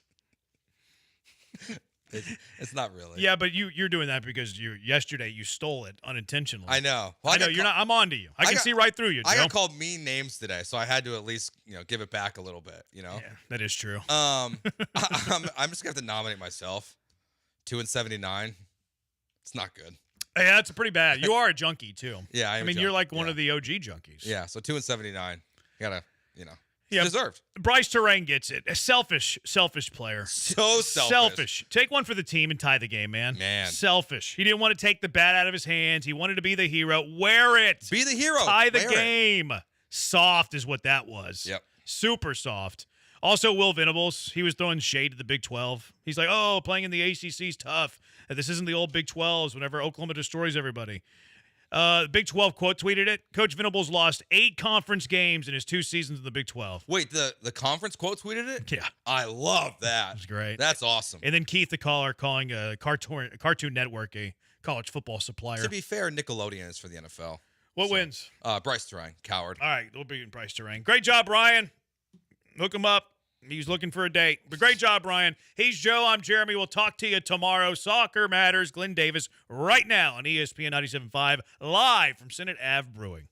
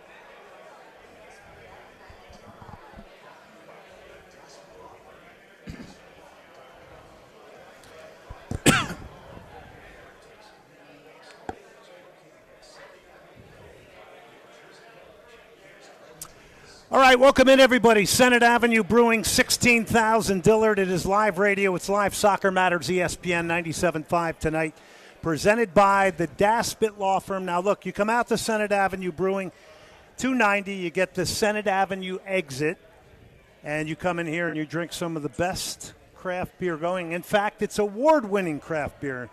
And my next two guests who I'm going to bring in a moment here, we all have a nice glass of fresh craft beer, and I mean fresh, and it is outstanding stuff. There's a great crowd in here. I mean, people come in here every night for dinner, the patio, you name it. Senate Avenue Brewing. These are always a little bit different because you got to play to the audience here. It's packed to the gills, and we got a lot to talk about here tonight. So I got a number of guests on the show. Later on tonight, Eddie Robinson. He has won 4 MLS Cups. Former Houston Dynamo defender, 11 years. He was my partner on television. Eddie will be on the show later tonight. He will be coming up here. We will have Federico Di Michelis and Victor Ariza join us tonight. We got a lot of topics to banter around. Under 20 World Cup. More teams have qualified for the World Cup now, U.S. men's national team, and much, much more. But I want to get to our first two guests here tonight here at Senate Avenue Brewing. And that is the one and only artist Batiri, and also from Team Houston, Jean-Luc. So, Jean-Luc, welcome. Batiri, welcome. Good evening. Good to be here. We're happy to have you here as always. Full disclosure, these guys are my friends. We're all working on a lot of different projects around the World Cup. So I'm going to start with Batiri, and I got to get out there this week with you. Sure. The beautiful game art exhibit we had on Valentina Quiroga on the show. It was a great little interview with a young artist. But you've got this display going on at HCC Southeast. You've set it up. You've curated it. I've seen it from afar. It looks awesome. Tell us a little bit about it. It runs through Friday. It is. Yeah, it does. It is a great exhibition, diverse exhibition with different artists from different, actually, parts of the world. We have artists from Brazil, from different countries in Africa, Europe. We have all of them. They live here in Houston, but we have one living in England and one in Ireland. But everyone really inspired by the beautiful game. And what I love about it is that every artist, they depicted or expressed something unique about the beautiful game. And there is, of course, Valentina, who brought her poem and 2 sketches in an anime style, which are amazing. This other artist, Brian Laguna, he created these 3 amazing drawings. One of them is the Samba shoes, the Adidas iconic Samba shoes, very realistic. And a ball worn out with a new ball in the middle. Very, very good drawings. And also one artist, Justin Earl Grant, he is from Texas and lived in Argentina for 10 years. So he created this drawing about how Argentines witness or watch football around a grill, right, or asado. And he created this moment of different people gathering, eating, watching the game in his own style, which it's amazing. So you have a lot of different pieces, but also very diverse, which I love, because I mean the game it's universal, so it's multicultural. It's about the world. So I hope everybody gets a chance to go visit it. It's again at HCC Southeast, and Batiri set this up. It's very well presented. It's Soccer World Cup connection, and of course this World Cup is going to be the biggest ever when it comes to bringing in all the cultural aspects, art, music, food, all which go hand in hand, just like this great Senate Avenue Brewing beer we're drinking here. We got the mayor right in front of us. I'm nervous now. Andrew Mitchum, the owner of Senate Avenue Brewing. We're going to bring him on tonight to talk about this as well. I'm going to switch gears now and go over to my great friend Jean-Luc Blackburn from Team Houston. Now, Jean-Luc and I met. Jean-Luc is doing a lot of stuff organically, much like Batiri. So you've got the big committee in Houston doing all the corporate stuff, raising money, and then you got people like Batiri, Jean-Luc, myself. We're trying to do all these organic, very, very cool events that generate out of the soccer community. So what's the latest on Team Houston? Now, I know you can go on forever, Jean-Luc. Pick a couple of your favorites. So my 2 favorites, right, for the activities that we're doing to get the business community ready for soccer and for the World Cup. Next week, you're going to be my guest. We're both going to be keynoting the PR Day. So the PRSA, the PR Association here in Houston, is doing their PR Day. They have a whole day of speakers, and we're going to close the day with a beautiful story around soccer and how PR and soccer can go and help Houston as a city, right? So Houston is a soccer city, but could use a few nice stories. And, of course, local soccer presents a lot of stories, but also the World Cup. So that's one. The other one is we are going to do all our activities now also in Spanish. We have done a series of webinars with SCORE to educate the business community. And since a very large part of the small and medium business community is Hispanic, we're going to start next week, Wednesday, with the first one. We'll do, again, 4 webinars, 100% in Spanish. And then everything will also be available on our websites with all the presentations can be downloaded so everybody can get that material and basically prepare themselves to be as prepared as they can be for the tiny little tournament that is happening next summer. Now, part of this is creating awareness. I mean, you run into a lot of people that don't realize this is coming and are now realizing this is real opportunity for them. It's not just Fortune 500 companies, as you say. It's mid to lower level businesses. So there's opportunity for everybody. Like a lot of our great sponsors right here, Senate Avenue Brewing. This is going to be a spot for watching the World Cup in this part of the town. It's not just going to be down in Edo. It's going to be springing up all over the place. My friend Quinn from Cactus Music, my friend Dimitri from Nico Nikos. They're going to want people coming there to eat out of Edo so, and buy vinyl. So there's a lot going on. By the way, give the website address. So it's www.team-houston.com. And, as you say, very important. We're only 239 days away. I think it's today. And so any business would normally have a business plan that's a little bit more than 239 days. So in principle, I think people are late if they start preparing, but they are not too late, right? You can still get ready. And we try to tell people, think before the drawing, between drawing and World Cup, think World Cup, but also think after the World Cup, because there's going to be a lot of soccer after the World Cup. And don't only think about just the World Cup as a big money grab, but more think about the relationship that you can build with the sport, because it is the fastest growing sport in the country. It is a Gen Z sport. It's a Latino sport. It's a women's sport. So for a business to project growth, soccer is your game.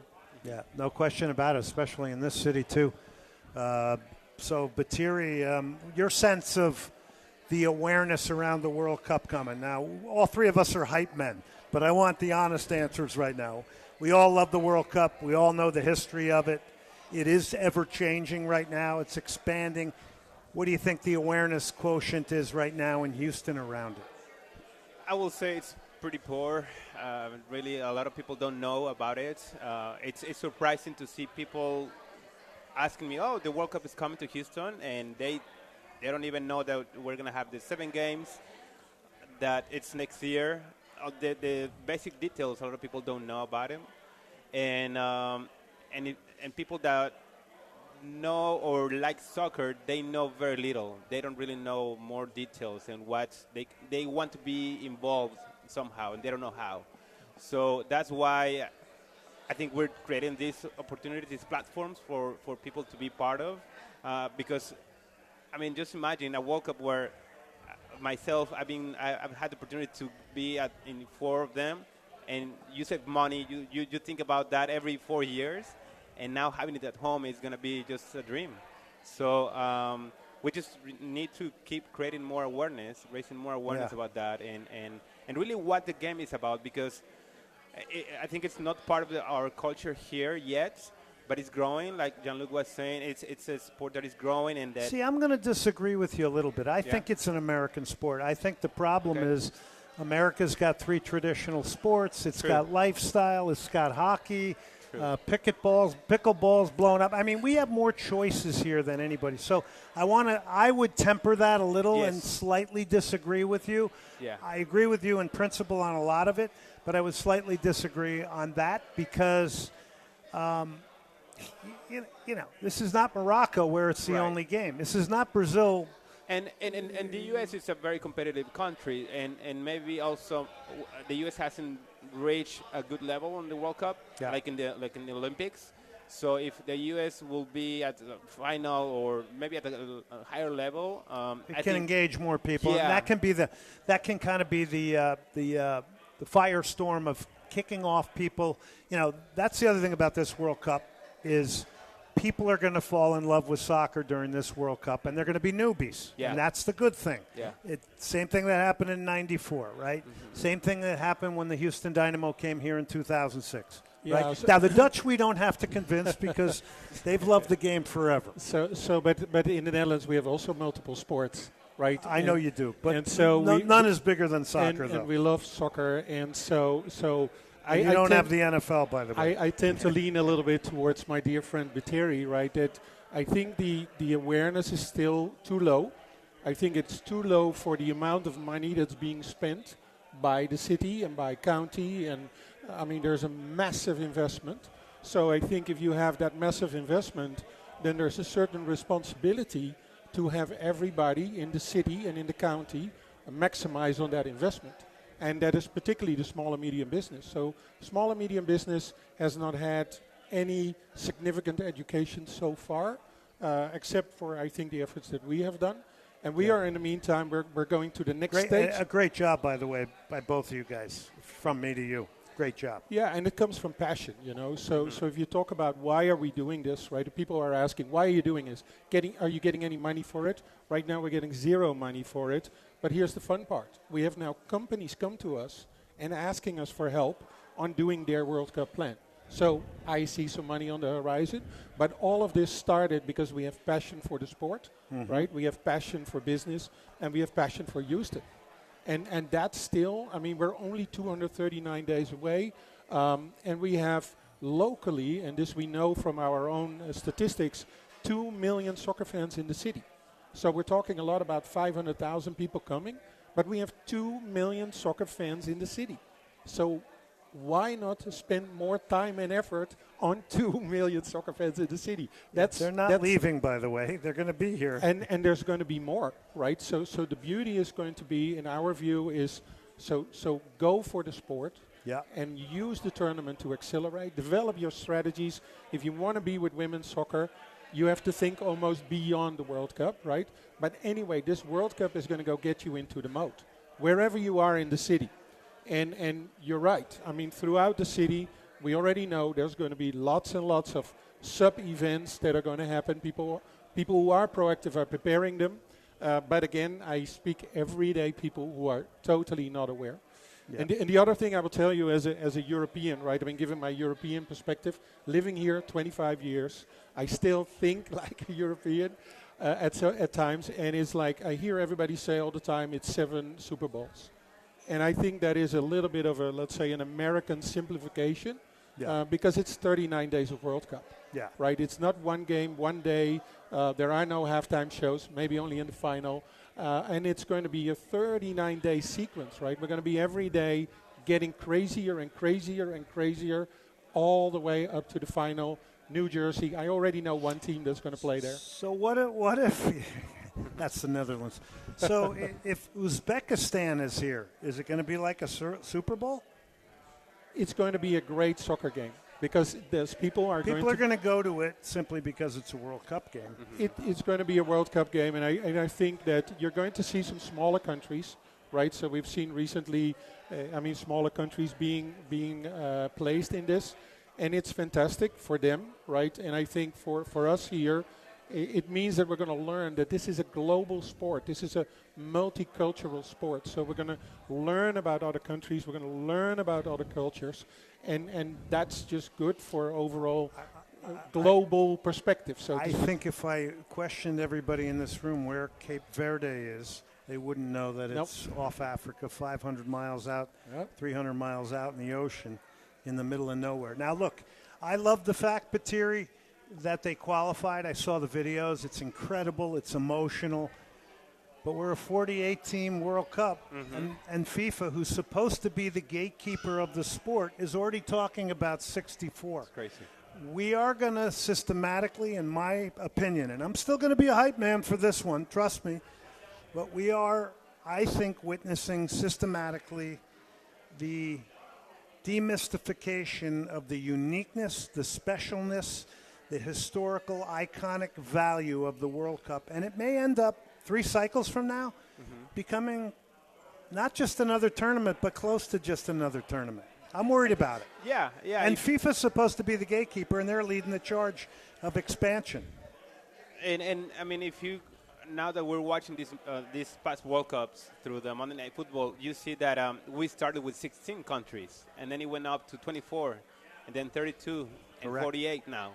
So, and it's funny because when we look back at those, it's like this was earth-shattering when we went from 16 to what 24. 20, yeah, Yeah. right. These were like historic moments that it grew too much, and now we're looking at 64, and we haven't even played one with 48.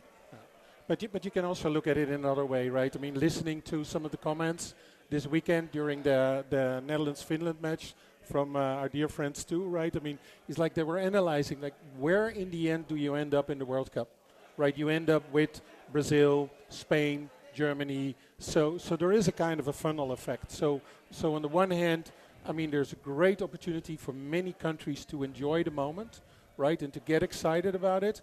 And then in the end, you funnel it down. You might see one of those teams upset somebody. You will. You will see. Maybe. You will see one of these smaller nations upset somebody. I think Qatar also got in. I mean, it hasn't even been a soccer country for very long. I hope Carousel may get in with our good friend Dick Advocat. By the way, I want to mention Monday the 20th, Batiri, we're both going to be down there. Aurora Picture Show in the East End. It's called Campeones. It's a review of the 1978 World Cup in Argentina. I think my friend Federico Di Michelis might want to be at that one, unless he's tending to a new baby. I have a feeling which he will be. But that's called Monday Night Football. So airing these beautiful films from FIFA. Batiri's really been the executor on these, getting these done, and look forward to being down there for that. So get down there for that. And again, the beautiful game art exhibit, Houston Community College Southeast, set up and curated by Batiri as well. One more time, website for Team Houston. Team-Houston.com. Cruyff lives. Batiri. Batiri.com. Batiri.com. And by the way, he's a fantastic artist as well. Jan-Luc has been driving a lot of great events. These two guys are making it happen. Guys, I really appreciate you coming on tonight, everything you're doing, and I like working with you too. And we'll see. We actually like each other. We see that Monday Night Football, a painful one, right? The 78 final. So that was a painful one. Yeah, there was a lot of controversy around the 78 and the political context. It's pretty crazy. Yeah. Well, we won't say anything in front of the Argentine consulate. don't say anything. Exactly. Yeah. I'll be on my best behavior that night. Okay, you know what I'm talking about. Yes, of course. Okay, we're going to take a break here. Senate Avenue Brewing. By the way, some new beers. Smash the Gavel IPA. That's awesome. Do we have a gavel? Mayor Murky. Well, I didn't vote for you. Trivia this Wednesday, karaoke the 29th with a costume contest as well. It's Andrew Mitchum. It's Senate Avenue Brewing, 16,000 Dillard. If you're out and about on the town, you're on 290. Whip in here right now. Come in here, get some of the freshest award-winning craft beer that's possible. Plus, tonight is Belogi Bowl night here on Tuesdays. Federico just had it. We're going to get your take on it because I saw it and I wanted one, but I don't eat before the show. I don't want to mess myself up. But it made me hungry. That's all I can say. Senate Avenue Brewing. We'll take a break. We got more to come. It's Soccer Matters, ESPN 97.5, presented by the Daspit Law Firm. Senate Avenue Brewing in Jersey Village.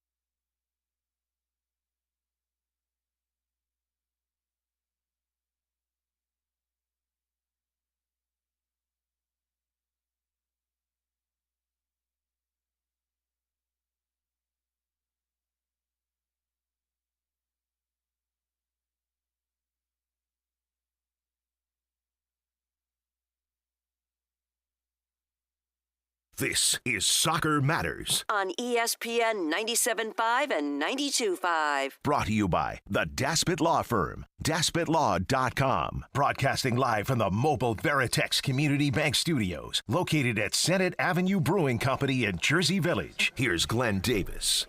All right, welcome back to Senate Avenue Brewing. I'm going to say it again because it's that good. It needs to be mentioned. Senate Avenue Brewing, 16,000 Dillard. Come on out. Join us, by the way. That was Run DMC. Now, that's rap. The Kings of Rock, mixing it with hard rock. Run DMC. That's real rap, and as far as I'm concerned. I'm not into the gangster stuff. Cactus Music brings you that beautiful selection, The Kings of Rock by Run DMC. All right. With that, we bring in the one and only, the mayor of Jersey Village. He is the owner of Senate Avenue Brewing. It is award-winning craft beer and food. Tonight is Belugi Bowl night, so get out here healthy. He is Andrew Mitchum. Andrew, thanks for coming in. Always a treat to have you here. We're always excited to be here. We love coming out here. Brian McDonald's asking me, when are we going back out? I said every Tuesday. You got to remember it. He loves coming out here. All right, we got new beer, Smash the Gavel IPA. Yeah, Tell me about it. So Smash stands for single malt and single hop. So it's a very simple recipe, and it lets you sort of taste the basics of beer. So this time it was Dulcita hops, very peachy flavor to it.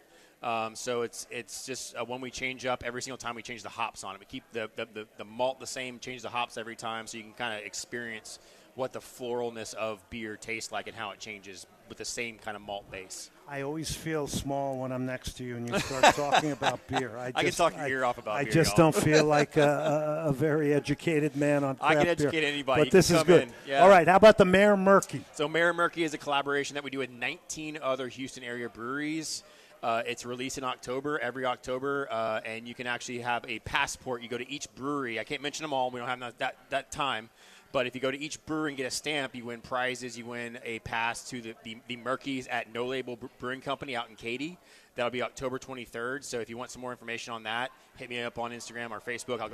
I'll explain more about it. But that's a hazy IPA, kind of heavy. It's 8.5%, so don't have too much of it. Yeah. But it's really delicious, very hazy, very hoppy. Yeah. Senate Avenue Brewing, 16,000 Dillard right now. If you're driving home tonight, patio's absolutely gorgeous. It's a gorgeous People night are out for a there. patio. I got a little girl that runs up to the window behind me here before. It's such a great spot. It's very relaxed. It has a big-time sort of German beer garden feel to it. Sure, yeah. As well. All right, I Didn't Vote For You. Okay, so part of owning a brewery, my favorite part is naming beers. So I Didn't Vote For You came from Monty Python and the Holy Grail. And it's a Kolsch, and we're politically themed a little bit, so that's our beer name. So Kolsch is really light, it's German style. It's meant for summertime, meant for a patio. So today would be a perfect time to have I Didn't Vote For You Kolsch. Unbelievable out here today, and the beer is amazing, the food is amazing. Yeah. Trivia this Wednesday, karaoke We do, yeah. October 29th with the costume contest. Yes. All right, but before you get into that, I got a bone to pick for you. When are we doing our Soccer Matters beer? When do we want to launch Name it? Name it. Well, that's the problem is we need have to name to it. sit down and formulate this. Like I said earlier, the name is the best part. We can name it Soccer Matters. We can maybe have Can we your use a little listeners. cardamom in this beer, you think? Sure, we can definitely do. We have to come up with something very cool. I'll never say no to whatever you want to put in the beer as long as it tastes really good. If it samples poorly, we'll just I'm leaving the beer making. I'm leaving it to you. I'm leaving it to you. By the way, I'm sporting my Senate Ave hat. So yeah, we got some merch tonight. I really look like a radio host. You do, because all the guys in my studio always have these on. Oh yeah, there you go. See this guy back here? He's bothering me. All right, so just take us into your two events, and then we'll get to. Every Wednesday we do something. We usually do trivia or we do music bingo. So every Wednesday evening at 7 o'clock we start something, and it's a lot of fun. It's the best trivia in town, in my opinion. My buddy Ryan comes up with some of the musical components of it. But we do music trivia, movie trivia, TV trivia every Wednesday at 7 o'clock, or music bingo. But if there's a fifth Wednesday of the month, we do karaoke, which is my GM Glenn's favorite thing in the whole planet. Yes. So this fifth Wednesday of the month is October 29th, and it'll be karaoke. It'll be close to Halloween. So we'll do a costume contest. Come dressed up. Come sing. Come drink some liquid courage. To actually pick a song out and sing. and do it in a costume. Maybe you'll win some cash prizes. We'll see what happens. Outstanding. And by the way, Ryan, I know him because great guy. We go down to the great Cactus music, and he's a big vinyl guy. His musical knowledge he is knows, second to he none. knows. I'll go toe to toe with him, though. I think he thinks I know a little bit, right? All right. A little bit, Ryan. I got a little in me. All right, listen, Mayor pleasure, Andrew sir. Mitchum, Glenn, thank always you a so pleasure, my much. friend. And by the Yeah. way, we really love being associated with you here. Well, hey, you're at all doing a Soccer great job Matters. promoting it, and I can't wait for all the great stuff that's about to happen in the soccer world in Houston. We're going to keep it going. We're going to have a blast here during the World Cup months from now. Absolutely. All right, that's Andrew Mitchum, Senate Avenue Brewing. Again, come on out here, smash the gavel IPA, Mayor Murky. Well, I didn't vote for you. Trivia this Wednesday, karaoke October 29th. Federico Di Michelis joins us. Victor Ariza, come on down and join the show. Well, wait, Victor, come on. He's so engaged and engrossed in talking about how Mexico's going to win the World Cup that he's not even listening to me.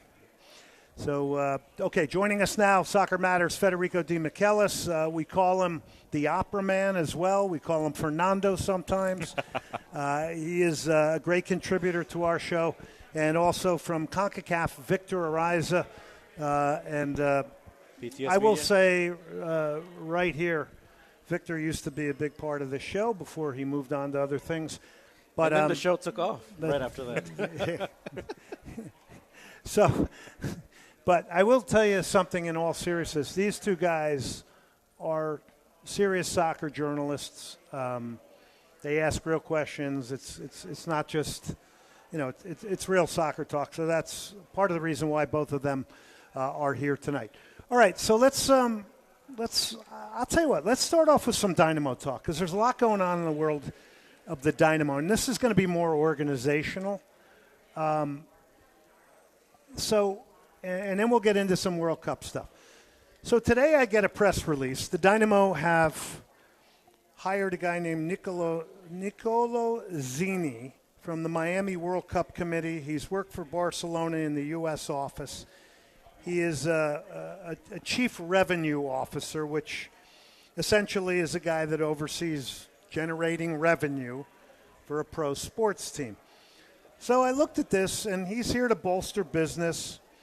And I begin to think of the connection between a front office and the on-field competitive side of a soccer club, which have to work in unison, which has to row in the same direction. And then I think of, in my time, calling games since 2006, since the team arrived here, the revolving door of people that have gone through that front office. You got one that's now working at the Indiana Fever. You got the press release. I think Jeff Stewart was at the Astros. He came over from the Astros. Game changer. They called him. That's right. They called him in the press release a game changer. He didn't last. Now, that doesn't mean none of these people seem to last. And it seems to be, to me, a really, really big problem. Because if you're in and out, how do you ever get any consistency going? How do you get any connection to a community? And then are the two facets of the club, the competitive side and that, working well together?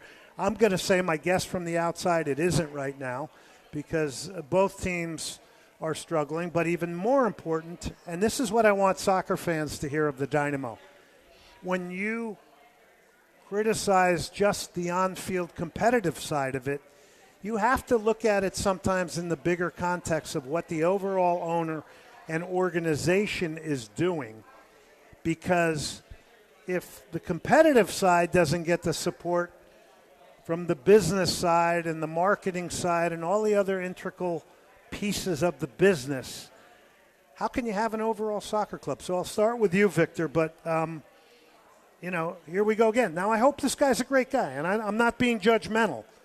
He's obviously got some talent, but is he here like a frog again to jump on the lily pad and be gone in 2 years? How do we consistently get a front office of people that want to stay here, that are passionate about the game, and equally important, as passionate about Houston? Yeah, well, my biggest concern is the focus in the right place. I read the headline to this tweet, right? This announcement you're talking about. A proven leader in the global game joins our team. Man, imagine if I'm thinking, man, if that's a player, that's a great player to have, right? If you're describing him that way, why isn't that same investment on the field? And in the same breath, what's this guy going to sell if he doesn't have top players to sell to the community, to the business community, if you want to call it that way? He was at Inter Miami too, by the way. Well, and that's an easy job, right? Sell Messi. I mean, that's anybody tough. can do. That's like coming from the Cavaliers and selling LeBron James. I mean, well, that was one of the former That's Dynamo right. employees as well. Yeah. Well, she had a rough time selling soccer. Because it's it's a different beast when you got to market Amin Bassi and Sebastian Kowalczyk and all these guys that have their own stories, but you have to let the public know and connect them and make them care about these players. Again, best of luck to them, but to me, it seems like another hire. Federico? I have to agree. We spoke. We asked some tougher maybe questions to Olsen the last press conference there at home after the defeat against. Were they really tough?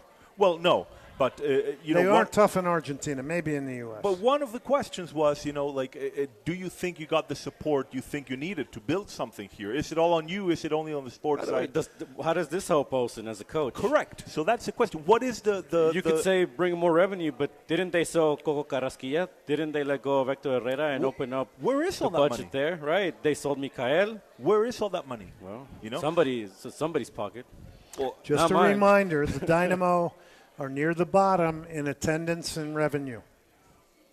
Yeah. Well, they made a big gate out of that Miami game early in the season, so let's not forget that one.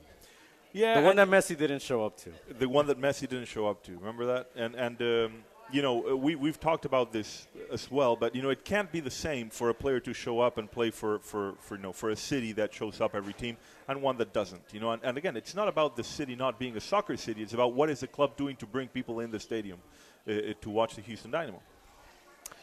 Well, I think it's pretty clear the front office needs a heavy dose of soccer passion, and it needs a heavy dose of consistency. I would have loved this to have been a hire. Let's go steal the best front office guy with a soccer background in Major League Soccer, and let's spend money on it. I don't think the spend is on the front office. Thus, I think you get the problems you get, and it makes it easier for people to make judgment and say, hey, we're not really investing in this sport and the passion of it. We're a business operation. I don't begrudge anybody that. It's their money, but that doesn't do good for us in the soccer community here in Houston, for people that have been around the sport a long time and want it to be successful, want Shell Energy Stadium to be a passionate place, right, to be a happening, to be sold out, to fill the seats, to force major media in the market to provide coverage on the team, and we don't get any of that. We don't get any of that. I will give him that. In the press release, it says it lists some of his soccer background, it lists some of that. That makes me a little bit glad, because I think, and we sort of heard some murmurs that previous hires weren't really based on soccer people. Right. So, and I mean, and some of this were giveaways, right? Yeah.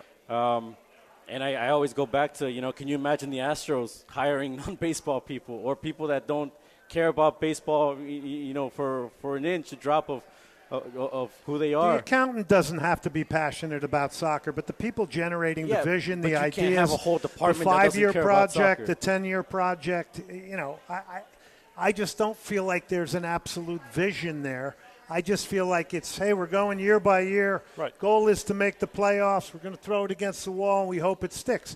Here we are after Hector Herrera. Where's the valuation? What did we get out of that? We're not more relevant. We don't get more coverage. We don't have more people in the seats. We didn't grow. So we're going to come back with a little more of this. We're going to switch to World Cup. Got great guys here, Federico Di Michelis. We got Victor Ariza. We're going to take a break. As we go to break, I do want to tell you, though, about Slip Sliders. So Slip Sliders is Houston-based restaurant. Sliders, tenders, shakes, different types. Beef, chicken, seafood, vegetables, options. They are down on bins near the museum area. Slip Sliders. So they got combo meals, chicken tenders, crispy French fries, Cajun cheese fries, onion rings, hand spun milkshakes, but they've got like very, very good. I mean, these are incredible, these sliders. Buffalo Blue, spicy chicken slider with buffalo sauce, blue cheese, the backyard burger, Cajun cheese fries. I'm a big fan of the Shrimp Shack and the Caribbean Chick, and they're big.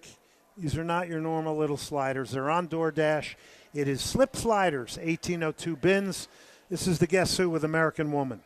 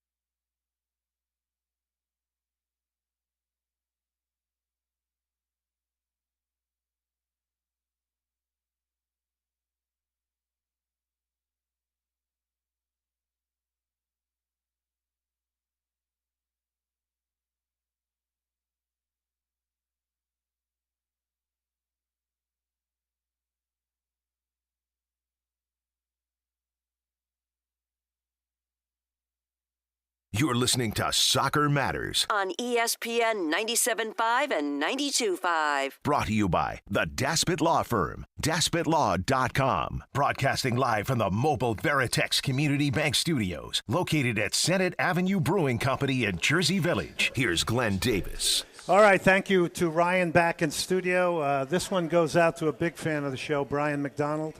I'm not hearing much here right now. Now I am. All right, welcome back. Senate Avenue Brewing, 16,000 Dillard. That's where we're at here tonight. Joining us in this segment and probably the next one as well, Victor Ariza, Deportes Houston and CONCACAF, and also Federico D. Michelis of Soccer Matters. And we appreciate both of you guys being here tonight. All right, so the Houston Dash have been put up for sale. It's the women's team that Ted Siegel, the Dynamo owner, owns as well. Sportico put an article out that they were valued at $75 million. And all of a sudden an article comes out that there is a 24-year-old, I guess he's a kid, He's a billionaire named Richard With all due Desau from China. He's been born in America. He is willing to pay, apparently, $120 million for something that's valued at $75 million. The kicker here is, and in the article, this is all stuff that I'm telling you that came out of the article. In the article, the kid is the son of a father who made billions of dollars working with the Communist Chinese Party and is currently in jail. Now, this sale is on approval and is being reviewed by the NWSL.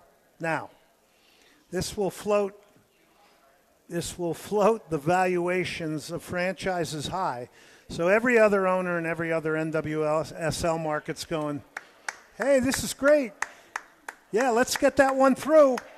Do you think it'll happen, Victor?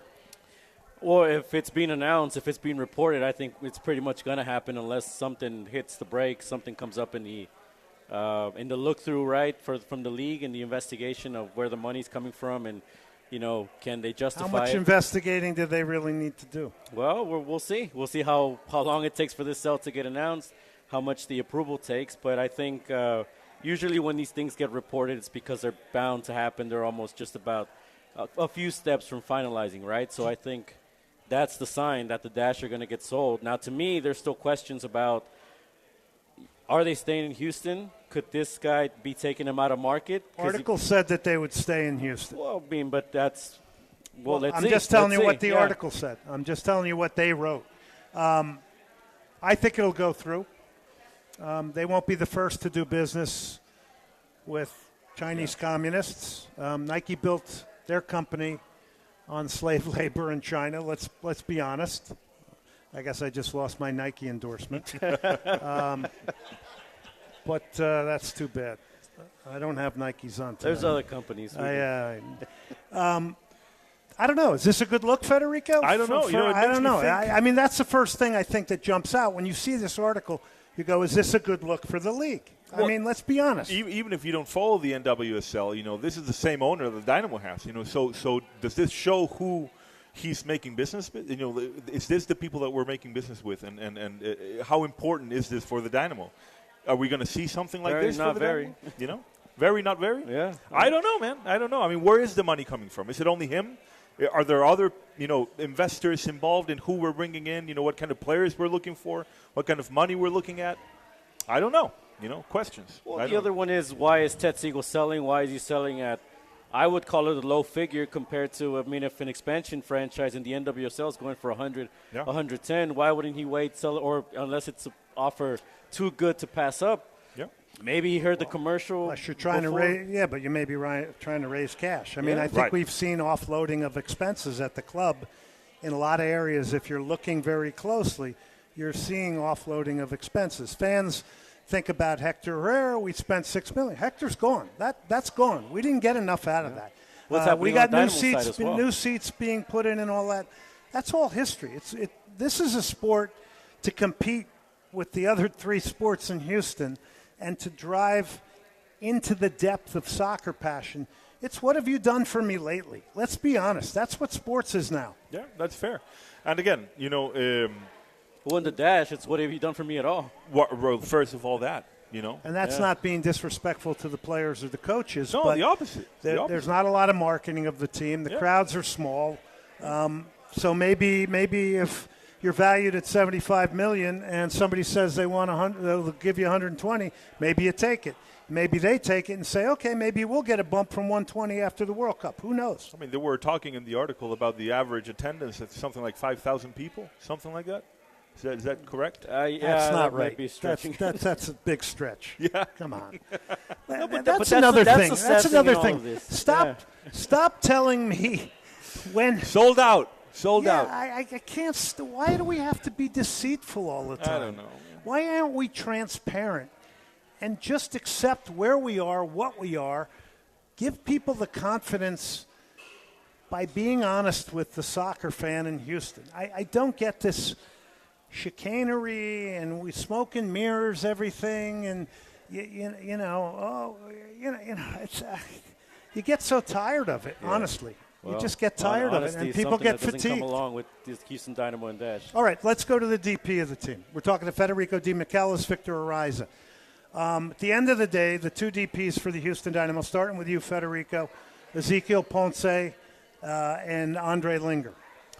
Listen, Linger, I think he had a tremendous start of his time at the Dynamo, and then he slowly Is he a faded. DP? He's not. He's definitely not a DP. He's a good player. I would Played like in to have him Champions next League. year. What are you talking about? Oh, come on. Champions. Yeah, because that's what the press release said. You know, with the experienced Champions League player, Andre Linger. Listen, he's. I think he has good things to bring to the team, but again, he's not a player you can build a team around. Definitely not.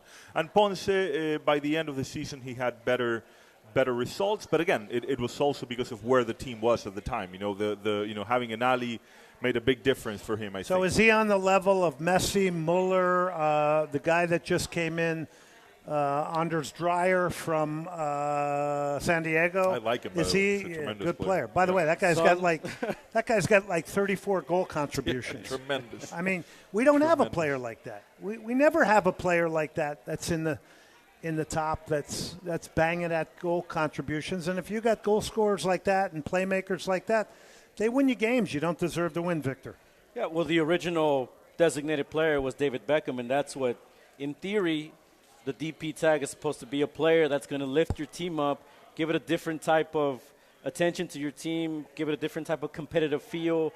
The effect that Héctor Herrera had to this team, lifted everybody up, demanded more of his teammates, brought his experience and leadership. I mean, even last year when maybe you didn't get the best out of him, but you still got something if you compare it to this year. Yeah. That's what a DP is supposed to be. Obviously, on the field, these guys have talent, right? Linger and Ponce.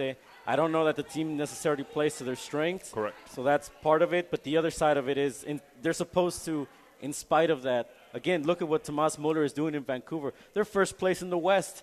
They haven't lost a game with him in 10 games. They made the Champions Cup final against Cruz Azul. I mean, they got ran out of the park in the final, but you know they were a good enough team to get there. But Muller takes them to another level, gives them a different belief.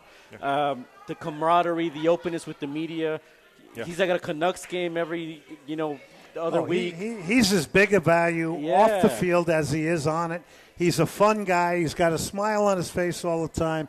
He loves winning. He's saying stuff like, I want to make Vancouver a town that believes in winning. You know, I mean, right. He's awesome. He's worth the price of admission alone. Franchise player. Yeah. And by the way, they were a good team before him, so to plug him in now